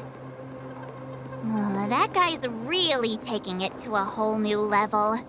Does he really think he's a superstar or something? Not a soul in sight. The hounds drove out the visitors, and now their whereabouts are unknown too. Everyone, pay attention. The other party has obviously come prepared.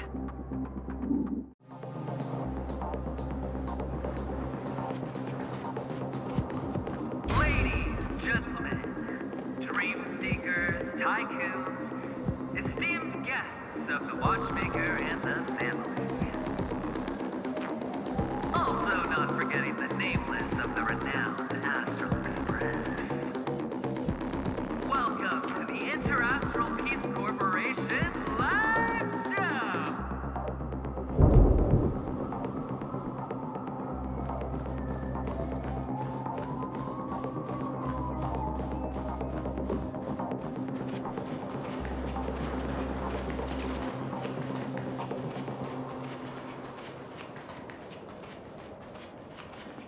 Astral Express, you're late. And this, unsought guest. We've kept your appointment, Mr. Aventurine. It is customary to show yourself as well.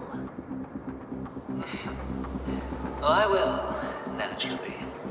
But before that, I've got to introduce our guest of honor. Everyone, give it up for Mr. Stellaron!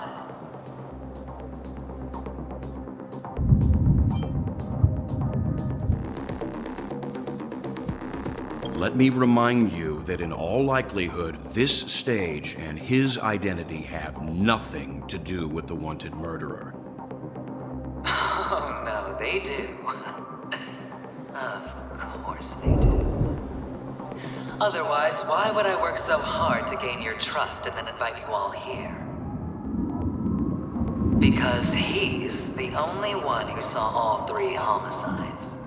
He is the key to proving that the family's death does not exist in Dream's promise is nothing but a sham!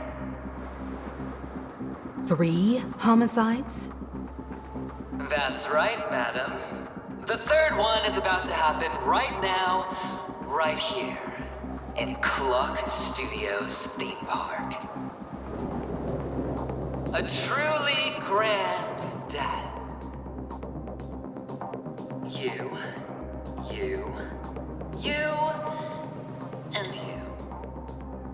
All of you are going to die, and it's all because of you, Mr. Stellaron. You will become the personification of death.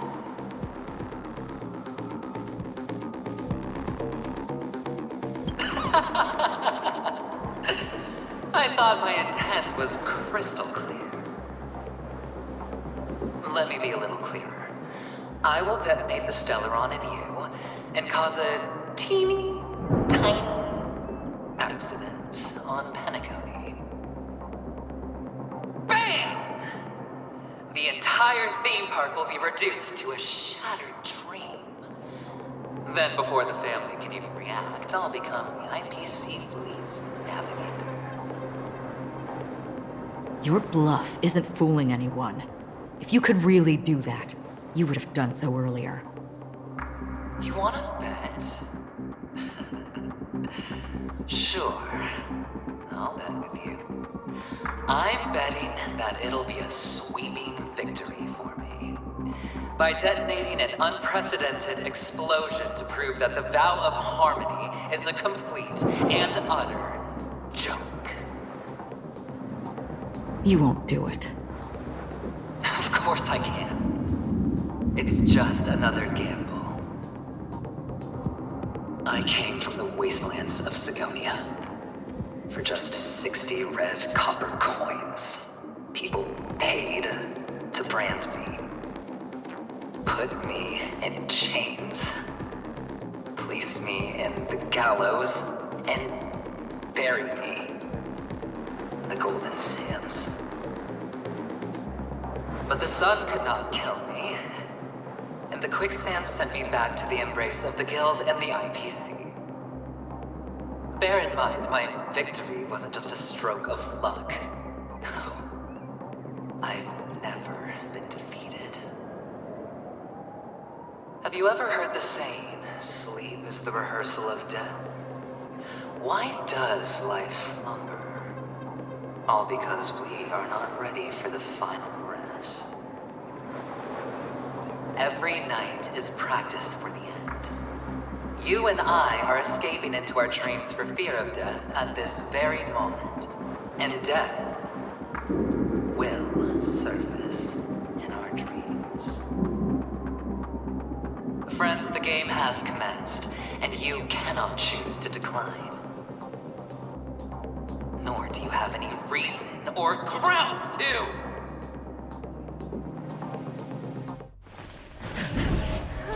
The dice are cast. Ladies and gentlemen, ready to unveil your cards? The architect's flawed stone.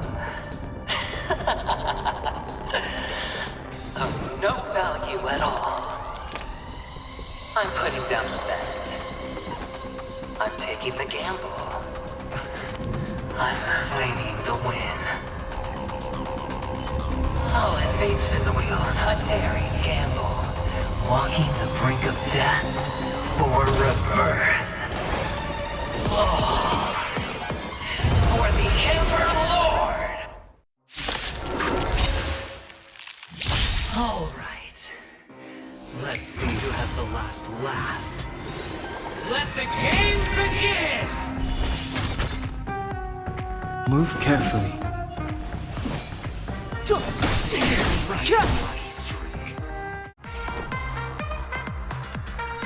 Stay right there while I give you a present! Let's make it quick. Seems you need to experience some hardship. I won't go easy on you. Even on a losing streak, as long as people still have hope, they'll keep throwing money on the table. The chance, no matter how small, the potential is what you hang on to. That's what justifies the gamble.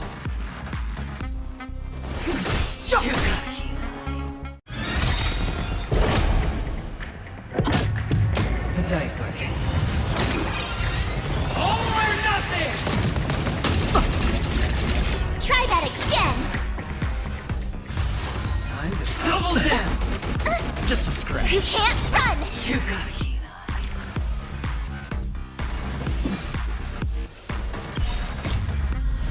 eye.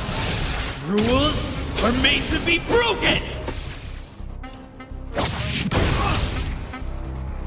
Everybody's like that, down to the last player. So why can't I be happy too? Why can't I feel that free?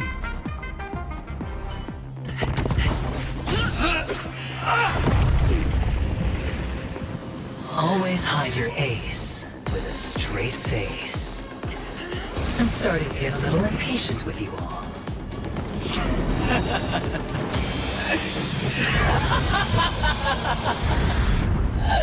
Friends, to pull fully relish this. I'm betting every last chip. Only by casting aside reason does one truly gamble.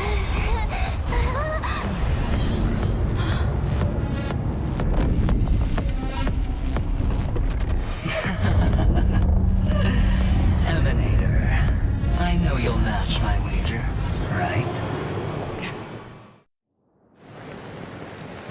You're leaving?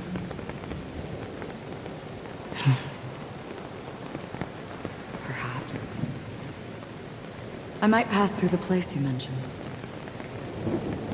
Penacony. What do you hope to find within a dream? I'm not looking for anything. They aren't in a dream.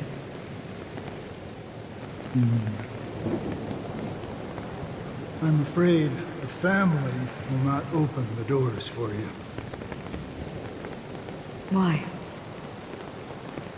Because the path you walk is not accepted by the Harmony. Even if that's not what I want. Precisely because it's not what you want. Because they are not like other Aeons. They have never glanced at anyone, and they never need to.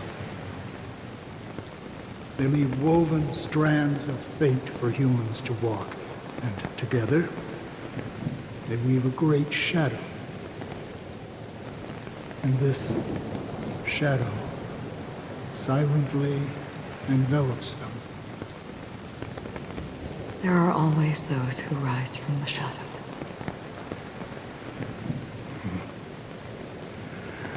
They mostly become a part of the shadow.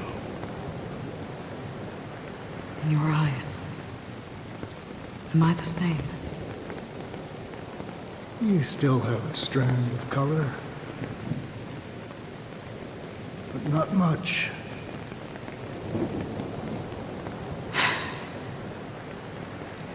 That is enough. Before they vanish completely, I will reach the nihility's end.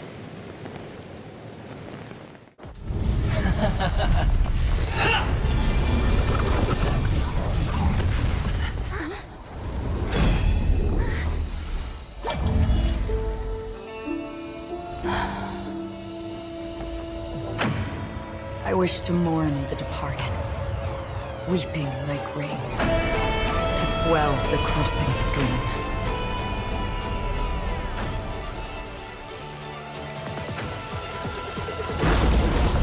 As the tide arrives, leading you back home.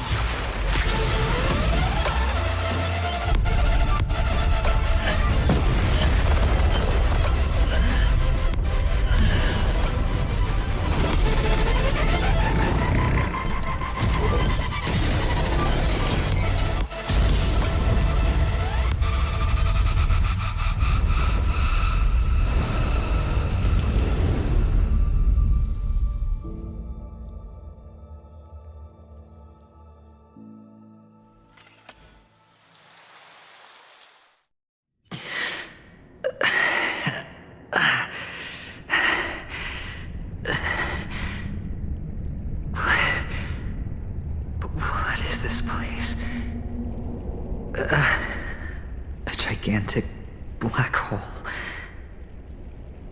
And see? Have I succeeded?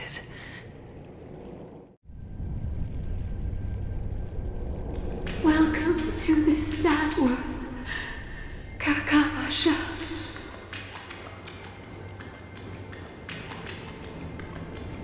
Your good luck is the most precious wealth we, all Avgin, have. If you come out alive after 2 days, it proves that you're the real deal.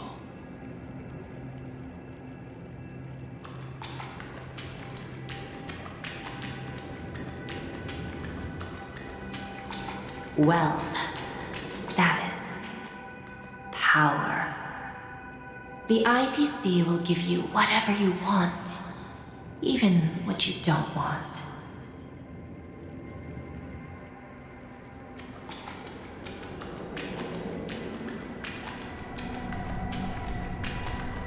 As for us, we will reunite in Kakava's next aurora.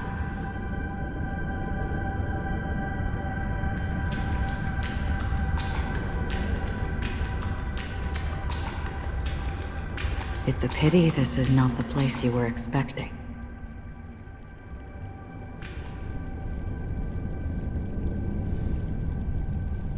Melody. Is it? Perhaps to you, I am just an Emanator who's hiding her identity. But the sleeping and shapeless never glance at anyone. They have no face, no form, and even less of a will to speak. The nihility envelops everyone equally. Only some who have gone under their shadow can go farther, tainting themselves with more nihility. That's all. That's all. My friend, you really leave me at a loss for words. So, is this my final destination? The land of the dead? This is all but a fleeting dream. One of the thousands of manifestations of IX. Under the watchful eye of nihility, we momentarily linger here before moving on to our own paths. It seems that my death has already been determined. Even if you wish for it, I can't promise you anything. Now that you've accomplished your goal, I think you can be a little more forthcoming. What do you mean? Your performance at the theme park was wonderful and grandiose. A simple yet practical technique that fooled almost everyone.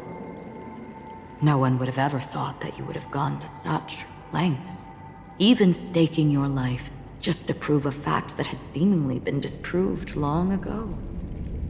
Real death does not exist in Penacony's dreamscape. Why would I do this?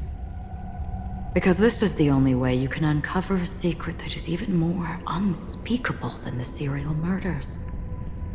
To use this dream death to get there. To that promised land people constantly seek in this grand gathering. Penacony. The legacy of the Watchmaker. The true land of exile. How did you find out?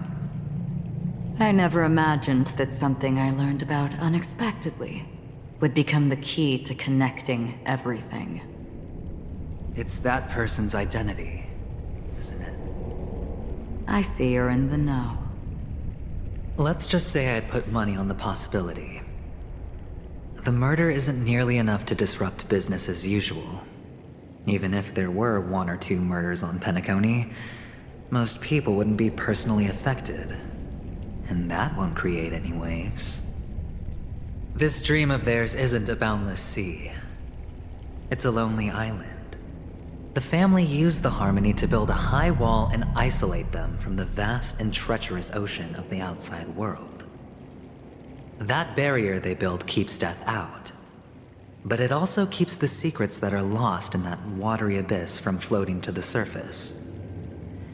In a beautiful dream, free of suffering, who would want to go fishing for those secrets? No one. Unless someone goes to the other side of the barrier and lives to tell the tale. Someone already has. I got the idea early on, chewing on that masked fool's little hint. If a mute isn't someone who cannot make a sound, then it has to be someone who cannot speak.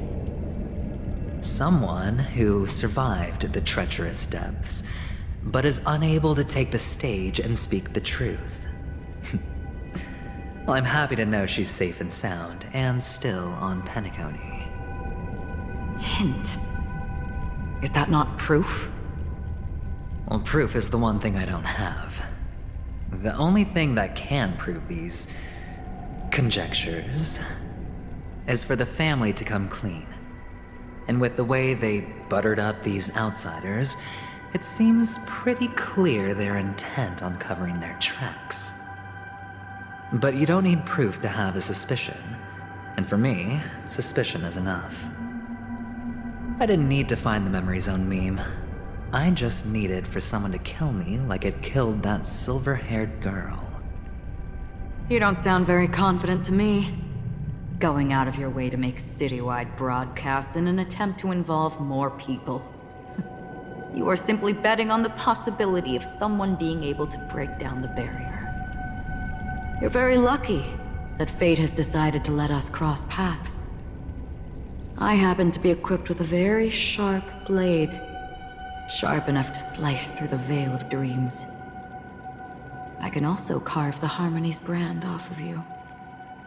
You possess great cunning, deliberately setting us up to be on opposing sides, constantly repeating the words of the Emanator in front of others, leaving me no choice but to draw my blade against you. And that's how you win. Opportunity and strategy, both are essential. And in your plans, the IPC always wins. Even if you lose the bet. To the family, the life of an ambassador is still invaluable. Well, that's a huge gamble, isn't it? But allow me to point out a mistake. The IPC's success is not guaranteed. I, unfortunately, have no contingencies for such an important matter. Detonating a Stellaron. I can't do it. The Aventurine stone is too broken to even safeguard my escape from the stage. If, at the end of the day, you did not unsheath your blade, I would have lost the bet. It is pointless to discuss what-ifs. You have won. Your prize is an entry ticket into that deep sea. And after this, whether you can return from the abyss is another gamble of yours. Have you never wavered? Wavered? Of course I have. But I can only bank on my own good fortune. Because other than that, I have nothing. Wake up from this dream and go to where you should be. Your gamble is not over yet.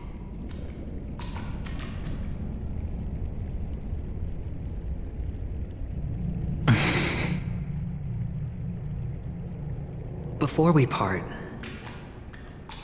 can you answer one more question? As someone who has traveled on that road, can you tell me, why are we born into this world? If it's just to die. I don't think this and never have. Nor do you. But the nihility envelops you and I. And everyone. And because of that, it's pointless.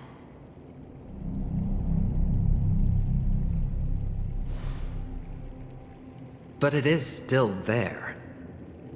If the dice of fate are always weighted, then that is our destiny.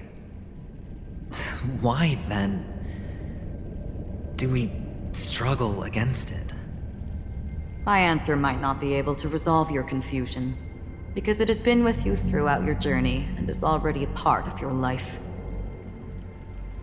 But you said, sleep is the rehearsal of death.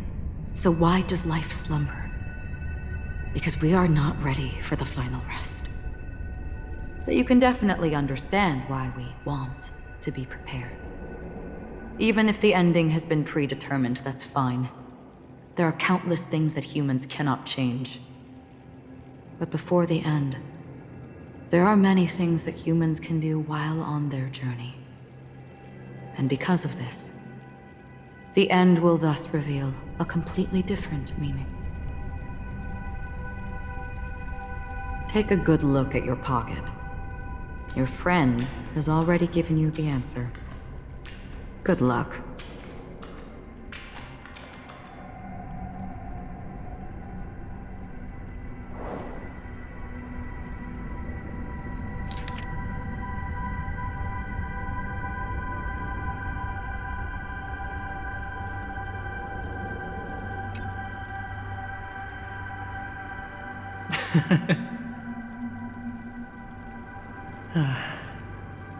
Then I shall get going.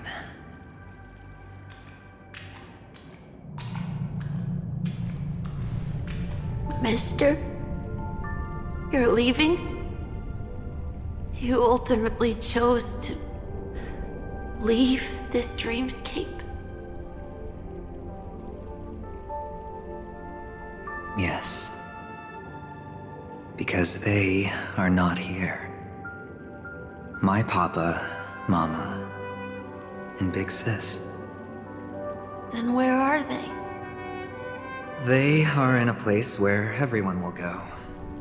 A very, very distant place. Then are you going to? I'll get there one day. But not now. There will come a day when the sky will drizzle, and I will hear the call of Gaiathra Triclops, and know that it is time for me to go, and be reunited with my family. So, until that time comes, I should be preparing. Preparing? For what? Well, preparing to face them, Kakavasha, and to make them proud. I know you'll be able to do it. Good luck. Well, of course. For I am the child who received the blessing of Gaiathra Triclops.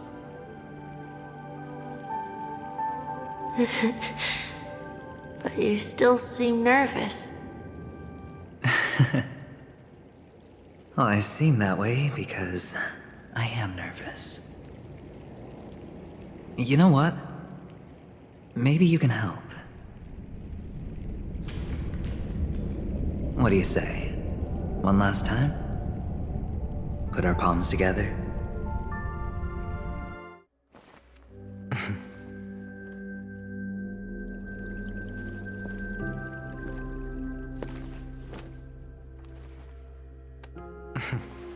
Are you going now?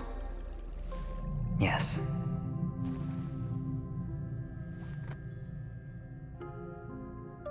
May the Mother Goddess thrice close her eyes for you, keeping your blood eternally pulsing. May your journey be forever peaceful, and your schemes forever concealed. Our paths will cross again beneath Kakava's shimmering auroras. Farewell, Kakavasha.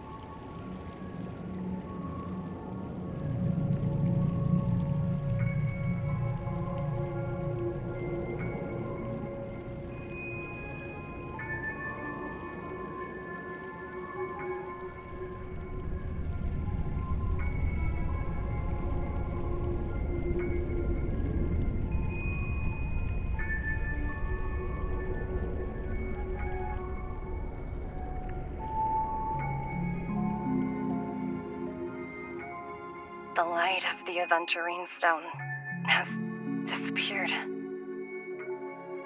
This only represents one outcome. He kept his promise and got what he wanted.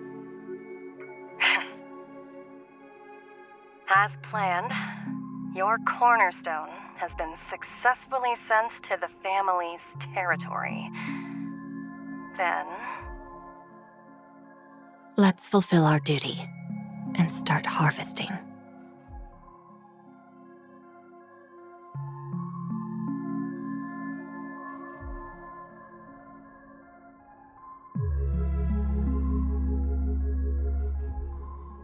I come for an audience. I come to fill wine, and I come to claim.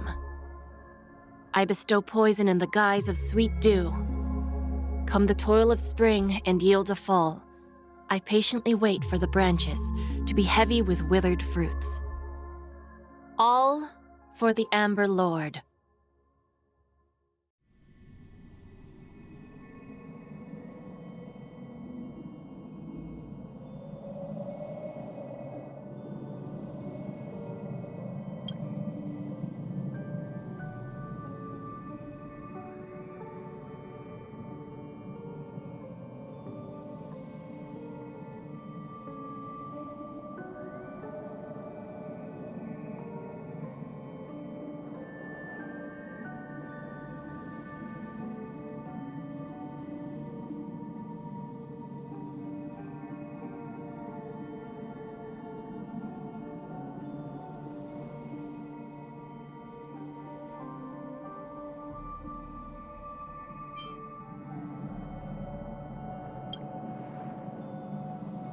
You're awake. I've been waiting on you for quite a while.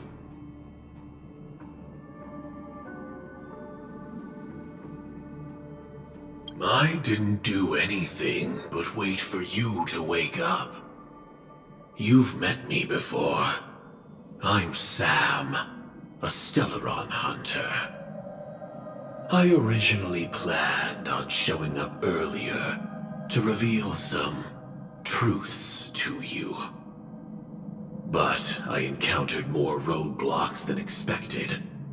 11 times I've tried, but ended in failure. Before I knew it, this world and I became too intertwined, and it became too difficult to escape the constraints of the script. Elio is right. In this land of the dreams, you and I will reap unforgettable gains. I don't know people's hearts as well as he and Kafka do. Nor do I have a specialty like Silverwolf and Blade. Most of the things that I'm good at only apply to villains who need no mercy. So, there is only one method that I use. This is to show you.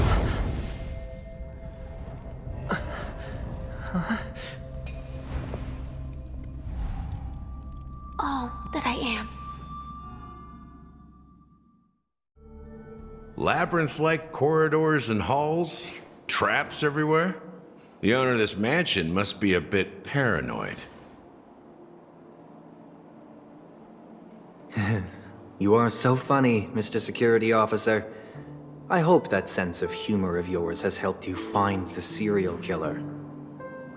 Just expressing a personal opinion. Why? Did I hit a nerve? Mr. Gallagher, my patience is wearing thin. Neglecting duties will only make me more suspicious that you and the real serial killer are connected.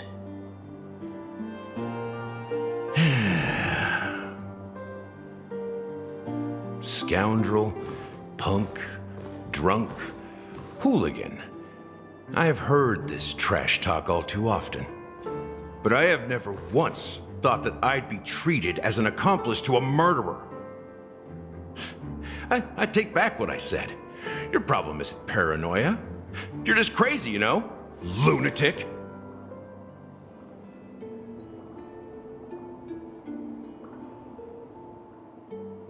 You, the family, you broke my spine and pulled out my fangs, and now you want to accuse me of murder? Ridiculous. Only idiots who've drunk too much Soul Glad will berate a stray dog in the streets. What exactly is making you say all this nonsense? You should be more concerned about the Outworld visitors who are making a scene in the theme park than me. I don't need you to remind me. The moment that ambassador walked out the doors of the mansion, I knew what he was trying to do. My servants see everything.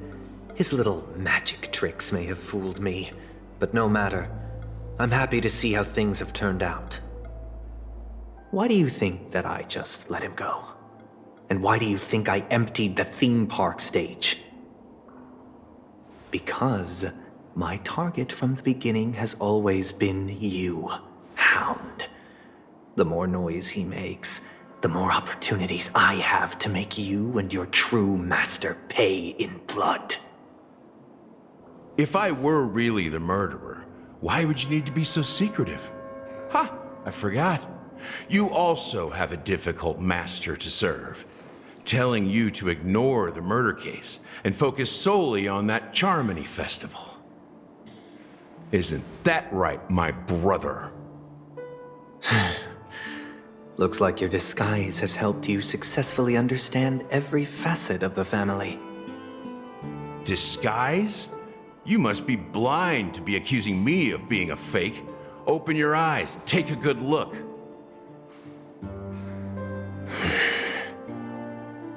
Indeed, every part of you is real. The brown hair, soft and curly like Benny's. The orange eyes, which make me miss the gaze of Sir Whitaker.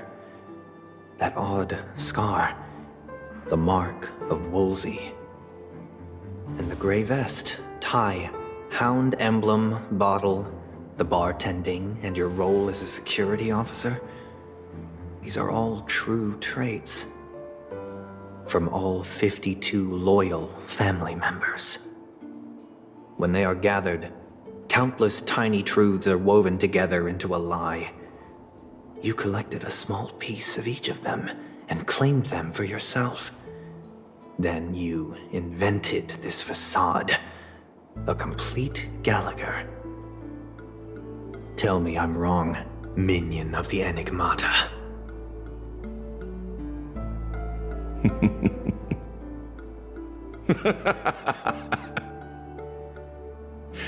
You have guts, I'll give you that. Not bad. I severely underestimated you.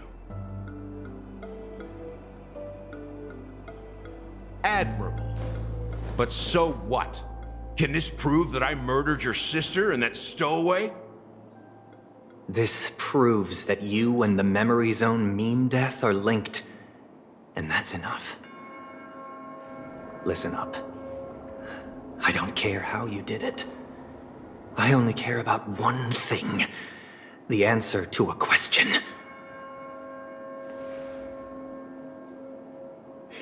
You devil. You wretched, despicable dog. Why did you kill her?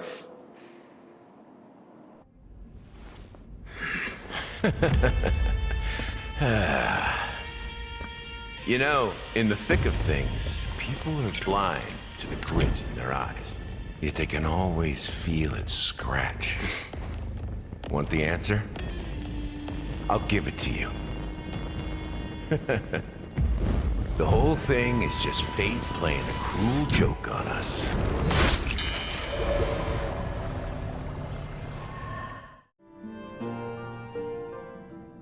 Newsflash! Penacony's Charmony Festival has entered its countdown phase. Accompanied by Clocky's TikToks, after 12 system hours, this grand celebration will commence with much fanfare. I already told you! We can talk things out! I'm sorry, Fluffy. I really have something urgent to attend to, so I had no choice but to resort to asking this favor of you all. Since you already know what you're doing, I'll also have to remind you of its risks. Hey, partner, what's with the hostility? I thought pulling this thing out was just a way of saying hello. For the last time, state your identity and purpose. My name's Boot Hill, And I'm a Galaxy Ranger. A Galaxy Ranger? You look like you seen a ghost. Did you think we all went extinct? Well, that's the price you pay for being off-grid for too long. The righteous heroes of the hunt would never hijack the Astral Express. I ain't hijacked anything. What, chatting with someone while holding a gun is considered a hijacking? It probably is. Pardon my frankness, but there are plenty of rumors in the cosmos regarding the Galaxy Ranger's current status, and none of them are pretty stories. I have a hard time believing you. Oh, this is hilarious. The tale that this bunch of fools spin is getting out of hand. There's even a bit about the Galaxy Rangers being turned into gibbons by Dr. Primitive, and they're in some valley screwing around on swings. Of course, I know you won't believe me, which is also why, similarly, I have a hard time believing that you're the real Nameless. See the bullets in this gun? 9mm, an eternal classic. I may need the Astral Express's help right now, but if you're an imposter just like that one, then this bullet might just end up in my head. I can't allow myself to be exposed to danger. That's just the way it goes, so you all have to first prove yourselves. Huh? Where are you going?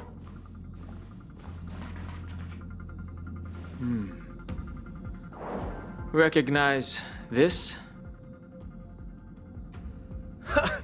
It's a model fudger. The Jade Abacus of Ally and Oath. The CN Joe really gave this to you guys? Model fudger? This is the Jade Abacus gifted to the Express by the Shenzhou Luofu's general, Jing Yuan. Its presence on board serves as the Shenzhou Alliance's official recognition of the Express. Is that enough? Not bad, kiddo. And across these sprawling stars, a gentle squeeze is all it takes to rustle up a whole legion of Cloud Knights. Now, I reckon that'd be one fudging sight to behold. Now it's your turn. Been ages since the Galaxy Rangers had the spotlight shown on them. And we ain't equipped with such fancy gadgets. But I've been around the block enough to know the way to handle these types of situations is easy as pie. Alright then. Feel free to toss any questions my way. Let's see if my answers can't turn your trust.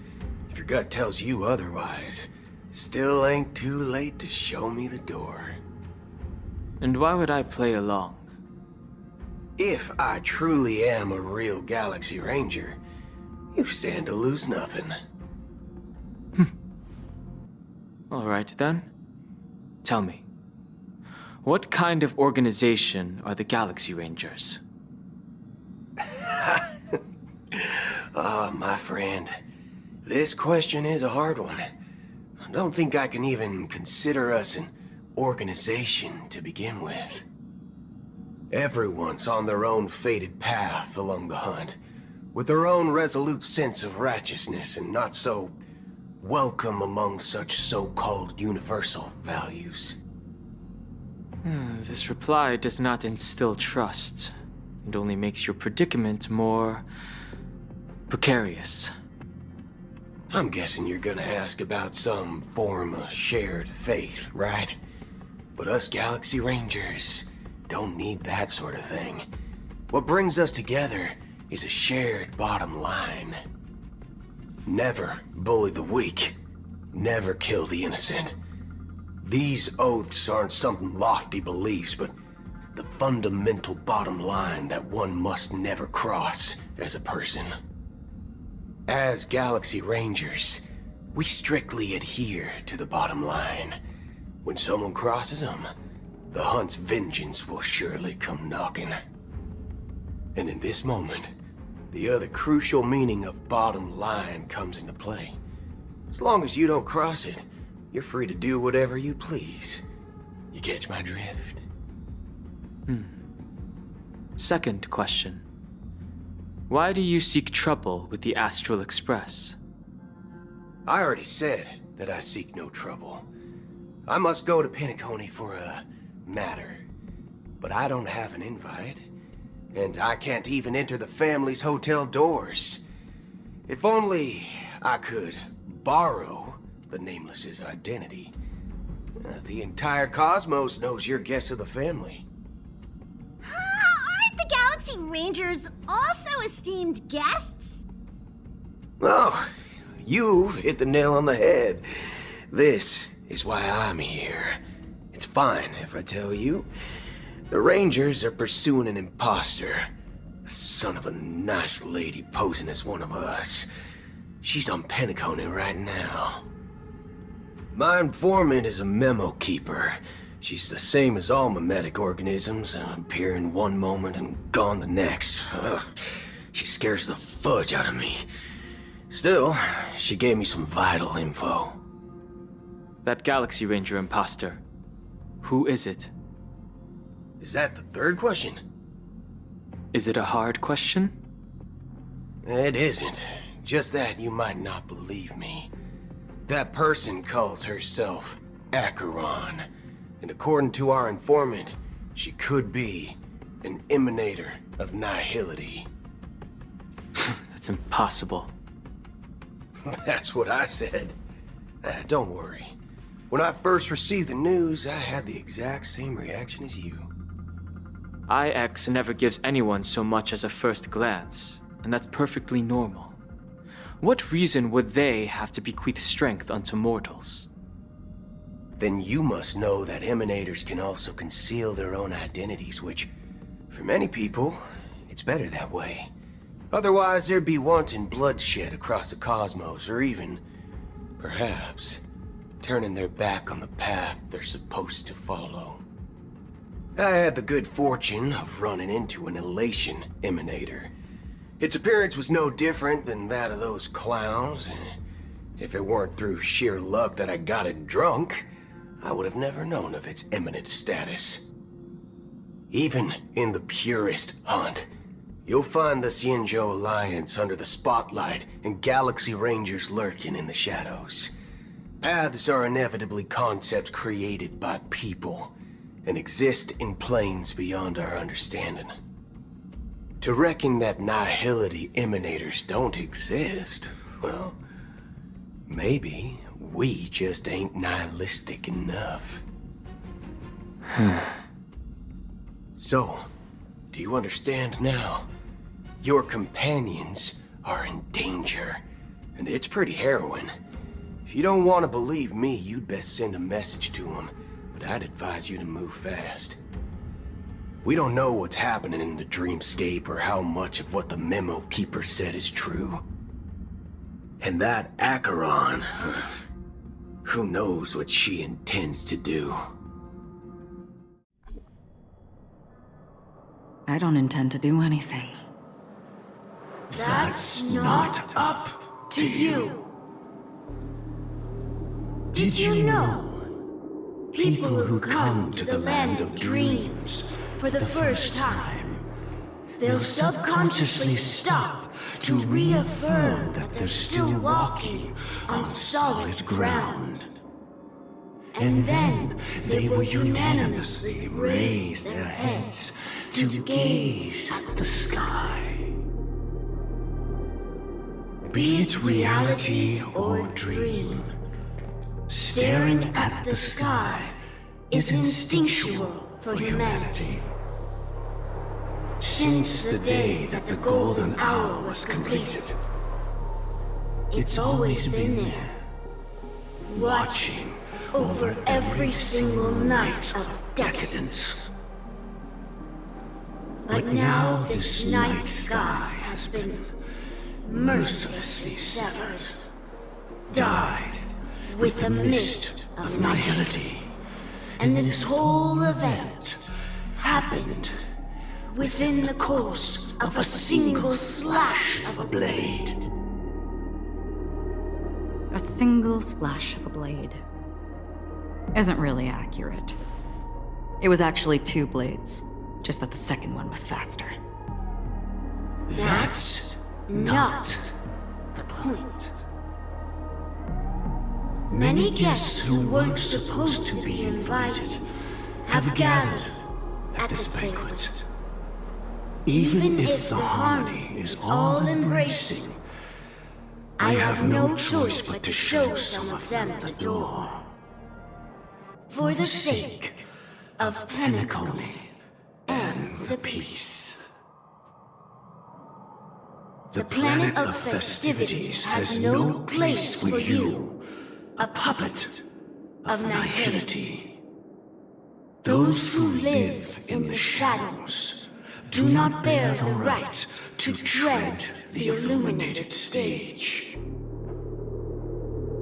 Speaking of living in the shadows, there's probably not much difference between us. It's only polite to reveal your true self, at least when speaking to others. Penacony's Dream Master.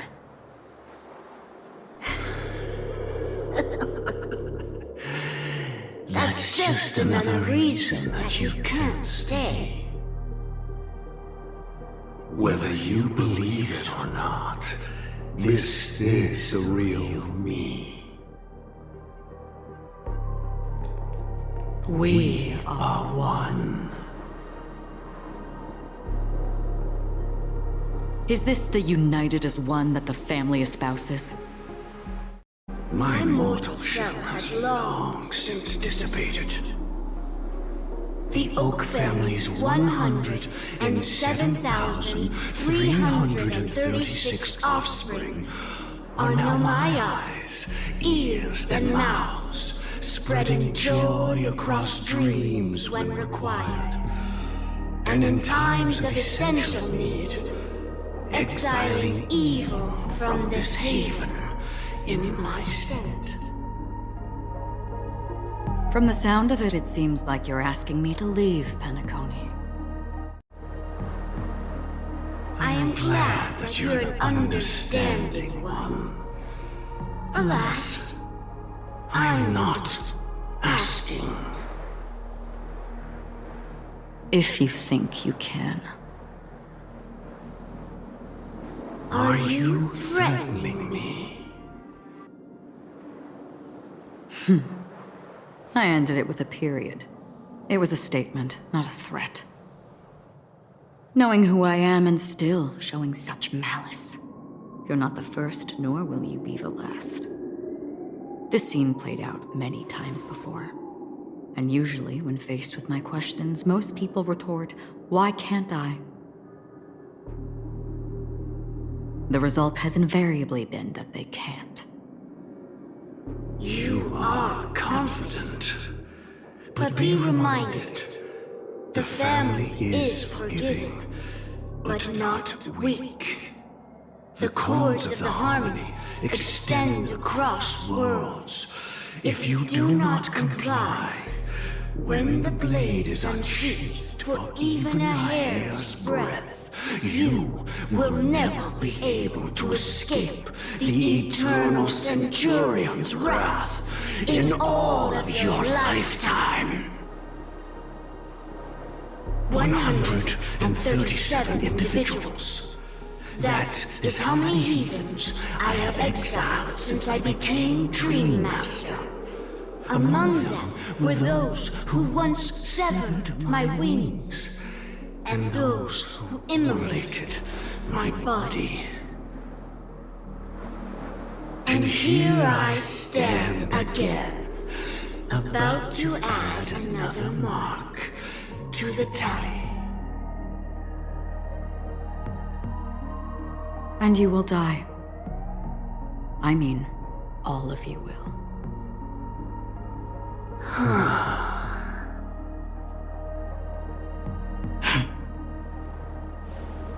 But that won't come to pass. I'll do as you ask. I'll leave. A wise choice. I wasn't aware there was a choice. To you, that surely is the only option. Please bear in mind, you and Penacony are of different worlds. Those born on the far bank cannot seek solace across the river. Leave and never return. The radiance of the planet of festivities is overwhelmingly bright, luring in tricksters, wrongdoers, and criminals. But even the harmony itself will never welcome the self-annihilator of nihility. And even more so, when this self-annihilator heralds the destruction of everything. Your strength is obviously a gift of the sleeping and shapeless, immeasurable and fathomless, like a tributary spawned from the abyss that brings death and sin to all. Acheron, a befitting name. Take it from someone on the other side of your so-called river. You know better than I do that Penacony has already deviated from the harmony. Whatever your intentions may be, I foresee only one outcome. Its future holds nothing but nihility. Just like all the worlds that have drowned in their shadow. Attention, please. The unusual event that occurred moments ago was due to a technical malfunction at Clock Studios theme park. The family has promptly responded to secure the area, and we're happy to report that there have been no injuries. Oh, I swear that was no movie shoot. So many chips fell from the sky, and I even caught one of them. But it vanished in an instant before my very eyes. Excuse me. Are you talking about the Clock Studios theme park incident? Yeah, what about it? Oh, Miss Robin! Am I seeing things right?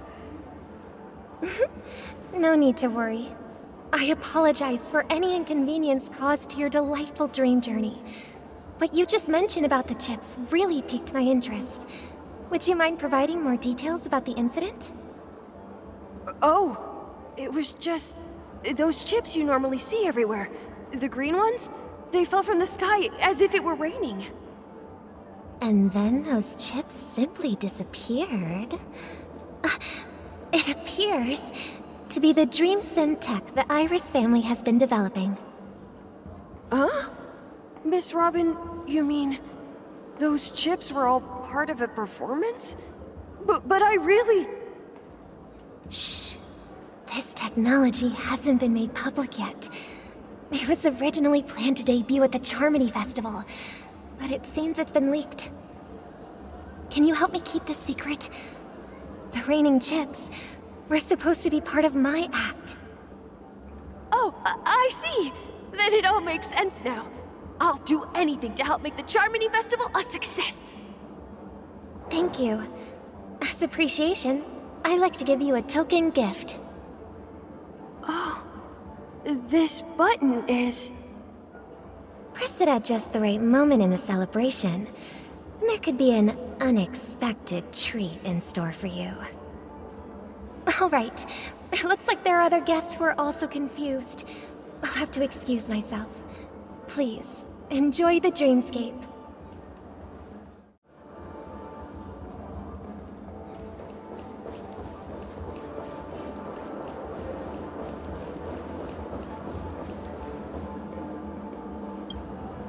The family promised they would protect the guests within the dreamscape, but I witnessed a group of organic life forms making their way to the theme park. And soon after, a rip tore through the sky, and black rain started leaking out of the void. The family needs to provide a reasonable explanation, or I'll take my loved ones and return to reality. I thought the dreamscape was supposed to be a paradise. If it's not, then there's no point staying here. It appears the good sir has seen many great events. And it's true that an uninvited guest has unexpectedly entered the dreamscape.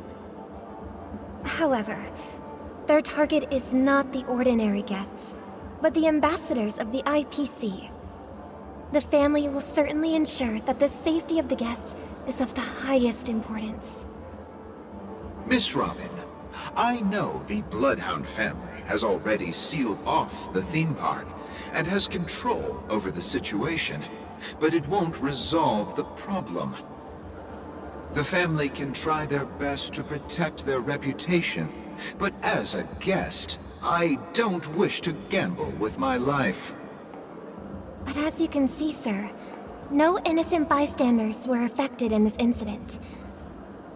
Perhaps the dreamscape is not as perfect as promised, but there's no place safer than dreams under the family's rule. I believe you know this better than I do. If this incident happened in real life, how many people would be able to walk away from it?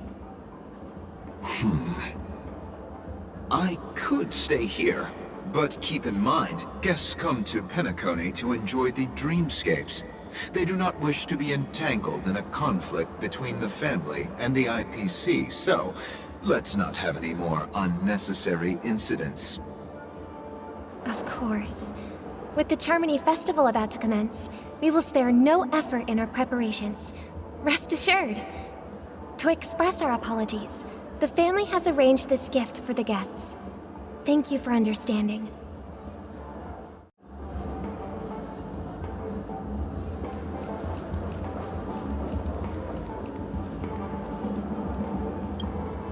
Hello. May I ask what happened here? Nothing to be worried about. There's been a small rehearsal mishap at Clock Studios theme park. Please stay calm. Hey, are you a fool? You don't even recognize Miss Robin? Who do you think you're talking to? I'm sorry. I've just been transferred to the Bloodhound family, and I'm still not too used to working on the streets. I didn't realize it was you. I'm so sorry. Hey, don't sweat it. You guys have a tough job. I know how it is. How's the situation looking? Oh, we've sealed off the theme park. Most guests are used to bizarre phenomena in the dreamscape, and so far, no threats have been detected. We can expect order to be restored soon. Rest assured, Miss Robin will intensify our patrols to ensure that no incidents occur. I trust you guys. But regarding what happened in the theme park, what do you hounds think about it? It's okay. Feel free to speak your mind. Well... Actually, I was there shortly after it happened. Is it true that the IPC's ambassadors came with ill intent? And that Galaxy Ranger who easily cut through the sky? Miss Robin, tell you the truth, everyone's been talking about it. The myriad factions on Penacony have already been causing unease for everyone. Thank you all for your loyalty towards the family. The planet of festivities has indeed run into some trouble. The representative from the IPC, he's trying to regain ownership of Penacony and is prepared for a hostile takeover. Of course, the family did not agree. The result of the failed negotiations is as you see it now. No wonder. So this is the main reason why the IPC staff are banned from entering the dreamscape. Did they apprehend the troublemaker in the end? Don't worry. Mr. Sunday is currently tracking his whereabouts, and he'll have something to show for it soon. However, given the situation, the IPC surely won't let this go easily. Therefore, we are relying on you hounds to maintain the order and stability of the dreamscape. Please be assured, Miss Robin, we take our orders seriously. We won't let those IPC cronies get away with this. Thank you for your hard work. If there are any other members who still feel uneasy, please tell them on my behalf that protecting the dreamscape requires everyone's help. This is a small gift prepared by the Iris family for the guests. There's one for you too. Please, open it at the Charmony Festival for an unexpected surprise. I can't believe I received a gift from Miss Robin. It feels like I'm dreaming. Wait, I am in a dream. If trouble comes knocking on our door, we're not afraid to go to war. Rest assured, the Dreamscape's peace will be protected by the Bloodhound family.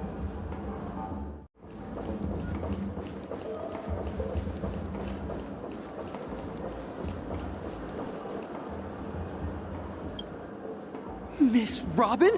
That's the renowned cosmic superstar, Miss Robin! I didn't expect to meet a fan here. I'm honored. Welcome to Penacony, a world filled with wonderful dreams.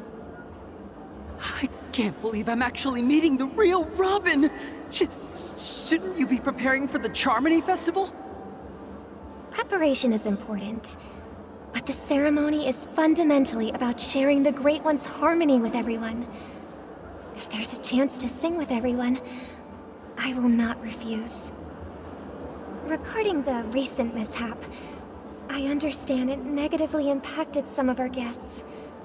As a member of the family, it's only right for me to come forward and offer my apologies to everyone.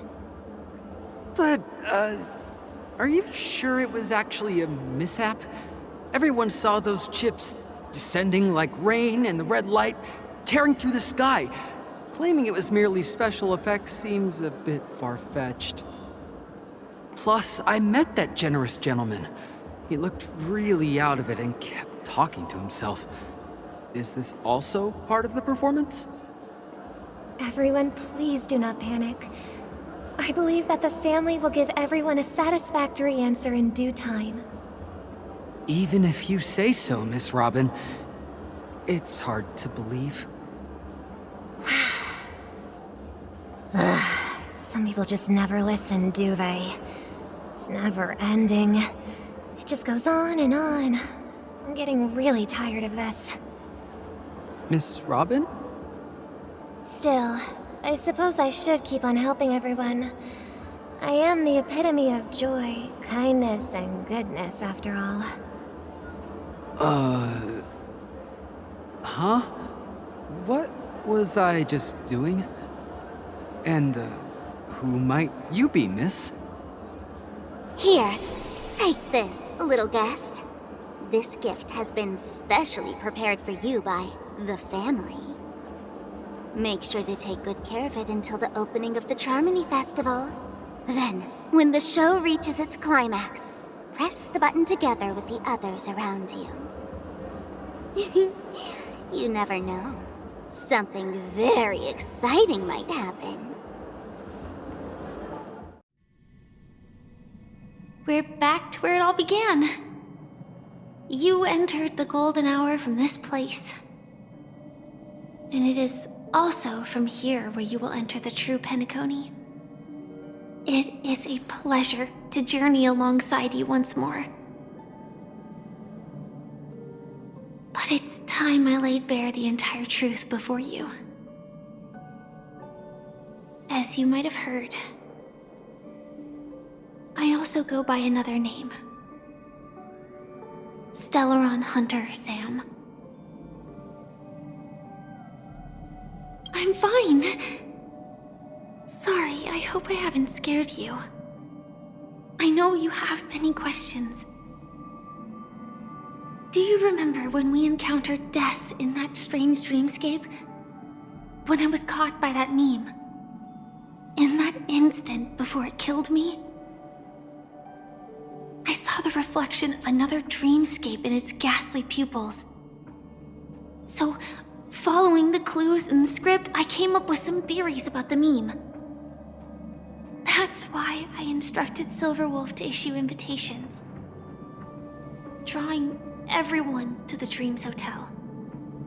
I intended to call upon death before you arrived, to solve the riddle using more direct means. and then invite you to join.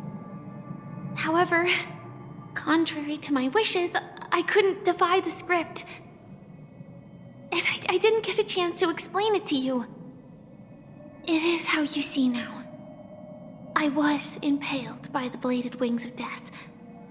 The heavy pressure of concentrated memoria miasma exploded in my mind as if it was actually reality. But after the momentary numbness subsided, I found that my body was absolutely unscathed. I was still alive. And it was just as I thought. I had arrived at a place starkly different from this beautiful dream. Beneath the dreamscape of Penacony lies another, more chaotic, more primal memory zone. Its name? Land of the Exiles. And so, then I returned to the hotel in the dreamscape, hoping to tell you of its existence. Yet I could not reveal my own identity. So, I could only divert your party's attention and lure you away from the battlefield. And after, all my attempts proved futile.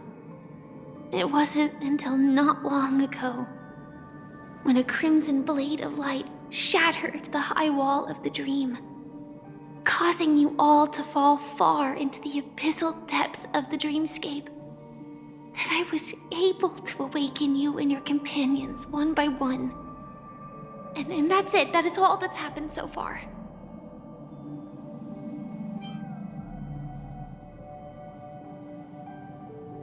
I know it's tough to believe all this without reservations. I just want to say, you are very close to the final answer. Just one more thing needs to be done. And then I can prove it to you.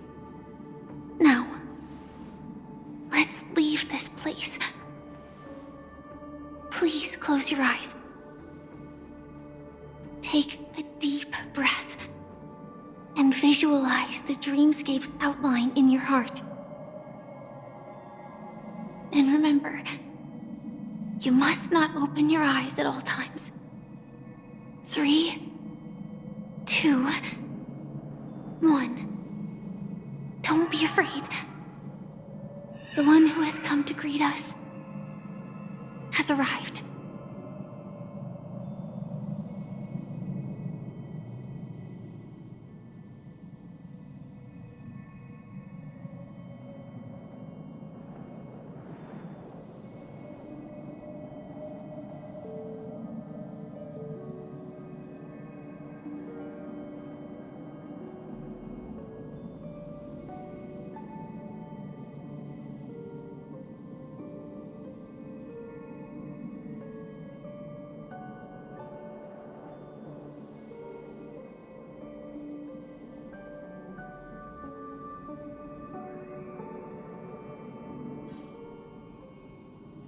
I never knew you could do this.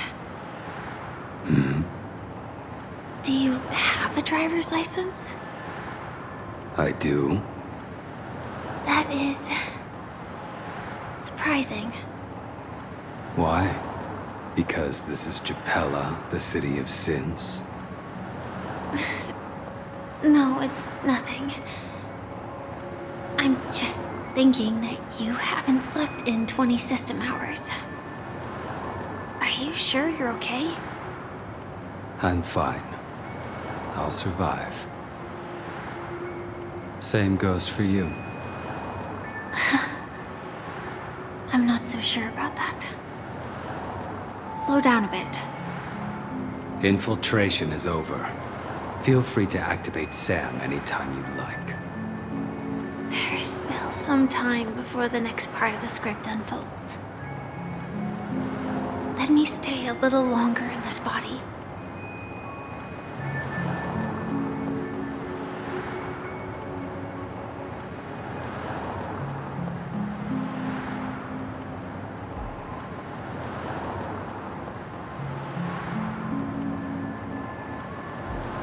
Such a long tunnel. Didn't feel this long when I set off. In half a system hour, it will lead us to Kafka. And then comes the downfall of the Japella Brotherhood. Is that also part of the script? It's in your script too. Sorry. I didn't notice.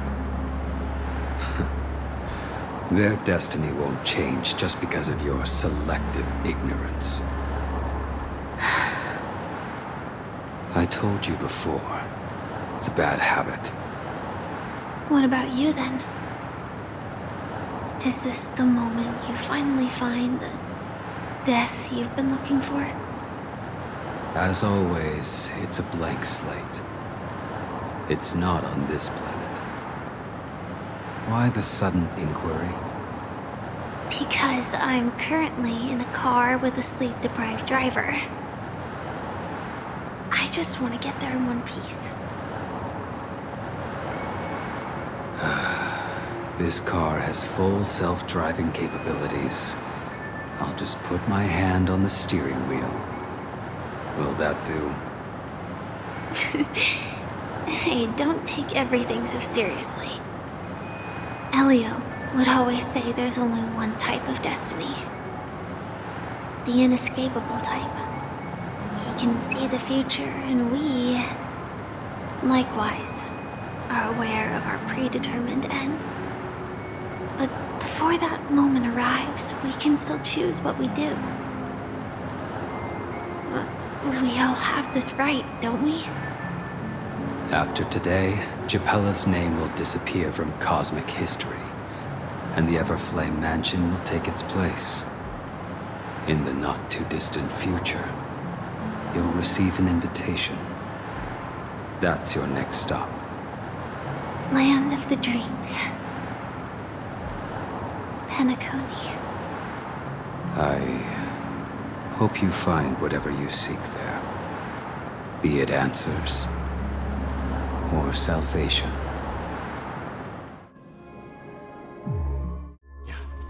Glad to see you're safe and sound.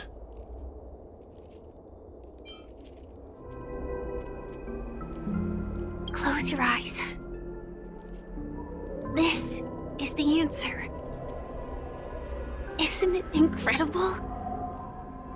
The monster that we have always known as Death is actually the guardian of the land of the exiles. It abides by a certain rule. Abducting people from their dreams and bringing them here. The question that has been perplexing us, does death really exist in the dreamscape, appears to be a cognitive trap. It was laid by those orchestrating events from the shadows to cover up the truth behind the disappearances and the existence of this fortress known as Dreamflux Reef. Every emergence of that meme is related to the Watchmaker. Since Dreamflux Reef is where it brings its captives, it's likely that many of our long-standing questions will be answered in this place. The atmosphere here is starkly different from the beautiful dream. There are no regulators here like the family. And they all look like they're mildly dazed. But from the whispers of the residents, they've heard a familiar name. Gallagher. It's that man again. Always in the right place at the right time.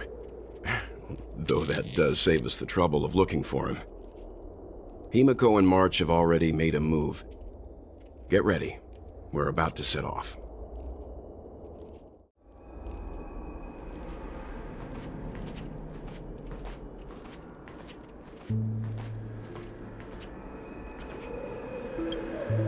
I am really sorry for waiting until now to tell you everything.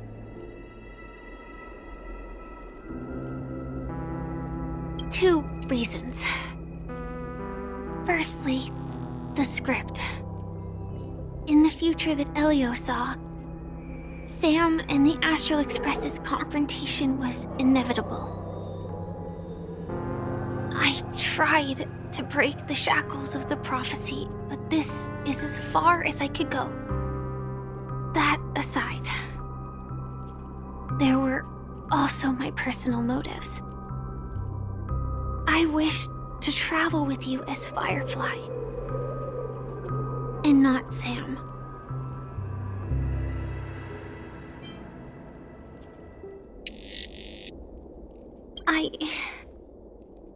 I get it. Being cautious around a Stellaron hunter isn't a bad thing.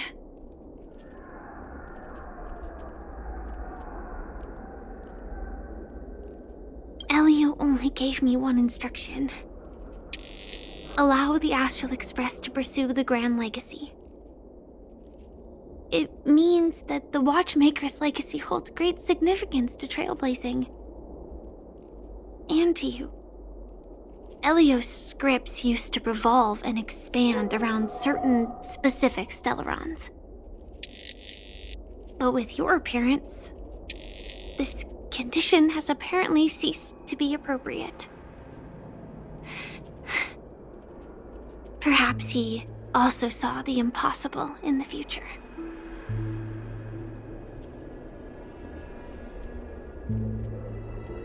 Do you still remember the medical cabin I told you about? Well, that's Sam. It belongs to the Iron Cavalry of Glamoth's Firmament Frontline, a Firefly Type 4 strategic assault mech. It is the cradle of my vitality, and the meaning of my birth. And for the longest time it was how I should have looked to the rest of the world. The timescale of Dreamflux Reef differs from reality, so we mustn't lower our guard. You're sensitive to Memoria. A slight misstep, and you could get lost in this memory zone.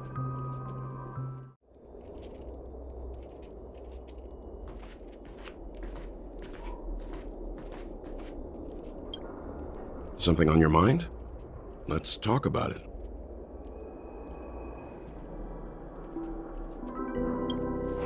No wonder Miss Acheron is so averse to drawing her blade. It's hard to imagine such terrifying power could reside in an ordinary sheath. If it weren't for the fact that Aventurine's power originated from the preservation, the entire dreamscape would have been affected. Don't feel burdened by this. Even without that Stellaron inside you, Aventurine would still have found other methods to accomplish his goal.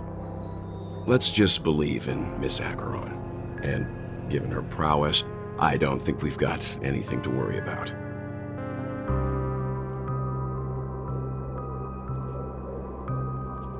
During your investigation, he shared a vital piece of information. Mikhail, the former watchmaker who collaborated with the family to construct the Penacony we're familiar with today, had a falling out with the family for specific reasons. But this is precisely where the problem lies. You were clearly investigating a murder, so then why, as a security officer, is he changing the subject to talk about his past with the watchmaker? And now, with Firefly mentioning his name again, it's hard not to be suspicious.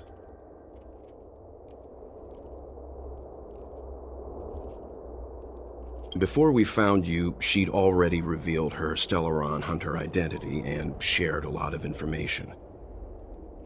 Who would have thought that the Molten Knight's true identity was actually a young girl? For her, this is a secret that she cannot allow others to know. That being the case, I think we can believe she's willing to cooperate. But she didn't reveal all her secrets. I just can't shake the feeling that her situation is different from that of the typical dreamer. And I hope that doesn't lead to any dangerous predicaments. I hope you've regained a little composure. We'll move out when you're ready.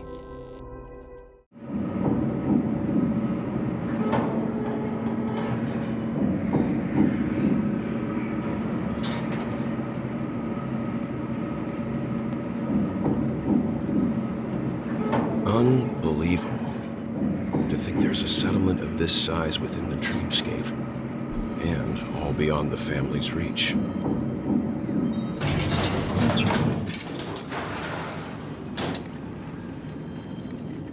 The atmosphere in this fortress is pretty different from that in the beautiful dream. When I first saw it, I was in awe too. The sky here, it's like a reflection of the 12 dreamscapes. What's even more bizarre is that this place is also separated into trade and residential areas.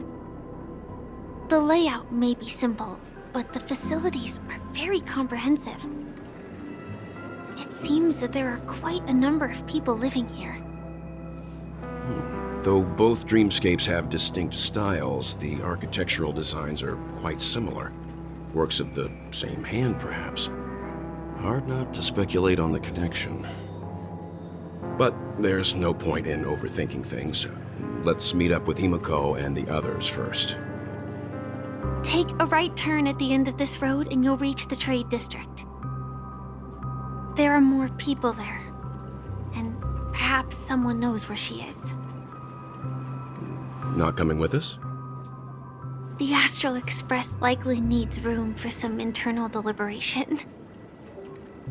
In the meantime, I'll try and locate Gallagher. Sure. Let's reconnect later. Letting her go was the right decision. Further observations are needed before we decide whether to trust her. But first, there's someone I need to talk to. Let's go. I'm sure you've already noticed him. He's right over there. The Reverie Hotel's bellboy. How did he end up here? And right after Miss Acheron severed the beautiful dream. We'd better check, just to be sure.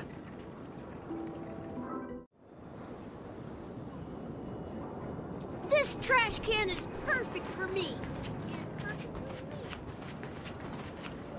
Huh? You're the guest from before. We meet again! And a new friend. Forgot to introduce myself. I'm the hotel's bellboy, Misha. Hello, Misha. I'm Welt. We met in a dream. Oh. And who might this be? Tick-tock! Old friend and new friend! Let's high-five!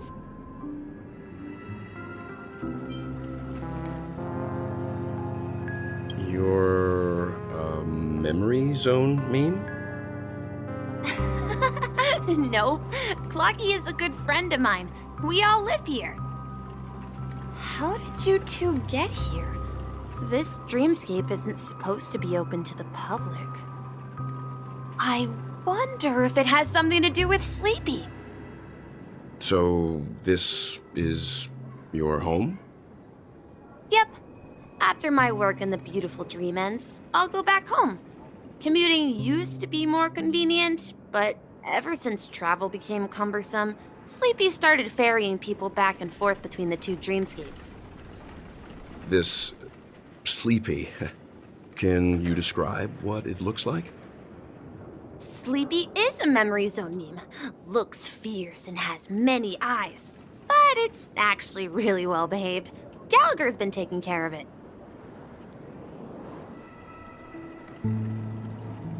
Based on the description, that meme is indisputably death. A nightmare for the family, but for the people who live here, well, that couldn't be further from the truth. Death? Not in a dream, surely. Sleepy's just a little aggressive, and sometimes messes up by fetching the wrong guess. But it would never hurt anyone. I see. Has it brought back any guests recently, say, in the last day or two? We're currently investigating a missing person case that occurred within the beautiful dream. I see. Then you'll have to speak with Gallagher. But he's currently busy hosting a visitor from the Oak family and specifically asked not to be disturbed. Mr. Yang, The person you're looking for, is it Miss Robin? Just as I thought. Considering what happened with Miss Firefly, this doesn't come as a surprise. If you're looking for Miss Robin, I can lead the way. She told me that she'd be willing to meet with outside guests. If it's not too much trouble. Also, we're looking for our missing companions. A woman with red hair accompanied by a girl with pink hair. Have you seen them? Oh, I haven't. But please, rest assured. Dreamflux Reef is a small place, and it's not as bustling as the beautiful Dream, but its safety is unmatched. How about this? Since it's your first time here in Dreamflux Reef, I'll be your guide and help you find your companions. And then we can all go visit Miss Robin together. She's gone to Mrs. Grace's to visit the children. She won't be leaving anytime soon, so there should be enough time. All right then, we'll follow your plan. Well, we now know the answer to both murder cases that have caused such commotion in Penacony. As for the intentions of the mastermind behind it all, we're still none the wiser.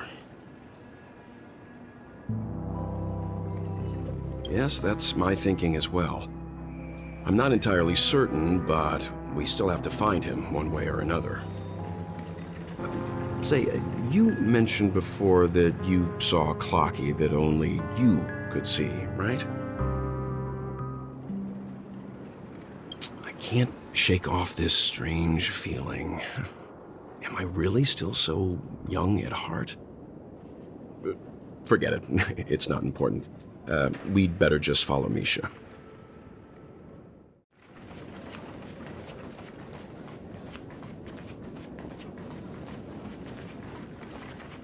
Everyone, look! From here, you can see the most spectacular view of Dreamflux Reef. A black hole? No. An accretion disk formed from consolidated memoria? Was Dreamflux Reef built on such unstable memoria? Oh, so Mr. Yang is also versed in memoria dynamics. I was just trying to figure out how to explain this huge hole to everyone. I bet you guys have a lot in common with Miss Kami.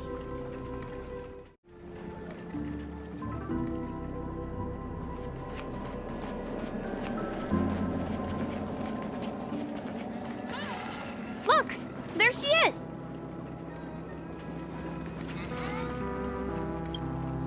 My calculations are finally done. In another 10 system hours, the above dream will swallow the dream below. My hypothesis was correct.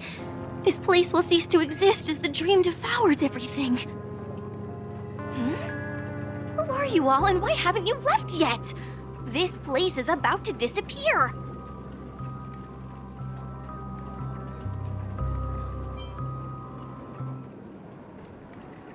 I'm Kami, a dreamscape surveyor specializing in memoria dynamics, and this is my life's work that I'm researching. See that huge gaping hole? It was just a narrow rift many years ago, but now it's grown into a giant hole. The surrounding memoria has been flowing towards the other end of the hole at a constant velocity, slowly but surely. But the scary part is, according to my calculations, the flow rate of memoria has recently changed, and it's faster than ever before. It's almost as if something is sucking it in from the other side.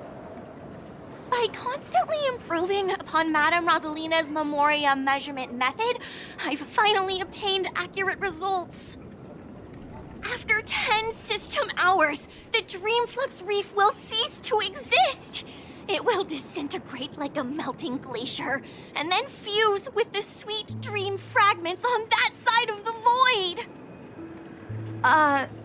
Please don't worry. This sort of thing has happened many times before. Miss Kami isn't a bad person. She's just a bit lost in her own world. She'll probably realize she's wrong soon enough.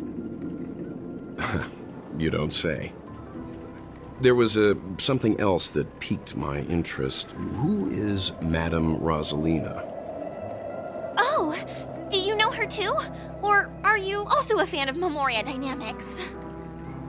We're very interested in Madame Rosalina's achievements.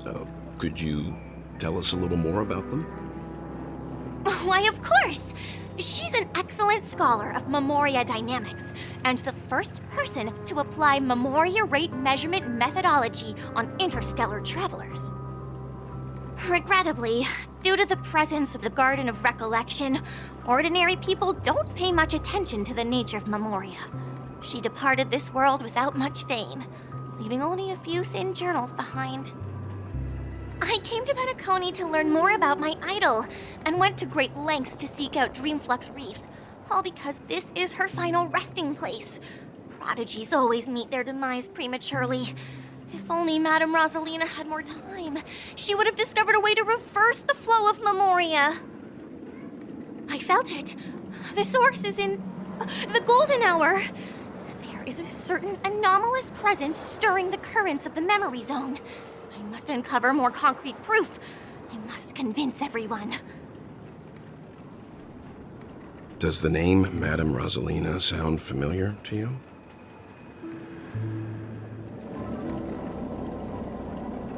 That's right. It seems like she did a great deal of research and calculations in Dreamflux Reef before abruptly passing away. Miss Katie regularly mentions her. I hear Madame Rosalina passed away during the prison war.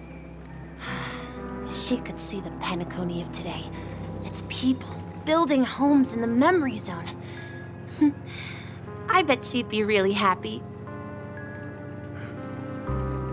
Perhaps. Our destination is the commercial district. That's where the largest crowds gather in Dreamflux Reef. We might be able to find the others there.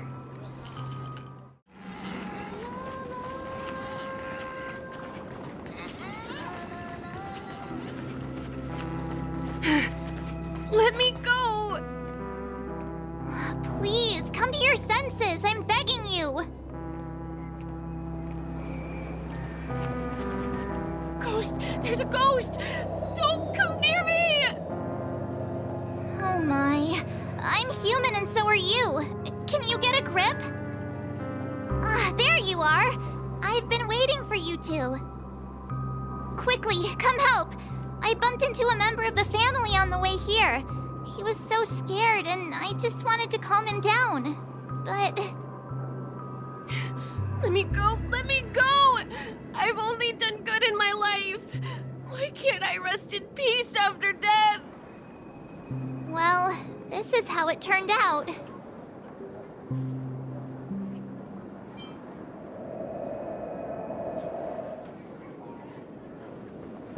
Me? A ghost? Don't make me hit you.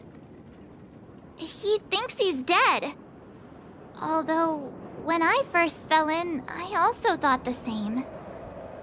Dear guest, this is not the afterlife. This is Dreamflux Reef. That's right. Did you hear that? Repeat after me. Dreamflux Reef. You're talking to someone invisible. If I'm not dead, what am I? I shouldn't have pushed my luck and tried sleeping in my dream. Curiosity kills the Papeshi.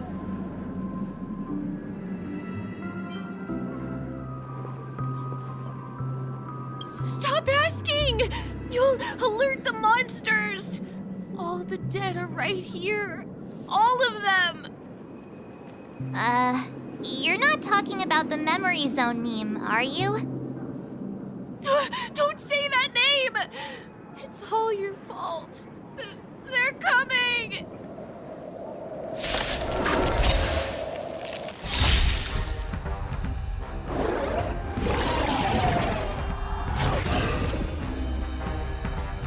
Step aside. I have no interest in stoking conflict.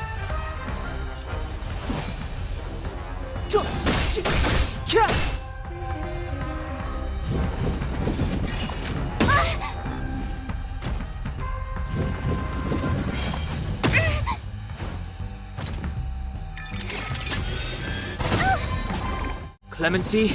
Never heard of it. The time is now. You can still walk away. Calm your body and mind.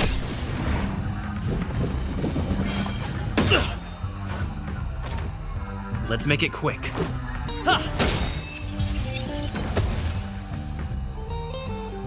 He passed out. His intense negative emotions attracted the nearby memory zone memes. I see.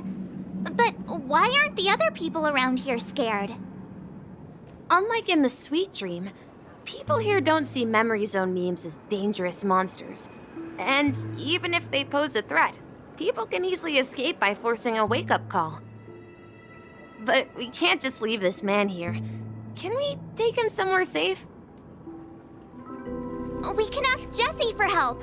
I've gotten to know many locals while waiting for you guys. Everyone here is living a self-sufficient life.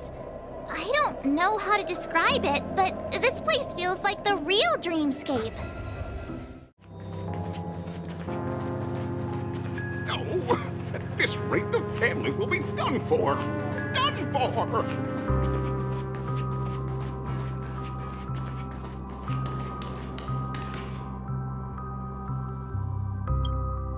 Evening, Jessie. Is it evening? Welcome, Miss March. Who might these be? These two are my friends. As for the man lying on the ground, he's a scaredy cat who fainted from fright. I see. Another poor guy who accidentally ended up here. I'll take care of him. There have been a lot of new faces lately. Things must be tough in the beautiful dream. The few remaining havens of freedom in Asdana will soon face trouble. Do such things often happen here? Not really, but they're becoming more frequent now. Guess it's one of the signs of the Sweet Dreams collapse. This man has had quite the shock. Could you help me find a Halovian lady, March? Her songs can heal mental wounds. A Halovian lady? That must be Robin. She's also here in Dreamflux Reef. Huh? Robin? But I thought she... Oh, right. If Firefly is here safe and sound, then it means Robin must be okay too. Misha is about to take us to her to find out what happened. But before that, let's meet up with Himiko. You were with her earlier, right? We met some stowaways in the residential area. Most of them came from neighboring star systems. I heard that places like Dreamflux Reef are scattered throughout the memory zone of Asdana, like islands in the ocean. They existed before the family arrived. I also heard that when Dreamflux Reef took shape, it was the center of all dreamscapes in Penacony. If that's true, it's no wonder there are so many similarities between this place and the Sweet Dream. Himiko must be gathering information. Let's hurry up and get going.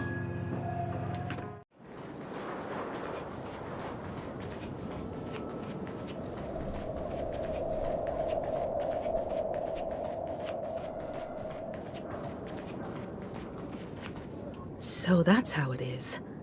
I never imagined we'd gather the remaining details here. To borrow Gallagher's catchphrase, what an unpredictable twist of fate. Himiko, here they are. Ah, perfect timing. Now that everyone's here, I'd like to introduce everyone to Micah, who's partly in charge of the Land of the Exiles. Micah, these are my companions. It's a pleasure to meet the Nameless. You know us? I've been keeping an eye on you since the day you arrived in Penacony. We would have met under more appropriate circumstances if Dreamflux Reef hadn't been isolated from the 12 dreamscapes. Please, allow me to formally introduce myself. I'm Micah, the Gravekeeper of Dreamflux Reef. Gravekeeper? Life in Dreamflux Reef is pretty liberating. Everyone here mostly keeps to themselves, without meddling in others' affairs. My daily task involves cleaning a few tombstones. You're too modest, Micah. When lost dream chasers stumble upon this place, you're the one who takes care of them, guiding them back to the sweet dream, or showing them how to survive the wild dream chaos. So, a guardian of sorts. Were you talking to me, Mr. Yang?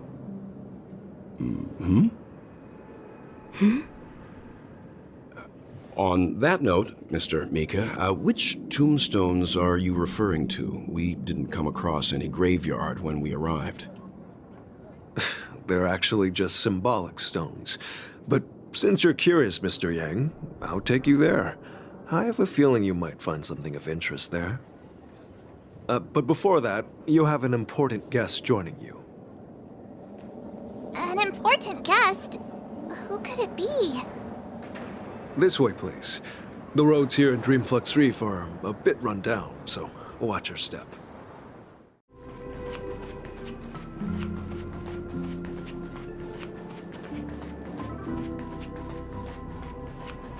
There she is.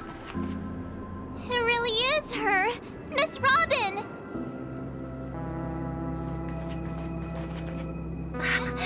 Everyone sang so wonderfully. It's not often that I tried this music style, but I've gained some valuable insights from it. Oh, I can't thank you enough, Robin. Well, these kids have made incredible progress in only a few days. It was nothing, Grace. I merely taught them how to sing. It was you who brought hope into their lives. Life must be quite difficult for them in reality, I imagine. That's right. Whenever it's time to say goodbye to these kids, they're reluctant to leave. But I've explored every corner of Dreamflux Reef, talked to everyone I met, and they all told me the same thing. This shattered dream is not worth clinging to. It seems you truly are a child of the Harmony. Emma and Andy are orphans I took under my wing. Carol there, with her blind eyes, used to work at a nutrition center in the outer ring of Penacony. And as for Gary, he's been living with autism since he was a child. They're not old enough to enter the sweet dream managed by the family. If we compare people to birds, these kids are like fledglings with impaired wings. But in this dream, well, they can fly freely. Even if they stumble along the way, well, they're still relying on their own strength. And me, an old lady with no legs. Well, without this dream, I couldn't even walk toward them. I'm glad that you found a new life here in Penacony. It's just... Don't worry, Robin. Dreams have their significance, but they aren't everything. Both the children and I understand this. No matter how long we fly through this dream, we will one day return to reality. But you know what? Emma and Gary aren't plagued by their insecurities anymore. No, and Carol is learning how to cope with her blindness. And Andy is livelier than ever. Well, even I've become more optimistic. You see, in dreams, we learn how to live. Once we return to reality, we learn how to survive. And should our feathers be damaged, then we share our wings with one another. There's no need to covet an illusory sky in dreams, because we have the right and the ability to fly towards a broader horizon. It's a relief to see you safe and sound, Miss Robin. It's nice to see you all again, Astral Express crew. I heard my disappearance caused quite the commotion out there. I'm really sorry about that. Since you're here, can we assume that you're fully aware of the situation in Penacony? Ever since I returned to Penacony, my voice started to change, until it gradually faded away. At first, I thought it was a temporary ailment, perhaps due to having been away too long. I thought maybe it just takes some time for my body to acclimate to the high concentration of Memoria and Asdana. But now it seems The root of the problem goes way beyond me. There are elements around me that don't align with the harmony. Losing my voice is just one of the signs of the Sweet Dreams collapse. The Sweet Dreams collapse. That memo keeper mentioned the same thing. So it's real. While I was away from Penacony, the boundaries of the 12 dreamscapes kept expanding outward. But whenever I mentioned the anomalies in the dream, all the family heads refused to talk about it. Only my brother was willing to respond. Later, I discovered the secret letters from the IPC ambassador, which further convinced me that there are hidden secrets beneath the surface of Penacony. So, following the clues in the Oak family's dossiers, I found my way here. The land of the exiles, concealed by the family under the guise of death.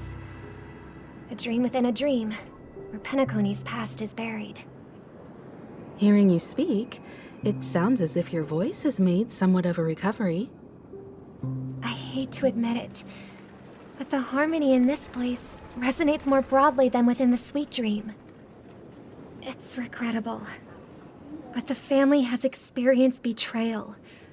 The traitor, or traitors, abandoned their original principles and, using the name of harmony, exploited people's weaknesses to turn Penacony into the planet of festivities, trapping everyone in the illusion of the Sweet Dream.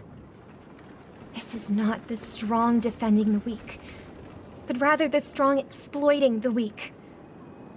A world without equality won't ever be favored by the harmony. And naturally, those voices blessed by them have lost the ability to sing. Could there be another force influencing the family's shift in philosophy, Miss Robin? Considering what happened with Acheron, it's difficult to conceive of another entity within the realm of the harmony capable of influencing everyone. Unless a power surpassing that of an Emanator is involved. I'd heard about what happened to the Xianzhou Alliance, but as far as I'm aware, the family hasn't faced any such external interventions. Who knows? Perhaps I've just been away too long and missed something. Regardless, I cannot accept my home is moving towards the very opposite of what the harmony represents, while still claiming to uphold it. I must uncover the reason why Mikhail cut ties with the family, and who exactly it was who betrayed us all. Do you remember our arrangement, Mr. Micah? Well, here's my answer. I've decided to forgo my role, and never step foot on the Charmony Festival stage again.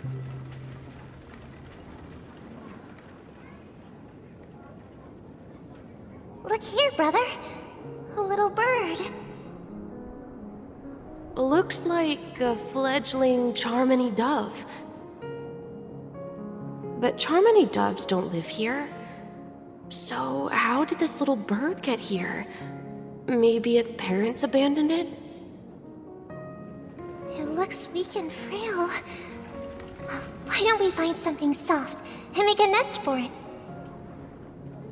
This place is too dangerous for a fledgling. Let's take it with us. We can put it on the wooden shelf in front of your window. Okay.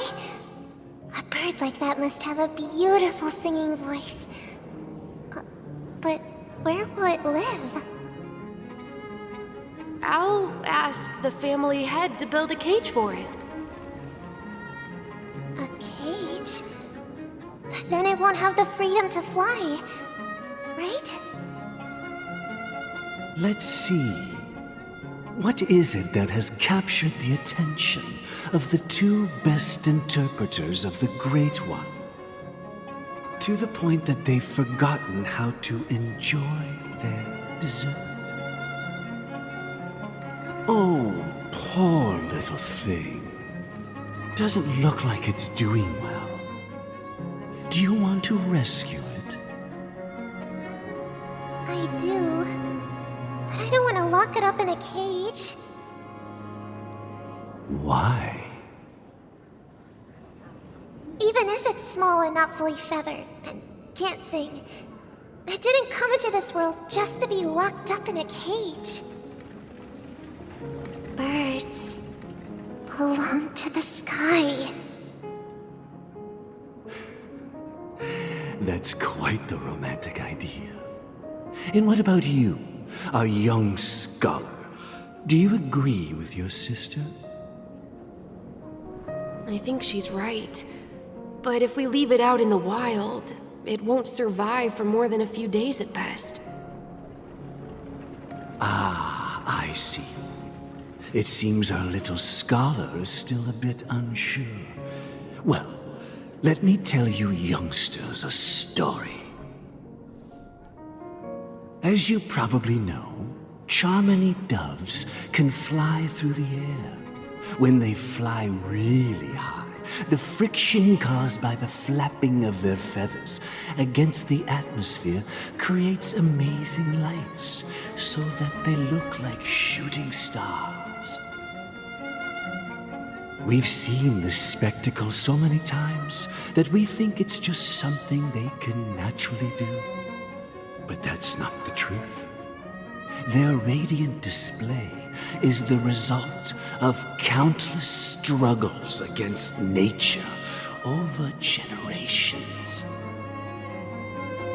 Their ancestors were too weak to survive on the ground, so to escape predators, they started seeking new opportunities in the air.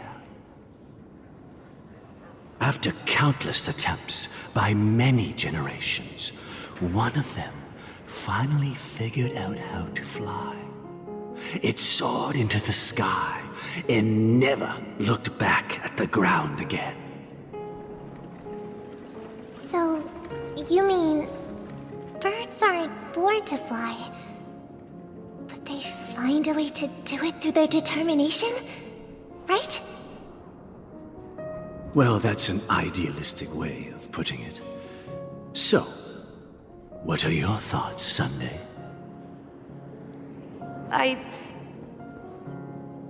I think people believe birds are meant to fly because they've never seen those birds crashing to their death. That's an interesting perspective. So, have you decided what to do with the bird now? For now, I'll keep it in a cage until it can take care of itself because I want it to live, no matter what. Well said, kids. It seems each of you has found your own answer. Your insights are truly remarkable. And I hope they come true in their own way. We will take good care of it, won't we, brother?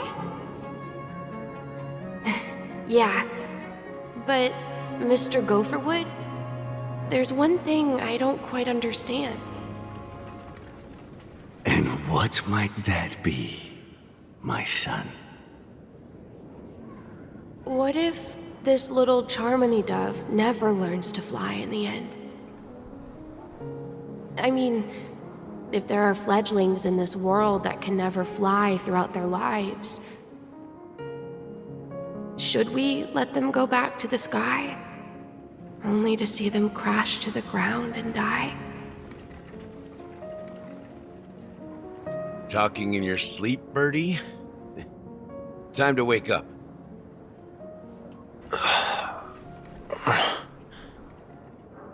You look a little unsteady. Need a hand? I'm still alive?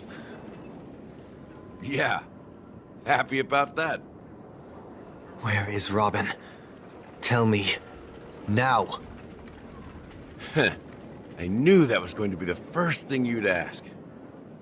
Don't worry, your sister is here, safe and sound. She's probably walking around the streets now.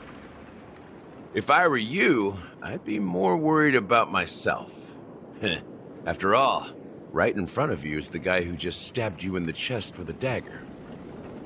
If you wanted to kill me, you wouldn't give me the chance to speak. Just tell me your demands, lackey of the Watchmaker. So, you figured out who I am, huh? No wonder you had the guts to go against the Dream Master and the Four Families. Looks like I made the right choice. Choice? You are aware of my plan and see through my fictionology. Time is running out, so let's drop the charades. I'm suggesting we cooperate. Cooperate? What makes you think I'd cooperate with you? The fact that the famous Robin has chosen my side. Plus, some clues about a traitor and a bright future for Penacony. Any of that catch your interest? I find it hard to believe a man who's full of deception. Fine. You don't have to trust me. What you should trust is the sense of justice inside of you. Show me Robin first. All right, as you wish. Here she is. Huh? What's your trick this time? Just kidding. I mean, this lady will lead us to Robin, right? And the crew, too. There are too many people who you owe an explanation. That'd be great. Please follow me, Honorable Oak Family Head. Now, all the actors are on the stage.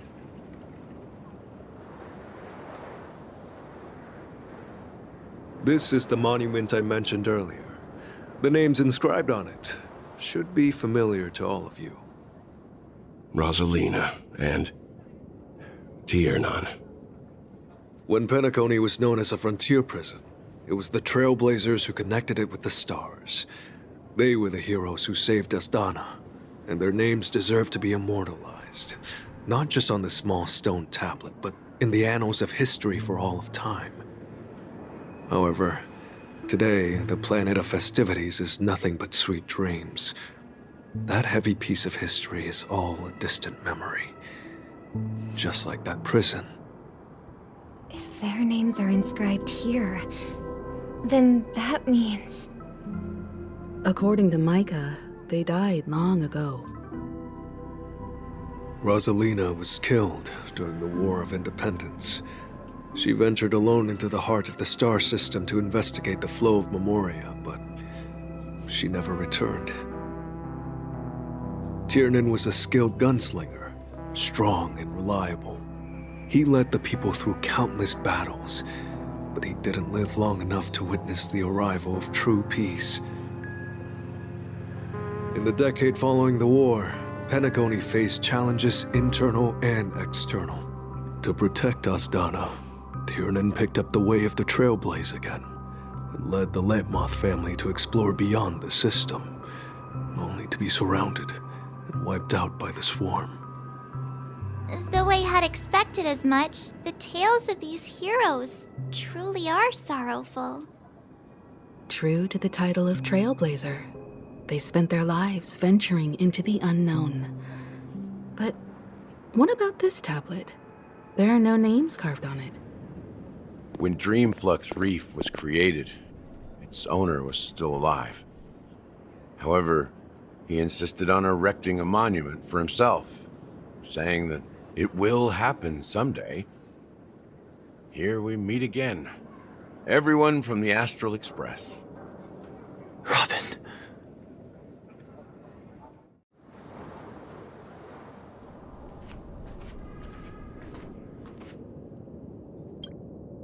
I promised to give the siblings some privacy, so let's talk about our business first. What do you say?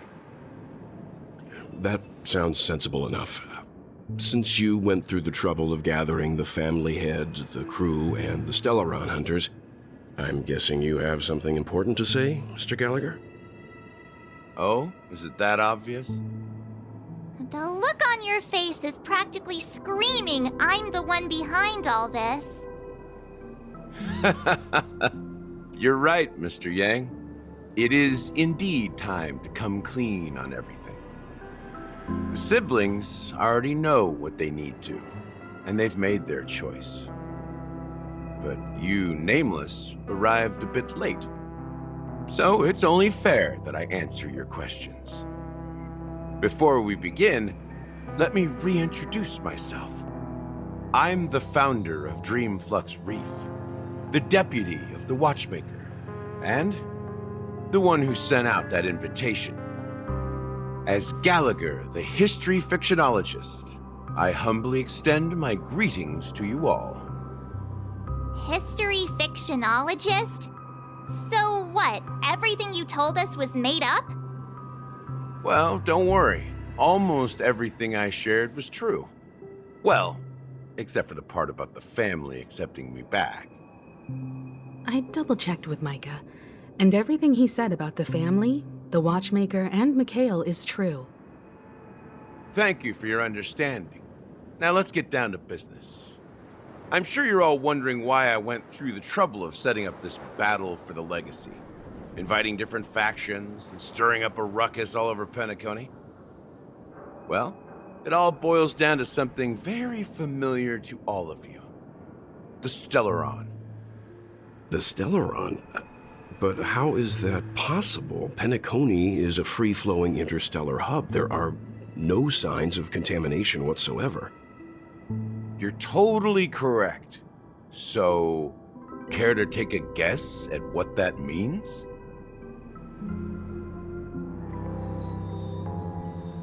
I wish that were the truth.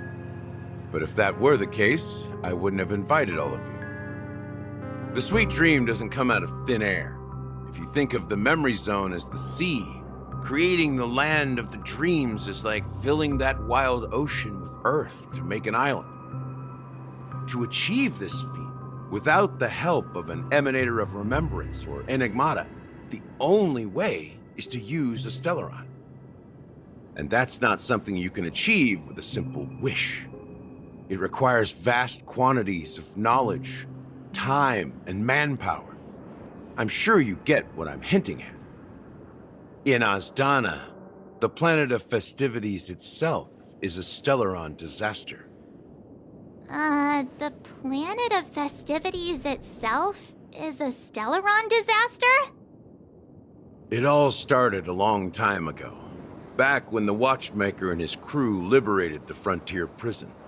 They faced countless challenges as they began building Penacony from the ground up. That's when the idea of using the Stellaron came into play. The Stellaron first entered the Azdana system during the war. The Nameless warned everyone against the folly of attempting to tamper with such a power, and most heeded their words. But there are always people in the shadows with ulterior motives. The turning point came after Tiernan's death.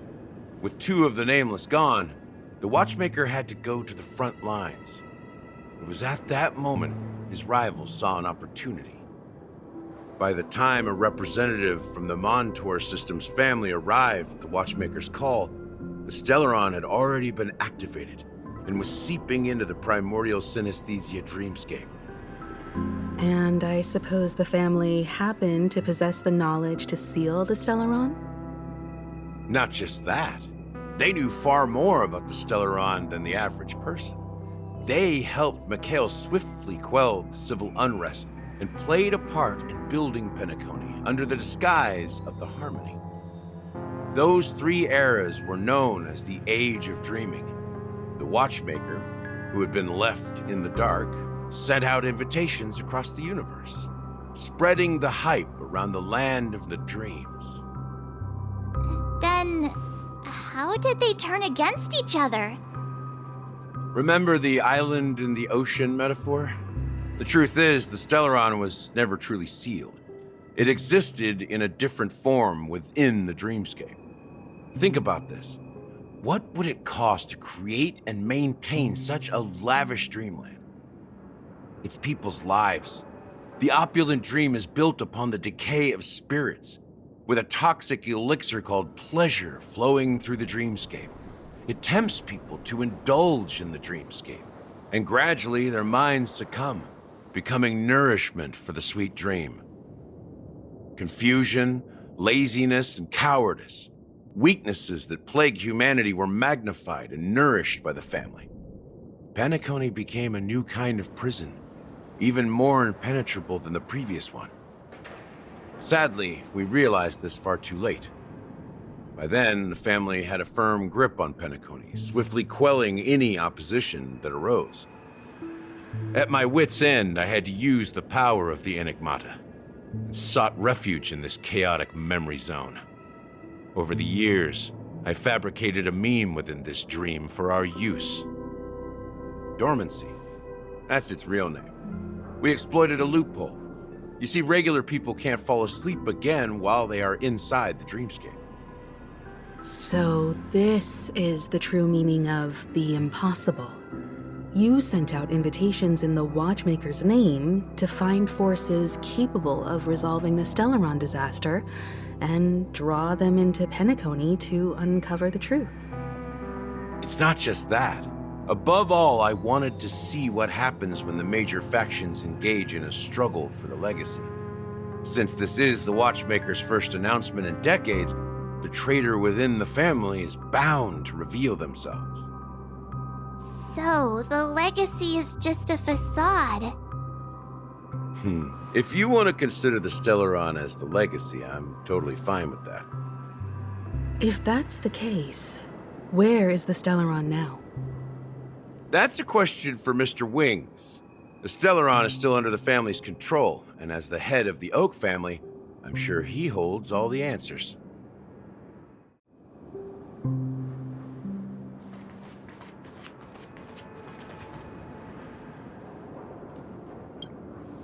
Are you done talking?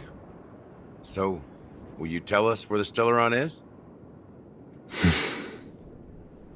It is the Penacony Grand Theater itself. As I suspected, it's the embodiment of the family. The edifice that first materialized within the Sweet Dream. That's what turned Penacony into its current state. As for the person who employed its power, it is in fact Mr. Gopherwood, the current Dream Master. Well, that was easier than I thought. Did you conduct your own investigation already? Correct.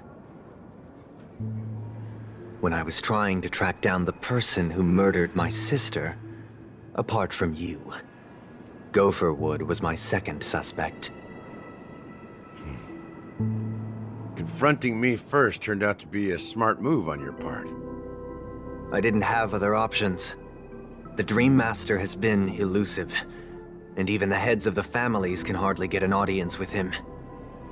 Moreover, Mr. Gopherwood has been kind to my sister and me. And I didn't want it all to end like this. What do you mean by that? To be honest, my brother and I are also victims of the cancer of all worlds.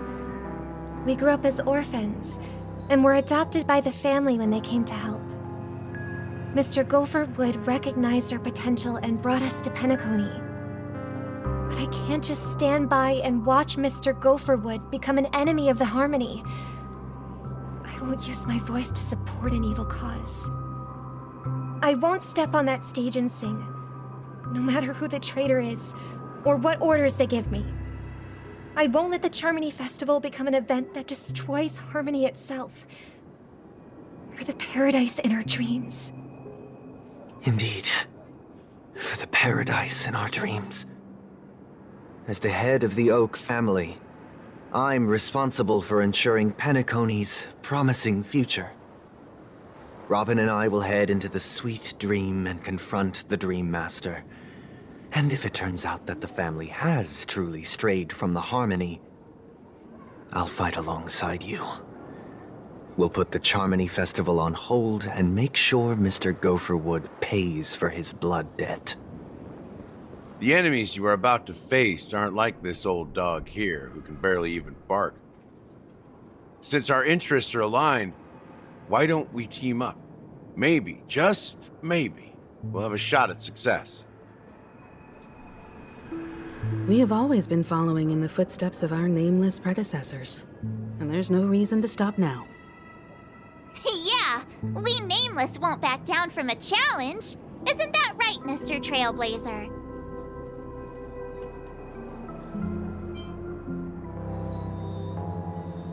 Exactly! It's time for the crew to save the world once more!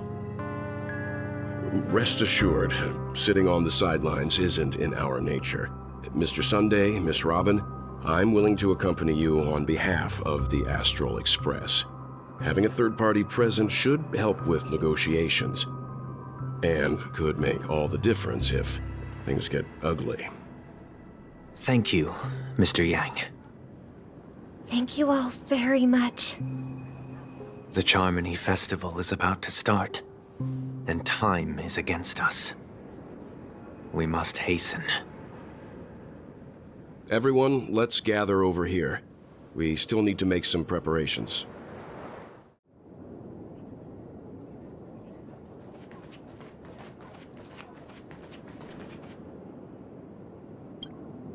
I may have been quick to step up to the plate, but confronting the Dream Master could be a very dangerous affair. Huh?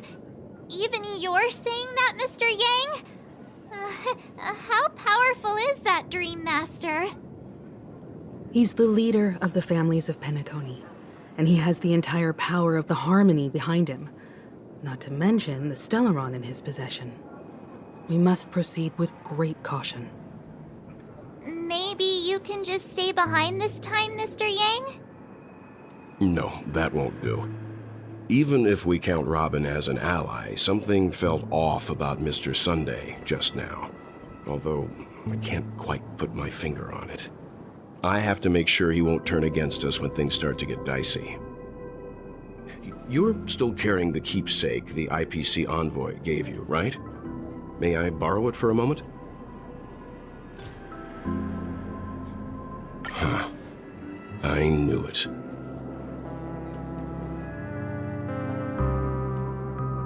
As I suspected, this chip Aventurine gave to you is actually a miniature transmitter. If I'm right, he intends to use it to track your location or contact you when needed. As it so happens, this may actually be of some use in the current situation. Aventurine? Is he still alive? And what does he have to do with our mission to confront the Dream Master? Remember what I said earlier? Working with the IPC is a way to keep the family in check. If negotiations go south and the family show their true colors by going after the Stellaron, I'll use this transmitter to send a message to the IPC. It'll be just the opportunity the IPC ambassador was hoping for. The only question mark in all of this is Aventurine's current status. But the IPC is always listening, especially senior strategic investment department heads like him. Getting the message across shouldn't be a problem. Good luck to you, Welt. Well, you take care too. If anything goes wrong, don't worry about me. Just make sure to seal the Stellaron. Spoken like a true hero. Even if the Dream Master is innocent, the family's corruption runs deep. I won't make the same mistake Mikhail did. Let's wish him the best of luck. Don't you have something else to tell us, Gallagher? Why would you say so? Before we departed, the conductor asked us to inquire about the three Nameless in Penacony. We've already collected intel about Razalina and Tiernan, so the only one left is Legwork. If I'm not mistaken, we've already met him somewhere, haven't we? It's not enough to say meet, but the answer is pretty obvious. After all, I've hinted at it in quite an evident way. I've been watching over you ever since I received the reply from the Astral Express, and I've seen the great effort you all put into linking different realms together across the cosmos. And now, after getting this far all in one piece, you have truly proven yourselves. Miss Himiko, were you the one who repaired the Express and got it sailing through the cosmos again? Yes. And you two, young Nameless, you have very interesting life stories and extraordinary skills.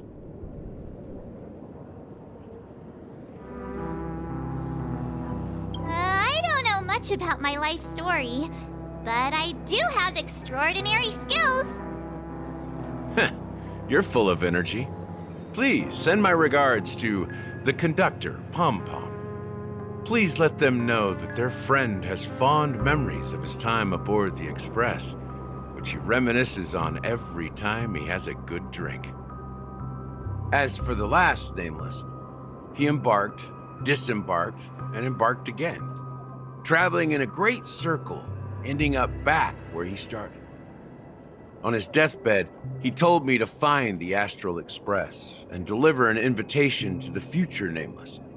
He left behind a special gift, a true legacy. Something that belongs only to the successors of the Trailblaze. Come with me.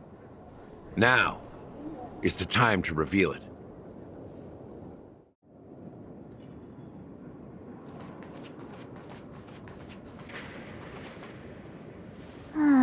Back here again. Sometimes I feel like you're still alive, old friend. Like you've still got so much to say and do. I've kept my promise, brought the future Trailblazers you've waited so long for.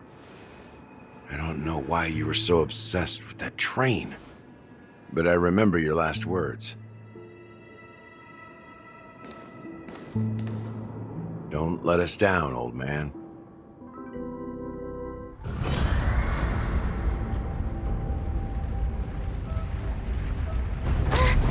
What's happening?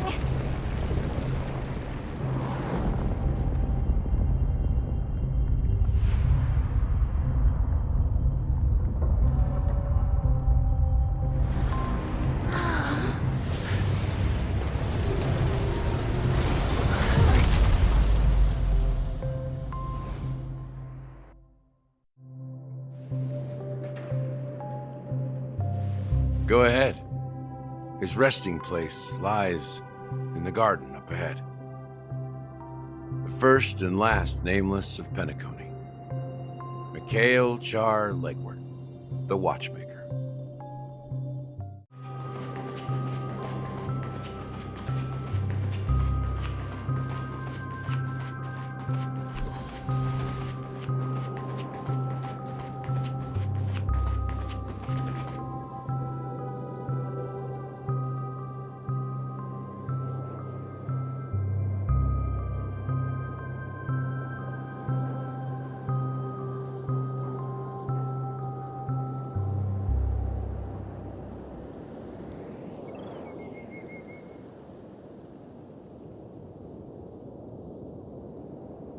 Sure enough, the Watchmaker is the third Nameless. Even I could guess that one. The legacy he left behind was a dream bubble. I believe inside that bubble, there's something that holds meaning only for the Nameless.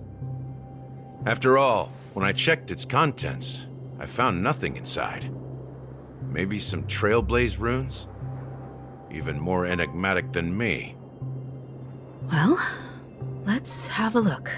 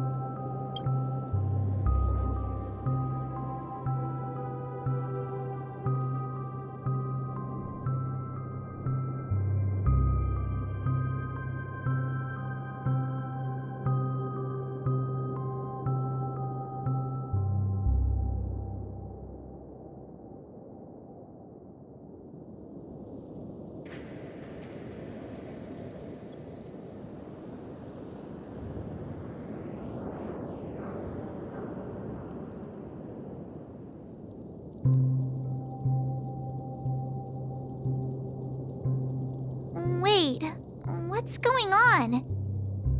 Seriously? There's nothing inside this dream bubble? How could a dream bubble be empty? Just as I suspected. That old man always had this strange belief in the nameless and the trailblaze. And I never understood where he got that confidence from. Especially since he never managed to get in touch with the Express while he was alive. I could never figure out what was going on in that old man's head. But this empty dream bubble is so typical of him. He was always full of weird fantasies and incomprehensible romanticism. That mischievous old man. Well, I didn't expect him to leave anything concrete behind anyway. Don't think that's the case, Gallagher. I'm sure Mikhail has left us the most precious thing of all. Don't start getting all philosophical on me, all right? Just as Mikhail believes in the nameless of the future, we unconditionally believe in the nameless of the past. How could they leave with regrets for the future when they were ready to dedicate their lives to the land they loved? There must be something contained in this dream bubble. It's just we haven't figured it out yet. You also have faith in the Watchmaker, don't you, Gallagher? Well, I'm a follower of the Enigmata. My philosophy forbids me to have faith in anything. That's why I understand what faith means in the path of Trailblaze. And I also want to know what he left behind. I'll leave it to you guys then. Can I borrow your pet? I need to make a trip back to Golden Hour and check something at the Dreamscape sales store. It's for Mikhail, and for the future of Penacony. Welcome to the Reverie Hotel. How may I help you? Greetings. We're the Nameless from the Astral Express, and we'd like to check in. The Astral Express? But I thought... Yes, my companion's already checked in. My name is Dan Hung, and I believe my personal information is recorded in your system. I see, but your companion said you wouldn't be coming due to a change of plans. Now the plans have changed again. And you are... Me? I'm Pom Pom, a new Nameless who's also with the Astral Express. He's my fellow Trailblazer. We responded to the family's invitation before he boarded the Express, so he wasn't registered in your system. Is it possible to accommodate him as well? Oh, I see. Another one of the Nameless had a similar situation. Seems like a lot of people are joining the Trailblaze these days. Since there's a precedent, it shouldn't be a problem. Just give me a second to contact your companions. I'm sorry, dear guests, but it seems I'm unable to reach the other members of the Astral Express. What do you mean by unable to reach them? My apologies. This is the first time I've encountered a situation like this. However, the system indicates that those guests are still in the dreamscape. How about this? Give me their room number, and we'll go check on them ourselves. I'm afraid that's not possible. I need to verify both of your identities before I can share any guest information. How about you just wake up someone? Let's say, Welt?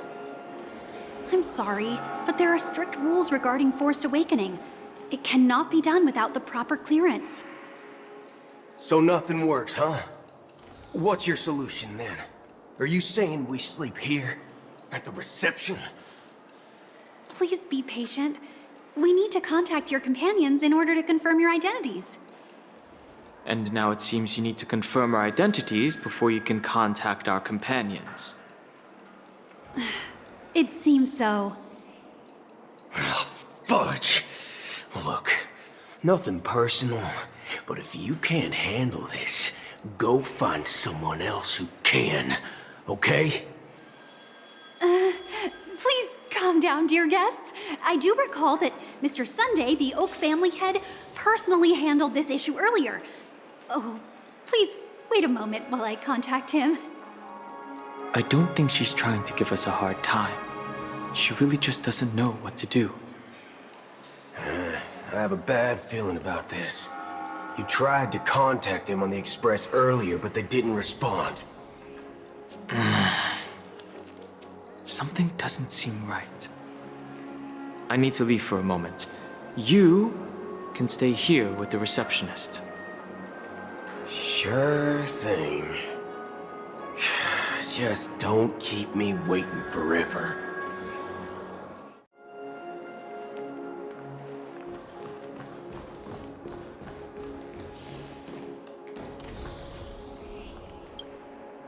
The Charmony Festival is about to start! I'm so excited! Hey! Are you guys here for the Charmony Festival too? Well, I didn't come all the way here specially for the festival. Honestly, I don't really even know what it's about. But I heard it's a lot of fun! Well, back in my homeworld, Anaria, we have festivals like that all the time. My dad threw me a birthday party one time that was just as extravagant as the Charmony Festival. Oh, come on! The Charmony Festival is a once-in-an-Amber Era event! How can a birthday party compare? Well, you never know, right? Maybe on her world, birthdays only happen once in Amber Era. Anyway, let's forget about that. Have you heard about the, unsettling things happening in the dreamscape? Unsettling things? What could possibly go wrong? It better not ruin the Charmony Festival! I've been looking forward to it! Relax. With a big event like this, there's bound to be lots of gossip and rumors. Don't worry. If anything does happen, the family will be on top of it. Oh, that's a relief. I didn't come all this way to see the festival go down the drain. Well, looks like I won't get any fudging clues out of these two. They're clueless.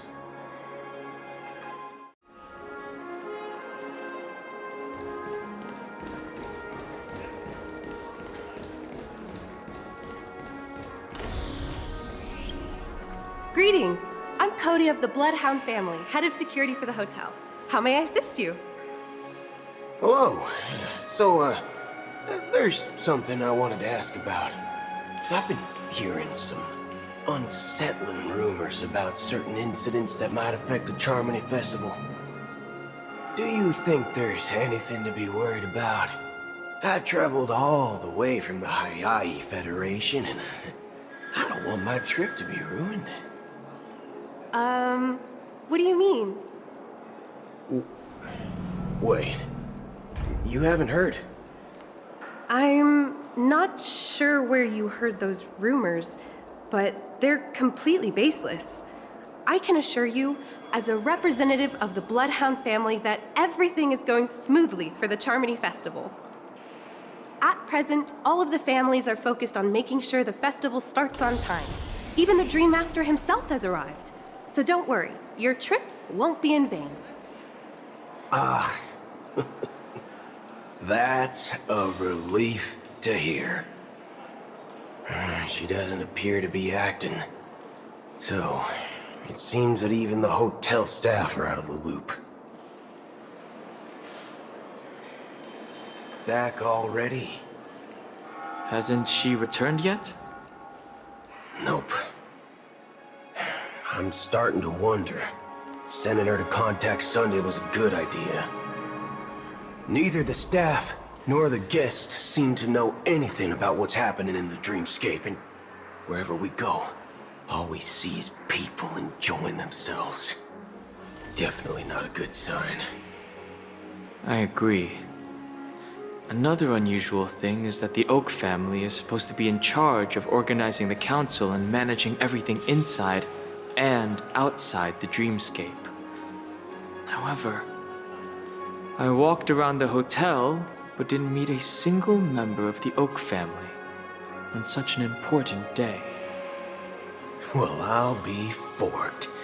If I remember correctly, the head of the Oak family is that Sunday guy, right?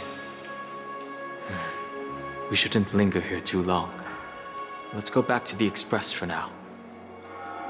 Not so fast. Have you ever robbed the IPC, bro? If you run away now, everyone will be chasing after you. Are you suggesting we sit here and do nothing? I wouldn't say do nothing, but let's stay put for now. Even if the family has ulterior motives, they couldn't have anticipated us showing up here. We're the surprise factor for them. They don't want to attract unwanted attention from certain outsiders, so they won't do anything reckless. See? The IPC lackeys are keeping a close eye on this hotel. If I were a family member, I'd find an official excuse and keep the surprise factors here. If we just wait here, that would be like walking into their trap. Of course, we don't need to walk into their trap. I gave a backup plan to the memo keeper. If it turns out we won't be allowed to enter the dreamscape, she'll order a drink for me in the VIP lounge at the hotel. In reality... a secret signal. That's right. Oh, a concrete object can indeed help the memo keeper establish a connection with you. But Boothill, if you have more backup plans in the future, I hope you'll let me know in advance. I'm sorry, but it's one of my quirks. I have too many unreliable friends. And if I reveal that I have backup plans, things can go awry. And that would leave all backup plans completely useless. How do we get into the VIP lounge? This is where my street smarts come into play.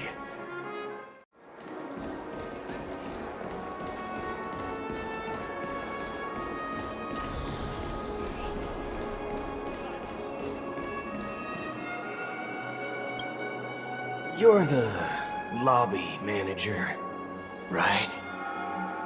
Yes, I am. How may I assist you? We're the Nameless from the Astral Express.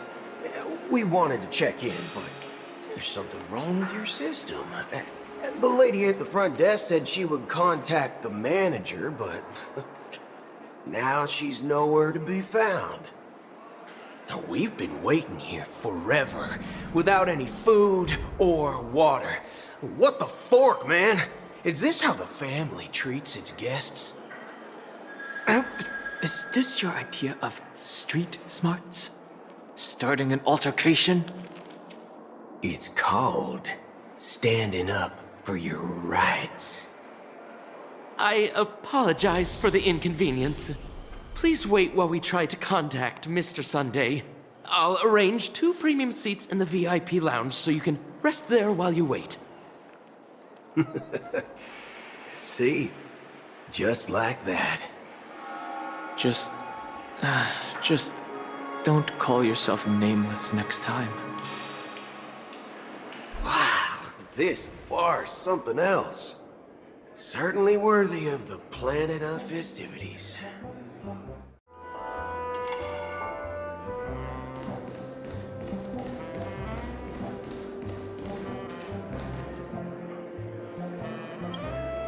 Good evening, gentlemen. Hey, I have an order for a bottle of Hasdana's White Oak. Can you help us find it? Hasdana's White Oak? I think there might be a misunderstanding. We don't serve that here. Oh, no way. Are you sure you're not mistaken? If someone had reserved such a beverage, I would definitely remember it. It sells for hundreds of thousands of credits per bottle, after all.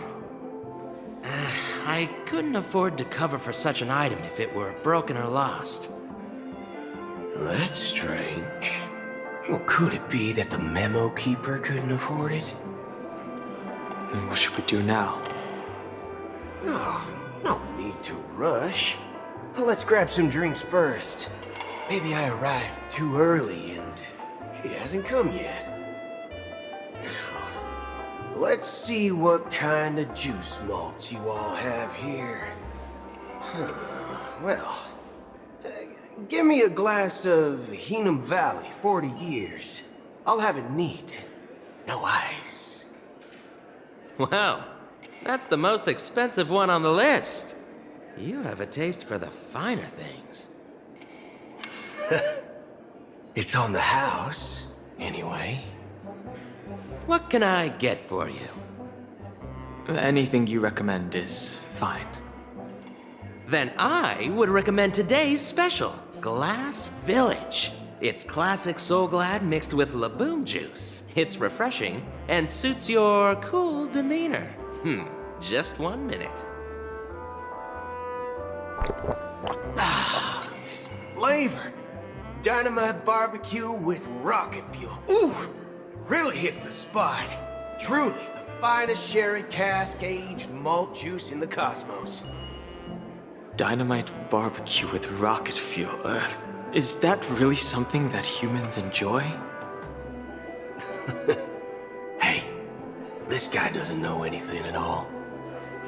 As long as you're satisfied, dear guests, please enjoy. Let's give the memo keeper another half-system hour. If she doesn't show up, we'll need to come up with a new plan. In the meantime, let's take stock of the situation. What do you think? The situation is unclear. Something must have happened on the planet of festivities, but the public is unaware of it. Someone in a position of power within the family must be covering it up.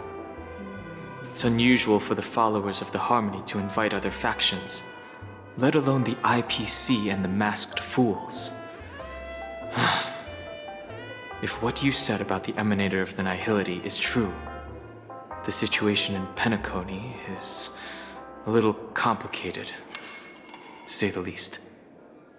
Actually, there's something else I'm concerned about.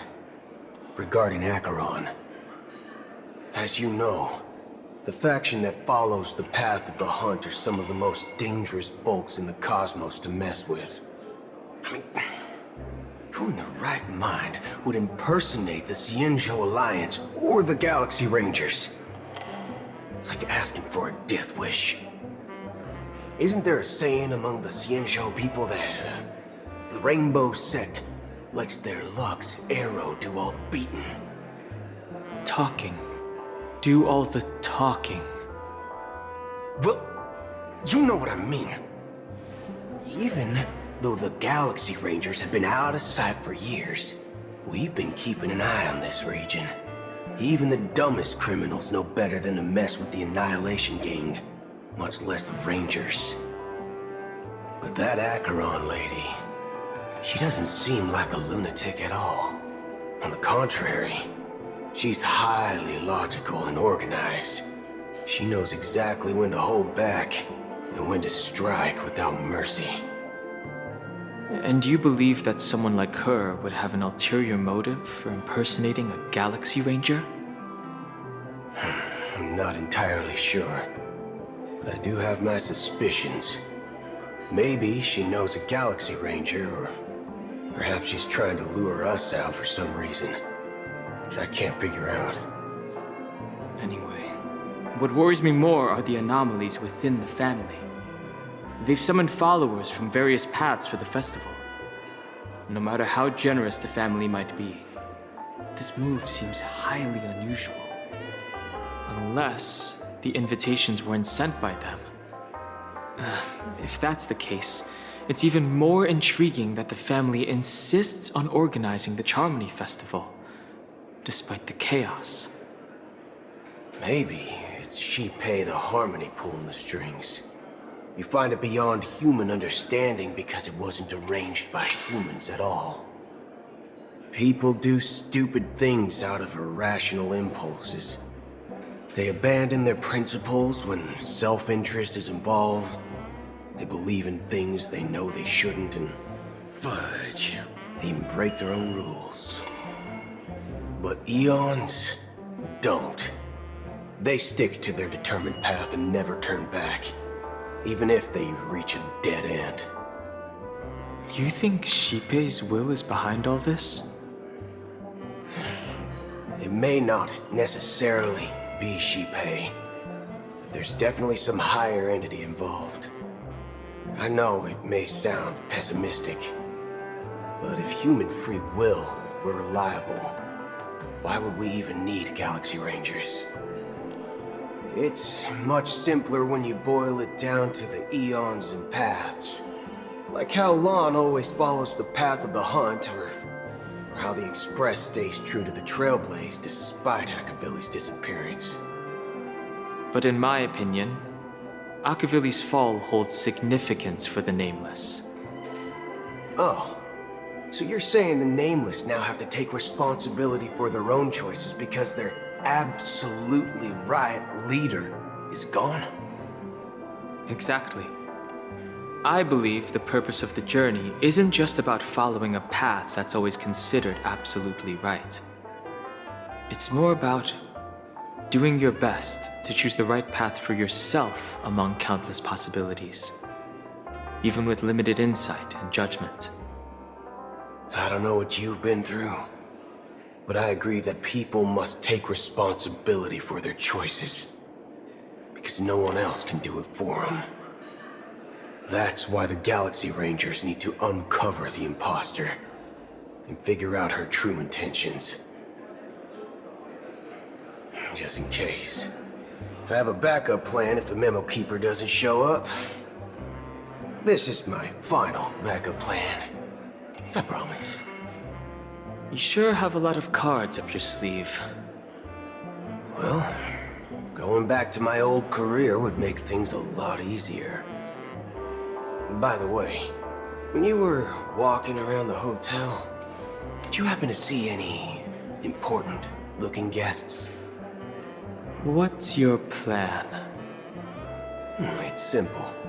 We just grab some hostages and use them as bargaining chips with the family. Or maybe we can even take their identities. No need for that. We'll return to the Express now. Wait. Are you getting scared? Draw your weapon. Let's make a big scene. Are you leaving, esteemed guests? Would you like to cancel that Asdana's White Oak you just ordered? Huh? Asdana's White Oak? But didn't you just say... Ha ha. Looks like you are a bit intoxicated, esteemed guests. You ordered a bottle of Asdana's White Oak just a moment ago. Looks like your Memo Keeper friend has finally arrived. Oh, right. Sorry, my memory's not the best. You know, too many modifications and all. Anyway, let me check. Well, fork me. It says Donna's White Oak, all right. And there's a note. I'll be waiting for you on the Astral Express. No mistake. That's her message to you. She knew the hotel wasn't safe, so she suggested we find another place. Well, looks like we took a detour, but now it's back to the Astral Express. So, what are we waiting for? Let's go. You're back? 2 guests just boarded saying they were looking for Boot Hill, so I told them to wait in the parlor car. Oh, just in time. 2 guests? She's one of them. Look, we welcome all passengers on the Astral Express, but sneaking in like that? You have no regard for etiquette. My apologies, Conductor. It was an oversight on my part. I assumed you were already acquainted with the garden. Given the chaotic situation in Penacony, the Nameless are the only ones we can truly trust right now. You are the Memo Keeper. Pleased to meet you, Dan Heng. I've seen you in others' memories. And as for Boot Hill, this is our first face-to-face meeting. I hope you enjoyed that bottle of Astana's White Oak. You sure have a refined taste. Finally, Memo Keeper. Well, let's cut to the chase. Spill everything you know. That's precisely what I intend to do. But before that, please allow me to introduce myself. My name is Black Swan, and I serve the Garden of Recollection as a Memo Keeper. As for Acheron's story, I'm sure she knows it better than I do. Greetings. I'm Acheron. What? You Garden of Recollection shirtbag! You betrayed me!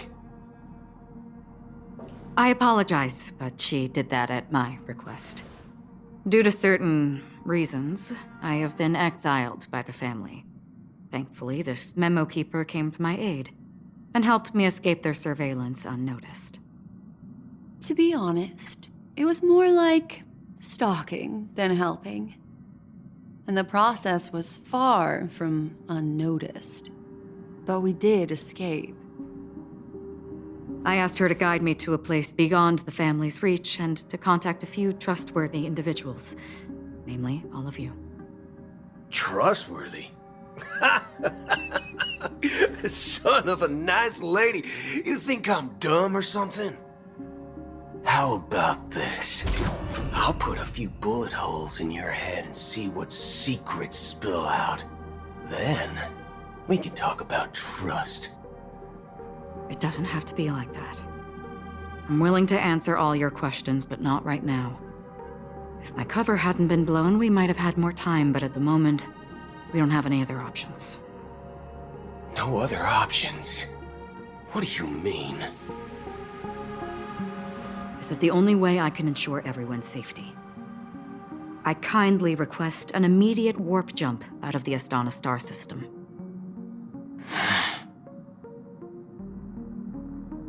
This passenger is requesting... As far as I can tell, she's not a threat and seems to be telling the truth. I've briefly traveled with your companions and know their whereabouts, Dan Heng. Please rest assured, your nameless companions are safe, but they need our help. As for Boot Hill, you may have guessed. I've been waiting for you. Galaxy Rangers are known for their elusive nature and limited contact with each other, so this was the only way I could reach out to you. Only by doing this can I find a true Galaxy Ranger and fulfill a long-standing promise. To return his relics to their rightful owner. Someone once told me that every rainfall is like a gift from the heavens, a sign of their mercy upon the world. Raindrops are said to be the tears of the gods, shed in response to the sorrows of the world. Their constant pouring is a reminder that the gods haven't abandoned us yet. So, how long has this rain been going on for? I used to believe, just like you, that it would eventually stop. Years and decades passed. And in the end, such hope faded away before the rain did.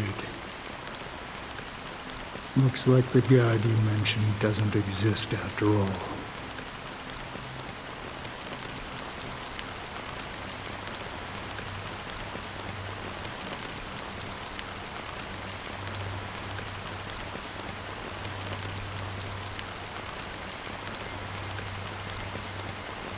Well,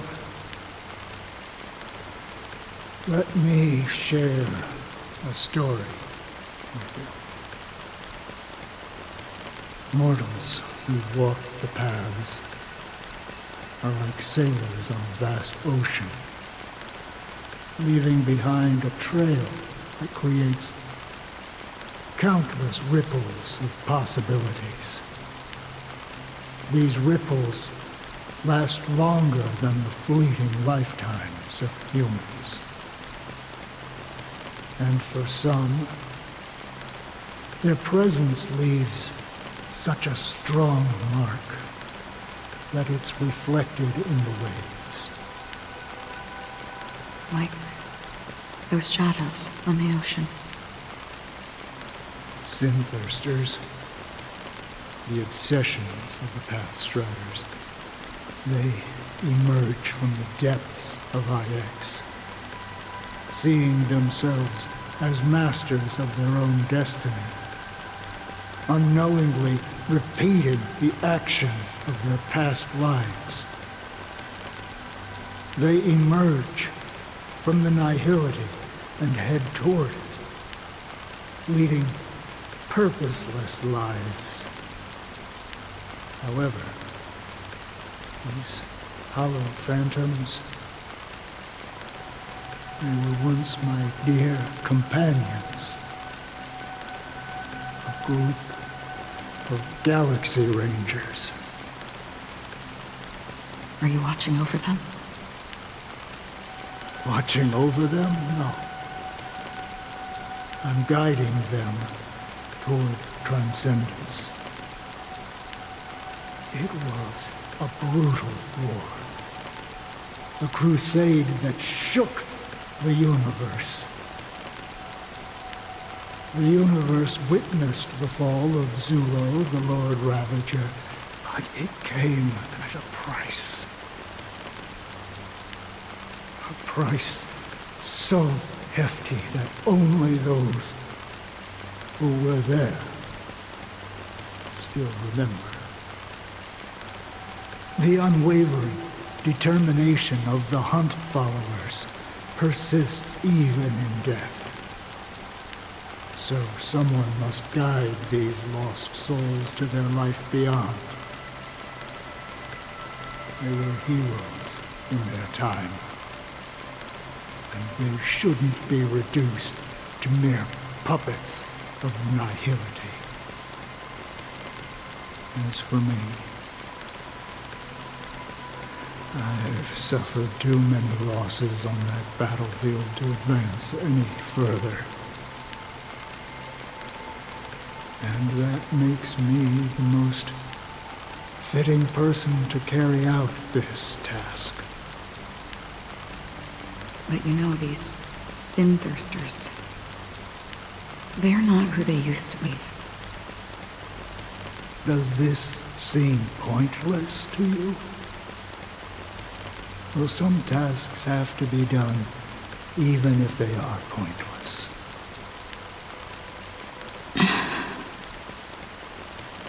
I can help you.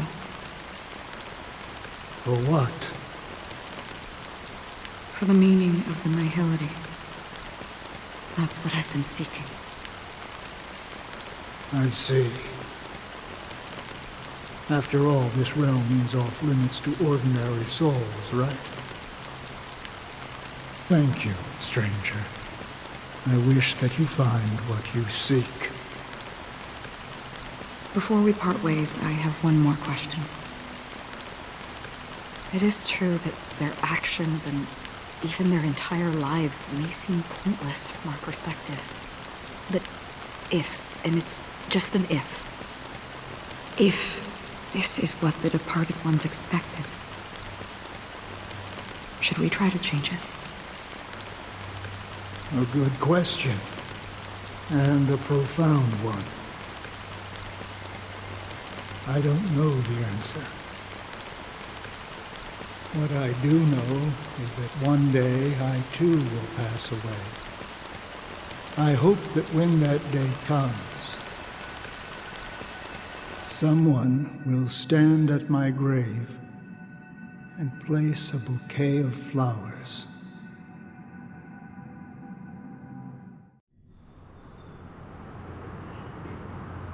When I appeared as a child, my speech, mindset, and soul reflected immaturity and innocence. As I grew into adulthood, I left behind my childlike side.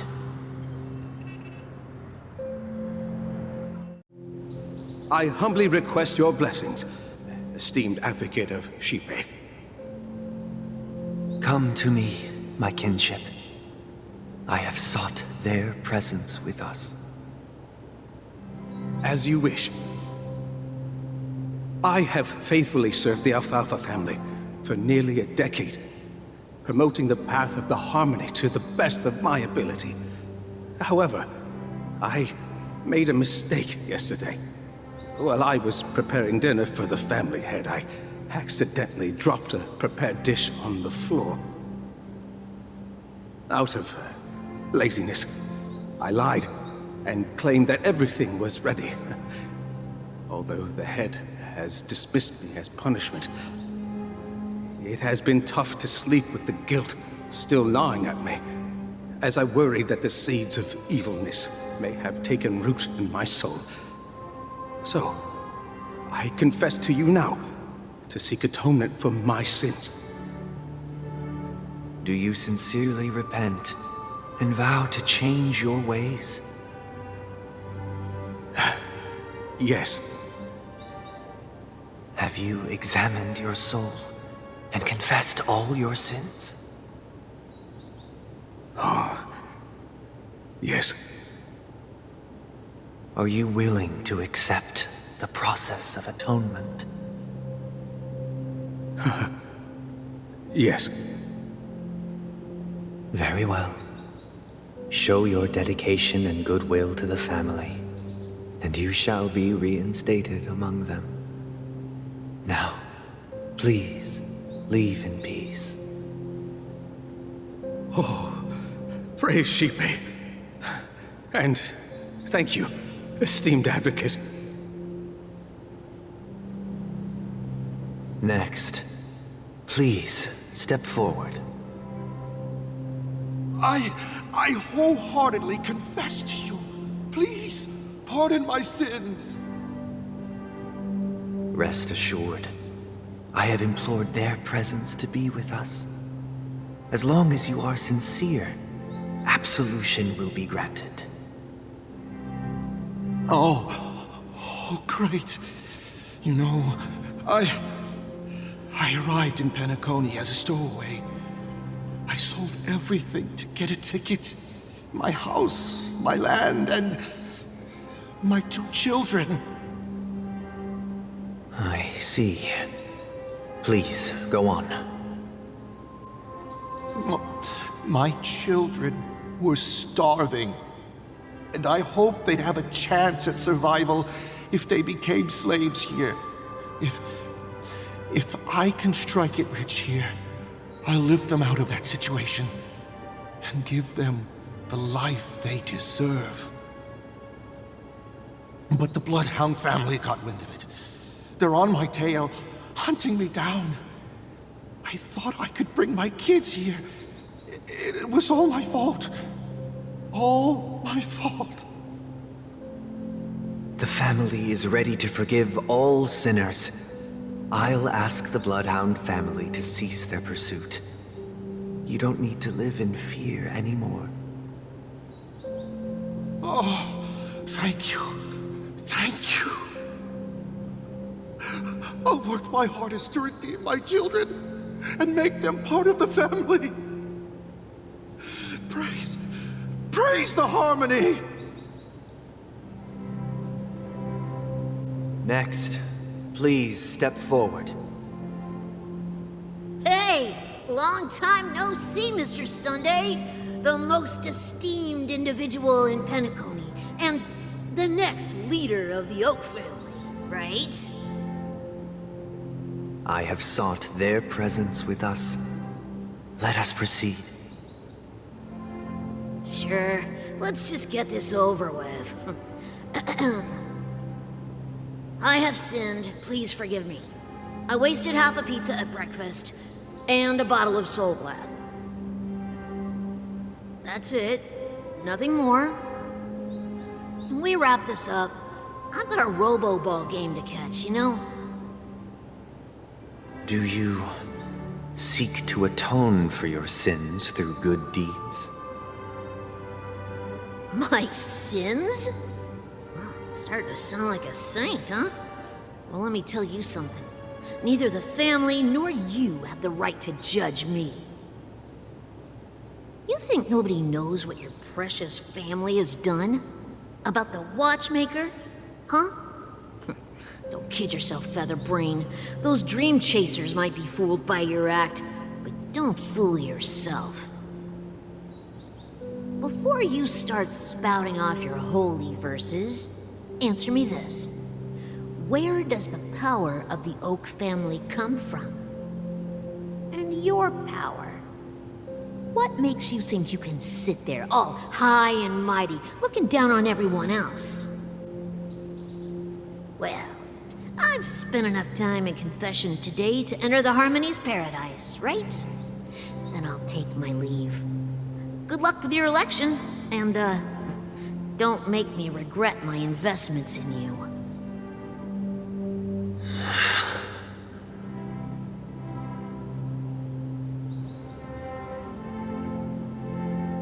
Oh, revered triple-faced soul, hear my doubts. Who can judge the strong when their power hides their crimes? Who can vouch for the weak when they will pay any price to survive? Who can comfort the purest souls when even they get led astray? If the strong defending the weak is truly the foundation of paradise, then who is responsible for the suffering and anguish in this wretched world?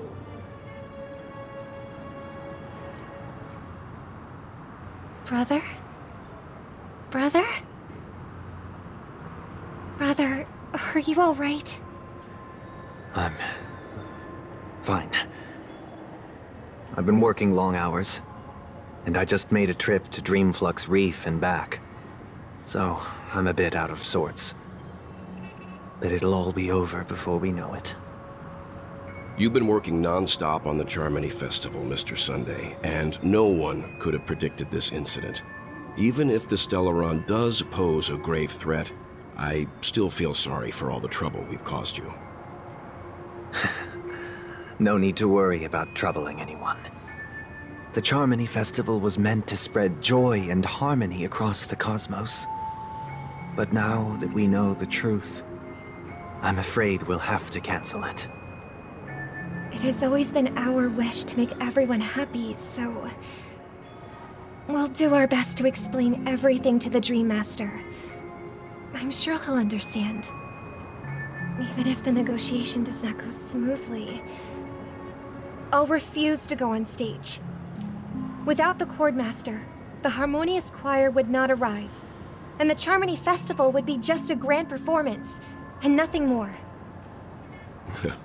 I'm relieved to see your determination. You know, since arriving in Penacony, we haven't had any contact with this Dream Master himself. I'd heard of the heads of the 5 major lineages, but the Dream Master is a mystery to me. The Dream Master rarely grants an audience, even for us. But, given the urgency of the situation, he's agreed to meet us in person. Perhaps you'll be the first guest to meet the Dream Master in years, Mr. Yang.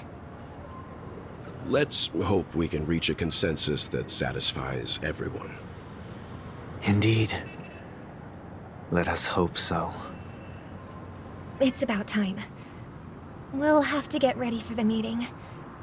I apologize for any inconvenience caused by the urgency. Don't worry. I'll be waiting here.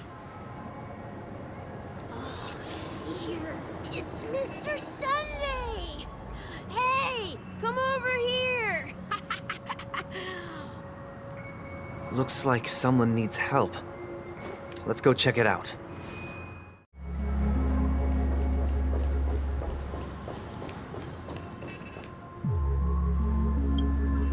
Oh, Mr. Sunday. Hey there! Okay, see the moon in the sky? It's about the size of the cap on my Soul Glad bottle. If I just reached out my hand, I could grab the moon, couldn't I? The moon? You mean the Grand Theater? Yeah. Look at me. I've been away from home for too long. I must be missing that moon. But it's no big deal. The Grand Theater here looks much better than the moon back home. It's just magnificent. They told me not to sell everything I had just to come to Penacony. How short-sighted. Selling everything you had? Why would you go to such lengths? Why? Can't you see? Life back home is miserable. It's not really living at all. It's better to be here at Penacony. No pain, no worries about tomorrow, just sweet dreams. You can do whatever you want. That's what I call living. Yeah, now this is the life. Is this truly living? Huh? What did you say, young lady? I didn't quite catch that. Oh, it's nothing, sir. You see, the traffic on Glock's Avenue can be dangerous. How about I ask a Bloodhound family member to escort you to Ideen Park over there, so you can continue enjoying your sweet dream? Oh, yeah, that's a great idea. Wow, no wonder you were the leader of this sweet dream. You're totally a lifesaver. See you around, Mr. Sunday, and it was nice chatting with you. What's up, sister? This is the land of the dreams. But why do they live like this? The man we ran into, he doesn't seem happy at all. Even though sweet dreams are nice, they're just illusions. But for him, they're the only way to survive, even if it means giving up on reality. That's not really living at all. I suppose you have a point. But, in my opinion, that's how most people live their lives. Why do you say that? You think that man is not actually living, but that's not quite accurate. Even without Penacony, people create their own illusions called self-value. People believe they have a predetermined value to fulfill. Gaining value means gaining power, and those deemed worthless are seen as the weak. However, value doesn't come out of thin air, and there's a limit to it. To accumulate value, people have to take from others, so the weak get exploited and oppressed. Are you suggesting that this is not how things should be? Exactly. But, ironically, people don't think there's anything wrong with it, because they uphold the illusory notion of self-value, and even the weak believe in it. The survival of the fittest. That's where all the tragedies in the world come from. People come to the sweet dream in Penacony to escape from that reality and find solace. No tragedies exist here, only happiness, although in its nascent form. Isn't that the same paradise we yearn for in our dreams? Perhaps that man is just an exception. Let's not jump to conclusions. We should experience the dreamscape ourselves, just as I did at Dreamflux Reef. Yes, seeing is believing. I'll accompany you. The Dream Master hasn't shown up yet, so we have some time for a stroll.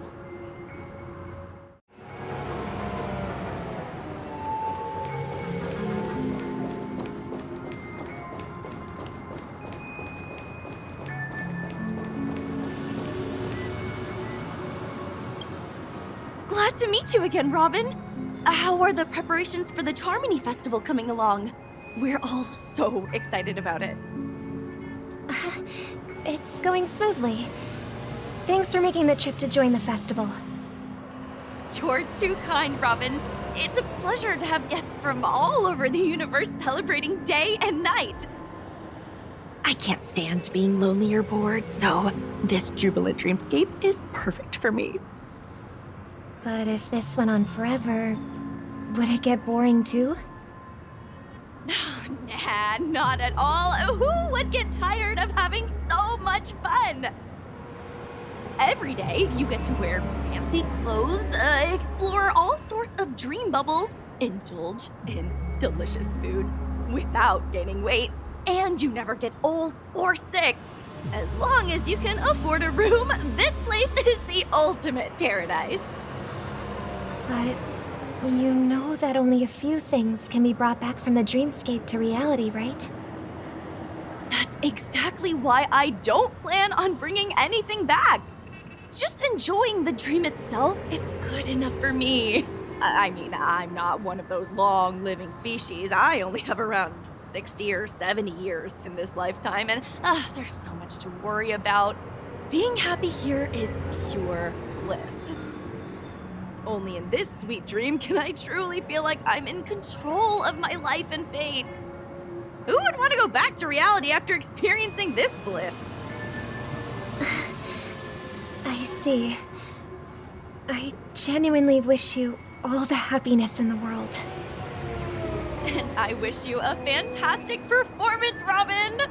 I'm off to the Blue Hour for the ball. See you later.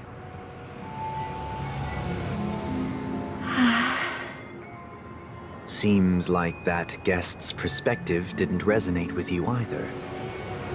She had a valid point. And I could sense her genuine happiness. It's just that...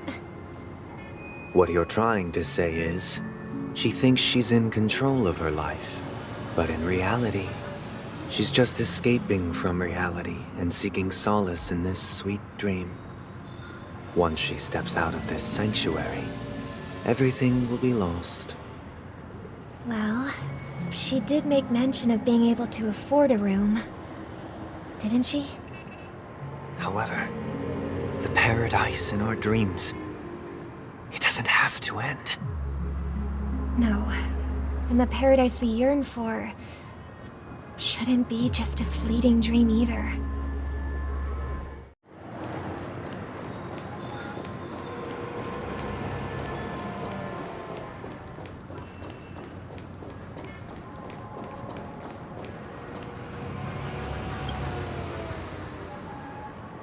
The scenery in this dreamscape is truly breathtaking, isn't it?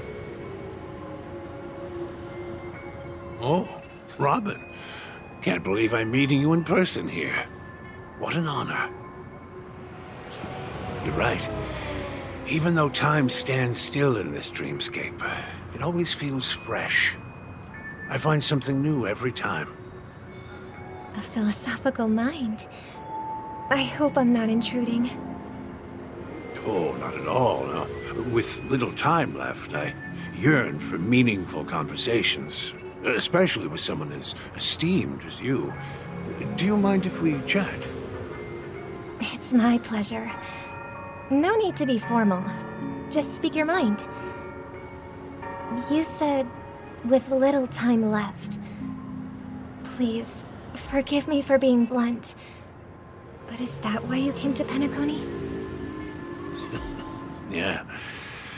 I was part of a war, and while escaping from the Sarkosian mothership, I got exposed to some radioactive materials.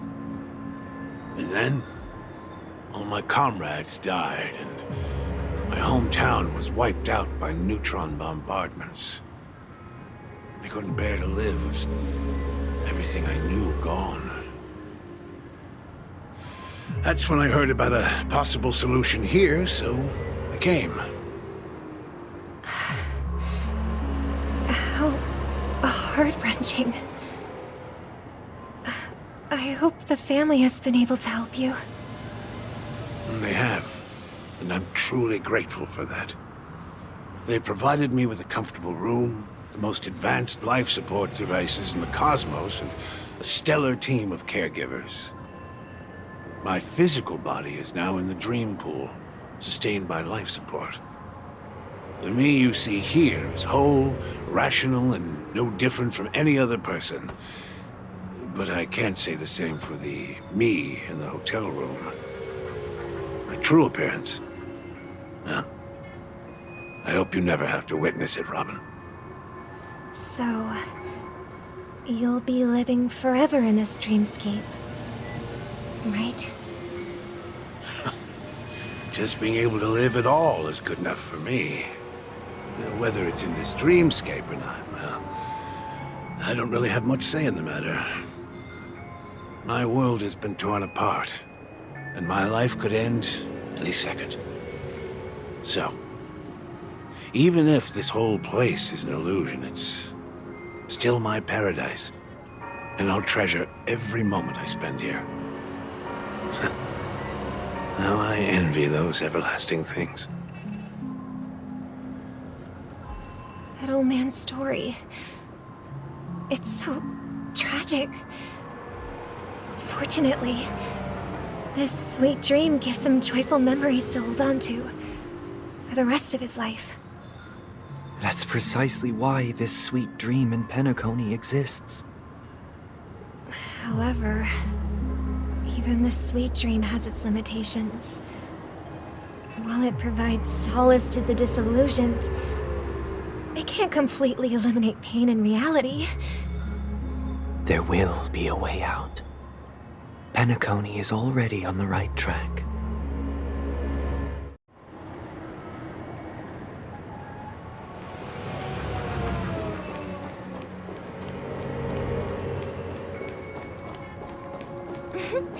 Look what we have here. A lovely young lady. Wait, is that me?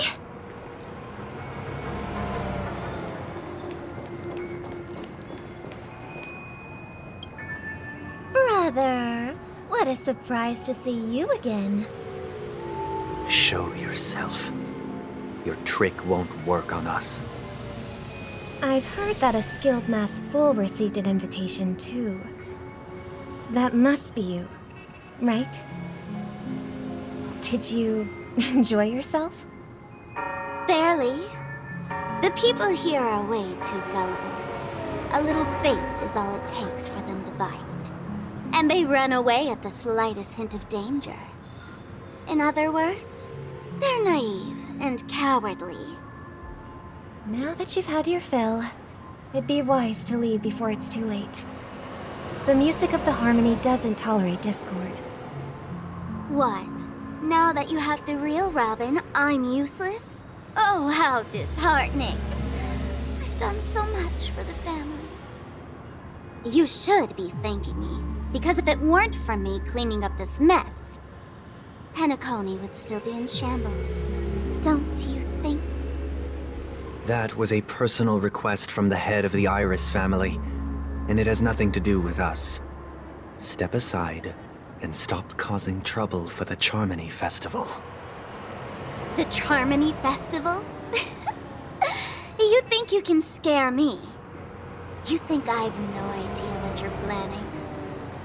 I don't care what you're thinking, chicken wing boy. But I'm pretty sure our lovely Robin won't be appearing on stage. After all, you're well aware of what a sorry state this dreamscape is in under the banner of harmony. Penacony, the land of the dreams. Is this truly the paradise you desire? Stop it. What's the rush, chicken wing boy? Did I get to you? Our paradise is none of your concern, masked fool. Leave now, or the family won't tolerate you anymore. All right. I'll go. But Robin, I suggest you seriously consider this. Do you really believe those living in dreams can escape pain and find true happiness? Well, I've done my part, and now I'm simply waiting for the fireworks to begin. Here, the last 2 gifts for both of you. And don't lose them. If by some unfortunate chance the Charmony Festival starts against all odds, remember to use them during the show. And it'll be thrilling. Bang! I heard a raven cawing in the distance. It seems the Dream Master will arrive soon.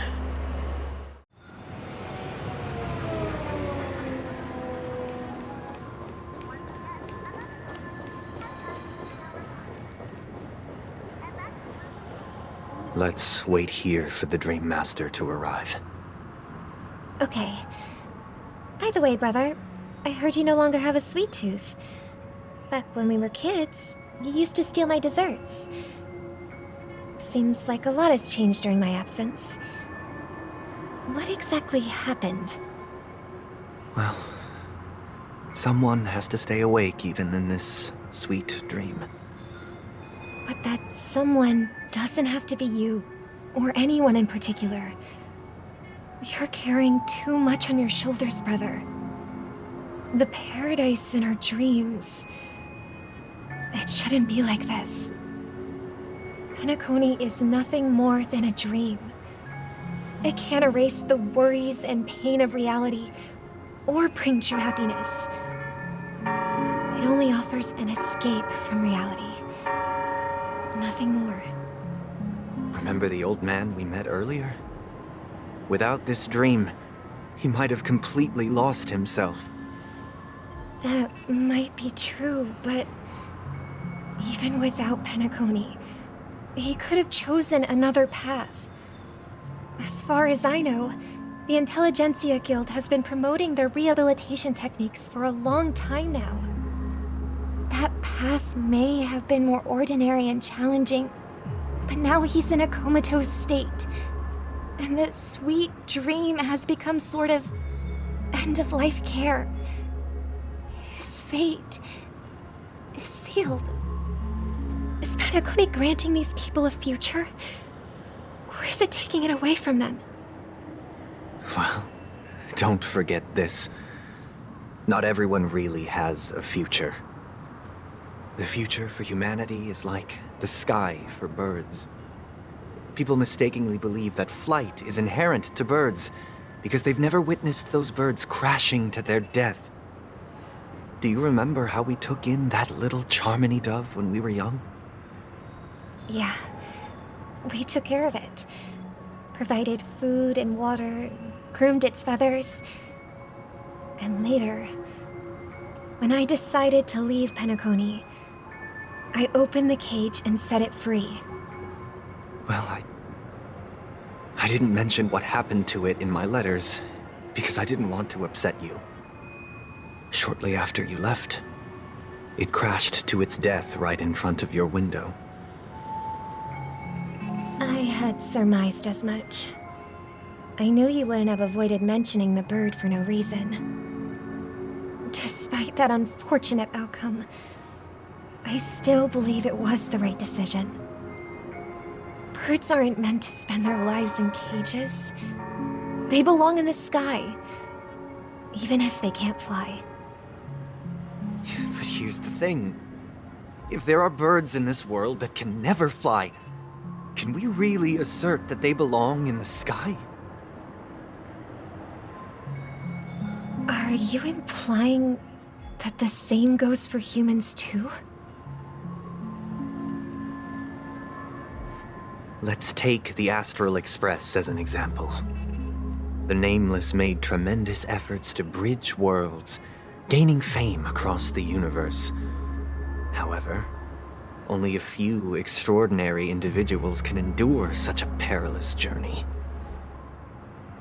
That's because the pursuit of the Trailblaze exceeds the capabilities of ordinary humans. Otherwise, why would this path be filled with broken rails, an abandoned express, and even a fallen Aeon? That's just sophistry. If that were true, then only the powerful would have the right to determine the future. Unfortunately, that's exactly what happens. Another name for the future is self-value. While this world has its fair share of heroes who inspire people and garner admiration for their heroic deeds, the majority of ordinary people will never become heroes in their lifetime. Some are born weak and vulnerable. Some find themselves trapped in unfortunate circumstances. Some fall victim to malice and cowardice. When it comes to survival, everyone is equal. And the weak can only watch as their value gets constantly diminished by external forces. That's why we should care for the weak and support them as if their suffering were our own. That's what the Odes of Harmony have always taught us. While the Harmony holds noble aspirations, the strong will always be strong, and the weak will always be weak. Even in this carefree dream. Human nature contains greatness, but it also harbors inherent weaknesses that can't be eradicated. In the end, if people can't even secure their own survival, they won't care about the illusory future of equality. As long as the law of survival of the fittest prevails, there will always be fledglings crashing to their death. But if people don't live for the future, do they merely exist for survival? If even you, my brother, don't believe that the Harmony will save the weak, then which Aeon can make our dreams come true?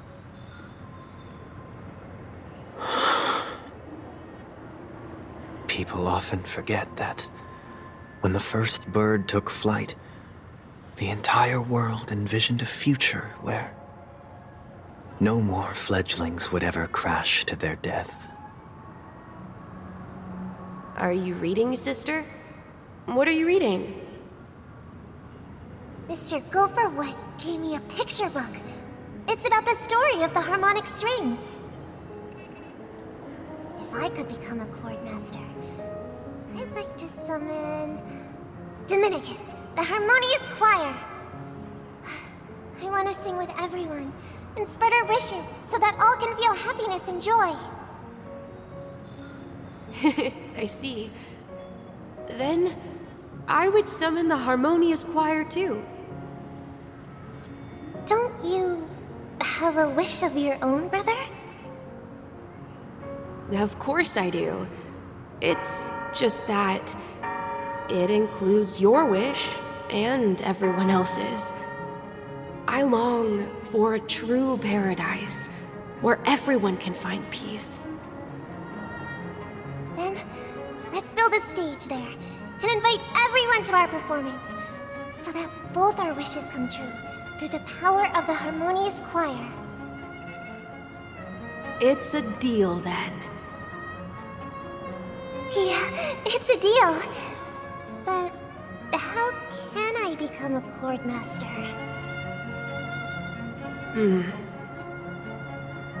Maybe you will have to become a star first.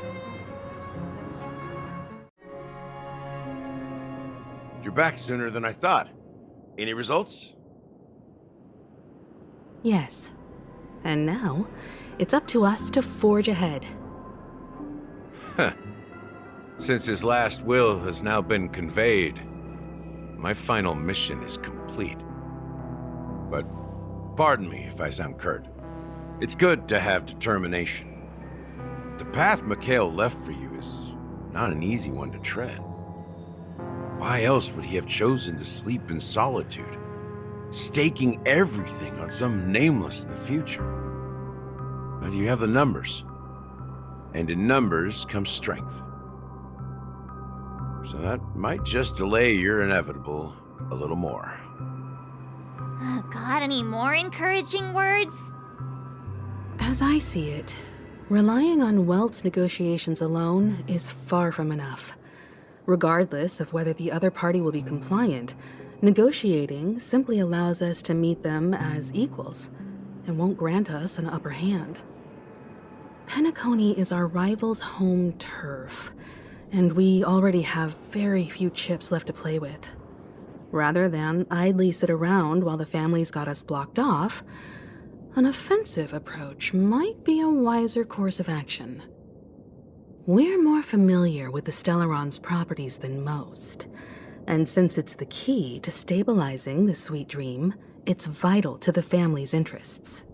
By attacking their core interests, they're bound to retaliate hastily.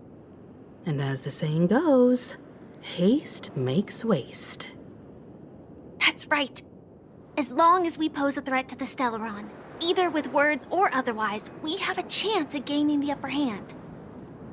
But the problem is, on the eve of the Charmony Festival opening, how exactly are we going to get close to the theater? Family security will be airtight, and if we brute force it, even if we succeed, it's too risky. So, no one's gonna say anything? Then I'll raise my hand. I know the answer to this question.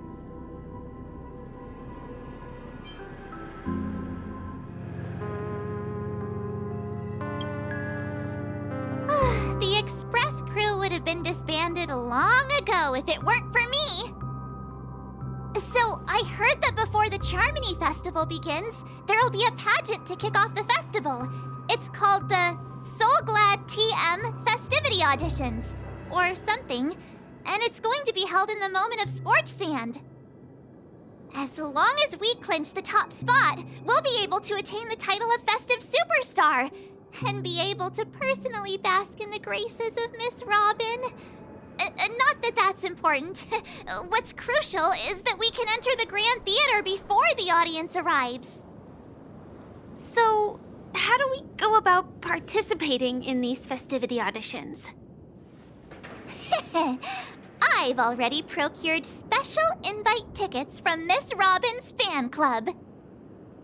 To tell you the truth, I had been preparing to join the auditions all along, but now it looks like even if I scrape through, I probably still won't have the chance to shake Miss Robin's hand. So they're still running this thing, huh? It was originally just a publicity stunt, set up by Mikhail to drum up attention. But it looks like it might be worth a shot. We'll follow Marge's plan. Mr. Gallagher, will you be joining us? I'm afraid I won't have the time. As a virtual character, I've already completed my final mission. Whether Penacony can awaken from this dream is all down to you. Should we ever cross paths again? I'd love for you to visit the Express. All right. I'll have to add to that data bank of yours you've got on the Express. And Miss Firefly, we thank you for all your support. We're faced with a formidable enemy. As long as the Astral Express and Stellaron Hunter's objectives are aligned, we're willing to cooperate with you. We've already come this far together. I'd like to join you for the rest of your journey on Penacony. I'm pleased that we can finally fight shoulder to shoulder. I couldn't ask for a better ending. This is also the spirit of the Trailblaze. Now, everyone, let's prepare to move out. Ladies and gentlemen, welcome to Scorch Sand Hall. This is where challengers thrive and dream chasers shine, all under the watchful eye of the entire universe. If you have ambition, dreams, and the drive, dear friend, the next superstar of Penacony's Charmony Festival could be you! Oh, wow! They've really outdone themselves! Oh, I'm starting starting to get excited! Behold, here come 4 friends with spirit high and full of zeal. Are you aspiring to be the superstars of the festival? Is he talking about us? Yes, you! There's no doubt about it. I see you have all the potential of a superstar in you. Excuse me, you 4. What are you hoping to get out of all this? As the last group of contestants, how confident are you in overcoming all of the challenges? Would you be open to a brief exclusive interview with us? It'll be quick. Your journey is long and fraught with peril, yet under a sky blanketed by banners, you vie for the crown. The sword and rose! Protect the beauty! The beauty, the beauty! Magnificent and majestic! A knight's head is hard as steel. Brotherland's focus is stubborn as a heel. We don't all have to be winners, but if we don't have fun, we'd all be sinners. People are pouring in. It kinda feels like all sorts of baddies are showing up. Let's get in there quickly and enter the competition. Ladies and gentlemen, please make way. Make way. Coming towards us now is one of Penacony's top 10 wealthiest tycoons, and the soul-glad business empire's founder, Mr. Aeon. Allow me to introduce myself. I'm the director of Soulglad's factory, Aeon Leader. My 4 friends, introduce yourselves to the audience across the cosmos. Hello, everybody. I'm Himiko, a nameless from the Astral Express, and these are my companions. Don't you guys need to hide your identities? Can't hide it anyways. Penacony is plastered with our posters. And because the Astral Express is so well known, the family won't dare to make any rash moves.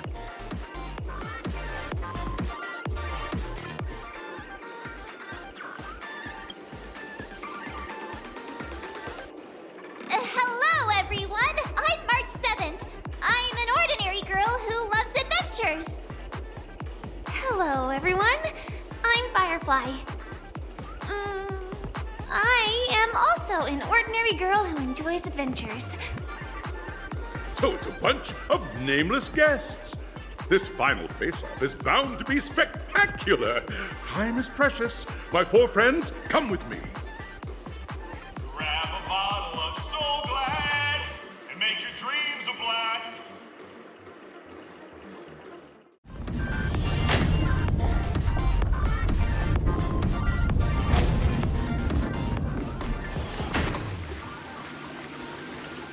Grab a bottle of Soul Glad and make your dreams a blast. Nameless, your arrival reminds me of the grand occasion when Penacony was first established. I was still a young, bright-eyed lad back then, lured here by the watchmaker's ads, full of zeal and ready to make my first fortune in life. Once, during a particularly grueling day, I passed out and was resuscitated by a drink from Mr. Sousa. That sweet taste has since been etched in my mind, and that was what drove me to create the Soul Glad that we all know and love today. The dream-chasing era was truly a wondrous time. Oh, I miss those days, and the watchmaker. Scorched Sand Hall is my homage to that time of boundless possibilities.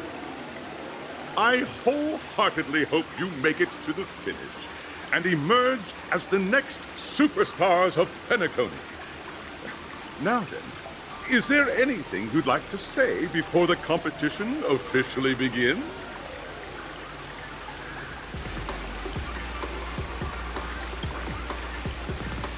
Haha! That's the trailblazing spirit. How about you, Miss March? Hello, everyone! Next up, get ready for the Mega March 7th adventure, where I'm going to break the speedrun world record! trailblazing into the uncharted and challenging the limits. That's Miss March 7th for you. How about Miss Firefly? I hope that by the end of this journey, everyone will have achieved the outcome that they hoped for. Ah, a wonderful wish!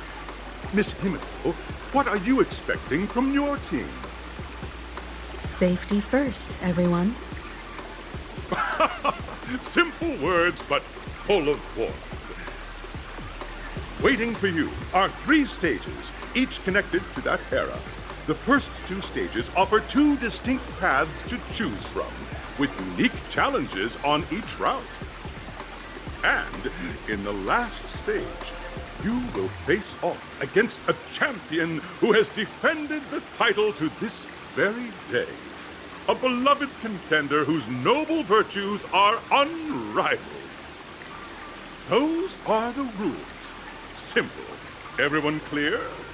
Now, I hereby announce that the 33rd Scorched Sand Festival of the 20th season, sponsored by Soul Glad Enterprises, has started.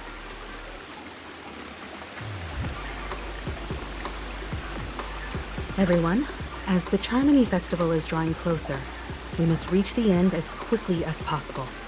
Factoring in efficiency and safety, splitting up into 2 groups is the best choice.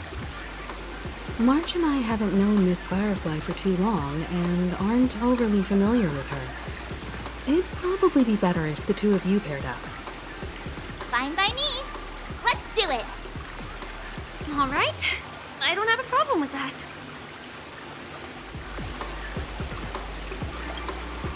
We'll split into the assigned groups then. Let's not waste time.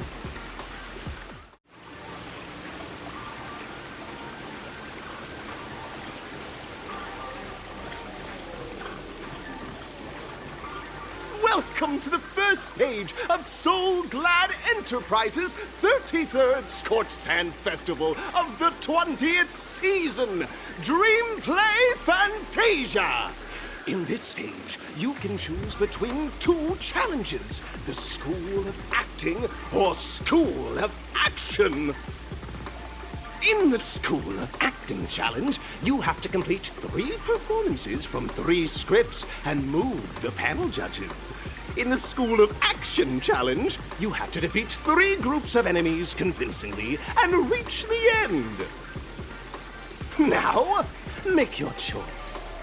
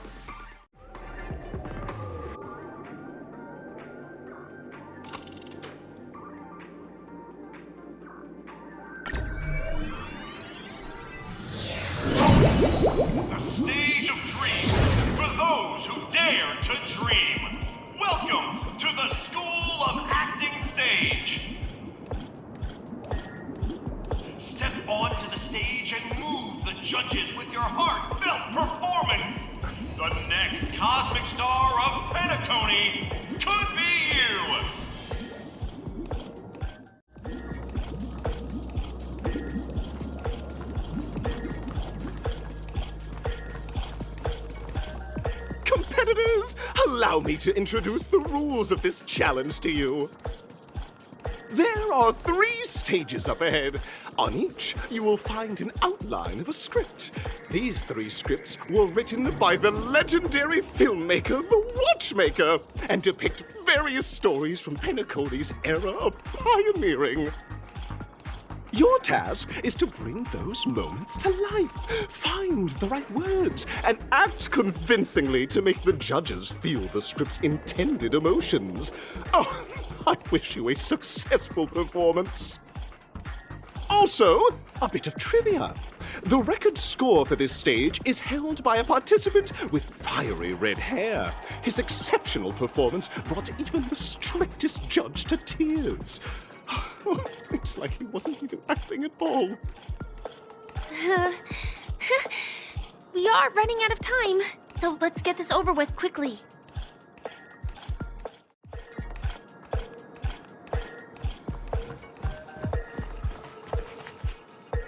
Just take a look at this pair! Such star quality. Since you've come as a pair, I'll prep a two-person scene for you. You two, are you ready?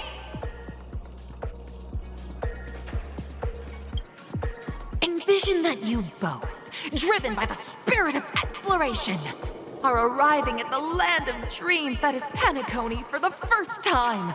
But instead of lush lands, you find yourselves amidst swirling sands and desolation, far from the paradise the watchmaker described. You're driving an old clunker through the wilderness of the dreamscape, braving the cold wind, choking on the dust, and suddenly, a fierce memory zone meme blocks your path. Now, Mr. Greyhair, what line would you deliver to express your disappointment in Penacony?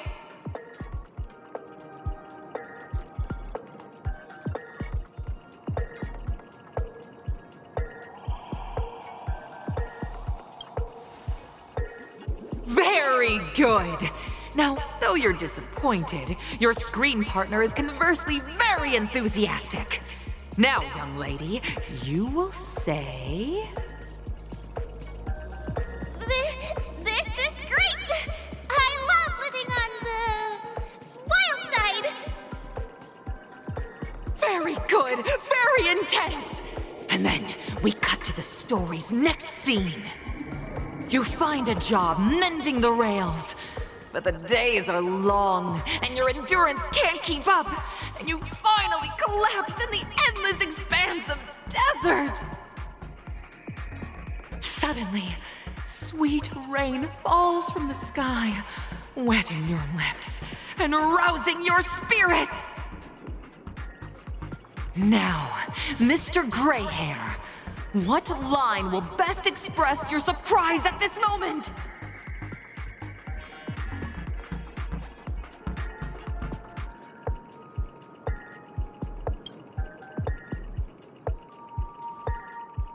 But at this moment, your partner yet gazes into the sky, both her eyes closed.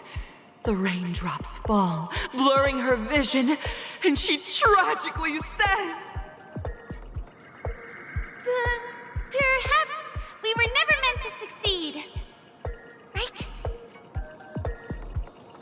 Fantastic! Both of you have an incredibly solid foundation in dialogue delivery. However, lines aren't everything in a performance. Please continue this story on the second stage. Up next, you'll be challenged with a body language test.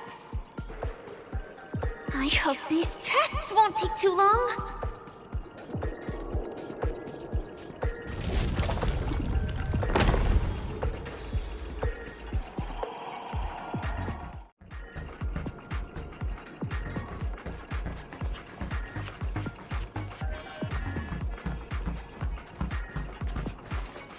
Here, you two are required to skillfully utilize body language to portray the story context I've laid out for you. Picking up from where we left off, a heavy downpour saves you both stranded in the desert. This rain quenches the anger in your heart. You look to your companion, now completely devoid of fighting spirit, wanting to comfort her. At this moment, what should you do to make her laugh?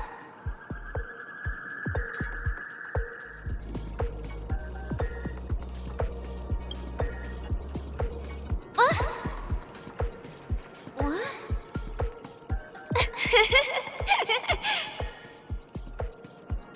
Right answer!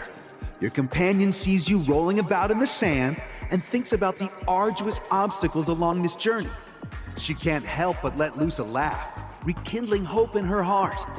And so this girl...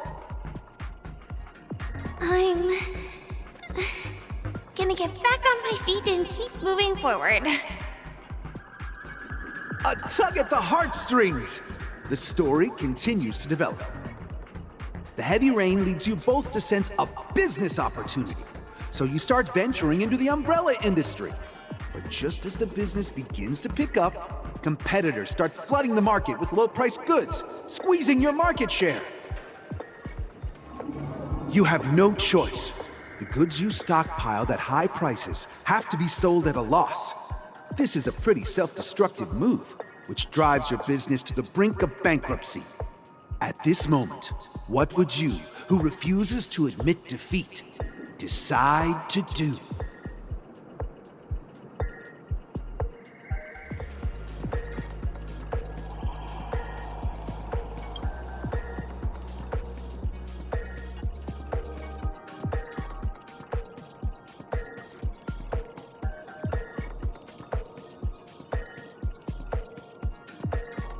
Fantastic! But it's a pity your friend does not agree. Seeing that you're up to your eyeballs in debt, she sees nothing but despair in her future. And then... I leave Penacony in utter disappointment. Is that okay? Of course! Absolutely! I was this close to tears! Both of you possess exceptional acting talent! However, the true test is yet to come. You're about to encounter the harshest judge this show has ever seen. You'll need to rely on perfect performances if you want to win them over.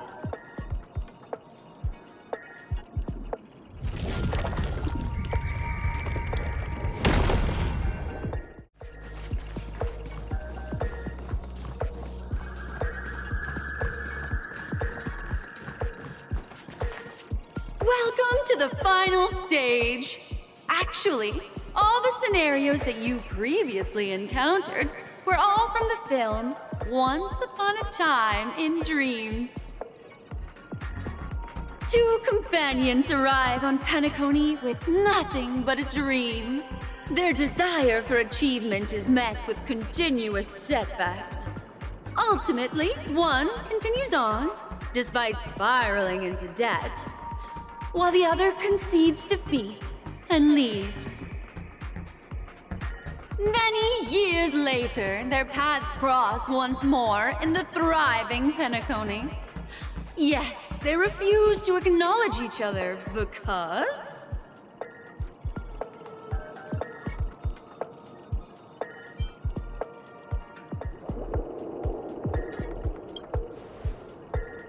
Against the backdrop of a revitalized Penacony, the joy of reunion mixes with the sorrow of past separation, the awkwardness of being strangers, and the shyness of a long-awaited encounter, all converging at this very moment.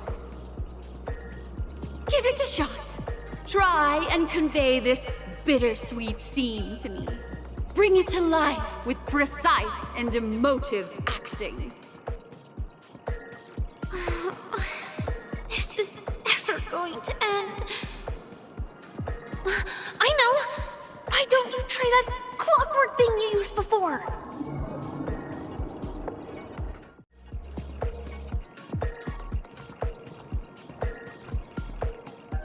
Your performance is far from satisfactory.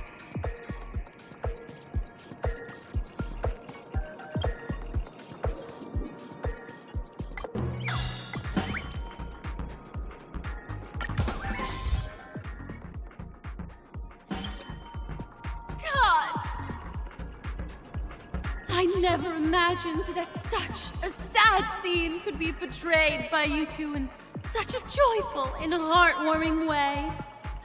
Two people sharing a long-cherished friendship, as if time and status meant nothing to them. Huh? But we haven't even done anything! Is his imagination running wild again? Brilliant! Your portrayal outdoes the original. It's simply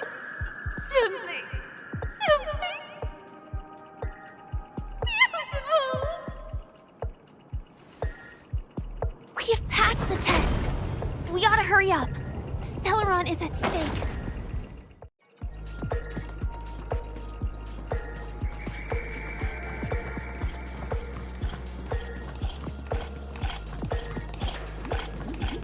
Congrats to both of you for clearing the stage, but more importantly, are you having fun? Fun is more important than success. Look at the time! You finished much faster than that red-haired contestant did. That red-haired contestant. Who is that exactly? You'll find out eventually, but only if you clear the next test first. Welcome to the second stage of the 33rd Scorched Sand Festival in the 20th season, sponsored by Soul Glad Enterprises. Gunfire time! You have the option to choose gunfire and undergo Brother Hanu's trial, or time, where you'll face Clocky's trial. And now, make your choice!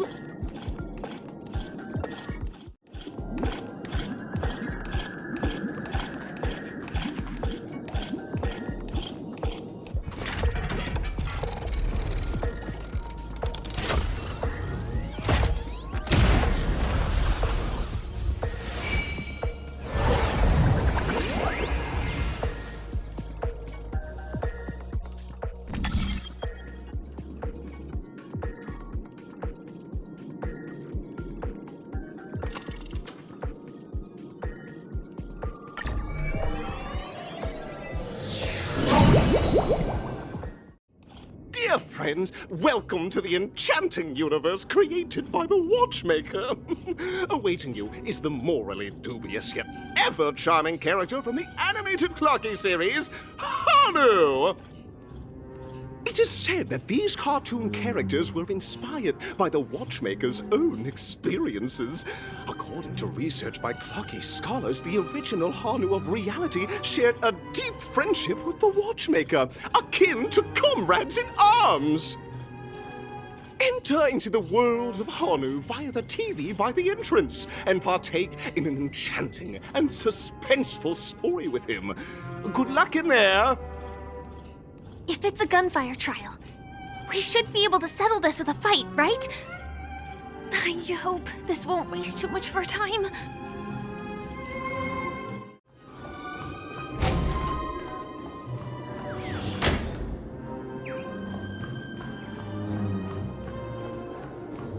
Ready? 1, 2, 3.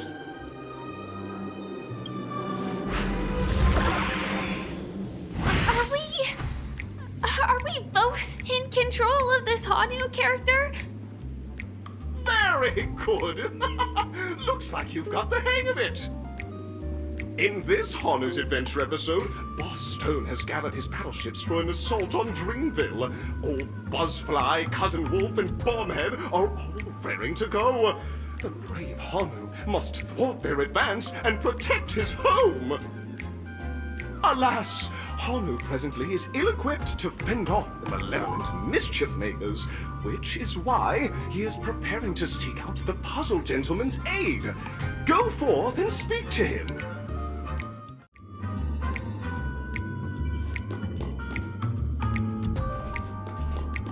Oh, brave Hanu, you look like you could really use some help.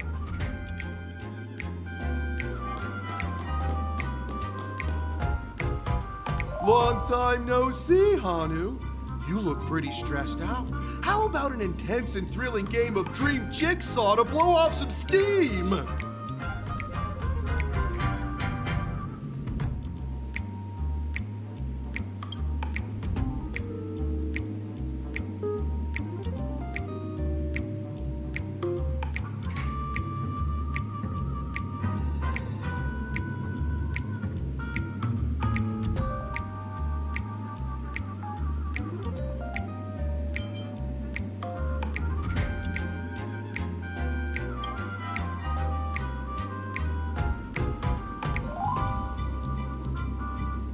Oh my! Are you telling me that Boss Stone has rallied the villains to seize Dreamville?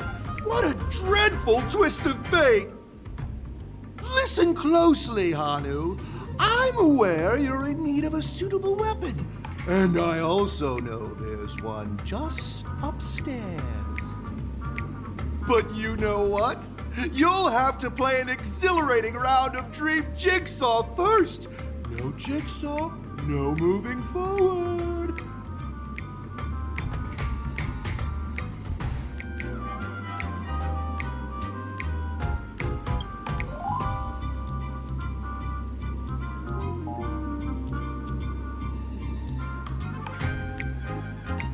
Now scurry along, Hanu, but tread carefully.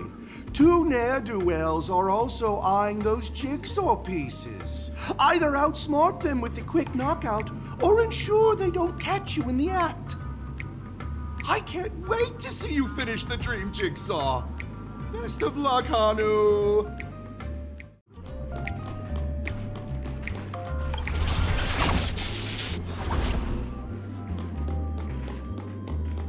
Look up there! If we can push that thing down, do you think that would do the trick?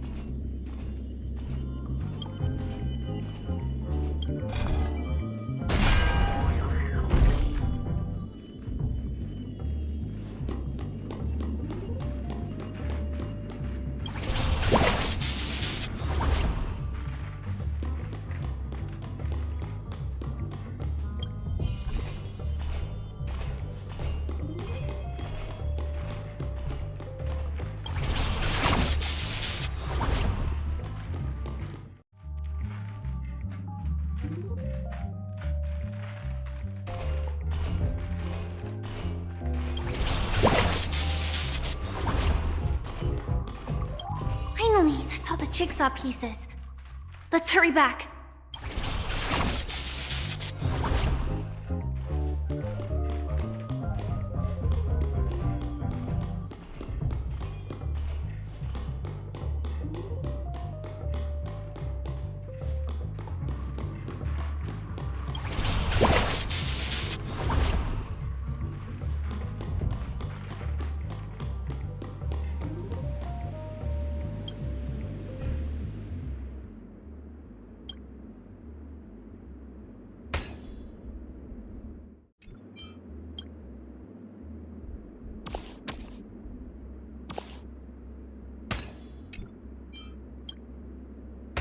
Oh my! The exquisite sensation of perfect alignment! My organizational itch has been quite thoroughly scratched. Hurry now, Hanu! Touch that TV set and transform back into your old self. Then head upstairs. Your weapon awaits you there. Are such haphazard instructions really okay?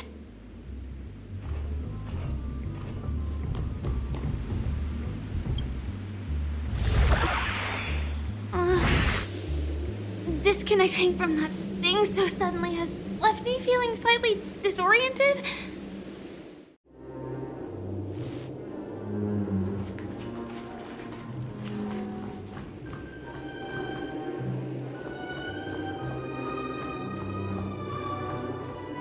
Is that Hanu?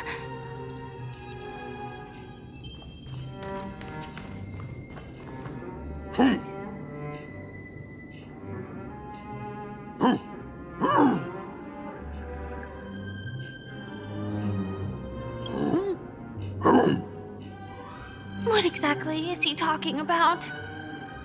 Tick-tock! It's time for me to make an appearance! Clocky? I can also see him. Is this character part of the show? In Dreamville, Clocky is everywhere and can do anything! Like right now! I can be your translator! Tick-tock!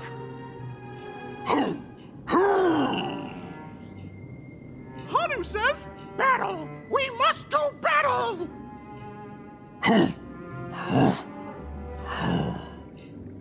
The enemy is at our doorstep, and we have no path of retreat for the future of Dreamville! touch that suspicious-looking TV right now! So they just jumped inside that TV. Sheesh. Logic in this plot and dialogue is really being pushed to its limits.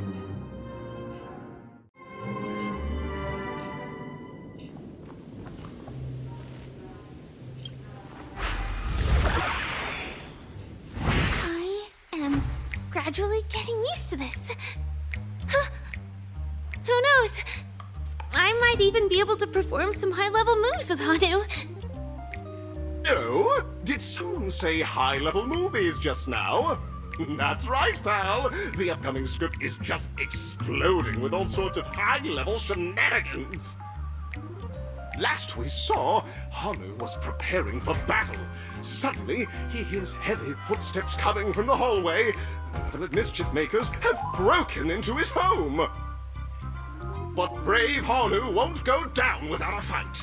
He instantly sprints for the storage room, ready for a do-or-die showdown against the baddies. But we still don't have any weapons in hand.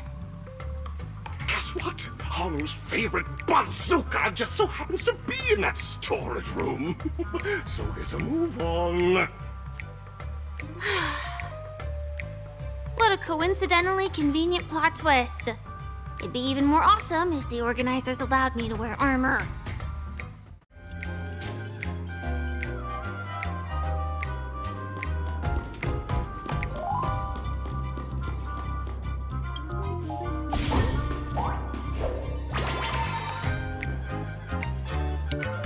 Now we should have a way of dealing with those baddies.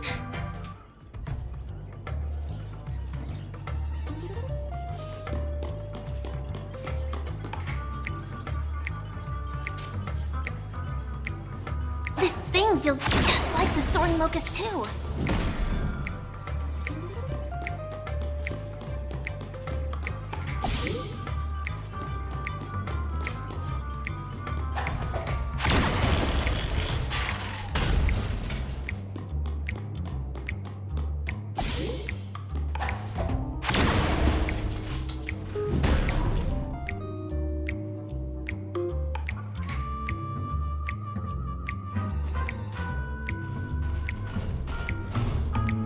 Careful. It looks like we've got more company. Get ready to fire!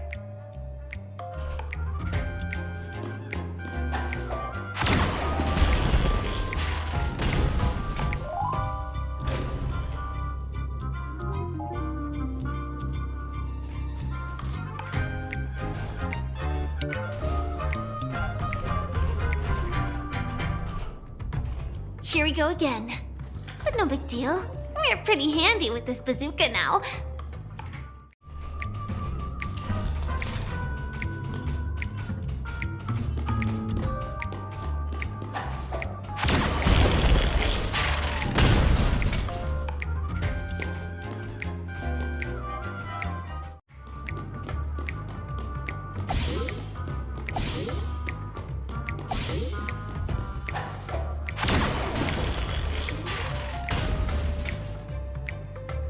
That should be all of them, right? Oh my! Hanu is on a streak! Everyone! The stage is complete! Quickly! Head through the TV to the next stage!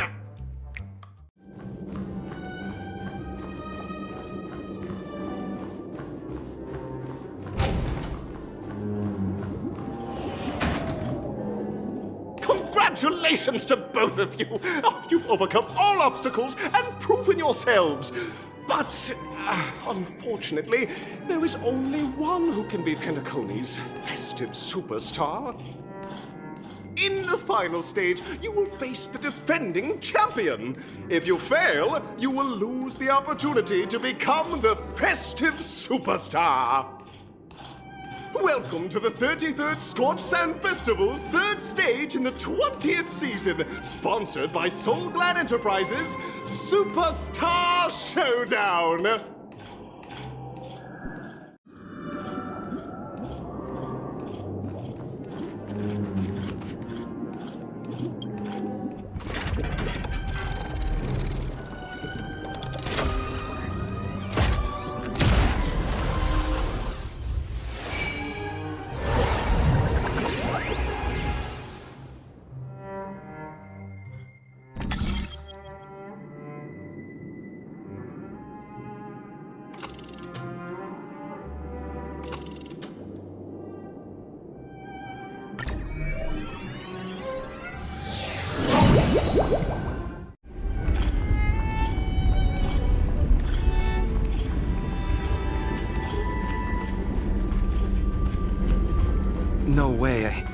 think I just saw someone.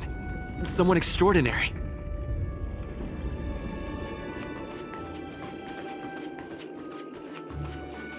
Please wait!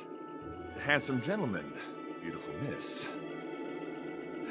By the glorious light of beauty! I never thought I would see you again.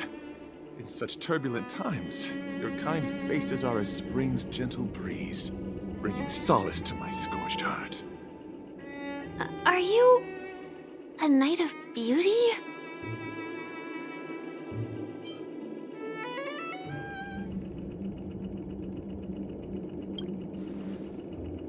You've already heard of my humble title elsewhere? I am deeply honored. Upon hearing of the impending festivities, I commanded the one and only to bring me to Penacony with full haste. Alas, in a cosmos unguarded by the beauty, disorder prevails. Thus my passage was delayed by tending to the sick and injured. Fortunately, the mini-rabbit mech pilot, stray cat duelist, galactic ninja, and quad-drive Intellitron, along with 32 other souls in distress, all emerged from their predicaments safe and sound. I then led them all here to revel in the harmony with the countless other splendid beings.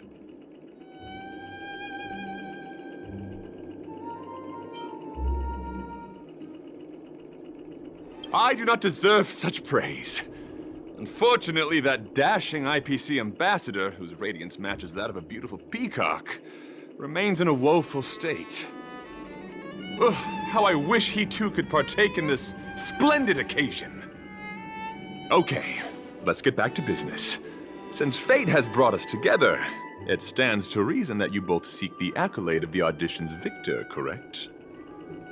Though upon arrival I was once mistaken for a towering silver-armored fugitive with fiery red flames due to my lack of eloquence. It matters not, for all these trials stem from the land of the dream's beauty. What matters is that I now stand before you. Our paths have crossed. I, Argenti of the Knights of Beauty, am humbly requesting a battle with you both, in the name of the Code of Chivalry. If I am fortunate enough to emerge victorious, kindly grant me passage to the Crown of Victory, and recognize that Idrilla, the beauty, is the most peerless beauty of them all. Dear friends, please ready yourselves for this trial set forth by the beauty. Move carefully.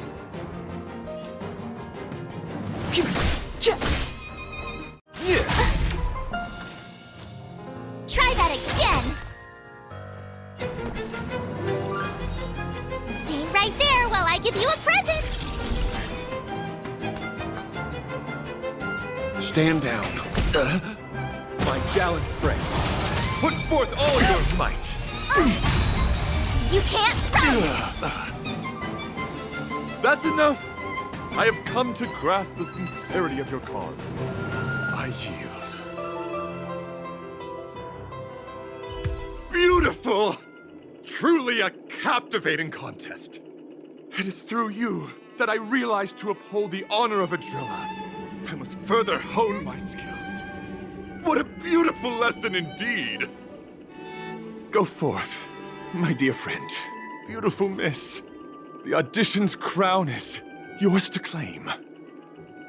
I shall remain here, gazing from afar as you bask in the limelight, joining the audience in offering you the most heartfelt cheers and applause. We don't have much time. May fate allow us to meet again, Knight of Beauty.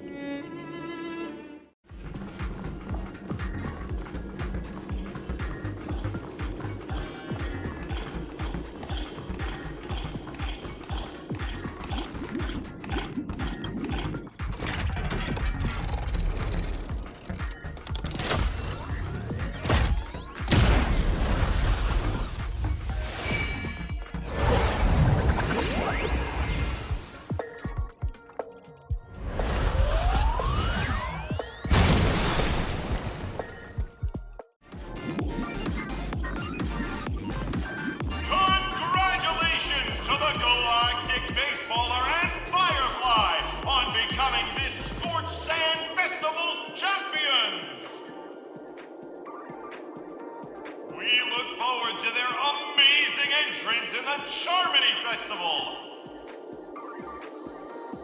Let's give a round of applause to our aspiring young guests.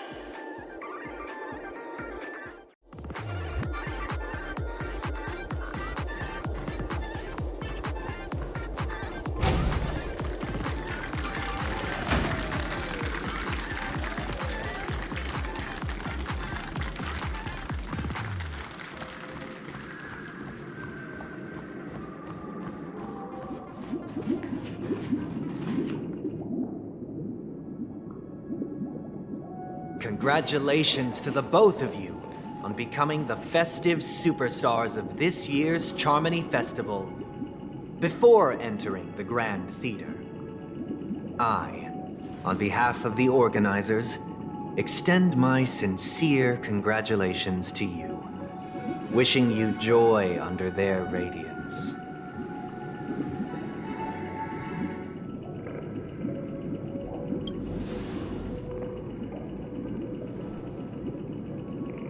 As previously promised, my sister, Mr. Yang, and I have met with the Dream Master. We delved into the truth about Penacony and its Stellaron, and have come to a consensus. Both I and the Oak family cannot acquiesce to your request.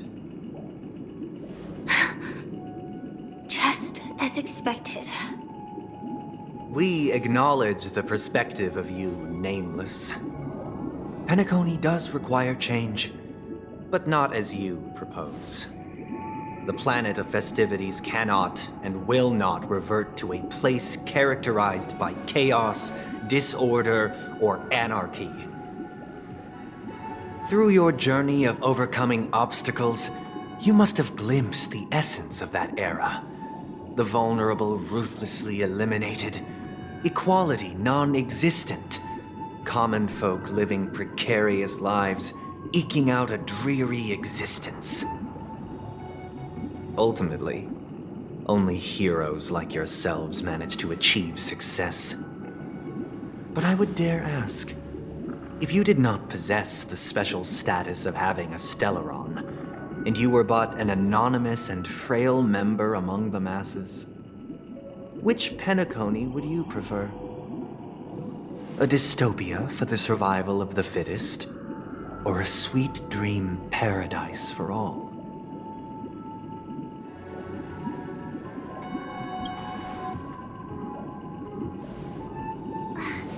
That's not the point! Don't let him mislead you! Mr. Sunday, even if the members of the Oak family can't fully agree on what to do about the Stellaron, now's not exactly the time to be holding an extensive discourse about Penacony's past and future, is it? The Stellaron issue concerns the life and death of everyone on Penacony. If anyone has a better suggestion, the crew is more than willing to listen. Also, it'd be best to tell us the ins and outs of that meeting. This way, we'll at least know what Welt and Ms. Robin are dealing with, and the reason why they failed to make our appointment. Ah, Navigator. That is precisely my intention. With all present, let's begin by discussing the details of that meeting. Let's talk about our tribulations and choices, our ideals and beliefs, and our final course of action. The only path to take.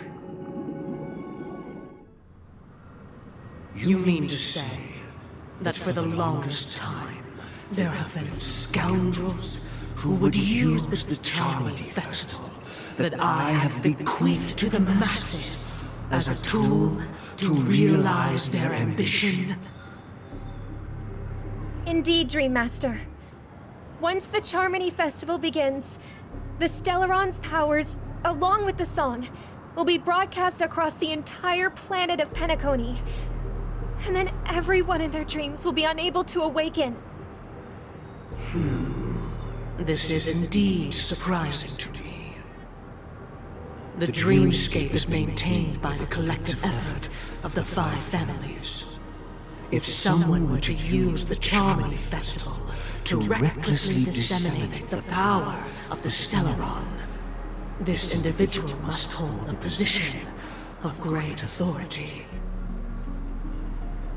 Do you have any suspects?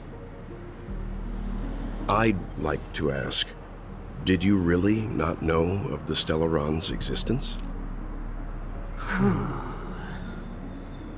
I would have never thought that this nameless would point the spear at me. Quite astonishing indeed. If I have offended, the Astral Express extends its sincere apologies. But the current circumstances are dire and leave no room for meticulous inquiry. We're doing this out of concern for the dreamscape's safety. So, if you could, please alleviate our concerns. Dream Master, it's just to prove that the Charmony Festival has nothing to do with the Stellaron. If we're being overly cautious, I will return to the stage to offer tribute in song, just per the arrangement.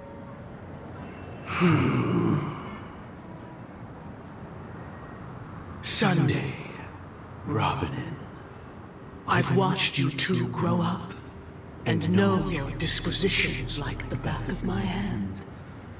Both of you, right now, can surely be lauded as their most devout advocates. I already know your resolve.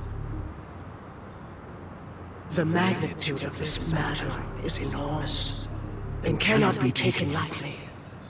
Since Mr. Yang has asked with such earnestness, I will personally respond in kind. If there is a need, the entire Oak family will be mobilized to heed your call.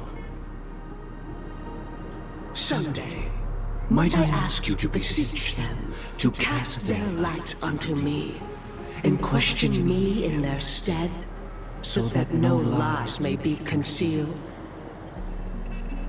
I will do as you command.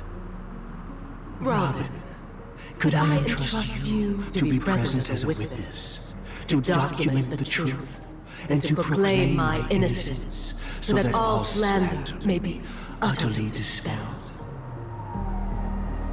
I will do as you command. May thy will be carried out on earth, just as it is in the heavens. Oh, triple-faced soul, please sear his tongue and palms with a hot iron, so that he will not be able to fabricate lies and make false vows. Let us begin. There is nothing else to prepare. Understood. Question. Have you devoted your life to your god, never worshipping other gods? Naturally. Do you love your god as you do yourself, always heeding their admonishments? Naturally. Have you strayed from the path expected by your god, betraying their name? Never. Have you ever been inordinate with your asks of your god, coveting more than the foundation of the creation itself? Never. Then, a final question. Do you swear to fulfill all vows, past, present, and future? With the Aeon as my witness, if I do not deliver on my words, or if I renege on my vows, may I be cursed in accordance with divine law. They have seen your faith, and have endorsed your faith. With this, it can be evidenced... Just a moment. What is it, Mr. Yang? I have another question I hope to have answered. To my understanding, the family's harmony and prosperity have never relied on so-called divine laws. The god you both mentioned, are they truly Xipe? Mr. Yang should know that those belonging to the family toil together as if they were kin, embracing solidarity and unity under their light. All duplicity is laid bare before the harmony. Such a delicate and complex symphony. Which other god could perfectly harmonize this, if not for the Great One, Xipe? Perfectly harmonize. Therein lies the problem. It isn't an outsider lurking in the shadows who changed the harmony, but a dissonance that has surreptitiously emerged from within this very symphony itself. In the distant past, there existed an Aeon. With one flick of the wrist, they crafted the laws of the cosmos. Their followers formed the Beyond the Sky Choir, spreading solemn and reverent hymns throughout the universe. Later, they fell. The route traversed by this Aeon clashed with the harmony, ultimately being absorbed and fused into it. The chorus that once reverberated across worlds fell silent, and when it echoed anew, it was transformed into the hymn of harmony. Though an Aeon may perish, paths with no masters still linger. In the all-forgiving harmony, echoes of bygone dissonance may subtly arise. Mr. Yang, being overly astute can be a detriment, especially when you find yourself alone and without allies. So this is how it is. For the sake of our grand cause Sunday, please afford these two an opportunity to rest. What?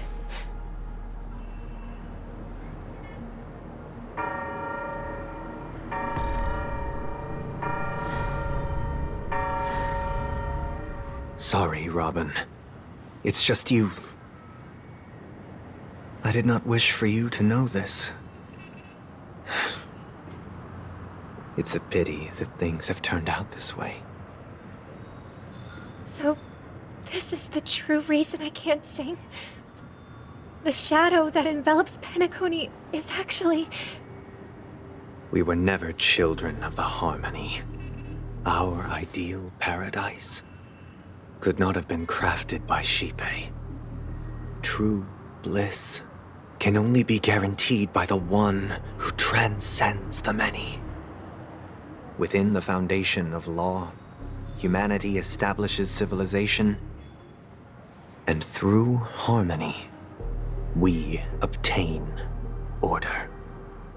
Unbelievable. To think that there would be remnants of the Order on Penacony. What have you done with Mr. Yang and Miss Robin? Don't worry. I just gave them some time alone to ponder their fates. You should know that these actions make you an enemy of the Astral Express. Should we need to stand against the Nameless, it would only be myself and the Oak family involved. But we haven't reached that point yet, have we? Your efforts for the justice of Penacony are evident to everyone, and have been widely observed.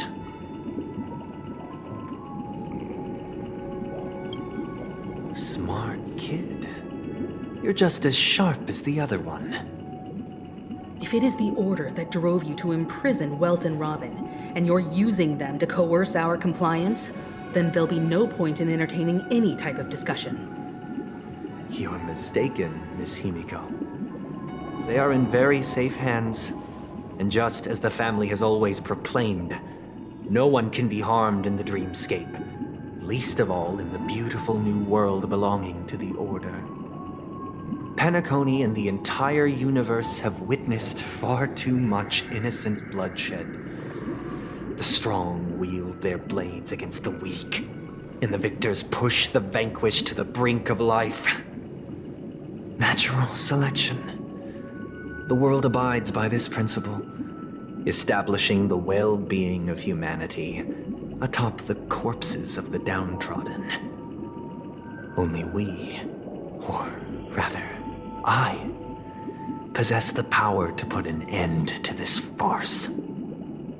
So you've decided to resurrect a dead Aeon? No one's ever done such a thing. If Miss Himiko is interested, let's draw back the veil and speak candidly. I've always firmly believed that people can understand one another through peaceful means. I'm willing to divulge the unembellished truth as to the intentions of the Order's Pathstriders, so that you will make better judgment for the Astral Express, for Penacony, and for this stretch of the universe. Words can hardly do justice to the beauty of that ideal. So, come with me, everyone. Let us retrace our steps and see once again where this road leads. Huh? Where'd he go? Welcome. This isn't any location in Penacony's dreamscape. It's my inner world. The reason the scenery before you remains unchanged is because your consciousness has drawn on similar concepts to fill in the gaps.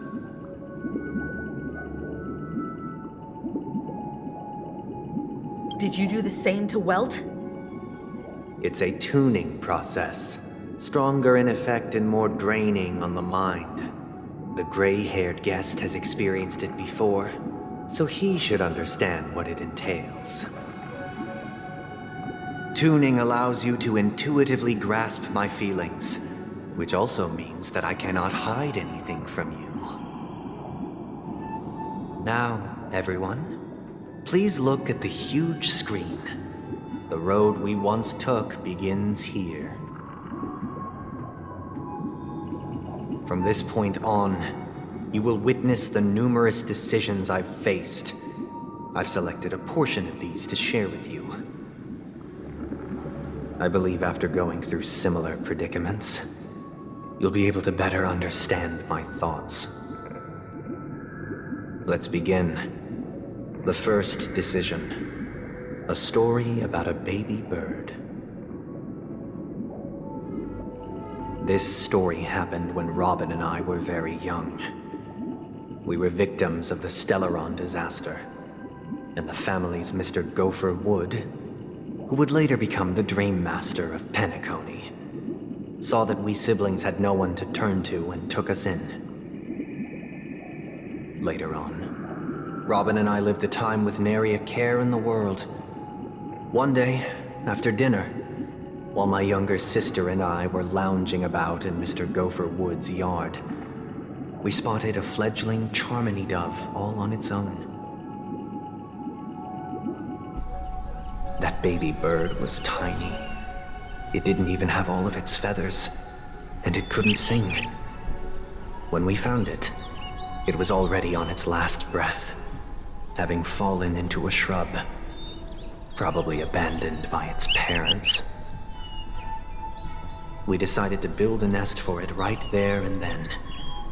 However, thinking back, that winter was unusually cold, with fierce winds at night in the yard, not to mention the many poisonous bugs and wild beasts in the vicinity.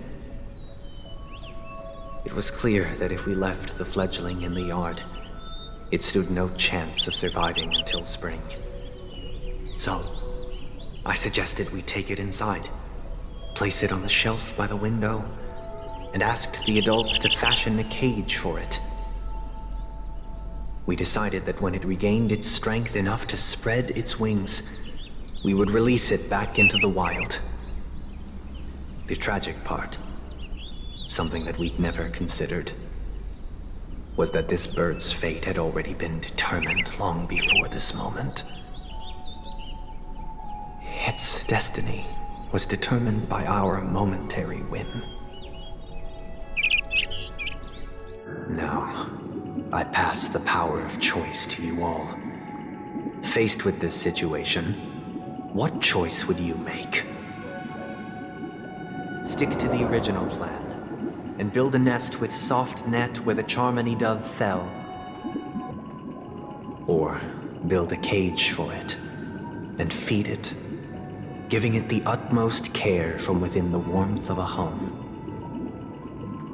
I eagerly await your answer.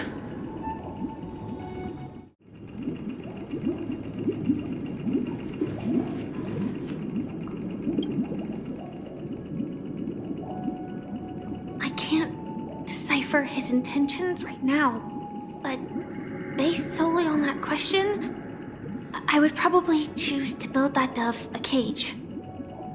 Even if I was gonna release it back into the sky, it'd have to be strong enough to fly first. If I left it where I found it, I fear it'd never get the chance to fly ever again.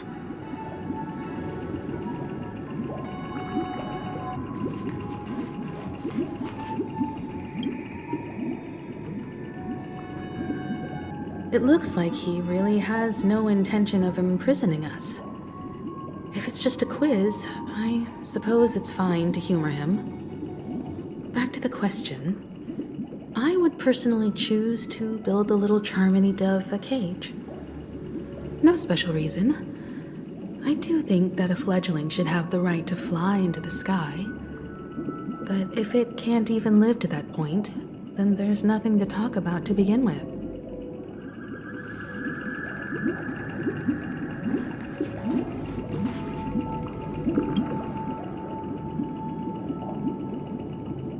That guy just casually throws this kind of question at us?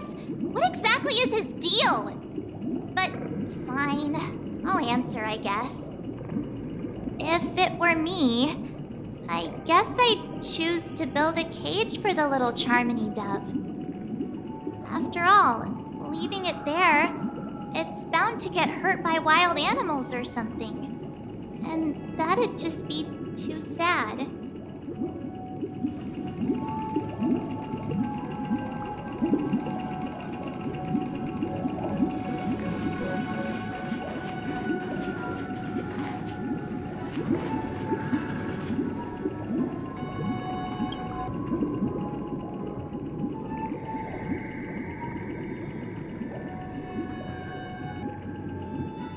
I'm happy to see that you made a choice similar to ours. If your mind is made up, let me reveal the outcome of this choice. We passionately nursed it back to health, preparing only the best food for it every day. We even preened its feathers. Later, on the day that Robin left Penacony, we opened the cage door and let it fly back into the sky. I watched it for a long while by the window, probably about 3 or so days. In those 3 long days, the little Charmony dove tried again and again to spread its wings to fly into the sky, but fell to the ground, only to keep trying. Finally, on the 137th attempt, it succeeded. But its attempt did not go perfectly. After flying unsteadily for a while, it fell to the ground, unable to grasp the direction of the air currents. The fall shattered its wings. It writhed helplessly in my embrace. But it was all for naught, finally succumbing to a painful demise. And in that instant, our tender care, our given love and hopes, they all became the inevitable push that sent it to its death. I deeply regret the choices we made. Next, let us head to the second decision. This time, it's the story of a dream chaser. This story happened when I was appointed as Bronze Melodia, a position exclusive to the Oak family, charged with listening to the problems and vexations of dreamscape residents, and providing them with the relevant guidance. It was during that period that I had the opportunity to hear voices from all corners of the dreamscape. Joy, sorrow, arrogance, regret. The complex tapestry of human nature that formed the world. And I was fortunate to catch a glimpse of it. He was a dream chaser, and an illegal stowaway.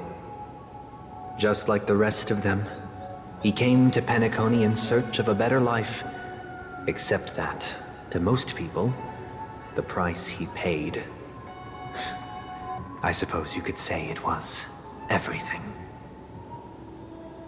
He told me I sold everything I could at home. The house, the land, even his 2 children. He said he could not afford to raise them, and that at least they could eat if they lived as slaves. He had a plan in place. He would buy back his children once he had made his fortune, and enjoy Penacony's beautiful dream with them. Alas, his plan to smuggle himself was somewhat clumsy, and he was sniffed out by those pig-headed hounds. After hearing the Dream Chaser's story, I immediately appealed to the Bloodhound family to cease their pursuit. That way, at least he could live peacefully. But I was still too naive to the ways of the world. I did not anticipate that what I thought was a kind gesture would later lead to dire consequences. I'll tell you the outcome soon. For now, I'd like you all to make a choice. Will you do as I did, and try to convince the Bloodhound family to stop their pursuit, so that the Dream Chaser may live peacefully and realize his wishes? Or will you remain silent, leaving him to languish while the hounds are hot on his heels, until his inevitable judgment arrives? I look forward to everyone's decisions. Who knows? Perhaps they might even alter the outcome of this tragedy.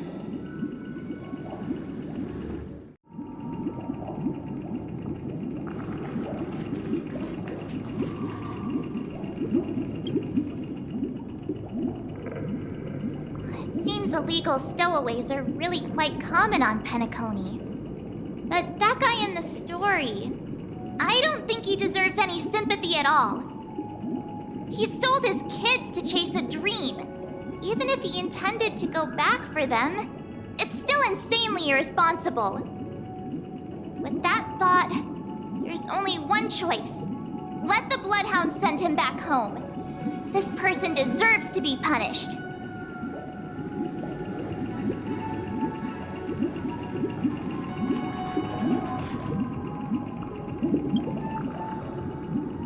Dream Chaser story.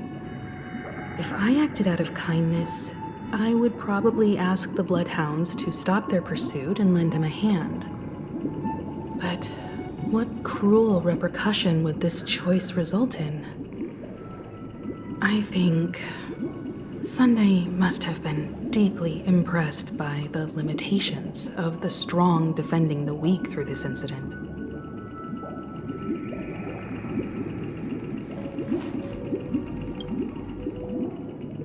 This question... Surely it has some connection to the baby bird story. And this connection is precisely the breakthrough Sunday aims to use to persuade us. I'd probably choose to ask the Bloodhounds to cease their pursuit.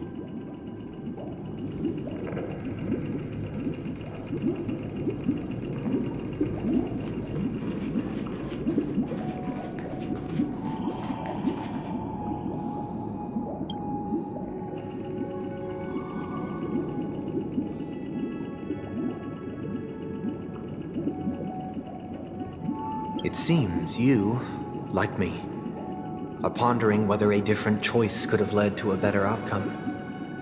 Sadly, his fate would only be more tragic. Say he never gets caught.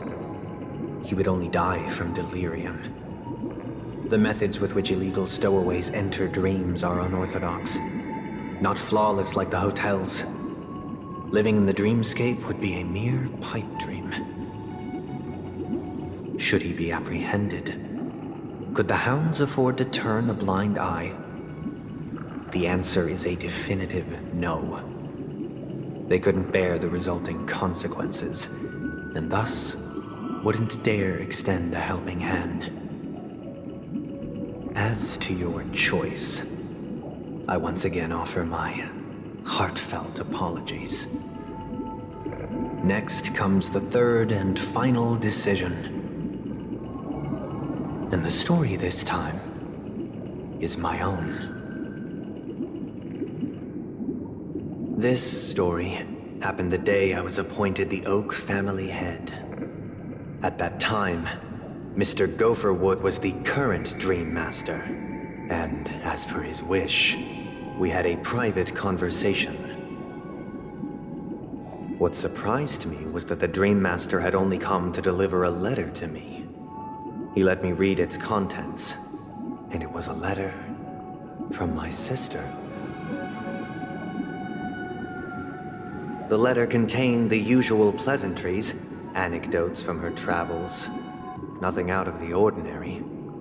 Just as I started wondering how this letter related to our discussion, the Dream Master began to speak. Do you know who wrote this letter? My sister, of course. But why would you personally visit me to hand me a letter from my sister containing mere trivialities? To help you grasp the full scope of this issue. Do you know where Robin is at this moment? From what the letter indicates, she must be in Caspelina 8, correct? She's touring there right now. Correct. Has she mentioned anything about a stray bullet? A stray bullet? What? A war has broken out on that planet. It is because of this very reason that Robin chose this destination. To spread the word of the Harmony. And to save the lives of that planet. She personally made for the front lines. She hoped to ease the people's suffering with song, and was willing to brave mortal danger to deliver the IPC's medical supplies. Unfortunately, stray bullets show no such compassion. Is she all right? If the operation was successful, she should probably be recovering in the field hospital. By the Aeon above, the bullet struck her neck directly, yet possibly as a reward for her consistent deeds of harmony. It didn't hit any vital arteries. Once you've attended to your outstanding tasks, it'd be advisable to write her back as soon as possible. Those damned savages! I'll pack my bags right away. My gratitude for bringing this to my attention, Mr. Gopherwood. Now you understand why she always wears such elaborate neck ornaments, don't you? How could this happen? Miss Robin? It's all in the past, so please don't worry. I share this in the meager hope that you will understand the Harmony's limitations and predicament. As grandiose as the strong defending the weak sounds, many times, it is nothing more than wishful thinking. Likewise, I've prepared one last question, one last choice.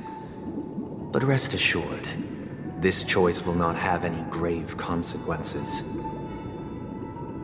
Because this is merely a figment of imagination, a nightmare that has haunted me through countless nights. If you ever had the opportunity to make a choice like I did,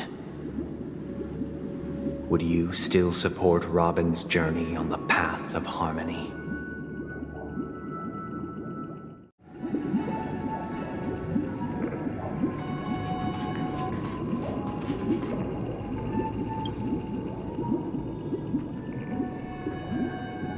I can't believe that happened to Miss Robin.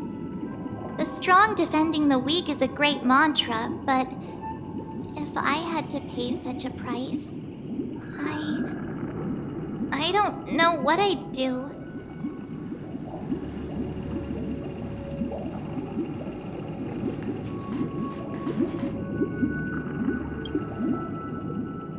I often feel like I've dreamt of similar scenes on certain nights. In the dream, I see blurry faces. I don't know who they are, but I sympathize with all of them, fighting for survival against some unfathomable force.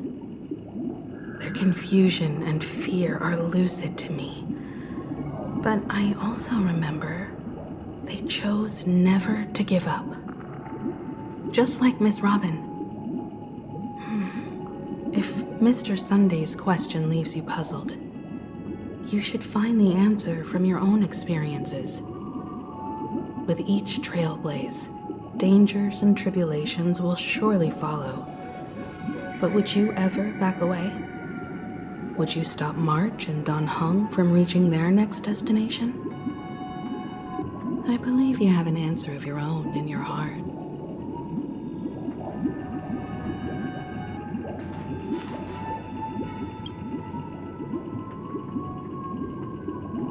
Miss Robin's courage is admirable. And here I was thinking she was just another superstar celebrity. But the fact that she is also Mr. Sunday's younger sister? No, I doubt he'd wish harm on his own flesh and blood, no matter how grand the ambition.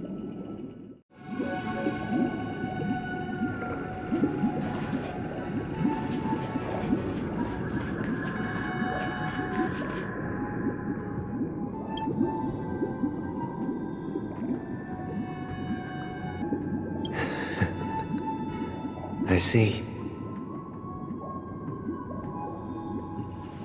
I am now aware of everyone's stances. Raising these questions merely serves to illustrate one point. The plight of Penacony cannot be salvaged by the harmony. The true foundation for a sweet dream paradise can only be established through the order where the strong govern the weak. I know the suffering of being tormented, the turmoil of losing your way, how sorrow and even despair set in when matters don't work out. All of this causes me unending pain, because this is not what happiness is at all. We must teach the weak how to live a happy life. And this life isn't some noble propriety that the upper crust preaches, but in definitive terms, a way of survival that belongs to everyone. So what is your definition of living a happy life? Good question. Human consciousness is fundamentally an illusion, a cage known as self-worth. People lured in by this illusion make mistakes, yet still ask that external influences bear the burden. When one mistake after the next permeates the masses, they become impossible to trace. Thus, the amassing of these individual cages culminate to form a prison, a place dictated only by the rule of survival of the fittest. Nature is always accompanied by predation and sacrifice. Its antithesis is known as order. That is what I want to do.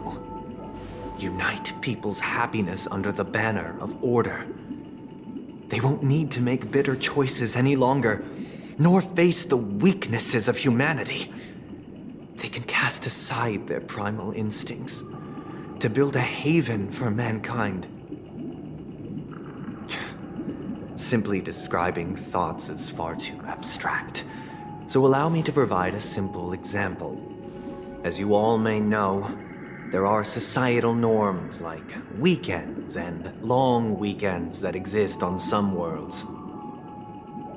During these hard-earned rest days, people are given the chance to extricate themselves from the stresses of everyday life, allowing a certain tranquility to return to their souls.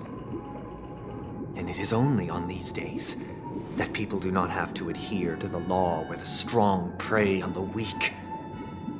They can live out their lives happily during these brief intermissions. It's just a pity that 2 or 3 days are still too fleeting compared to the span of a lifetime. From where I stand, society's ideal system should be 7 rest days. Following Sunday, there should ensue a second, a third, and indeed an infinite procession of Sundays. This should be the face of the new world. Idyllic, eternal, peaceful days. And thus, every person can return to their base selves in this utopia. Some gaze in reverence at the stars, pouring their whole beings into calculating the distance between us and the isolated world of Pagana. Meanwhile, some seek refuge in quiet corners, holding one another, unencumbered by the chains of unwelcome obligations. There would be no need to bear the hardships of reality. Only in this way can humanity face the inevitable end with the purest of spirit, living a life of dignity.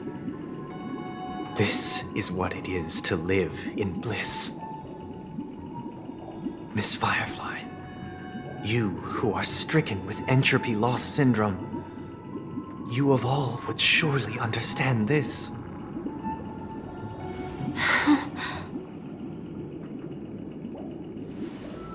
It sounds like a flawless theory.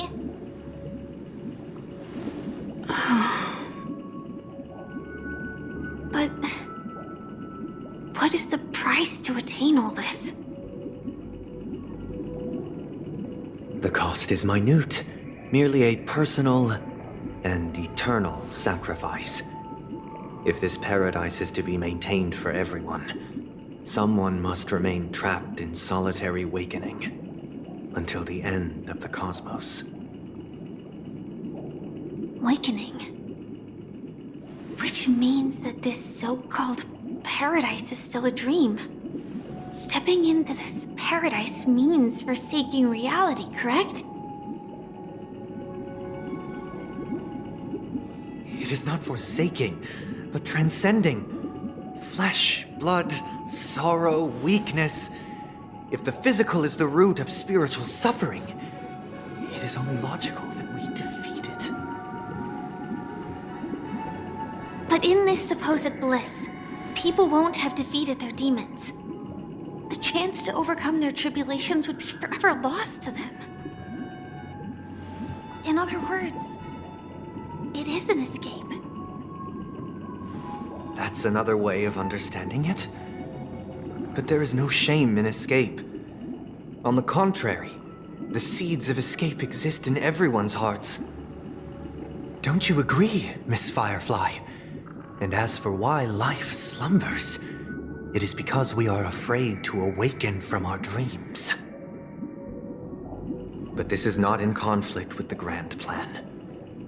Only in acknowledging this can we truly understand the frailty of human nature, and from there, show compassion and protection.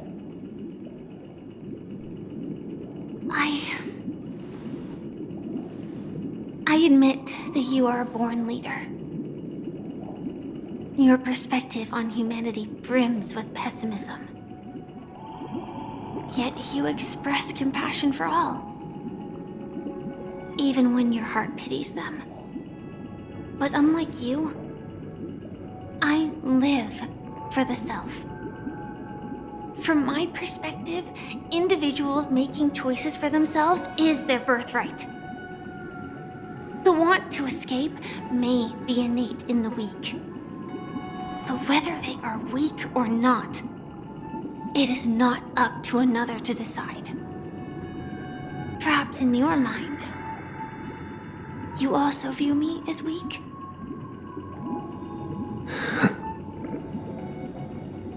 Because I don't think so. Since Miss Firefly has said her piece, the Astral Express will also naturally give you our answer. We'll leave it to you, just as Mr. McHale instructed before. Tell him our choice.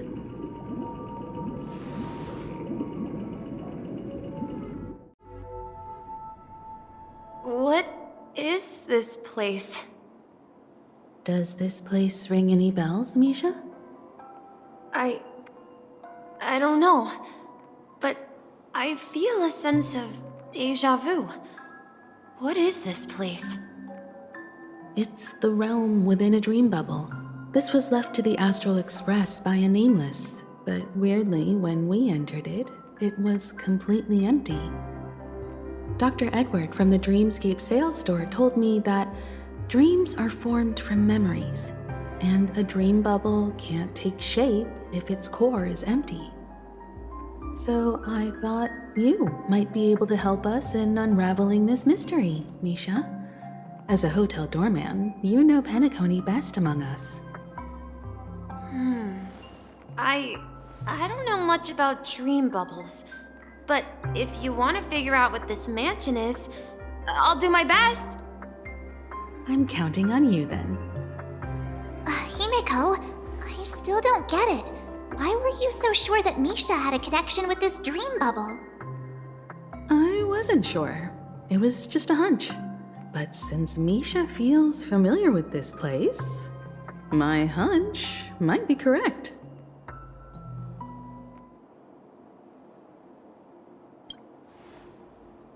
Exactly. This is where you and Firefly encountered death, which we now know as dormancy. Considering its connection to Dreamflux Reef, it's not surprising it appeared here. The question now is, who brought you here? Based on the clues we have so far, it's unlikely to be that masked fool, so identifying them is crucial to us. We're drawing closer to the truth once more.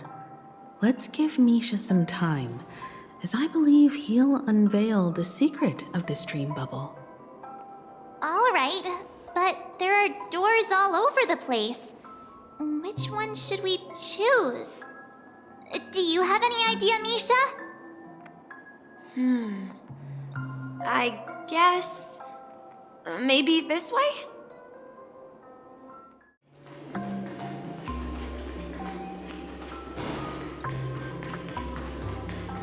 Wait, you managed to choose the right door on your first try?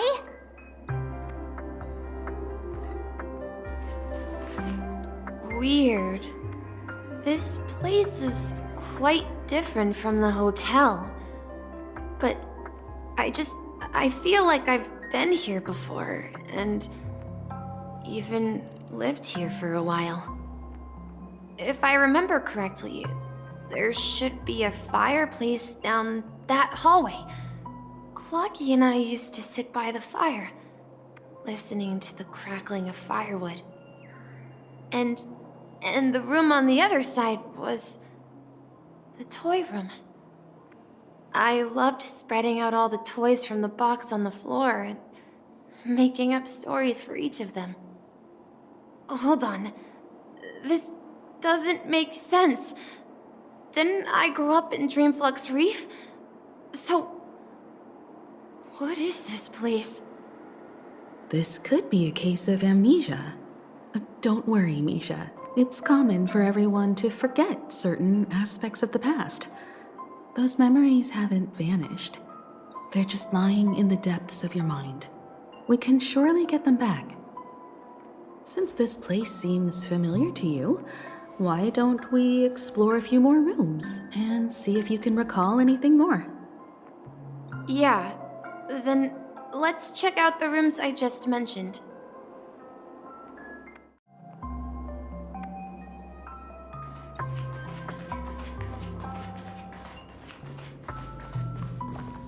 Mikhail, that's the name. Now we all know him as the Watchmaker. So, who is he talking to? Do you know anything about it, Misha? I'm sorry. I don't know much about the Watchmaker. But, Mikhail...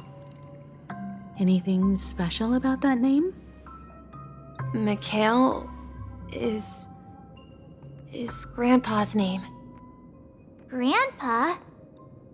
Do you mean you're the Watchmaker's grandson?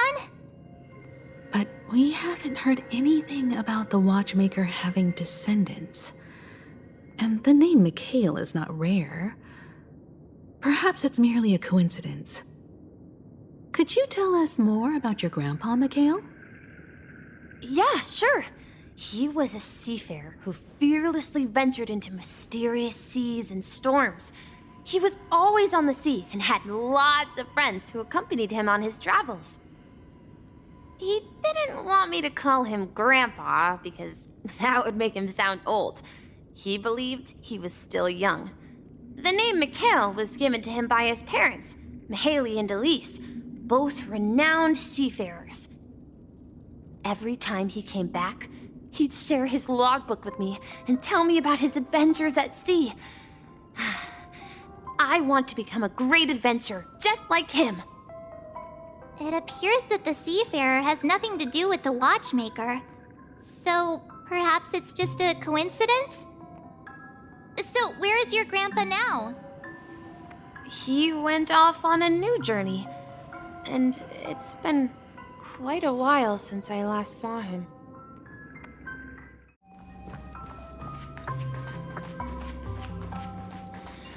Tick-tock, tick-tock. Tick-tock.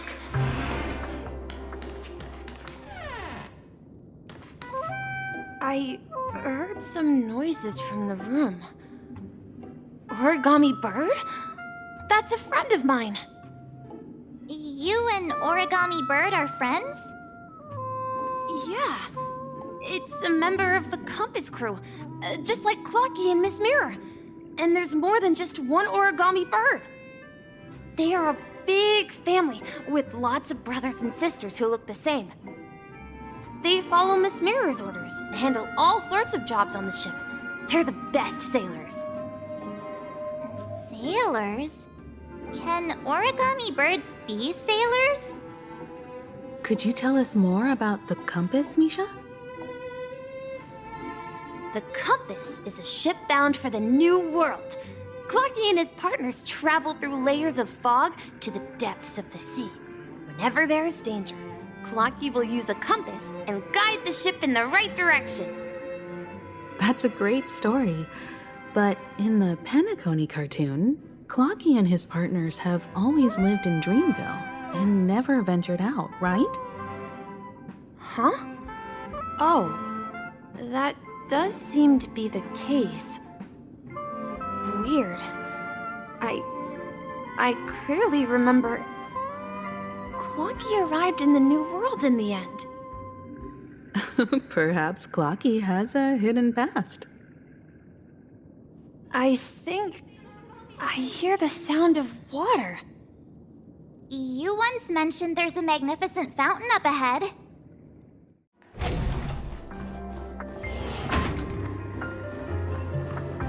Look, there it is! The water resembles a precious jewel embedded in the dreams of all seafarers. Every time I gaze at the shimmering lights beneath the waves, it feels as though I'm back in this place, standing by your side. Have you recalled anything, Misha? Yeah, I saw these sentences in Grandpa's logbook. He used to say that despite the perils of the sea, whenever he stood on the deck in the afternoon, overlooking the sparkling waves, he would think of this fountain in front of his house. He often said that those moments felt like returning to his family's side, and the difficulties at sea didn't seem quite as challenging. You know, I quite understand such sentiments.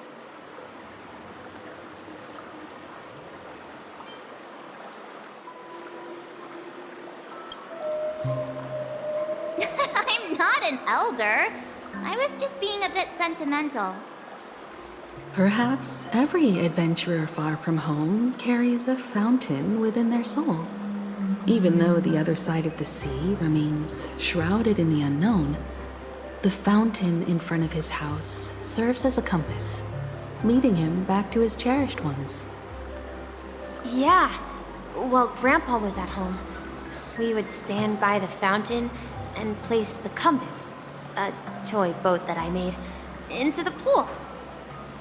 Back then, I would ask him when I could go on adventures like him, and he would always laugh and say I was still too young.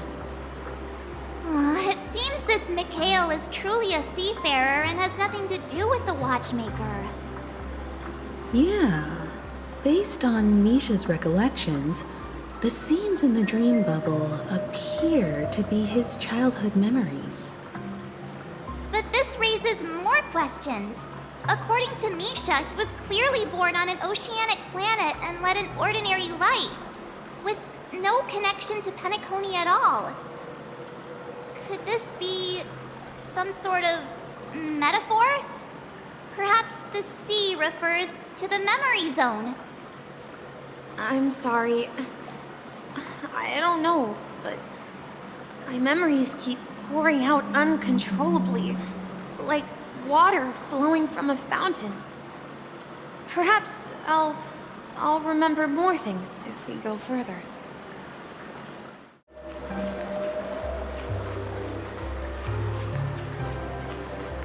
Huh? Something feels different about this place. This is it. I remember this corridor. I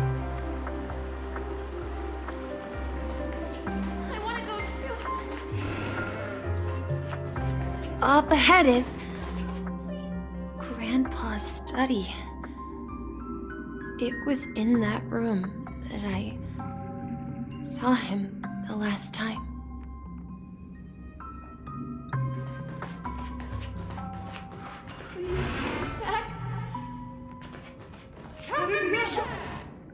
The atmosphere in this room feels totally different.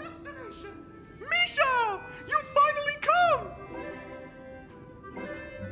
Clocky, you're here! Yeah. This is the room where we first met each other. Are those books on the bookshelf logbooks left behind by that seafarer? Yeah. Whenever he came back, he placed a logbook on the bookshelf in his room. They contain records of his expeditions to every corner of the world. He described our world as a fountain. At some point, the sea started to gradually swallow up the land where people lived. To ensure that everyone had land to settle on, he had to continue exploring the sea in search for the source of the rising seawater. On that day, he called me to his study, telling me that he was embarking on another journey. However, I could sense the gravity in his expression. It was the same look I had seen on my father's face before his final voyage. I asked him if I could go with him, but he said that my adventure lay elsewhere, and told me to stay home, and patiently await a certain sound at the door. What sound? He told me about a vast ocean in the sky, an ocean of stars. He spoke of a train that transports children with a desire to venture far away, traversing the sea of stars without ever stopping. He said that he knew the crew on the train, and that he had asked them to take me along. He said the journey I had always dreamed of would start there. A train? Could it be? It's the Astral Express. I remember now. Grandpa's friends are a group of nameless who came to this world to resolve a disaster caused by a star. Then, he gave his pocket watch to me. It was his cherished treasure, appearing in every one of his adventure tales. He explained that difficult times were ahead, but assured me that the watch would guide me. He said, as long as I kept moving forward, I'd eventually reach my desired destination. And then, it was as if I heard the distant sound of a train whistle echoing throughout the room. Exactly, Misha! And then we followed that whistle, didn't we? Yeah. I think I can still find the way we took back then.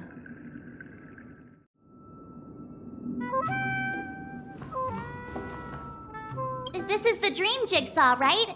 So we're supposed to find the exit. But where can we find the last piece? Do you remember? You said you obtained a mysterious shard when you stumbled into this place. Hey, the shape seems to match. So this shard is also connected to Misha? Looks like we're just one step from revealing the truth. Let's get to the other side and investigate.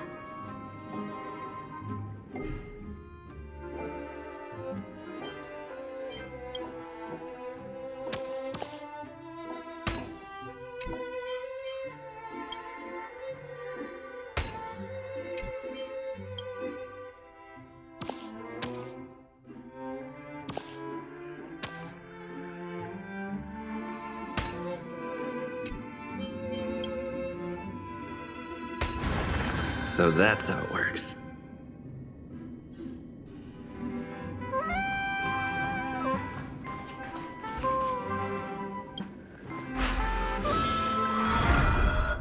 This is it. This is my room of clocks. While I spent my time waiting for Grandpa to return from his voyage, Walter gave me this workshop, and it became my secret base. Here, I learned how to repair clockwork and gears out of my fondness of precision mechanics. In my dreams, I was the captain of the compass, embarking on adventures with my companions, Clocky and Miss Mirror, in search of the new world. I was born and raised here. So, this building in the dream bubble is your childhood home? Yes, but not exactly. To be more precise, this dream bubble itself is my home. Looks like you've remembered everything now. Wait. Why does it feel like everyone else knows something I don't?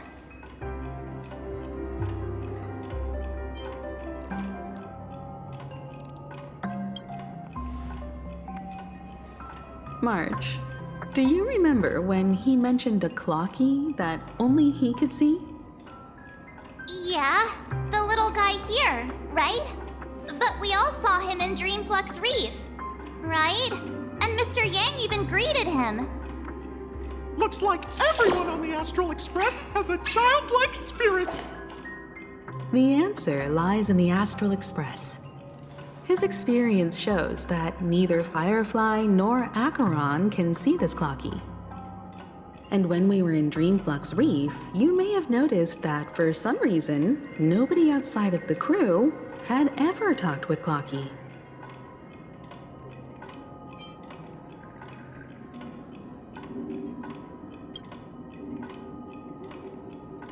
A mimetic life that can only be seen by a select few? It's just like a hidden message, left by someone for the nameless. But Misha can see Clocky too, right? They even grew up together. But Misha hasn't started the way of the Trailblaze yet. That's the key to the mystery, March. Now, take a moment to recall. Have you ever seen anyone outside of the crew interact with Misha? Wait. No way! That's the answer, March 7th. This dream bubble is the place where I was born. And I'm a dweller in this dream. Just like a memory zone meme. I should have stayed here and waited for you. But when reality and memories merged, I unconsciously pushed open that door and left the bubble with Clocky. So it's not that the Watchmaker's dream bubble is empty, but rather the stuff inside ran away?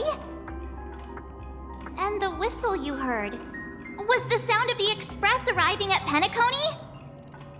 That's one way to see it, but I believe there's a longer story behind all this. It's best for Misha himself to explain all the details. How about we start with your name? Now, should we call you Misha, or...? Thank you all for helping me rediscover my true self. Now, please allow me to reintroduce myself. I was born on Lushaka, in the Presmere system, adopted by seafarers Mikhail and Char. They gave me a treasure, a name that carried their hopes. Mikhail Char Legwork, or simply, Misha. If you prefer, you can call me by a more familiar name, the Watchmaker. So, you're the Watchmaker himself? Unfortunately, that legendary figure is no more. I am only a reflection of his life. As for the child who has been with you, he's the innocent protagonist of Misha's childhood dream. A friend of Clocky, a young apprentice, and a future mechanic on the Express. And this also marks the beginning of his journey, devoted to the Trailblaze. At the end of the journey, I left this little flame, which I so cherished, in my deepest dreams, hoping to pass it on to the nameless of future generations. However, he somehow left the dream bubble and forgot all about his task. I apologize for all the confusion this caused. Because he was born with a desire to trailblaze, wasn't he? I don't think Misha has forgotten his role as a guide. He remembered it, and that's why he mistakenly appeared as a hotel doorman in his dream from the very beginning. The one who brought our unconscious friend here must have been Misha. If that's the case, we encountered the Watchmaker's legacy from the beginning, didn't we? Well, I have a sarcastic friend who says I always take big detours and end up back where I started. Perhaps that's what every nameless has to go through. But in the end, you found me. I'm sure you're all wondering what my legacy is. I believe my hound has mentioned the Stellaron and my wealth. If I may apologize, the Stellaron part is real. As for my wealth, however, it's nothing more than a baseless rumor. I left my homeland as a child and embarked on the journey of Trailblaze. I traveled to various planets until finally reaching Esdana, where my friends and I built the original Penacony and fought for its future ever since. I've been moving forward all my life, doing what I could to overcome the obstacles in my path. But ultimately, my journey reached its end, and I left behind no possessions worth entrusting. So, if you ask what's left within this worn-out train engine that can be called a legacy, I suppose it's the things that are still burning in the engine's furnace. Now that you're well aware of the current situation of Penacony, I certainly hope that you'll help me get this world back on track. But I'll leave that decision to you, for the path of Trailblaze is never paved by others. All I have for you is a story and 2 gifts. I want to give you my pocket watch. It has accompanied me throughout my long journey, guiding that naive child forward, and has been blessed with the presence of so many great people up to this day. And my hat, too. The one who navigated for me placed it on my head and planted a fanciful thought in my mind. The trailblazing expedition will never end. Now, it's time for you to make your choice.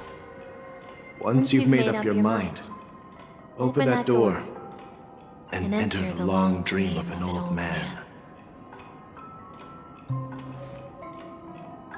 I'll be waiting for you at the end of this corridor of time. All right, everyone. Let's make a decision. Although I don't think anyone will have any objections.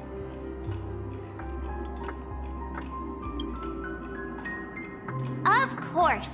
We've come this far. Surely there's no other option than moving forward. In that case, it's unanimous. Then let's proceed together to the end of this stream and tell Mikhail our decision.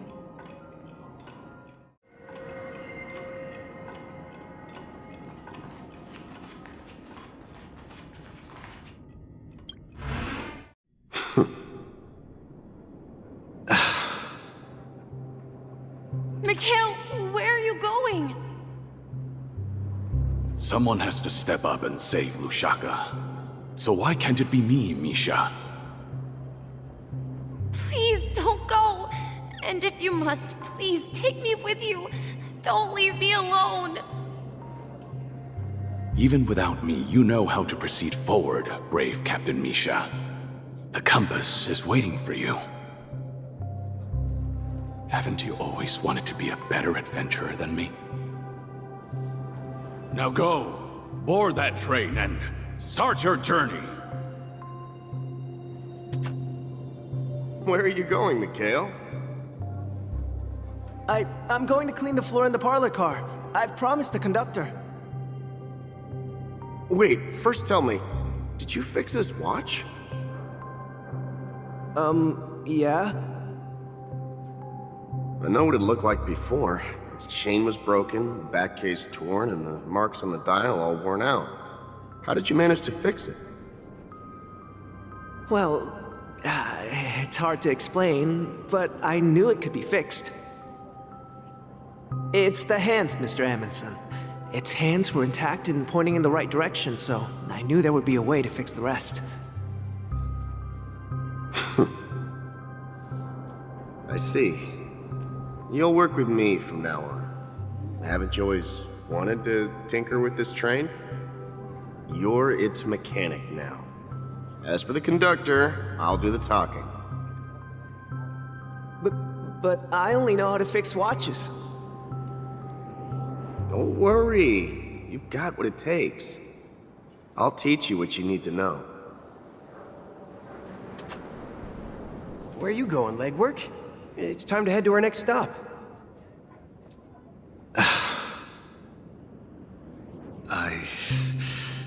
I'm staying in Astana with Rosalina and Tiernan.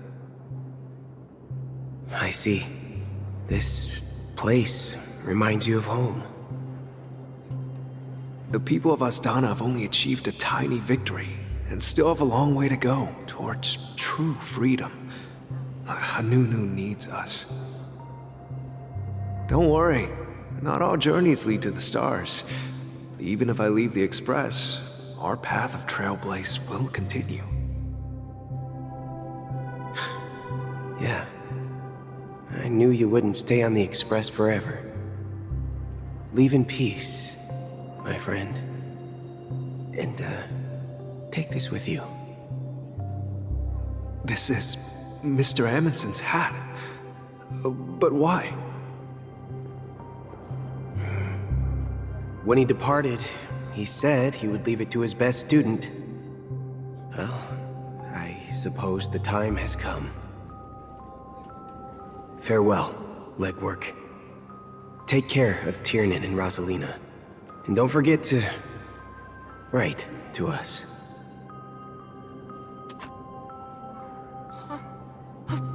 Where are you going, Watchmaker? Don't worry, Micah. Just going on a little trip.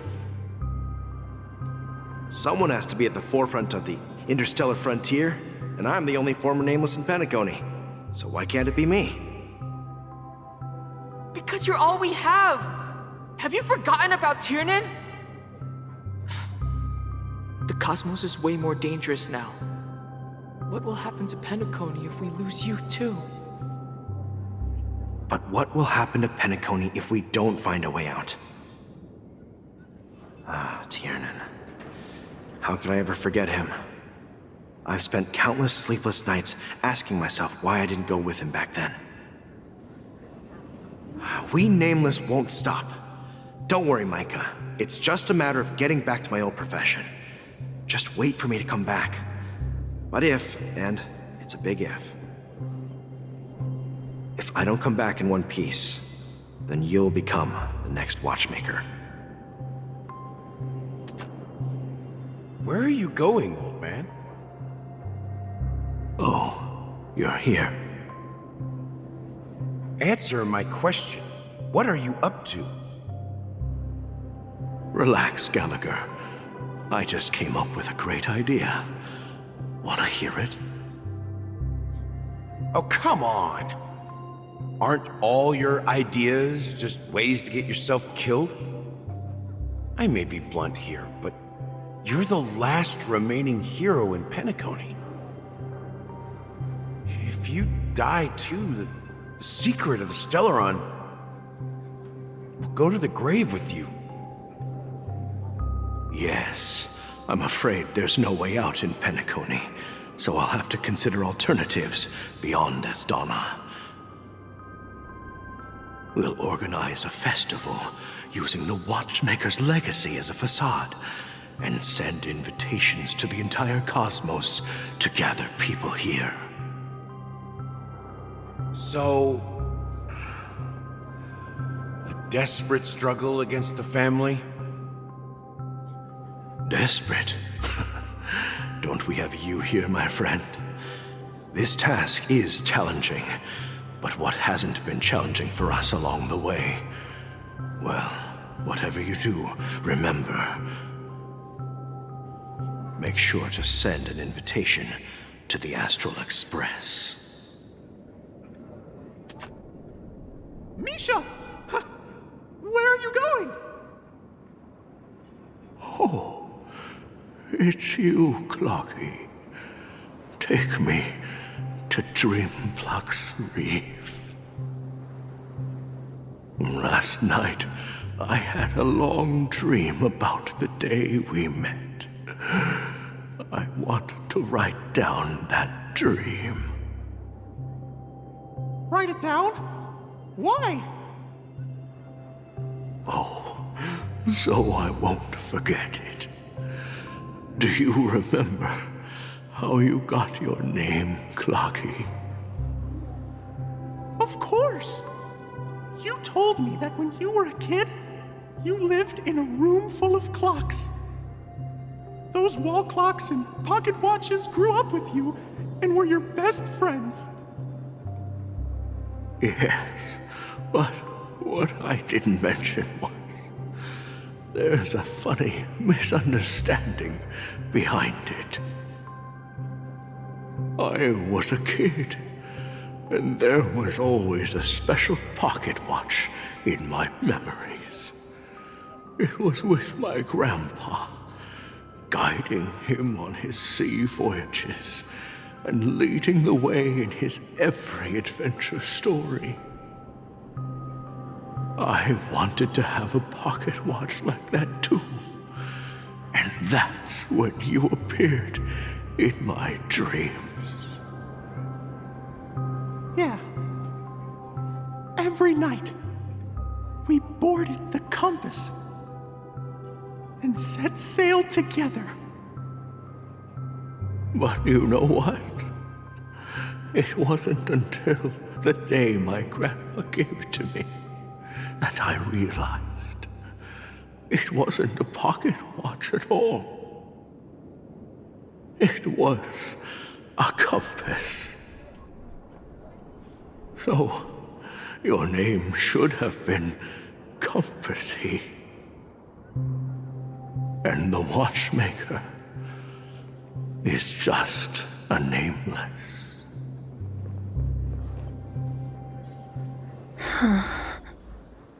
We've arrived at Dreamflux Reef. So, where to next? You know, Clocky, I don't think I'll be going anywhere else.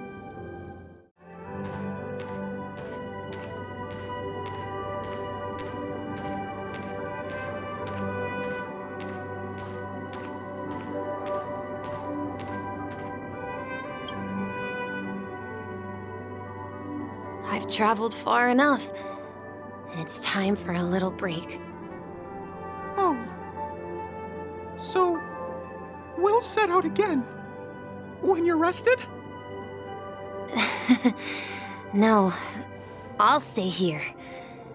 And then, this is where it ends. This is... where it ends? What do you mean, Misha?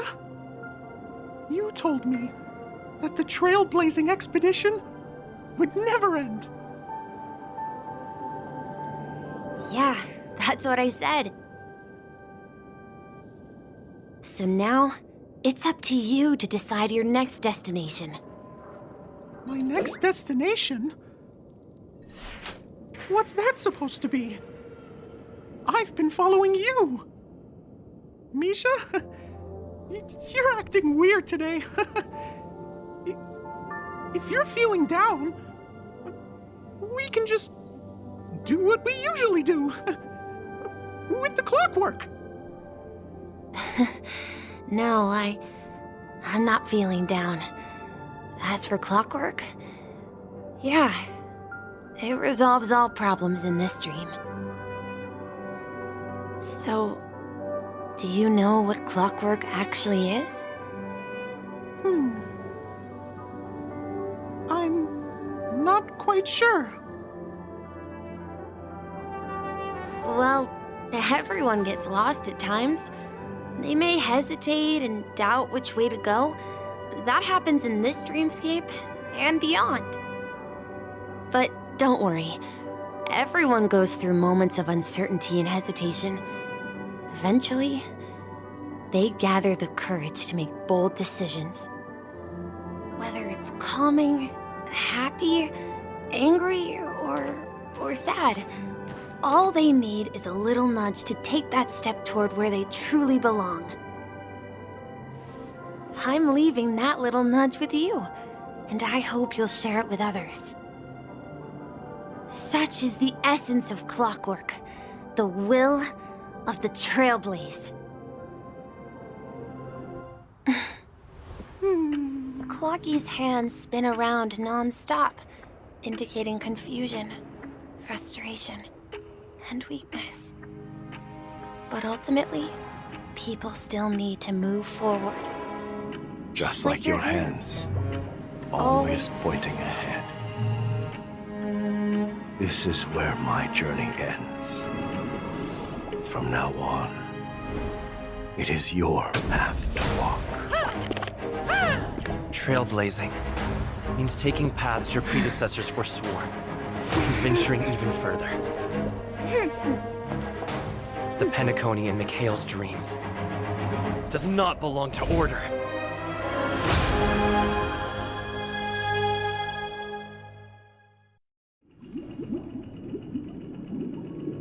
I can't believe that Aeon would cast a glance at Penacony at a time like this. Is it because of the resonance from the legacy of the Trailblaze? Or perhaps the bond between you is so strong that it even impresses an Aeon? Well, there might be another possibility. Perhaps they want to witness, on behalf of the fallen Aeons, who will hold the future of Penacony. If that's the case, on behalf of the Dream Master of Penacony and the 107,336 members of the Oak family, I'm extending a formal invitation to all of you. I'm cordially inviting you all to the Penacony Grand Theater to participate in the upcoming Charmony Festival. And, of course, you won't be in the audience, but on center stage. Since the future of the Stellaron, Penacony, and even the entire cosmos is at stake, let's draw a conclusion there, in all fairness. If you truly believe in Akavili's path, then show me their courage and determination.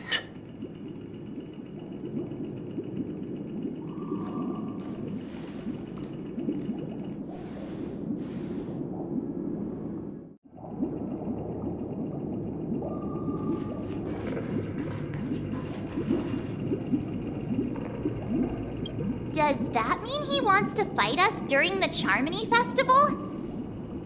I'm afraid so.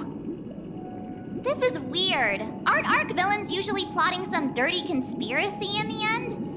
But he actually said something like, "In all fairness." Could it be that he's underestimating us? Well, in my opinion, Sunday is deeply committed to his own philosophy and genuinely wants to prove that the Order is right. I sensed a strong conviction and a desire for dominance in him. Maybe he won't accept the outcome unless he wins fair and square. That's why he'll give it his all in the upcoming battle.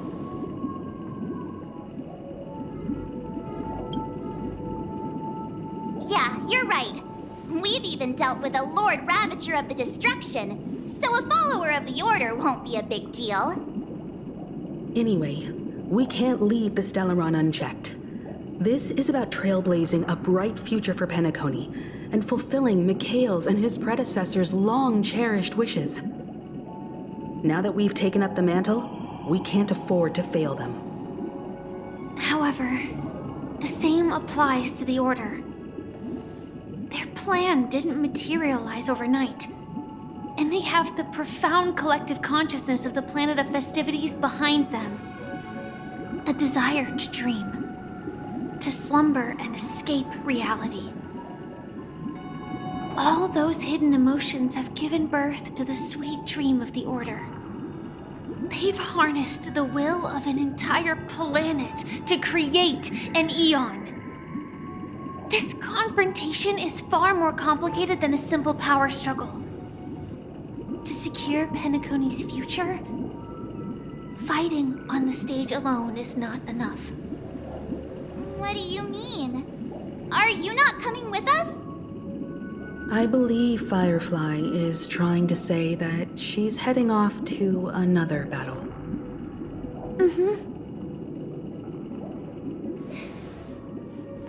Before I left, the Destiny Slave told me that this journey would bring unforgettable rewards.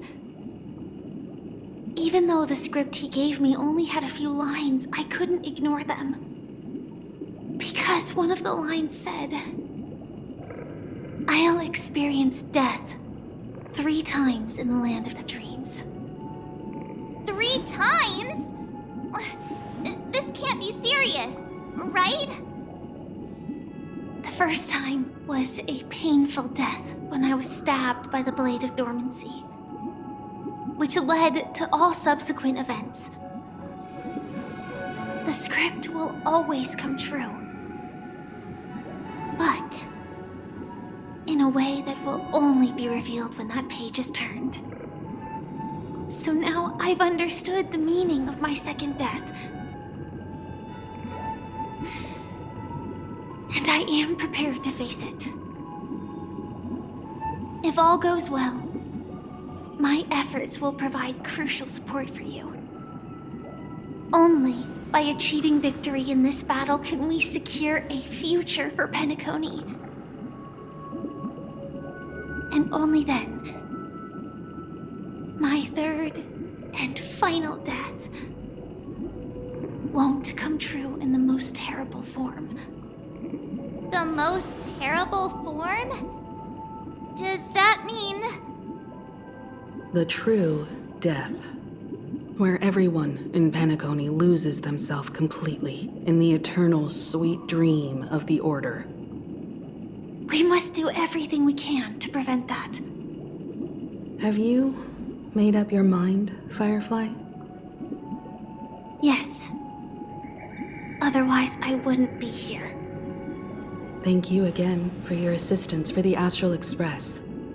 May we meet again, in reality. Yeah.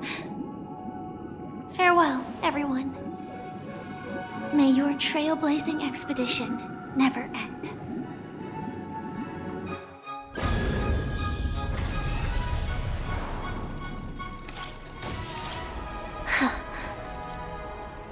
I dreamed of a scorched earth. Everyone, are you ready? A new shoot sprouted from the earth. It bloomed in the morning sun and whispered to me. Like fireflies to a flame, life begets death. May we meet again in reality.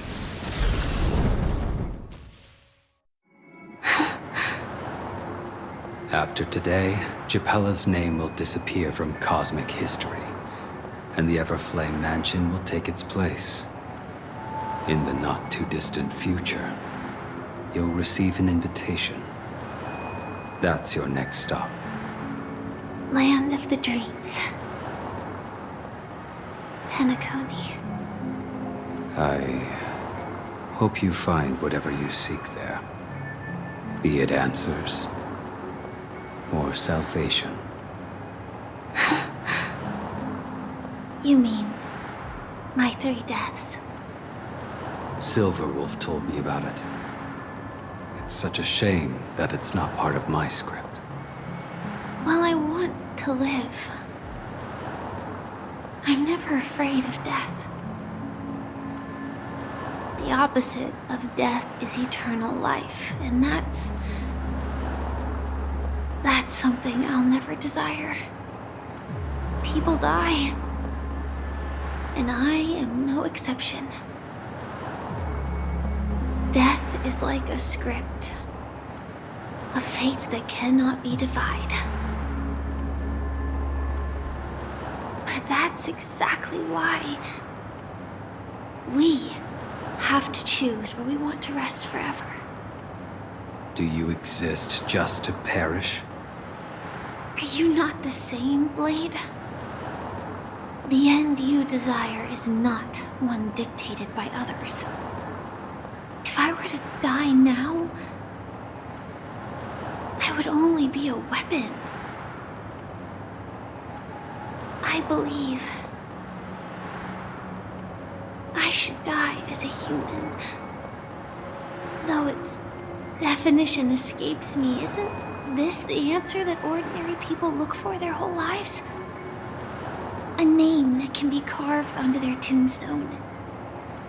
The tombstone that belongs to me once bore the inscription, Glamoth's Iron Cavalry. Then it changed to Stellaron Hunter.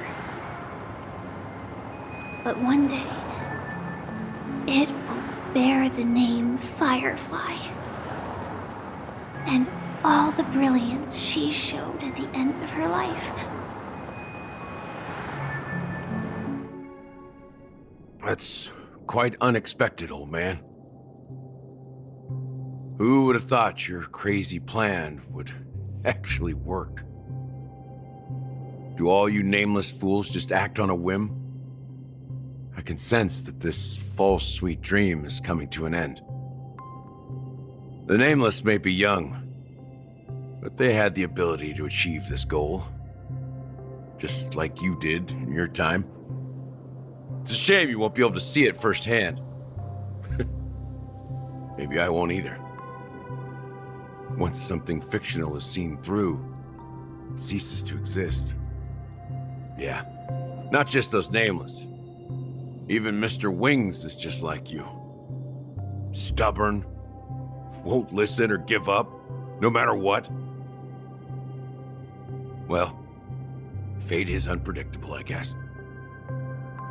If we weren't bound by those cursed paths, maybe we could have had some good talks. But in the end, we managed to do it. Now we can find solace. Remember how those idiots cursed us? They said, "Go to hell, you worthless traitors!"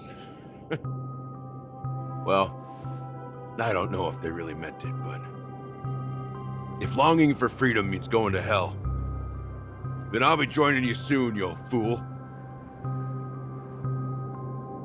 Let's get together and have supper again in hell. Oh, I almost forgot. There's one more thing. Here's to you. A glass of hello and goodbye, Trailblazer. To the imperfect tomorrow. It's warm here, isn't it? You're lucky to have found shelter from the rain. Let alone fresh berries in this desolate place. I was just following the scent of life. It's particularly strong in a place like this. It's a shame these berries don't have much flavor. Seriously? In case you didn't know, this fruit is pretty juicy. The only downside is that when you chew it, it becomes extremely spicy.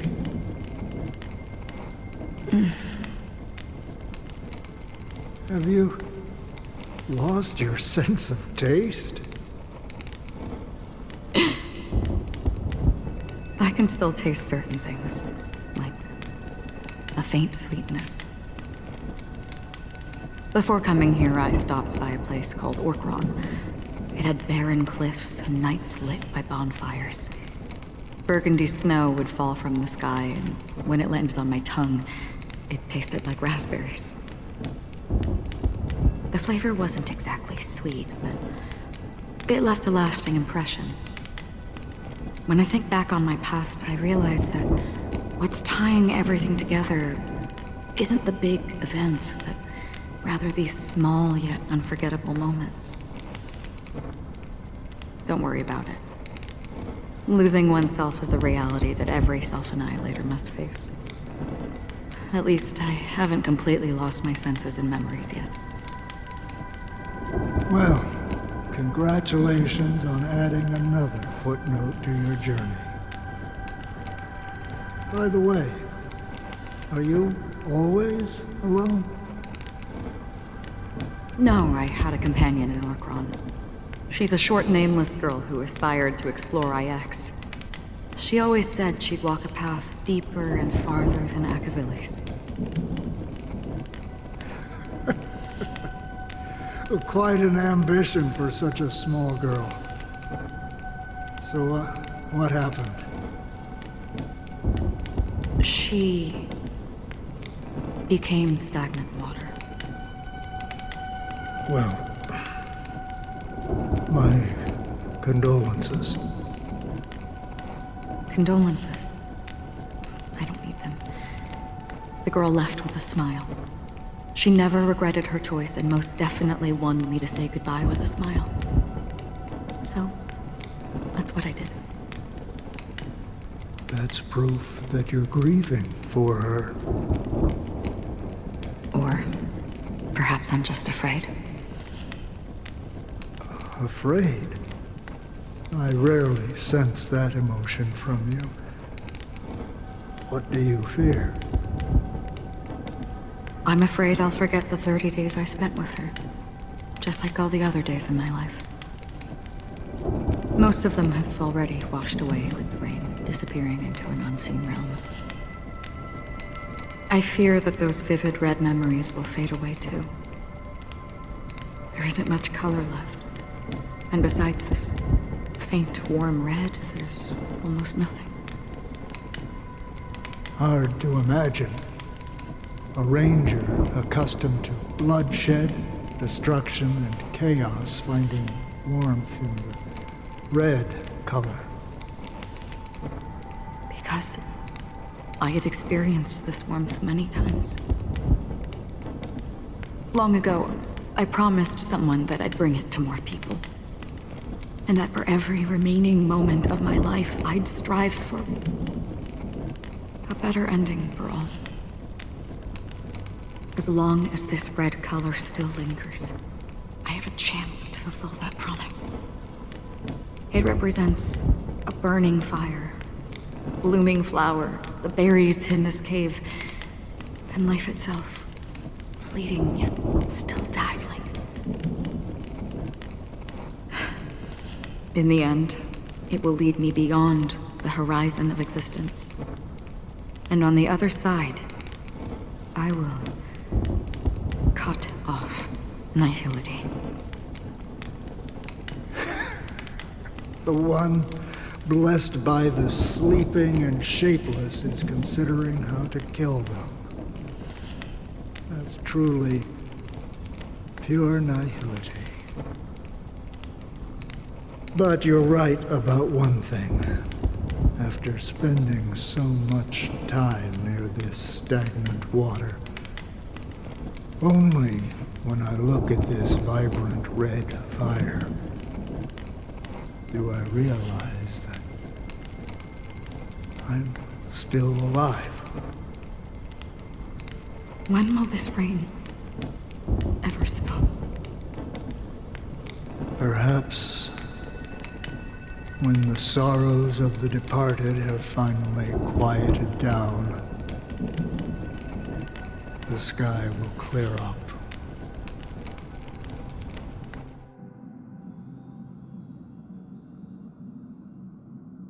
Have you heard of a planet named Biaris Scamandros, Don Hung?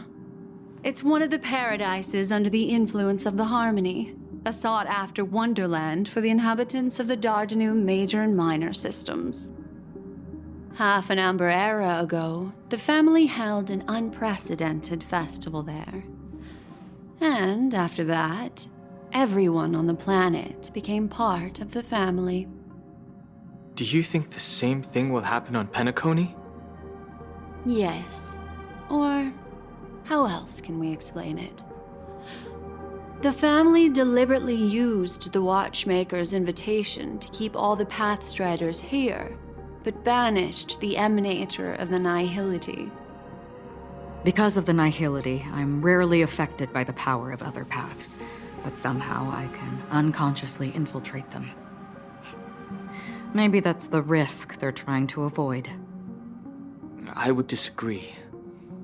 Biaris Scamandros is not part of the credit system or connected to the Silver Rail. It's nothing more than a remote civilization sheltered by the Harmony. But Penacony is different. If the family messes with Penacony, that would be like declaring war on almost half of the factions in the cosmos. They have no reason to do that. No, they don't. If they truly serve the Harmony, that is. What do you mean? The path in Penacony is impure. The Harmony here has impurities. Do you remember the ancient swarm disaster? Tazeront, the propagation, brought endless havoc to the universe, and it eventually evolved into a fierce battle among all Aeons. 2 paths lost their Aeons in that war, the propagation and the Order. Coincidentally, their downfall is related to a certain Aeon. Shipe, the Harmony. Legend has it that they participated in the crusade against the Imperator Insectorum and devoured Anna the Order for unknown reasons. Holy forgaroni. So you're saying that the 2 leaderless paths are working behind the scenes? But I don't see any descendants of the propagation in Penacony. Could it be that the remnants of Beyond the Sky Choir are hiding within the family, trying to resurrect a fallen Aeon? I can't say for sure, but they're definitely planning something for the Charmony Festival. Boo, now this is getting way too complicated. Is this why you want us to leave Astana right away? Are you giving up? The Charmony Festival will start soon. There's one thing that I need to confirm no matter what. A warp jump is the best way to do so. Time is running out. I have another plan.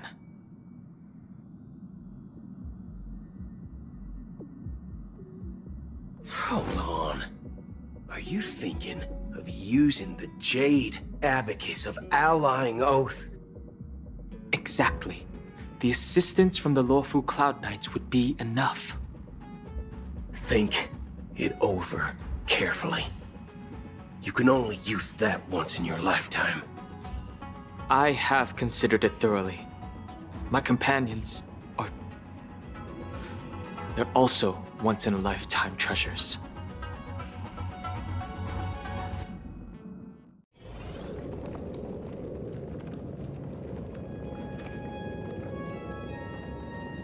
Are you the only one here, my child? The Nameless is quite the diplomat.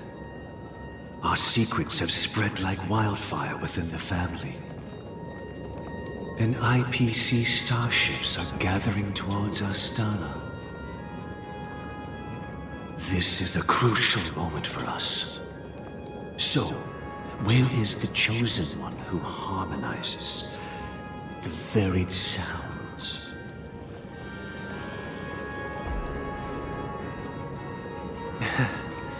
What do you mean, Master? I'm right here in front of you, aren't I?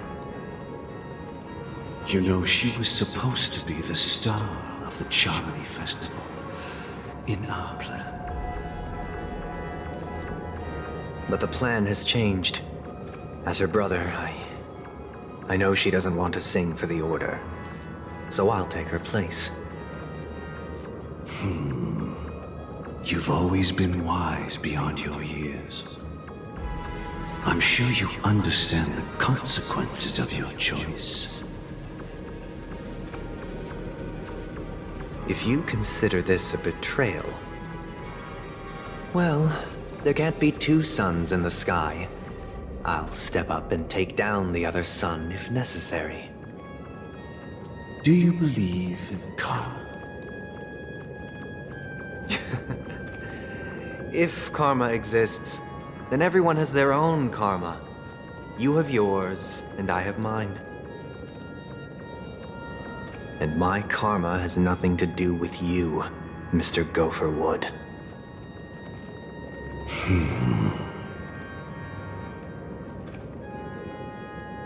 All right. Since you're willing to sacrifice yourself for her, I'll grant your wish. Well, the compromise came sooner than expected. Why? You and your sister were born as twins of the Order. And one of you is destined to follow this path to the end.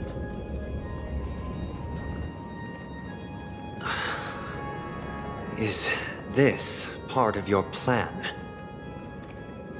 Of course. You're still as clever as you were when you were a child. The opening is near. Go, my child. Seize the power of the harmony and reveal your karma. I have one final question, Master. Why did you choose to bring the Order to Penacony? Wouldn't it have been better to choose a desperate world instead of a city filled with hope and dreams? Why? It's for justice, my child. If we lose justice in our hearts, we'll make the same mistake as the Harmony did. So, it's not you who manipulates the dreamscape with the Stellaron, but... Well, that's where our conversation ends. Go ahead. The 107,336 souls of the Oak family have dreamed of this moment too many times.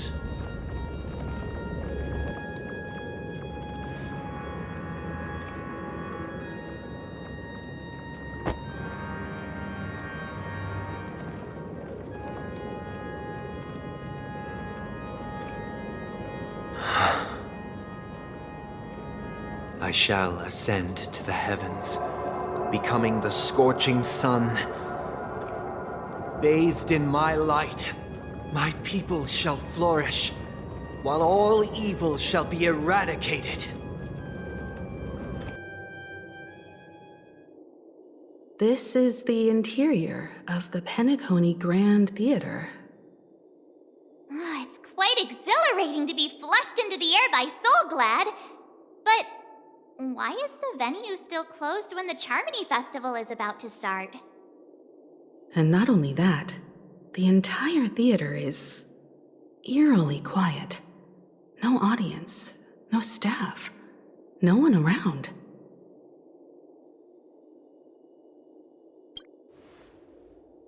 Even if we're late, a grand theater like this shouldn't be completely empty. Let's explore around. Be careful, everyone.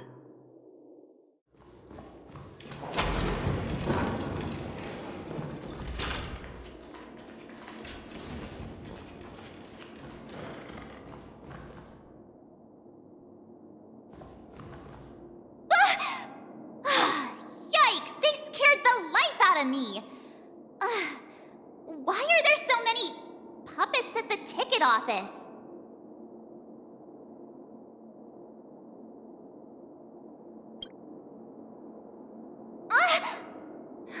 Stop it!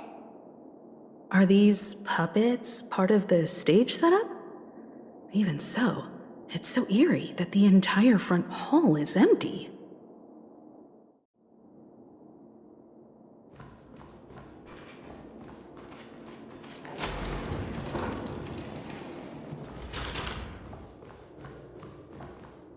Something feels off. We're in the right place, right? There's no other grand theater in the dreamscape. So Sunday's messing with us? He said we'd have a final showdown on the stage, but why is there no one here? My apologies for the delay, March 7th. You scared me! Where are you now? I'm waiting for you behind the curtain. Following the Asdana tradition, I invite you to enjoy a stage play in 3 acts before the festival begins. History is a mirror reflecting the universe's true essence. Let's use this opportunity to delve into the rich history of Penacony and the Aeons. Within it, naturally, the future takes shape. Let us commence with the dawning of the world. After the Dusk Wars, darkness veiled the sky, and chaos consumed the earth. Enna the Order emerged, destined to restore all existence. That marked the first day.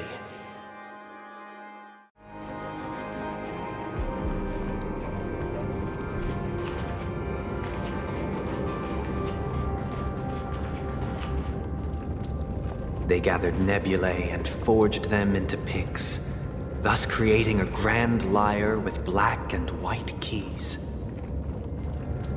Strike the white keys, and the sun rose. Strike the black keys, and the moon rose. And so, the cycle of day and night arose. That marked the second day.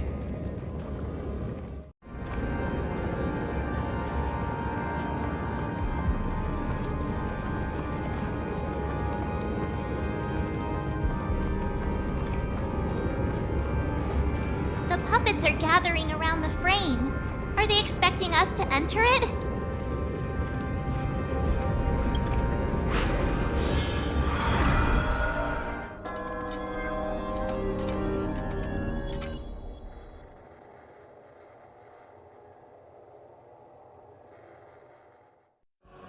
Where are we now?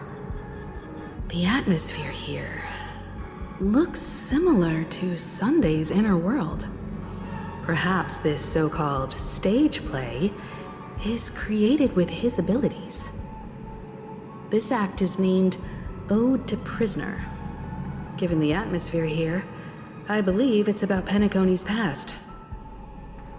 I thought things were finally looking up as I managed to dodge prison during my recent trailblazing expeditions.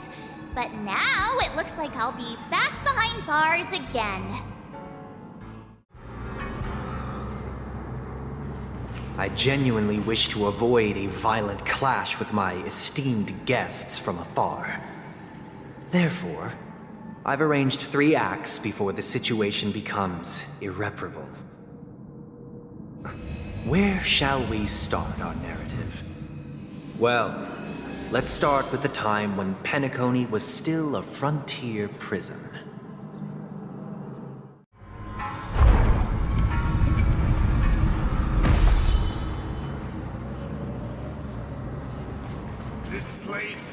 In 2147 AE, a prisoner named Hanunu ignited a struggle for liberty and emerged triumphant. IPC referred to it as the War of the Frontier, while the Asdanians dubbed it the War of Independence.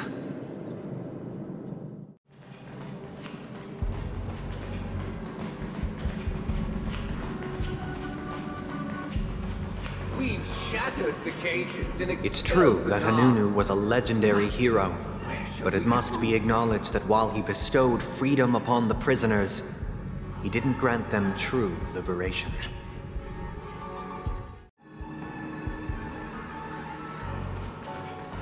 Thank you for staying here, honorable travelers. The 3 nameless stayed on the planet, endeavoring to spread the tenets of Trailblaze throughout the frontier prison. Alas, their efforts proved futile.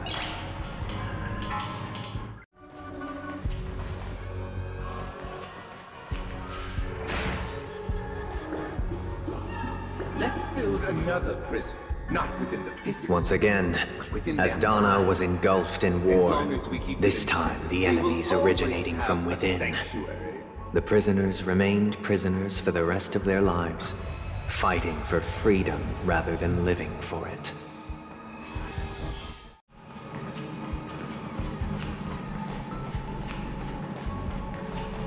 I hope you like this land of freedom on a scorched earth.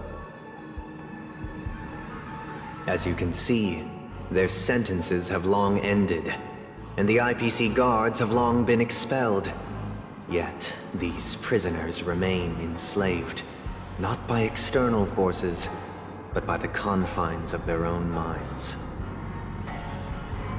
Freedom permeates every corner, except fragile souls. It gives solace only to those who believe in its existence. Prisoners, this is my order. Learn the essence of freedom and teach your fellow prisoners to fight for their lives.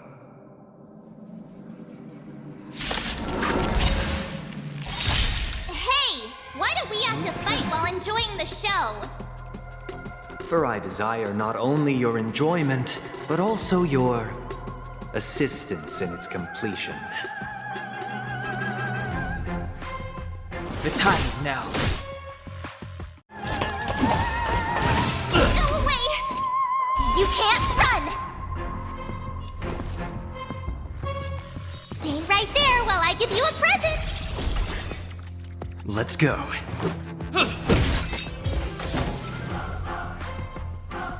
No one can restrain you anymore. You are free.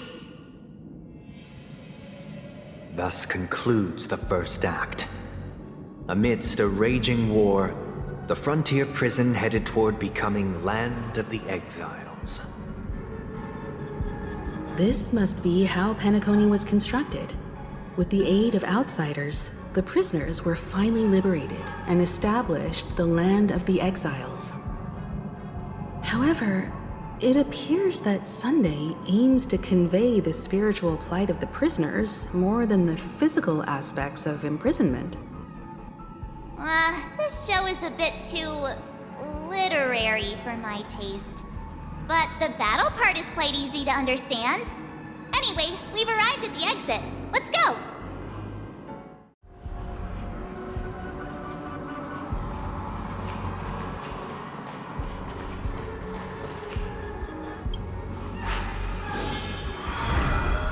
They transmuted streams of stars into inked nibs, creating symbols to be pronounced and counted. They molded stardust into flowing rivers, assigning the righteous upstream and the unjust downstream. Thus, all things were marked, and the world learned to discern between good and evil. That marked the third and fourth days.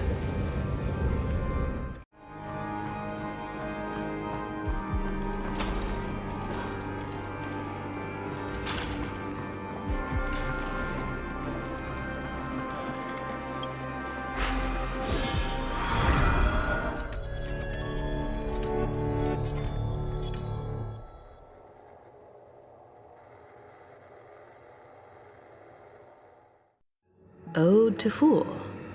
This must be the second act. The surroundings are different from before. The stage decorations look a bit tidier now.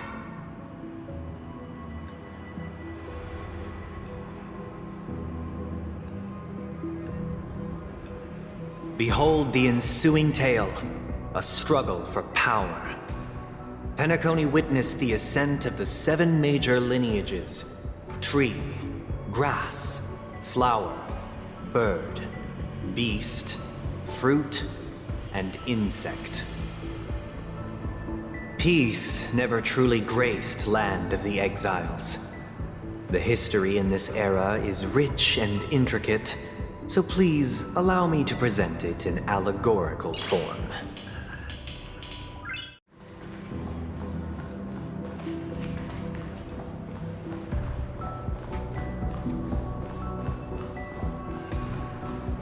Welcome to this mansion, dear outsider. Land of the Exiles was in disarray, besieged by both internal and external perils. Though the 7 major lineages appeared united on the surface, each harbored their own ambitions, leading to ceaseless conflict. Accountant! We are the pillars of this mansion. The Black Plum family was the first to fall.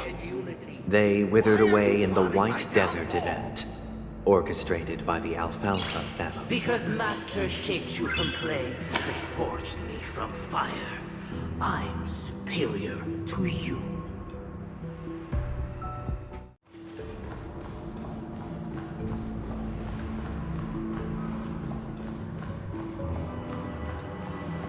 My child, you did not serve the old The leader master of the and Alfalfa know family sought to defect to the IPC, trading freedom for survival.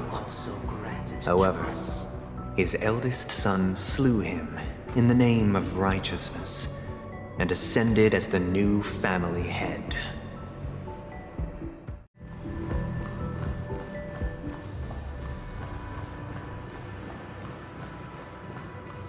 As for me, I shall forge new bonds. Only when Gopher Wood led the family to Land of the Exiles and earned recognition from all 5 major lineages did Penacony earn its new name, the Land of the Dreams.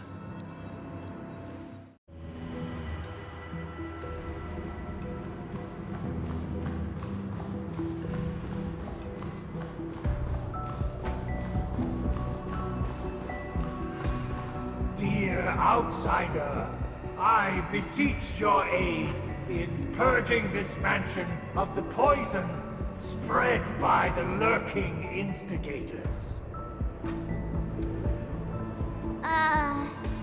You want us to help you? What do you need? I wish they could regain their reason and cast away the shackles of hypocrisy.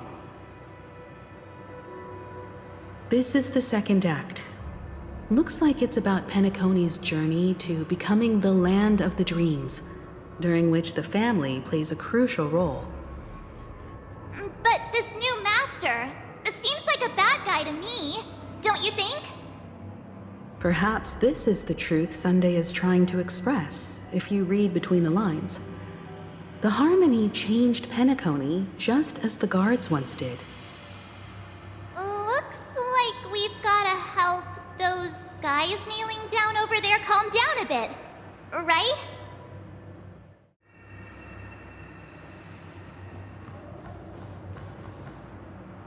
Either I shall be my own master, or I shall return to my former master. I shall not submit to a new master under any circumstances.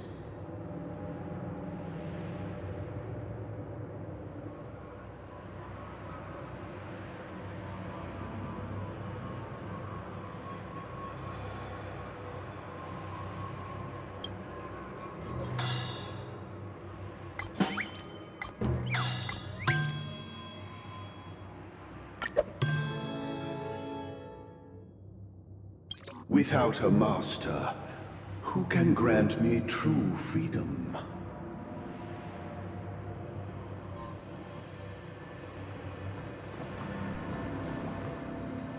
Master is no longer here. I thought I'd be free, but I'm not. Now, without my master's command, I'll have to seek guidance from the blind.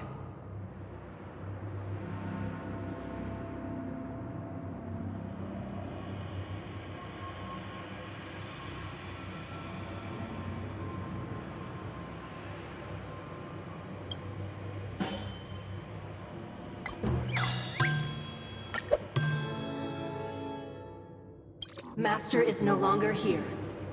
I must seek a new master and serve them faithfully.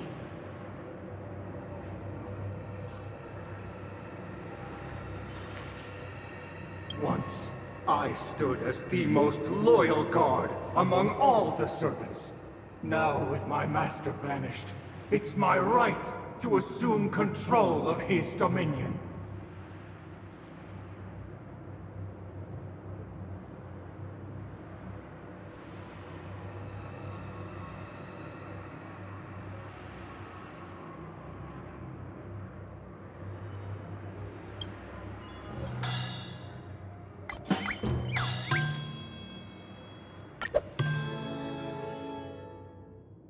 My former master has long departed.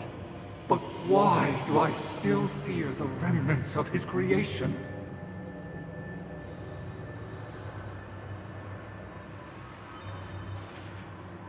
Master! Oh, you will return in due course, and I shall stand vigilant, awaiting the reward for my loyalty.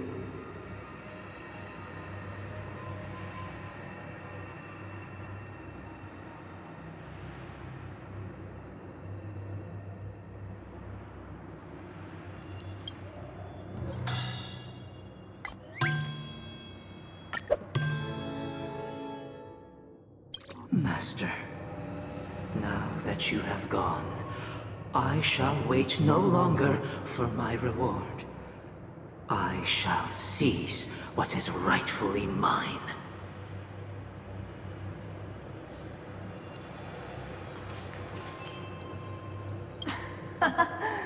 In the absence of my master, I am free. But without their guidance, for whom shall I sing?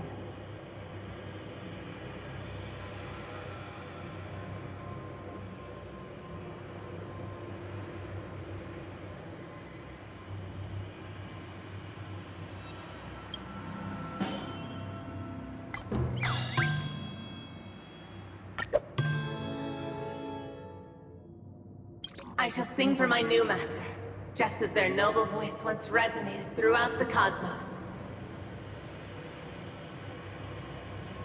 Thank you, dear outsiders. My servants have regained their sanity. Heed me, one and all. Your former master shall not return. It is through righteousness and unwavering support for one another that we shall attain true perfection. Cast aside the veils of hypocrisy and embrace one another. Get ready. Looks like another fight is about to begin.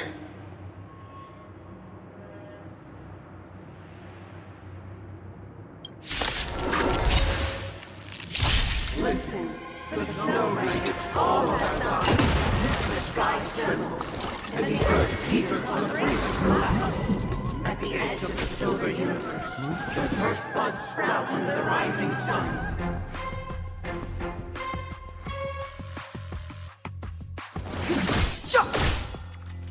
Let's go.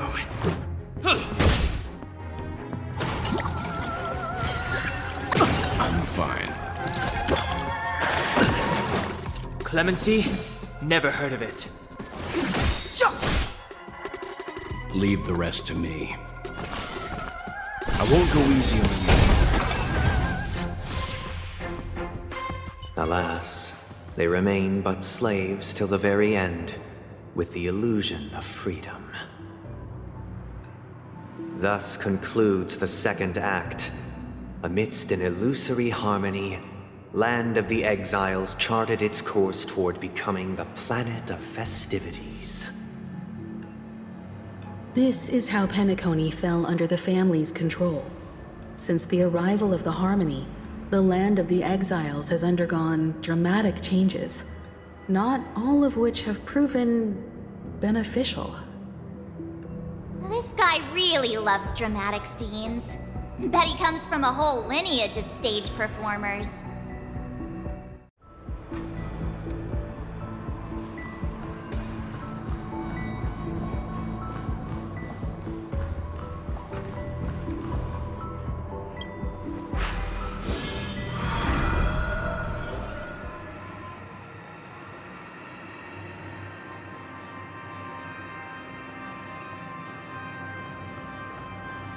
They used the planetary rings to establish the law, forging a code of conduct among the masses.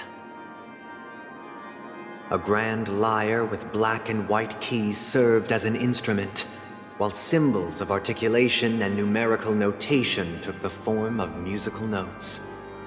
The downward flowing river became a melody, and the canon of law dictated the form. Thus, all mortals found their unique place within this symphony. That marked the 5th and 6th days.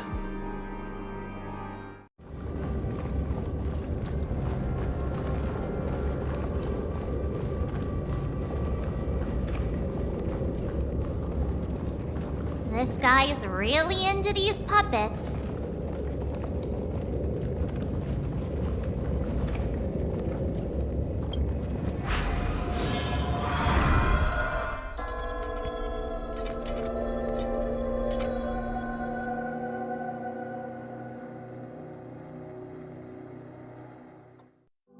Oh, get it now. The last scene is all about singing the praises of the Order.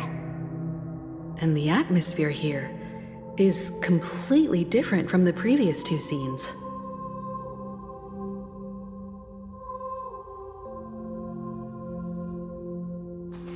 This is the concluding act of this play. I have showcased the past and present of Penacony, hoping that my desire for change resonates within you. And now, I shall reveal its future to you.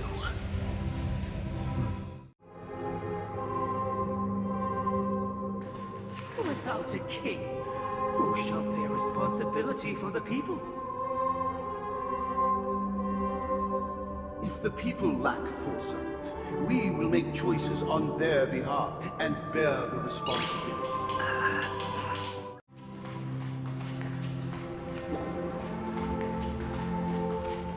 Without a king, who shall protect the weak and stand against the mighty? We shall support one another, protecting the weak and standing against the mighty.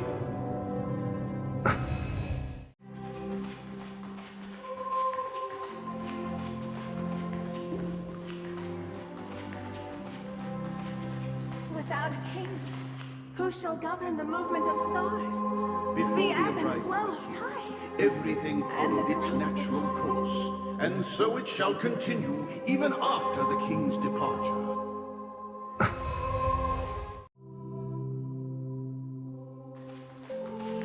But after the king's departure, We no longer have become the room new for king. argument, for we have become kings of all things.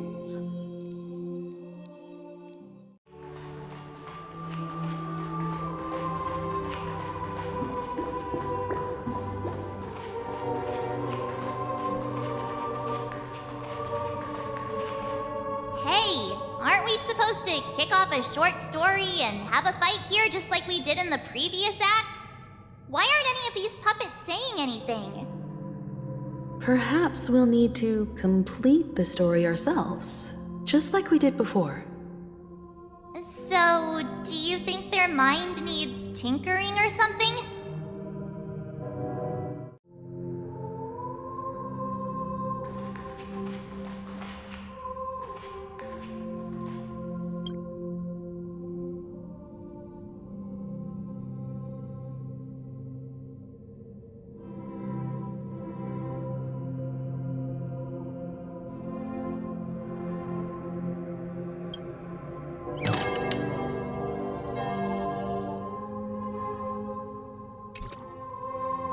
How did it go?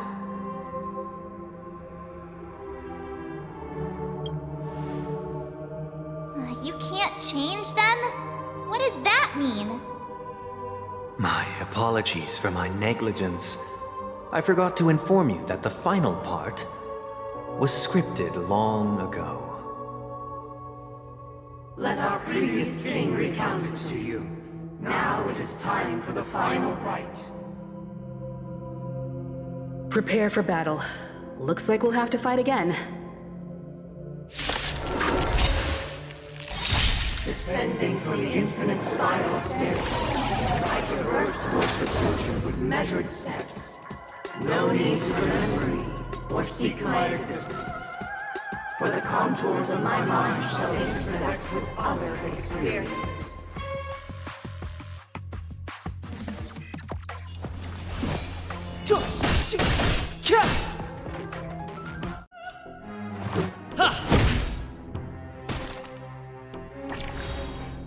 Clemency? Never heard of it. Leave the rest to me.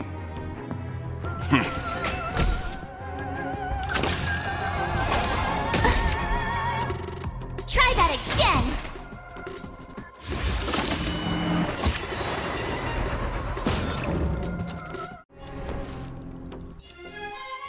Stay right there while I give you a present! Batter up!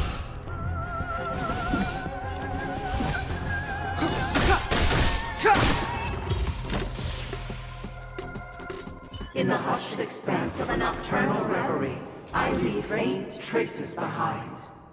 No need to remember me, or to recall the essence of dreams. What is mine shall wane, while you shall transcend its delicate nature.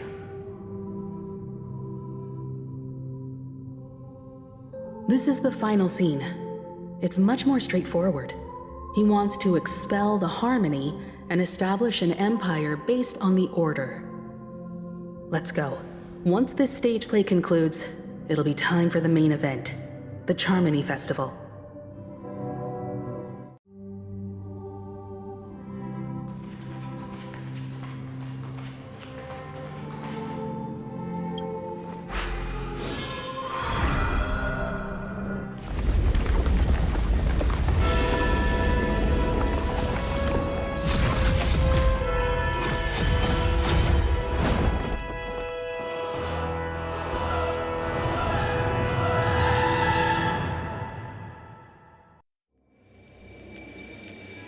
They imbued the world with meaning, perfecting all things in the heavens and on earth. Then, they rested from the labors of creation. Yet, all beings cried out to Enna. Under the banner of the Order, you have defined all things in the cosmos. But this made us realize that we are but puppets in your hands. Thus, on that day, all beings united and cast the Aeon into the abyss of oblivion. This Grand Theater looks totally different. Is this the power of the Order? Everyone, get ready. This could be a tough battle.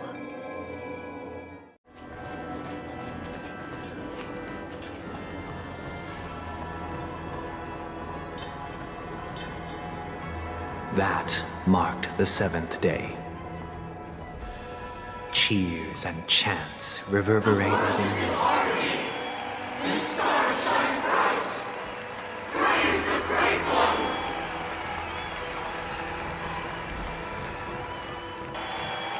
The Order is dead. The Order is dead. The Order is dead.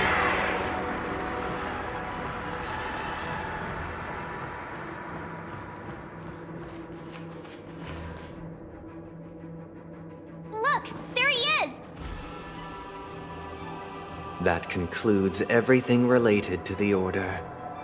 What are your reflections on this, my dear guests? Nevertheless, this is but a trivial blip in the annals of galactic history. What truly matters is the course this river shall take in the days to come. You've arrived at the perfect moment. The Charmony Festival is about to commence, and it would be a shame if you were absent for the Harmony's prologue. Allow me to extend my warmest welcome once more. Welcome to Penacony Grand Theater, the very core of the sweet dream, the abode of the Stellaron, the grand stage of the Charmony Festival. And the very place where the future of Penacony shall be determined through conflict.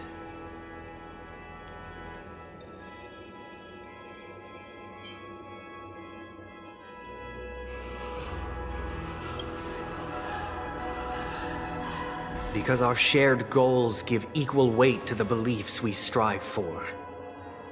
True goodness can only be achieved through faith.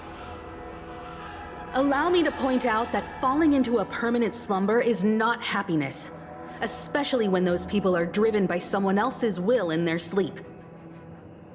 Do you still believe that the Order only seeks to control the universe as their puppet, Himiko? No matter how perfect your vision of paradise may be, a cage remains a cage. People will never achieve true happiness in a world like that. They would just be toys for the Aeon. It seems you have misunderstood my intentions. Allow me to clarify. My desire is not to resurrect a fallen Aeon, or become one myself. My sole objective is to create a paradise free from Aeons, where the Order ensures the dignity and happiness of all humanity. A paradise exclusive to us human beings. That's not the case. If people are to live with dignity, there must be nothing and no one above them. In your so-called paradise, you would be the one reigning supreme. Looks like we won't be able to convince each other. Now that our conflict has been destined, let's unveil our paths and reveal to the universe the true path. However, before the prelude to the future begins, please take a moment to ponder the questions I've posed. Is darkness equal to daylight? Are sinners equal to the righteous? If you are born weak, which god should you turn to for solace?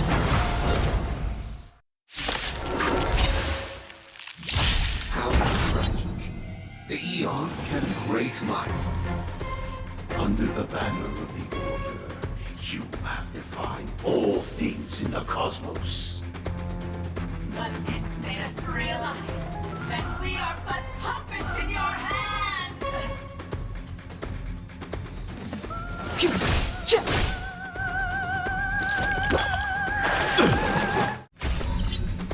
Leave the rest to me. Calm your body and mind. Go away! You can't run!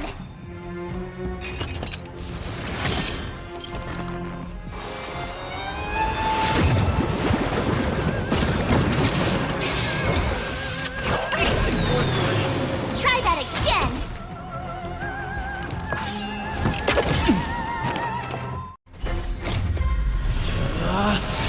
Rules are made to be broken! Decisive strike!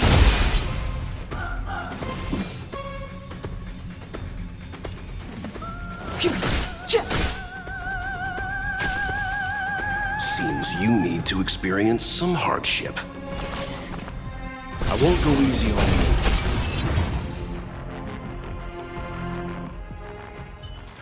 I already know your decision. I now permit you to gaze into the sun. On these 107,336 stones, the almighty and powerful strings of harmony are at my disposal! The supreme tuner, harmonious choir, Dominicus!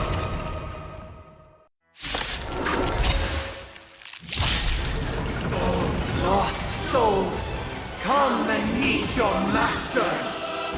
The embodiment of the harmony? So the true purpose of the Charmony Festival is to usurp it? Try that again! Let's go. Batter up! You can't run! You're annoying! Why as perceptive as you are? Answer me this. Why could the harmony and the order merge into one?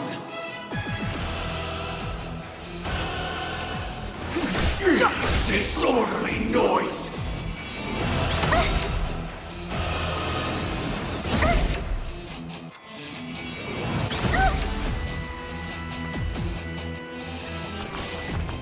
I won't go easy on you. Because neither side could tolerate discord. All things are part of the melody!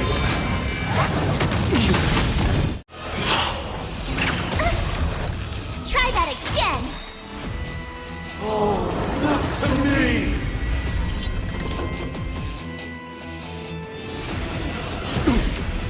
Clemency? Never heard of it. Gotta try hard sometimes. Check out this awesome move!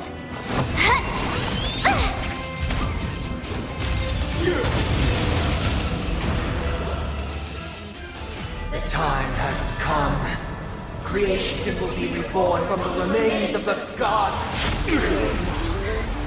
Dan Heng?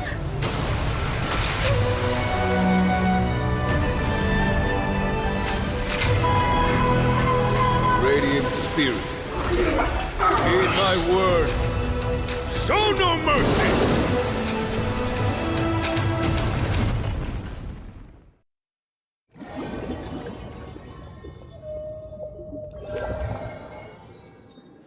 Wake up! Wake up! Hey, wake up! The sun's frying your butt! Are you alright? Can you hear me? Do you remember your name?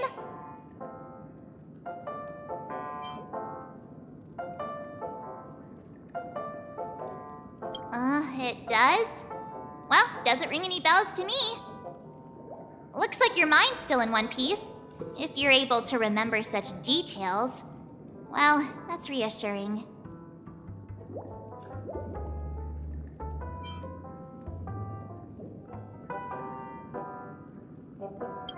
It's a long story. Simply put, Dan Heng used the Jade Abacus of Allying Oath when we were in the middle of a fierce battle, and summoned the General to help us just in time. And then we returned to reality. Look, this is your room. Everyone else has also returned from the dreamscape. Himeko and the rest are at the lobby discussing matters with the General. And now that you're awake, we should tell the crew that you're all right. Come with me. Not going to come chat with me, sleepyhead. That voice. Is that Black Swan?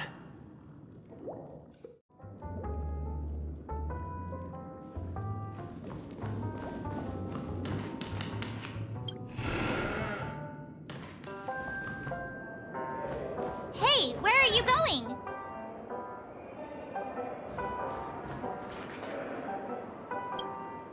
Hey, we meet again, sleepyhead. What's Miss Black Swan doing here? Nothing, Miss March. I noticed he was awake and wanted to check to see how he was doing. Though the strike from the General was timely, its destruction was also immense. When Emanators collide, ordinary people inevitably suffer. But, luckily for them, the dreamscape is my home turf. Thankfully, I managed to get everyone out before the harmonious choir collapsed. Oh, so that's what happened! Thank you, Miss Black Swan! Don't mention it. After all, I wouldn't want to see such precious memories vanish. You're heading to see your friends, aren't you? Would it bother you if I walked with you for a short while? Of course not. But you're not planning on doing something like last time, are you? Why would you think that? I've never harbored any ill intentions. Well, not when you were around, anyway. Himeko and Mr. Yang are probably still busy. Let's go look for Dan Heng first!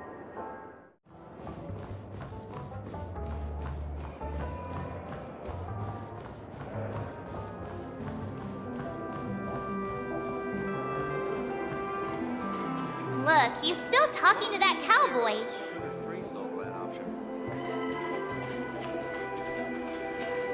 One peach Soul Glad? You're awake. How do you feel? Well, fork me. You must be that Stellaron they were talking about. Don't worry. He's been up and about for a while now. But hey, Dan Heng, why don't you introduce this cowboy to him first? Allow me to introduce him to you. This is Boot Hill, a Galaxy Ranger. During our pursuit of a certain person, we crossed paths and just so happened to uncover a shocking plot being concocted by Mr. Sunday. Which is why we sought you out. To help the Astral Express save the world together. No need for thanks. The Galaxy Ranger's principle is correct every injustice one sees. That's how you lot in the Xianzhou put it, right, Don Hung? More or less. Wait, hold on a sec. This is the first time I'm hearing about this certain person. Who are you chasing? And why would that lead you to the Express? Good question. It's, who was it again? Don Hung. Do you remember? No, that ain't it. I just can't seem to recall. Weird. My neurochip hasn't registered any malfunctions. I can't seem to remember either. What's going on? Heck. Forget about it. If it slipped all our minds, reckon that person was just a minor scoundrel. Unimportant. Ain't gonna stop us from piecing together the story anyhow. Yes, when the dust settles, I'll just think of a way to recall it in the memory zone. Everyone, let's hurry up and look for Miss Himiko, shall we? He's now a minor star on Penacony, and the entire hotel's concerned about his well-being. You're right. Let's head to the lobby then.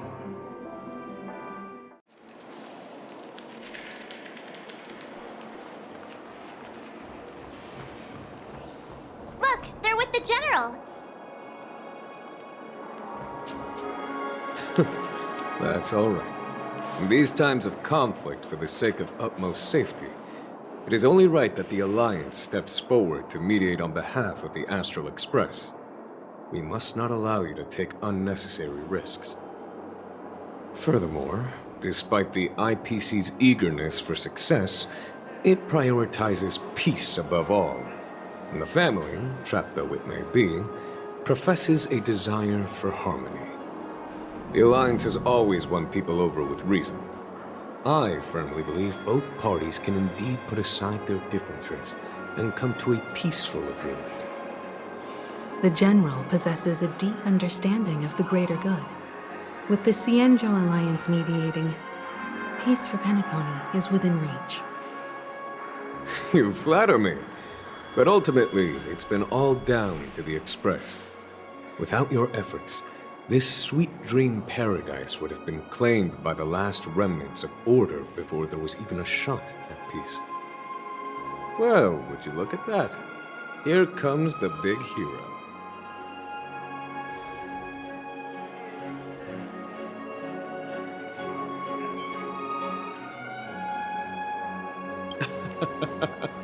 If it isn't the galactic baseballer, a true hero who dares to take action. Are you okay? I heard you couldn't wake up. Are you feeling unwell? Don't worry, Mr. Yang. There is nothing wrong with him. He practically burned through a lifetime's worth of jokes on the way here. What about you, Mr. Yang? I heard that even Miss Robin wasn't spared. And that guy locked you both up. It's a long story. But at least Mr. Sunday took it easy on us. He used an ability called tuning to connect our consciousnesses with his. In other words, he imprisoned us within his consciousness. Thanks to General Jing Yuan's destruction of the Harmonious Choir, we were able to escape. He used that tuning on us too. Does that mean that we were almost imprisoned as well? I can confidently say now, he was truly after a fair fight with us. Had he wanted, he could have easily taken us down, without so much as lifting a finger. Speaking of the Oak family head, where is he now? It's complicated, but in a nutshell, he's now the former Oak family head. The IPC has named him the key figure in the family's Penacony split, citing a threat to cosmic peace. He must represent the family and answer for the unrest caused. His trial is set to take place at Pier Point. The family quickly labeled him and the remnants of the Order as enemies, declaring the turmoil an internal rebellion. This move effectively barred the IPC from intervening in family affairs on both moral and rational grounds. Everyone really has their own agenda, after all. Then, what's going to happen to Miss Robin? She and Sunday won't be able to deny their involvement in the Charmony Festival. They're siblings, after all. Why the sigh, General? I can only say that this incident is an unexpected mess for the girl. The Alliance will try to persuade the family to consider this matter carefully during mediation. It's time, everyone. The IPC's key members and I have agreed to consult one another before the upcoming negotiation. Do any of you wish to sit in?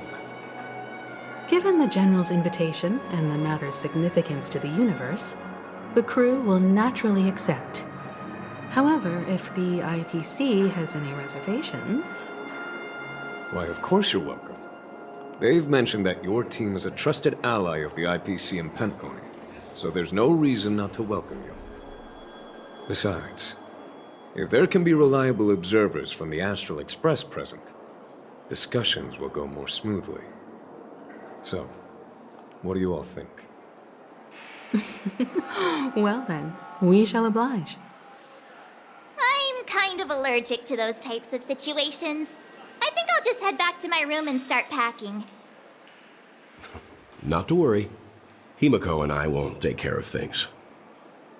I'm afraid I'll also have to return to the Express first. The conductor is worried about us. It's best I go and explain the situation. Thank you. What about you, Will you join Welt and me? Or have you got other plans? Great. Although I'm not too sure of the reason. The representatives from the IPC have insisted on his presence. Allow me to lead the way. Follow me, please. Fancy a dreamscape sightseeing shopping tour? You can actually book a stay on credit. Mr. Aventurine and Miss Topaz are here too. Oh, and who is that over there? The Intelligentsia Guild's Dr. Ratio. This assembly is quite something.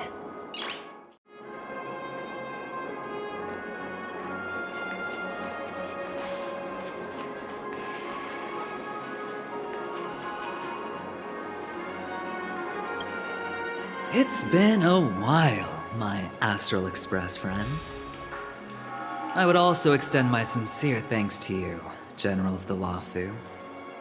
The presence of everyone here assures that the talks will likely reach a conclusion that satisfies all sides. Oh. Looks like everyone has come with expectations. Care to share? Of course. Topaz, if you please. Sure, leave it to me. In summary, it's good news. After much deliberation from the Strategic Investment Department's Council, the absolute majority of members have agreed to the following resolutions. In light of long-term considerations for interastral peace, and by authority of Pierpoint HQ, the Strategic Investment Department, on behalf of the Interastral Peace Corporation, will permanently relinquish its claim on Penacony sovereignty and offer unconditional support of the family's rebuilding efforts on Penacony. Now that's something.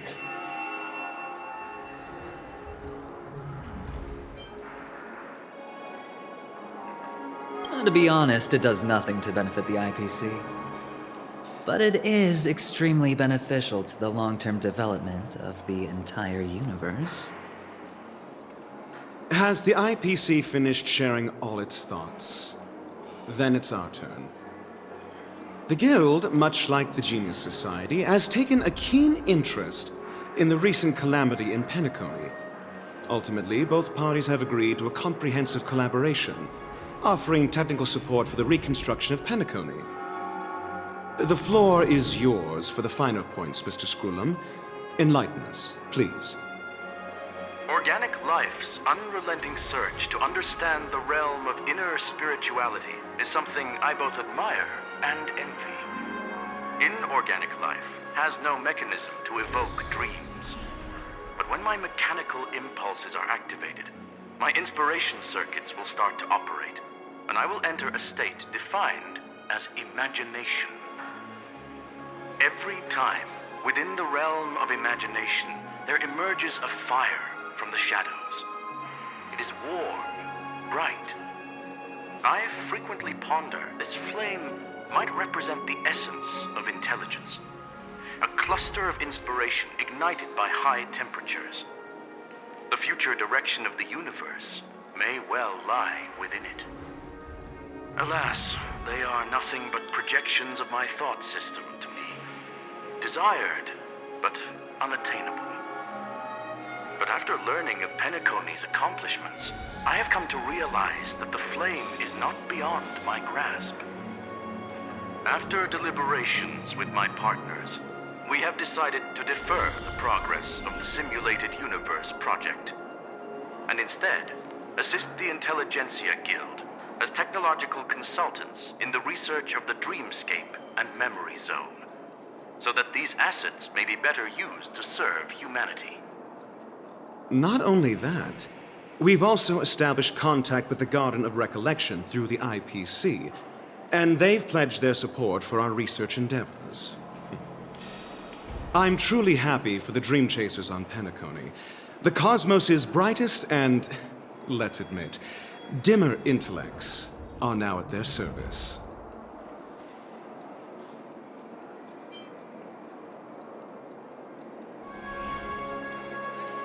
Agreed. It's hard to imagine members of the Genius Society taking an interest in such mundane research.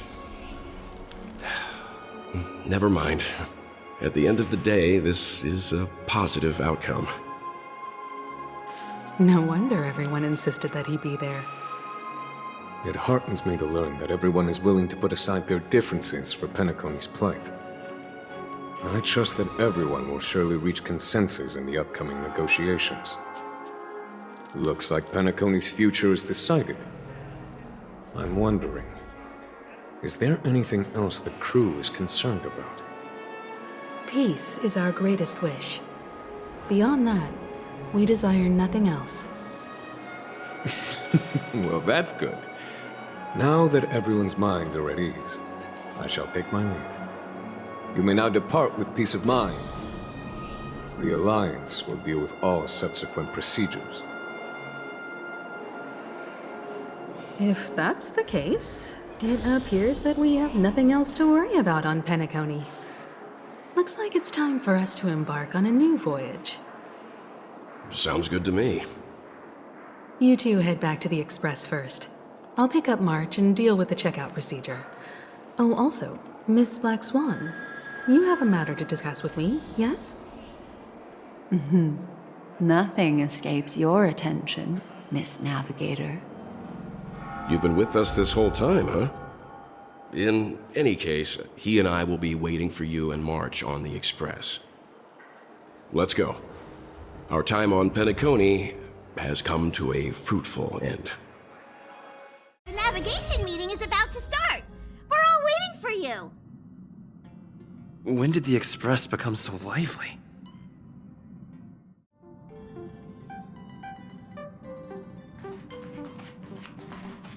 Ahem. Looks like everyone's present. Let the navigation meeting commence then. This a meeting to decide our next stop? How we doing this? A show of hands.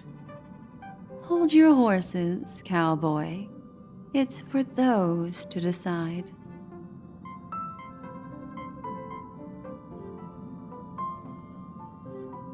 Allow me to explain. Mr. Boothill and Miss Black Swan submitted a request to temporarily travel with the Express for their own personal reasons. As you all may know, the Astral Express never declines any passenger whose heart yearns for the distant stars. Therefore, they will be traveling with us for a while until they reach their destinations. Whoa, the Express is going to be much livelier now. But, Miss Black Swan, you better not use your memo keeper abilities to pull any pranks. Understood, Miss March. I promise you, you'll never see me in your room while you're taking a break. Don't! You're freaking me out. All right. Now that everyone's met everyone, we can continue our navigation meeting. Firstly, Pom-Pom wishes to thank everyone.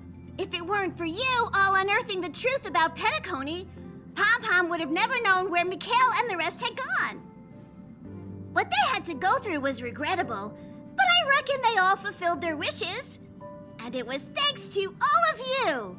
Thank you, everyone. Now then, we come to the crux of this navigation meeting. We must decide on the Express's next stop. Let me introduce our current options.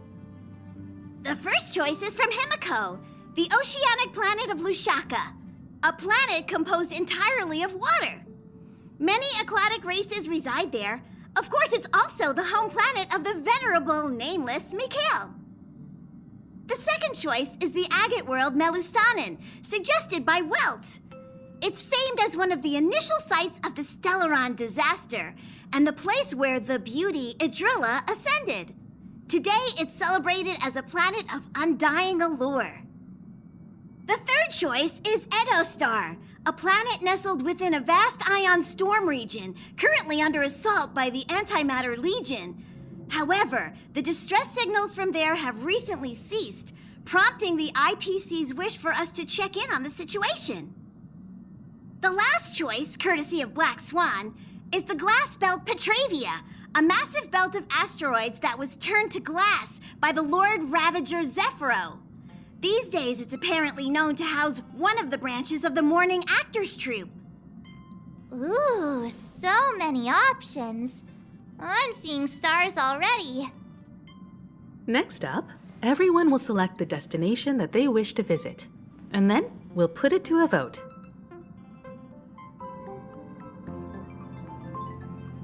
Though the fact that the distress signals have ceased means we're probably too late. But I still think we should investigate the situation there. Yes, I agree. As nameless, should we not extend a helping hand? You and Dan Heng make good points. I'll throw in a vote for Edostar too. If that's the general sentiment, then we should indeed investigate. I vote for Edostar too. All votes for Edostar! Looks like we have a winner! Next stop, Edostar! Then this navigation meeting is adjourned. I'll go check the warp jump coordinates. Everyone can catch up on some rest in the meantime. When it's time to make the jump, Pom-Pom will make an announcement.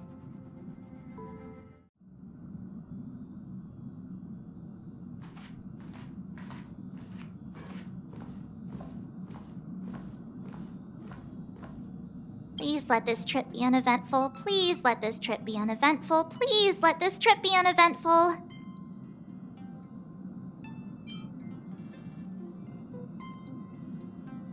Mumbling? I'm praying.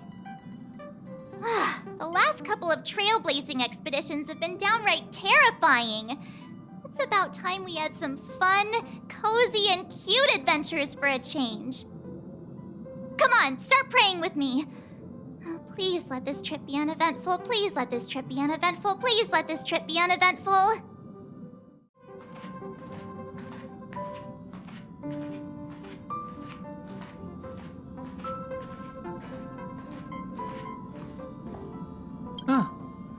For some reason, I'm suddenly stricken by the feeling that we haven't crossed paths in quite some time.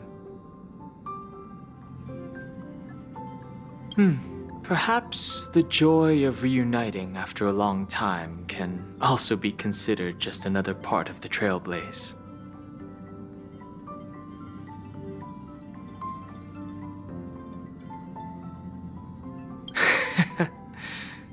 Got it.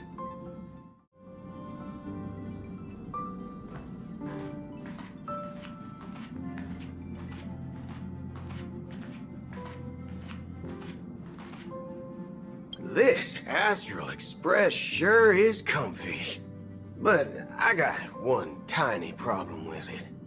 How come there ain't no potent drinks on this ride? I can live without malt juice. At least stock something else. Like that white gem.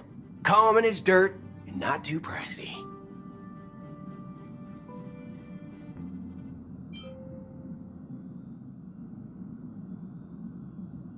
Oh, well, that's, different kind of strong. Ha! All these years out in the wild, and now I'm bunking in luxury. Gotta say, it's quite the treat.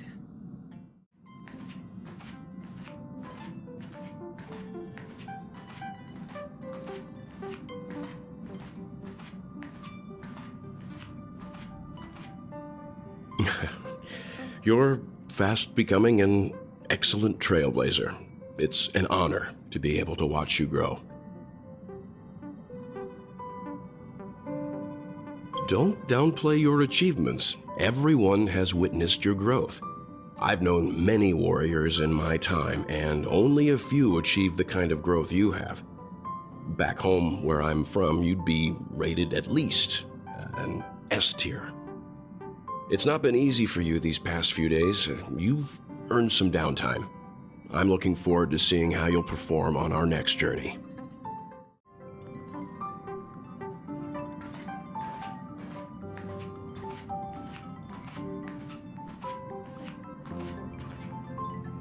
Come to think of it, this trip to Penacony was the first time we trailblazed together, wasn't it? Don't worry, we'll have plenty of time to spend together on the Express, so there'll definitely be more chances for adventures like this. Turn in early today. You've really been pushing yourself hard recently. If you don't take this chance to recharge, it could lead to long-term problems. It seems fine when you're young, but it's a different story as you age.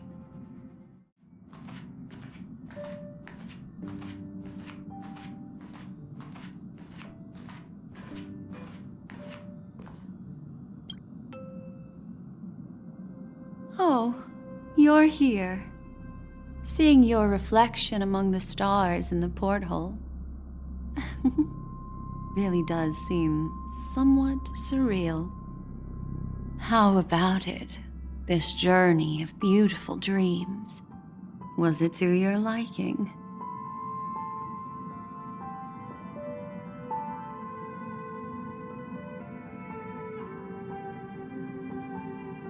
There's a rich scent of curiosity here. Such memories can be irresistibly captivating. So, how about you hand that small parting gift back to me? I'm quite eager to have it back.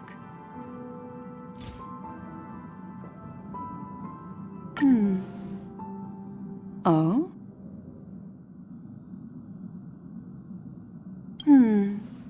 Never mind. I just stumbled upon a particularly fascinating spot in your memory. Before I explain, I would like to apologize to you. This farewell gift I gave you isn't really a compass from the memory zone, but merely an empty light cone.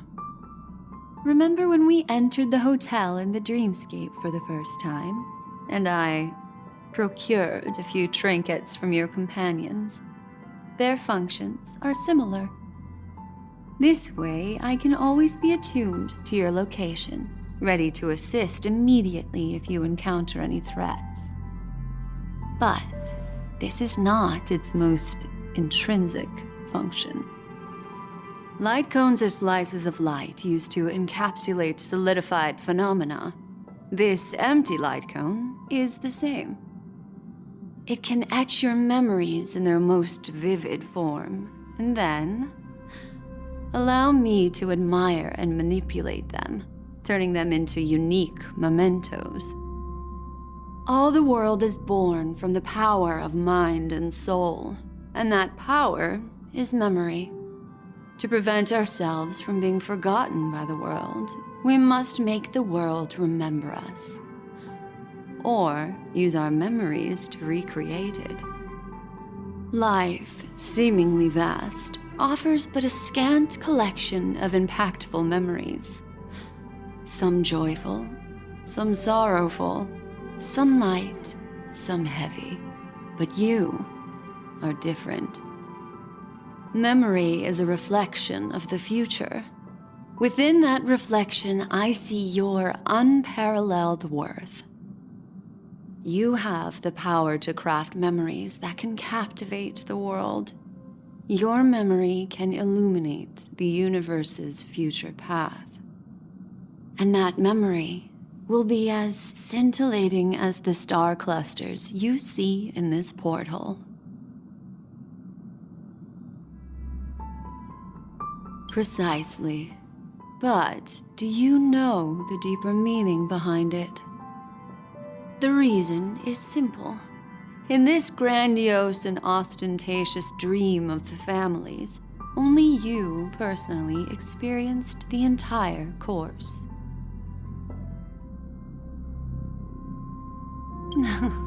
Patience, my friend. I will reveal the answer to you, but that time is not now. Turn around and take a look at your friends.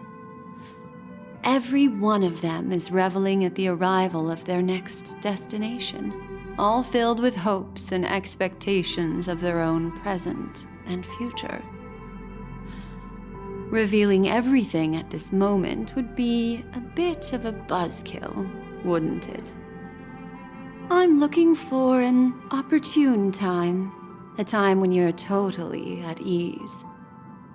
Perhaps when the night grows hazy and you're about to drift off would be the most opportune.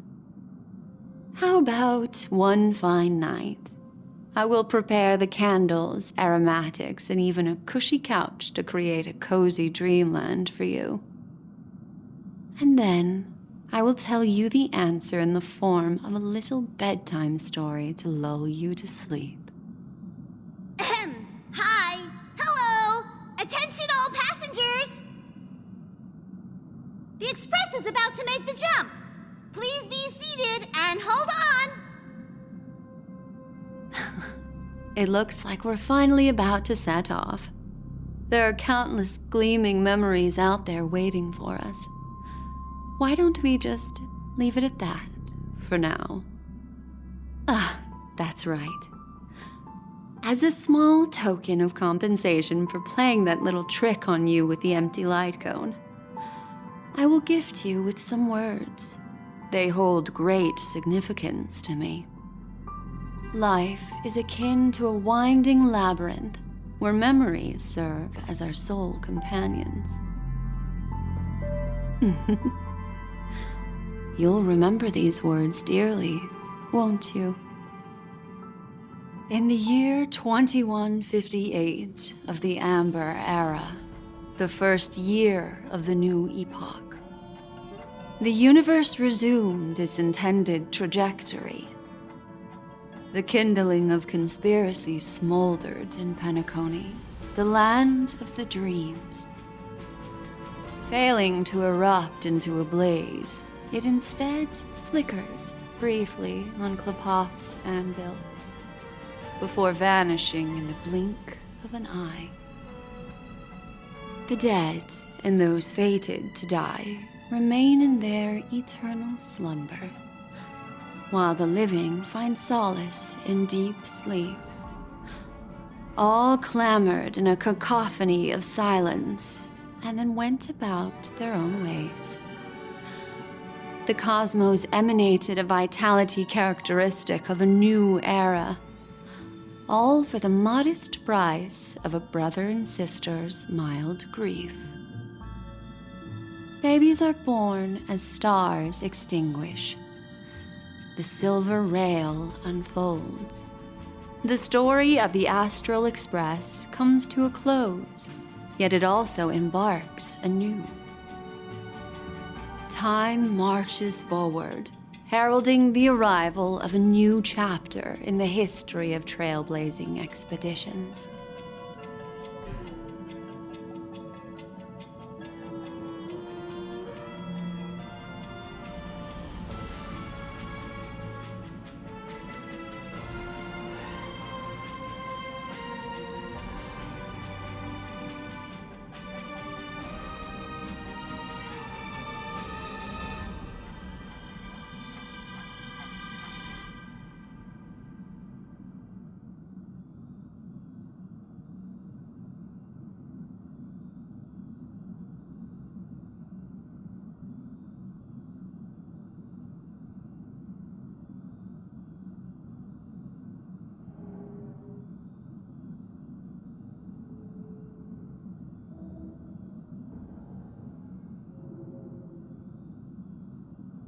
Countless shooting stars streak the sky tonight. If you can pick the right one, it will carry your wish to thousands of distant worlds. You're feeling very relaxed now, aren't you? So, then, it's time to tell you a little bedtime story. Well, let's start with a conclusion. The crew was defeated in the battle against Sunday. Everyone in Penacony failed, and no one survived. But don't panic. The truth, as horrifying as it may be, is not yet irreversible. There's still a glimmer of hope, and that's why I'm here. Next, I'll use this empty light cone that carries all your memories to relive everything that happened before. And when this story reaches its end, I'm sure someone as clever as you will notice that. There's a major flaw in the story you have experienced, yet within that flaw lies a glimmer of hope. Are you ready for it? Do you remember everything? When the clock turned back, the Express started a warp jump, sending you to a strange dream. You were bewildered back then, and then a Galaxy Ranger named Acheron showed you a way out. When you arrived at the Reverie Hotel, you met the doorman Misha and had a confrontation with Aventurine, an IPC representative. Thankfully, Acheron appeared again and helped you. After that, you saved Firefly and explored Penacony together. During the tour, you ran into Sparkle disguised as Sampo and accidentally entered a child's dream. There, I rescued both of you from death, but Firefly didn't return to reality. She realized the truth and tried to involve you in her plan, but that resulted in an accidental death. Even more unsettling, you soon encountered another murder. The 2 cases of death prompted you to investigate the truth behind the sweet dream. Despite your efforts to gather information about the 2 victims, you didn't make much progress. But you did learn about the watchmaker from Gallagher. Meanwhile, Aventurine was secretly carrying out his scheme, in which you were one of the pawns. In the midst of a fierce battle, Acheron revealed her true identity as an emanator of the Nihility and unsheathed her sword. That strike foiled Aventurine's plan and opened a passage between the sweet dream and the original memory zone. Upon your arrival at Dreamflux Reef, you learned the truth that death was actually dormancy, as well as the truth about the dreamscape, the Stellaron, and the bellboy, Misha. You split up with Sunday and Robin, looking for a way to seal the Stellaron. However, it turned out that Sunday and the Dream Master had their own hidden agenda. And you had to engage in an ultimate duel on the stage of the Charmony Festival. Finally, the story reached its conclusion. You emerged victorious, with the Trailblaze triumphing over the Order, and Penacony embracing a bright and peaceful future. This marks the end of the thrilling journey in Penacony. I'm sure you've already noticed something unusual, haven't you? The major flaw, which contradicts all the known information, hides in this story.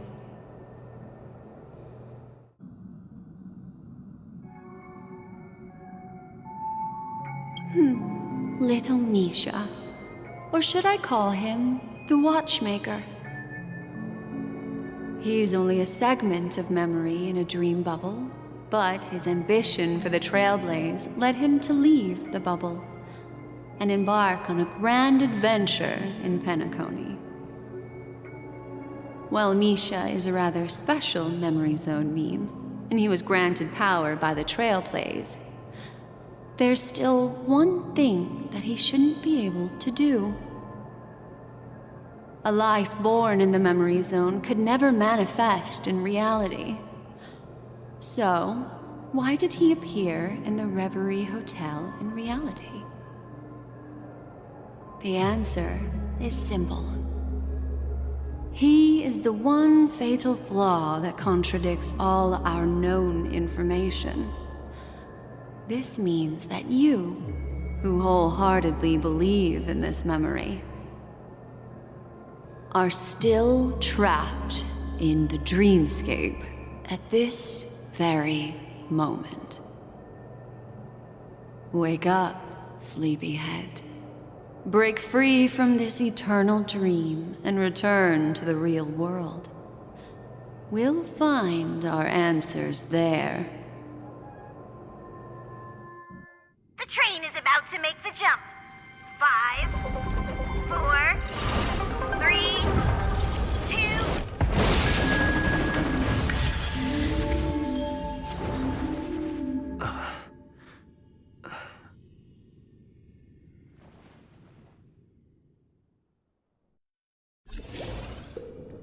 This way, darling.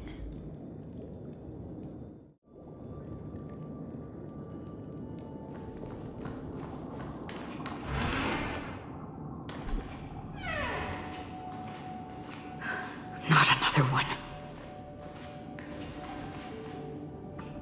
Thank you so much, Black Swan.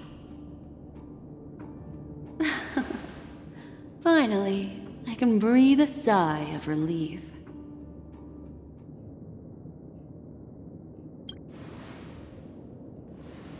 I understand you must be confused, and we'll do our best to shed light on the situation.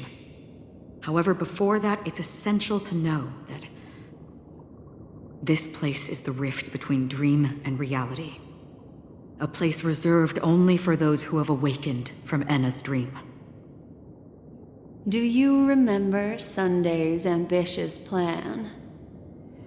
He intended to harness the power of the Stellaron, the collective will of over 100,000 Oak family members, and the desires of everyone in Penacony to usurp the harmony and restore the order. Unfortunately, it didn't stop there. From the early days of our journey into Asdana, we were already affected by the Stellaron. That strange dreamscape where we met. Maybe it was a sign that your thoughts were beginning to drift away.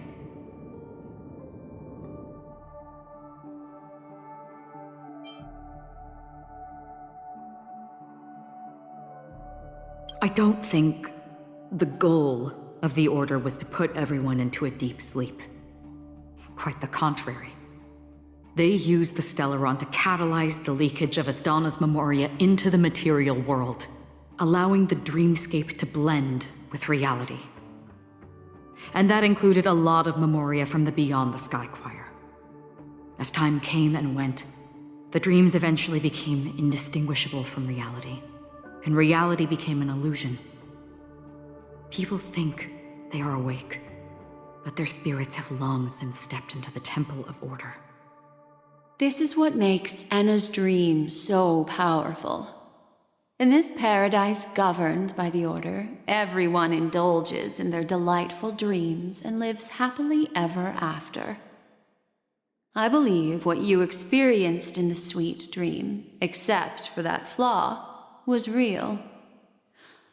Only in this way could you reach the destination, lifting the crisis in Penacony and embarking on your next trailblazing expedition. If it wasn't for Acheron's plan, we might have been trapped in this dream forever. Fortunately, while the path of the Order governs all things, it can't affect the Nihility.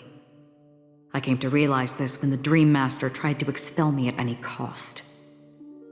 This is also why you felt a sense of peculiarity when traveling with her.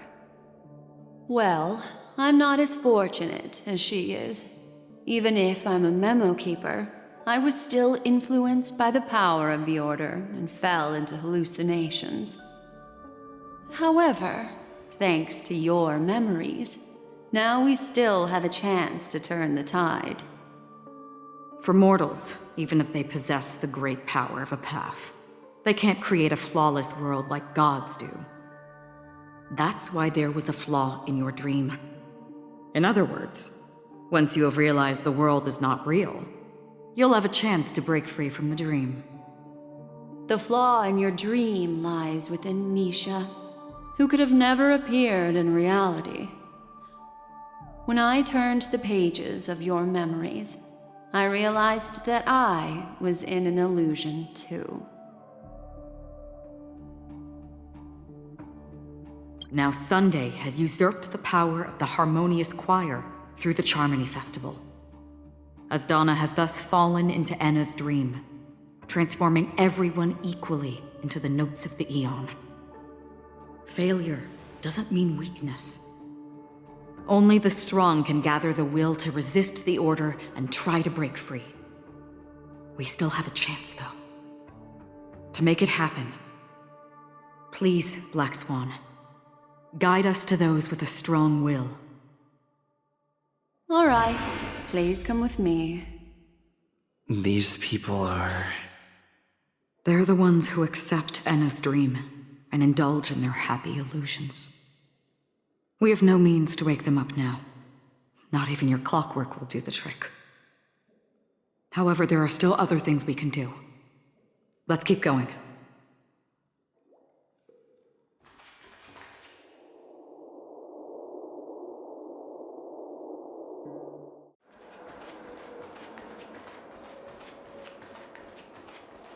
Here we are. It's Robin.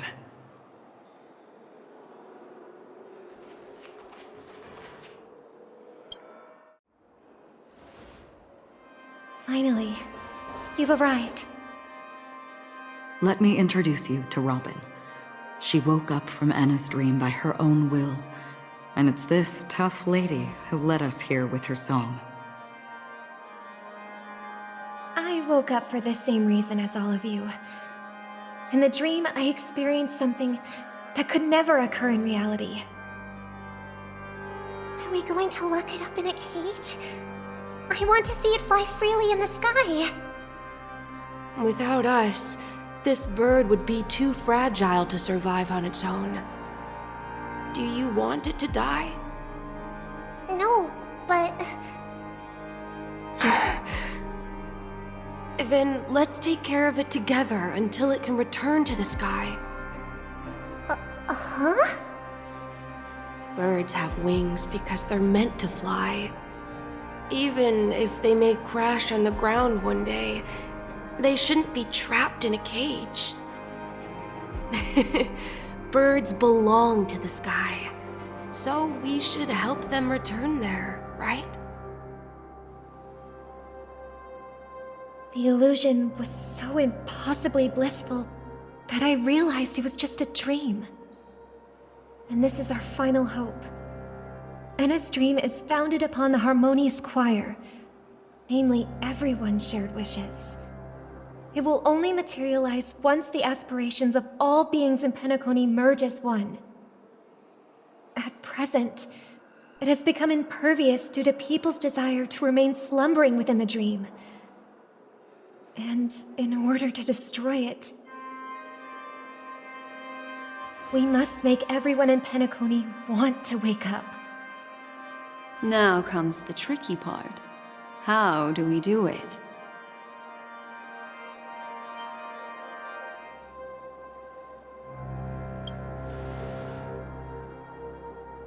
Humans yearning for sweet illusions borders on obsession, leading them to subconsciously resist the harsh reality. Therefore, I carefully selected a moment where he was completely unguarded, guiding him to uncover the truth himself to make him regain his consciousness. However, to wake up everyone in Penacony and get them to share the same determination, that would be nearly impossible. Indeed. I'm afraid it's almost as difficult as resurrecting an Aeon. But we can't just stay here and do nothing. This is a critical moment for the whole universe. Who cares about some dumb number?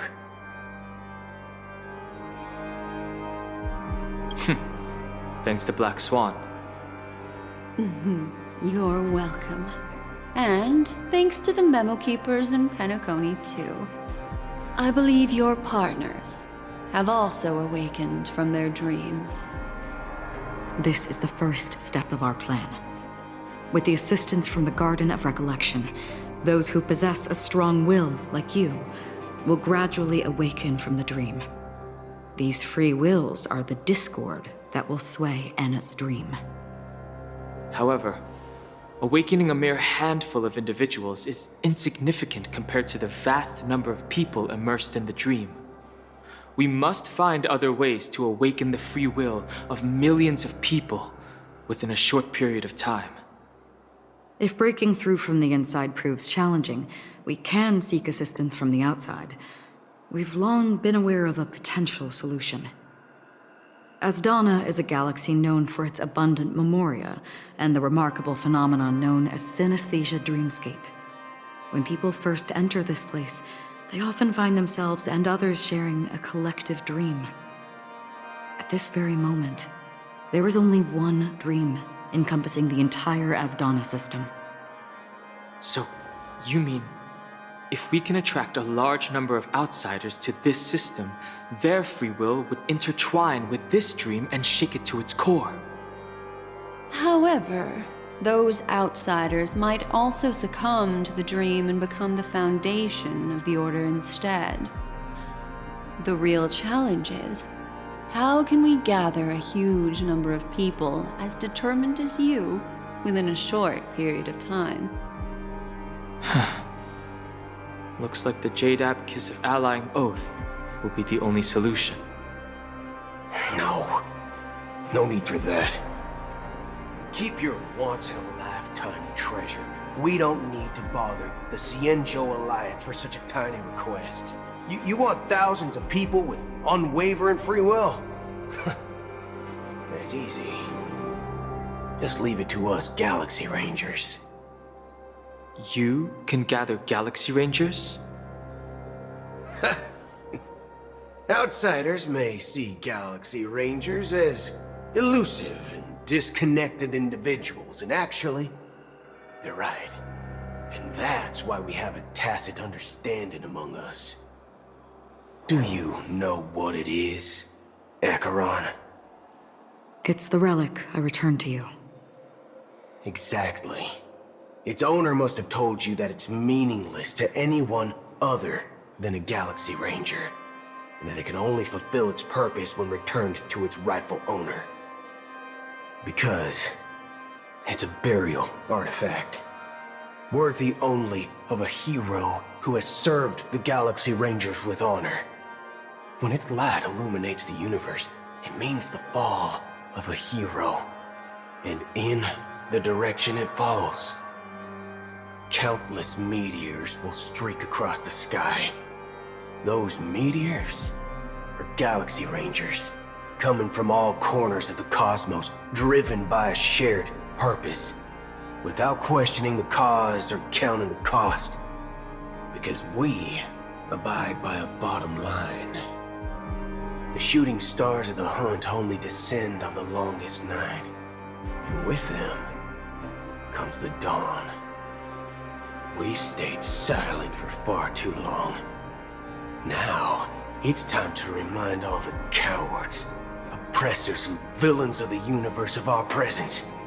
I'll be the one to ignite the first spark. Once the dreamscape is swayed, I'll complete the second step. I'll fine-tune the slumbering souls with the Song of the Harmony, interrupting them with the discord of Trailblaze, and guiding them towards reality. It's true that some people are born strong, and others are born weak. If the Trailblaze is the target of heroes, then the Harmony will guarantee that the strong help the weak. Only the people of Penacony themselves can be the saviors of their homeland. Their path of happiness should be forged by themselves. While I may not be a nameless, I'm willing to instill courage in all those who need it. This includes my brother as well. And his dream is too cruel for him and everyone else. Your plan sounds well conceived, but still, it appears somewhat idealistic and romantic.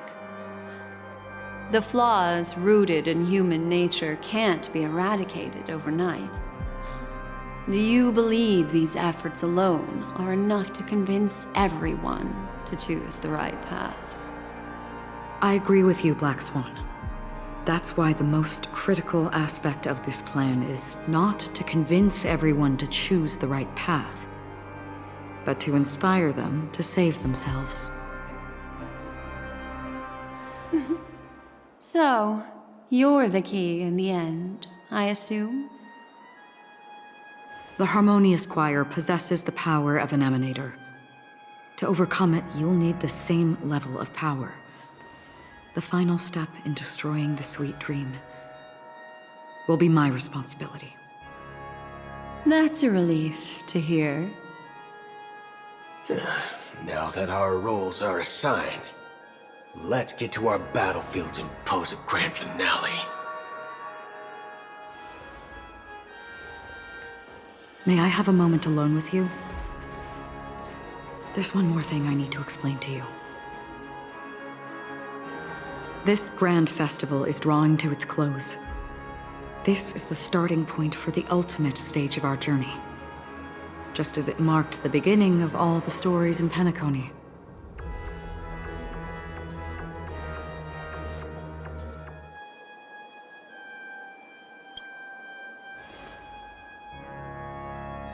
I have faith in you. However, before we depart, there is one more thing I must tell you. There's something you should know. We were able to locate you within this boundless dream and find the key to breaking free from the dream. All because of one person's unwavering dedication. Firefly. She awakened from the dream ahead of others, discovered the Express amidst the stars, and brought us valuable information about the remnants of the Order. She may have been aided by the script, and it came at a cost. As you know, Firefly is a stowaway who entered the dreamscape in a different way from ours. Without the dream pool in the hotel or assistance from the family, she can only awaken from this dream in one way. A real death. We mustn't fail her determination. I'm not implying that we must win this fight no matter what. But our resolve should match that of that courageous lady. Are you ready?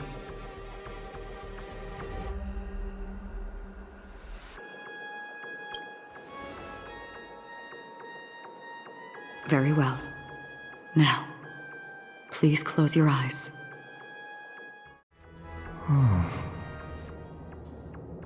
How long has this reign been ongoing? If I remember correctly, it has lasted for decades, or even centuries. The unwavering determination of the Hunt followers persists even in death. But thankfully, we've guided those lost souls to their lives beyond. They were heroes in their time. And they won't be reduced to puppets of the nihility in their death. You see, the shadows on the sea have vanished. Do you remember? He once said that the sky would clear when the regrets of the departed had faded away. But it's still raining. I know. So, why is all this? Why did this rain choose me? Because someone's regrets haven't been fulfilled, perhaps. Mortals who walk the paths are like sailors on a vast ocean, leaving behind a trail that creates countless ripples of possibilities. These ripples last longer than the fleeting lifetimes of humans. And for some, their presence leaves such a strong mark that it's reflected in the waves. Sin-thirsters, the obsessions of the Pathstriders. They emerge from the depths of Ix, seeing themselves as masters of their own destiny, unknowingly repeating the actions of their past lives. They emerge from the nihility and head toward it, leading purposeless lives. However, these hollow phantoms, they have journeyed with me for such a long time.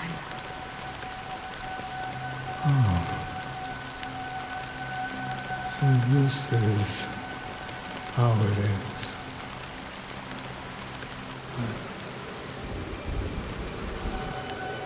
I'm already dead. Yes. Are you watching over me? This is my duty as the Watcher of the Acheron. I'm guarding the path to the abyss of the nihility, guiding every soul reluctant to become one with it. Back to this side. But if this is what the departed ones expected, should you try to change it? I don't know. But someone once told me that when the inevitable moment came, he hoped that someone would stand at his grave and place a bouquet of flowers. Even if it doesn't make sense at all? Some tasks have to be done, even if they are pointless. I have experienced that much already. Please extend your hand and then close your eyes. I'll carry your wish with me and fulfill it.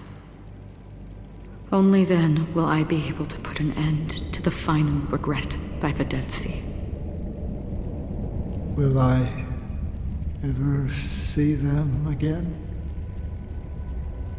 Yes, that is certain.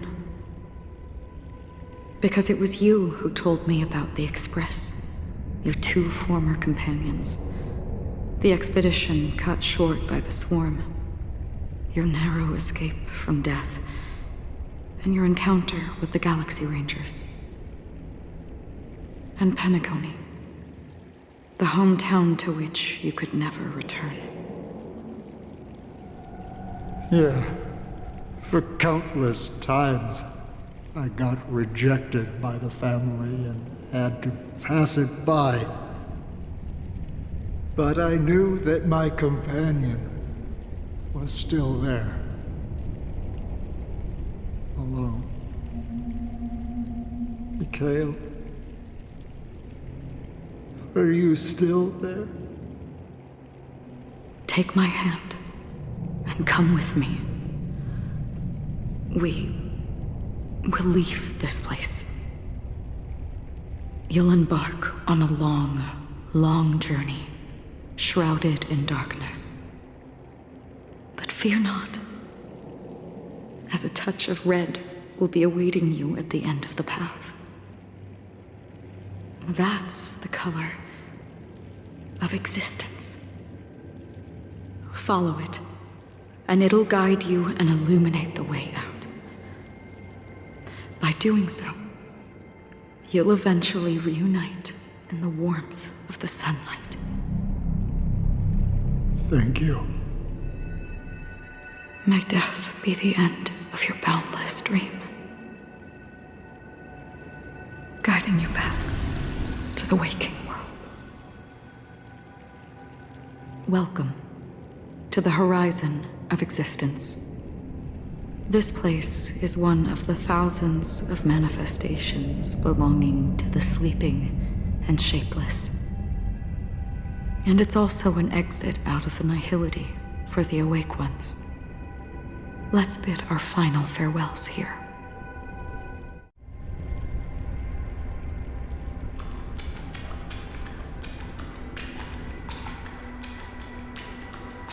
Always distinguish between reality and imagination.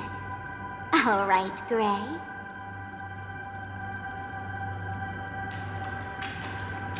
Life is akin to a winding labyrinth where memories serve as our sole companions. May your schemes be forever concealed. Anna's dream is too cruel for him and everyone else.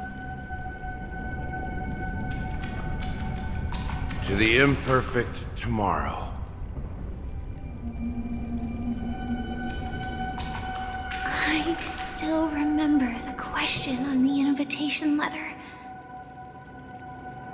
Why does life slumber?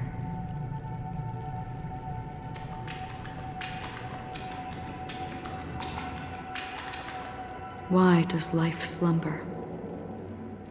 We don't know the answer yet, but we're about to awaken from this dream. Or perhaps such is the answer itself.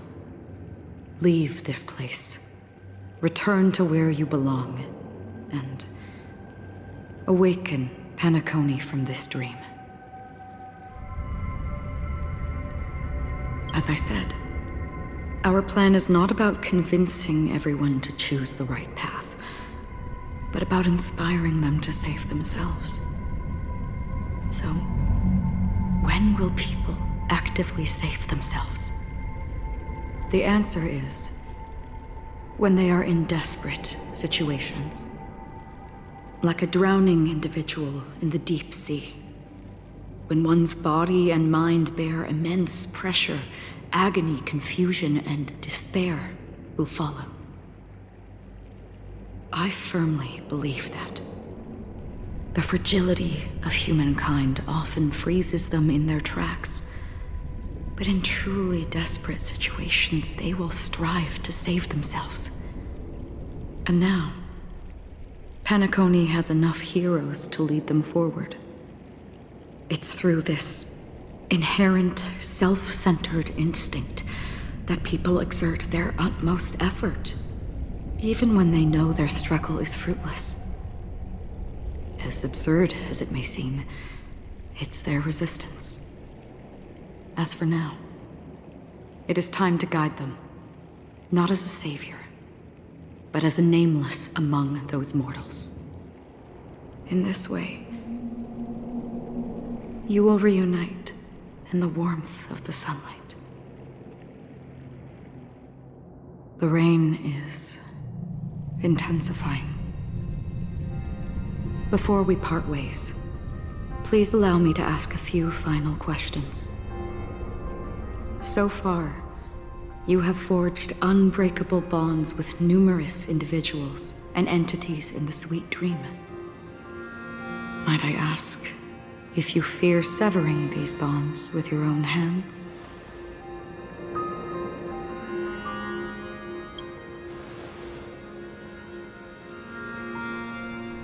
If there is a vast, lifelike dreamland that is virtually indistinguishable from reality, a realm without death, where everyone can attain the happiness and fulfillment they deserve, living blissfully ever after, I would ask, would you wish to stay?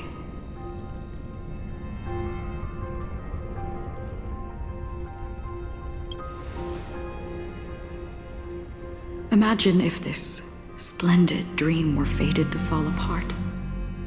Friends, family, strangers, followed by the gentle breeze, soaring birds, the stars, and ultimately yourself. Everyone, and every face they remember. The joy and the heartaches, the vows sealed and those left hanging. All will inevitably march towards a predetermined ending. If you had grasped the journey's finale right from its inception, I would ask, would you still embark on this journey?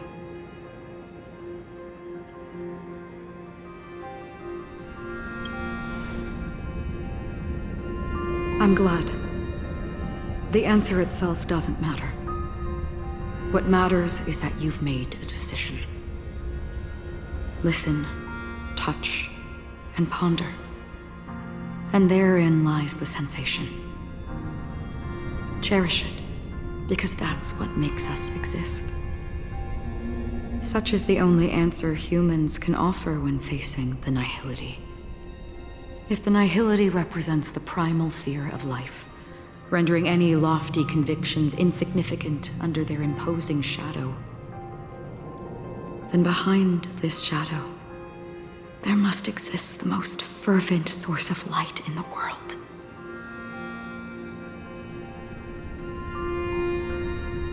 Just as every life that edges closer to death fervently approaches the end of the nihility, we must pursue that primordial light. Think that you exist in the nihility, and you watch over others to depart it? Such a task is absurd and meaningless. Nevertheless, someone had to do it. As for the meaning you mentioned, even if it's a meaningless task, I've come this far, haven't I? Even if the future you forge may not even belong to you. It may not belong to me, but it definitely belongs to someone. What hardships you must have experienced. In that case, allow me to do something meaningless too. Please, tell me your name.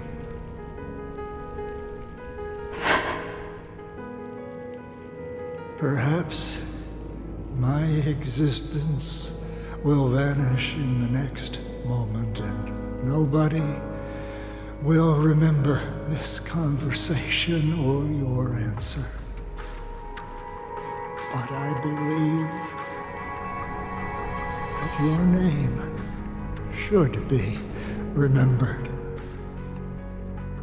And this universe will remember it as well.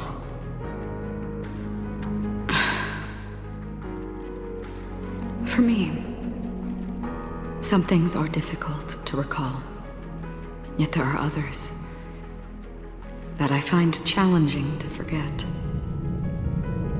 Such is memory, a creation of the past that blossoms into significance in the distant future. I remember that marks the start of my journey. The origin of the vibrant red hue in my life, and the most fervent element amidst every tempest. That's my name. Raiden Ozenmori May.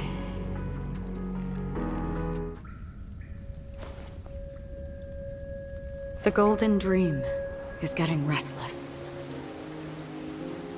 In the coming long nights, I'm afraid you will face many setbacks and witness many tragedies.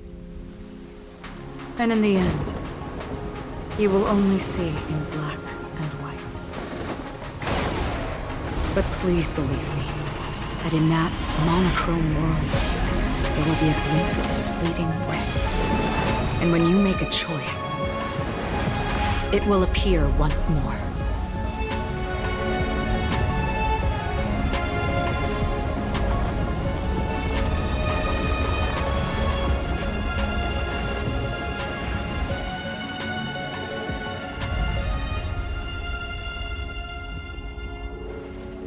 What you must do is ponder its significance, then return to the waking world.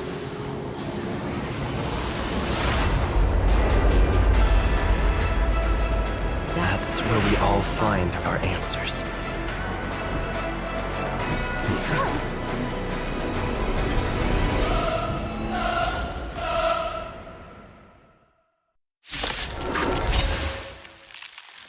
Have you broken free from the dream of order? We've done enough sleeping already. Let's show them a wake-up call. Listen to our song.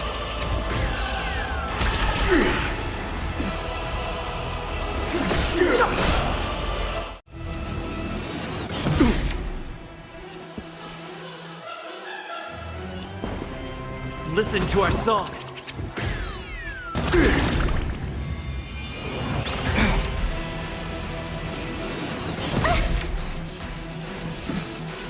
The tide.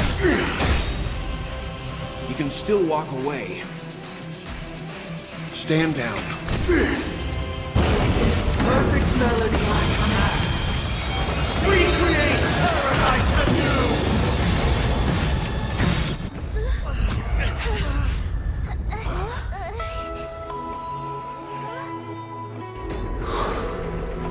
Music.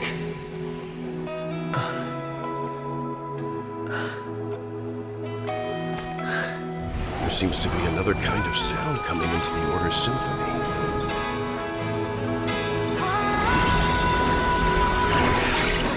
Penacony's first and last disharmony.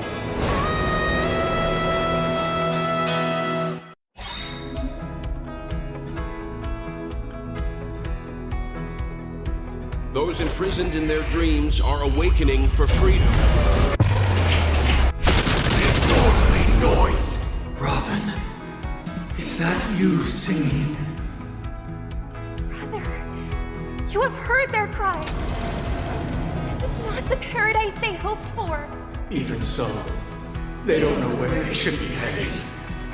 That's why I had to become the lone star in the sky to guide them. Even if that star must hang in a perpetual night of solitude. Awaken from your dream! You have the worst luck running into me. Let's play our own melody. The show begins!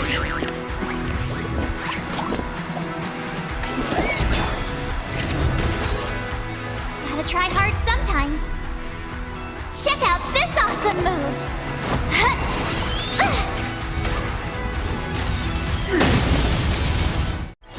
something of the weight behind this power. Witness the stars Shadow before you. Survive or be destroyed. There is no other choice. Stand down. Awaken from your dream!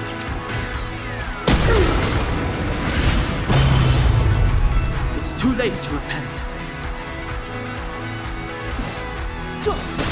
Disorderly noise! If we had never experienced solitude, how could we have embarked on different paths? Now, our final talk has concluded. All the work of creation has been completed. The inevitable day has arrived. The embryo of philosophy will reshape for us all of reality. If your paradise can save more people, sever my path with your hands. Listen to our song.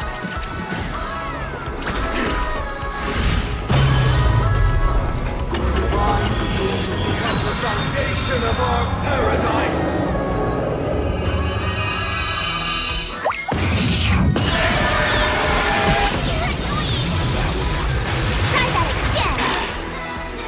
Leave the rest to me.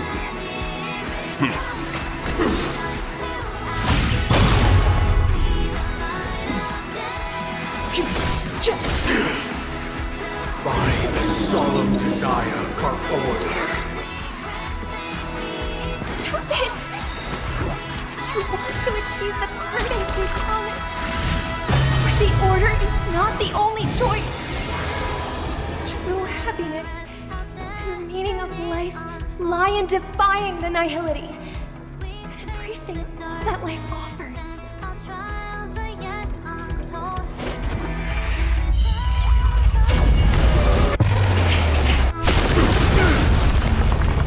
I swear on truth. Listen to our song.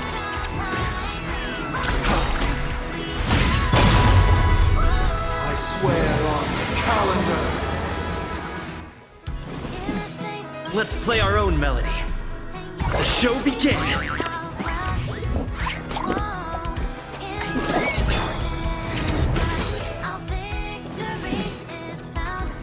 The time is now.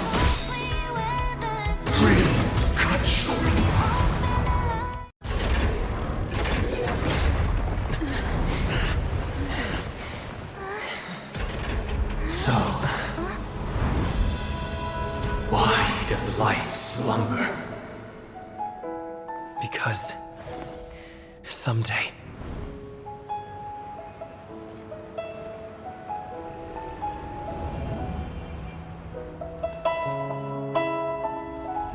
we will wake from our dreams.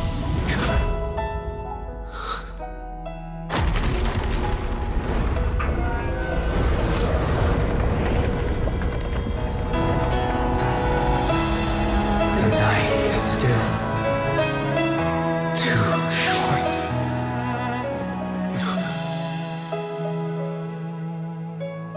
Brother, the dream is over.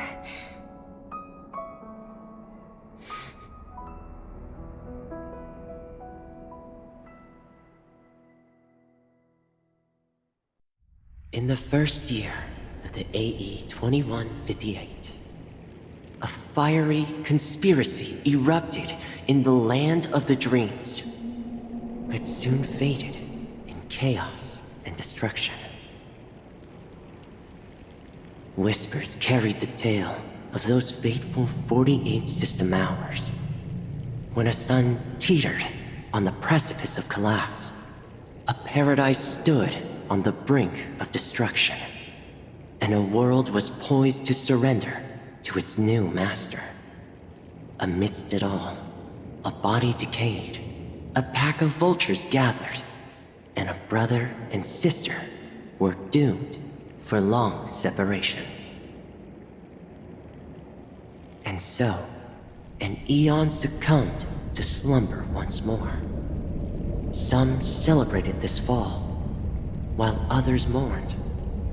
Among the insignificant witnesses, mere specks in the vast tapestry of the universe, it was said that this time, the Aeon met their demise with dignity. As the cosmos bathed in the radiance of a pure dawn, a tempestuous storm brewed on the horizon. The chant of "All for the Amber Lord" grew ever louder. Yet, no matter how one contemplates it, time inexorably swings Klapot's colossal hammer in eternal cycles. The tale of the Astral Express reaches both its conclusion and a new beginning.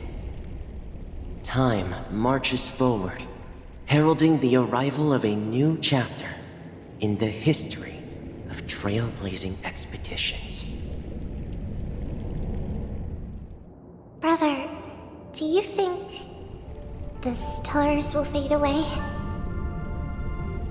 Where did that come all of a sudden? Because the constellation that looks like a bird, the torrent eagles, looks a bit dim lately. It's the Torment Eagles. Don't worry, it's still there. It's just it's located in the inner ring of Penacony and can only be seen when spring and summer overlap.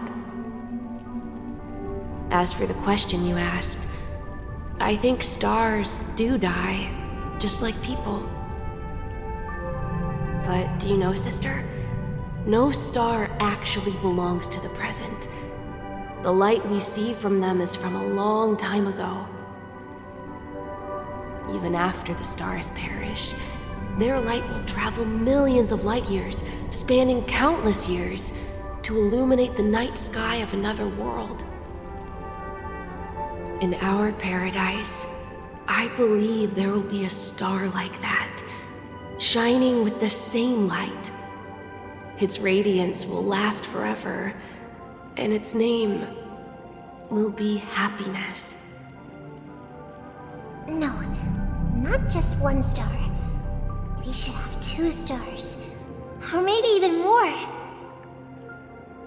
Yeah, you're right.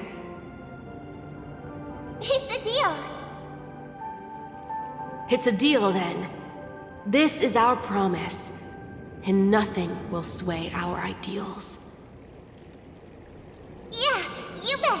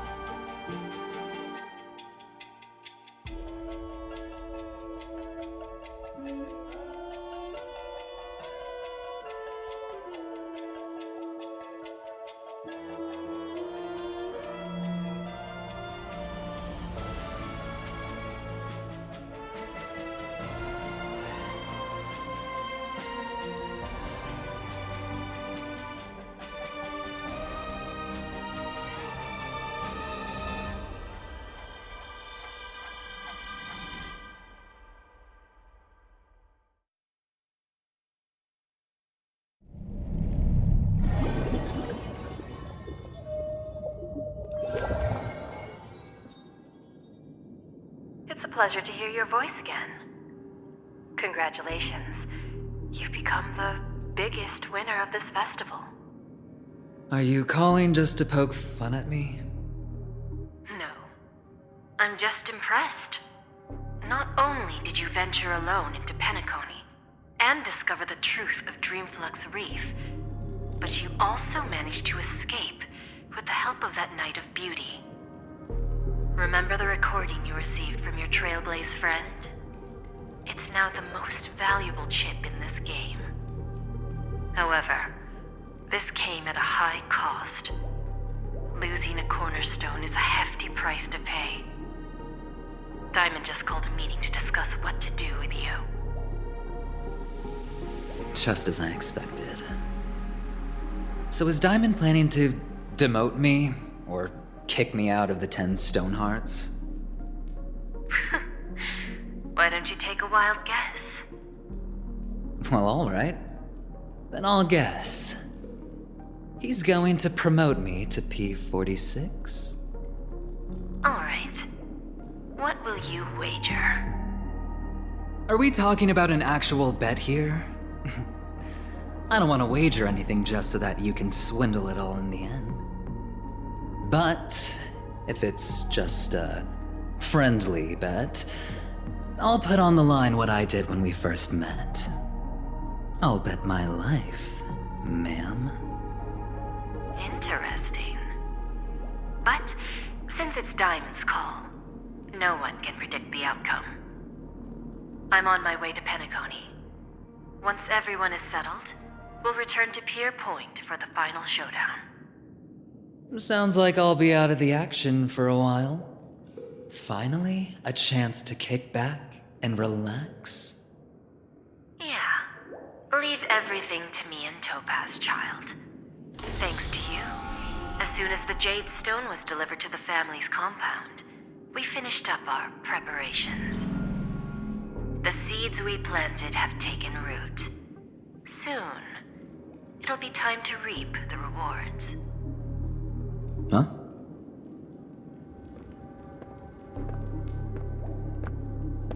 Let's wrap it up for now. Looks like I've got a visitor here.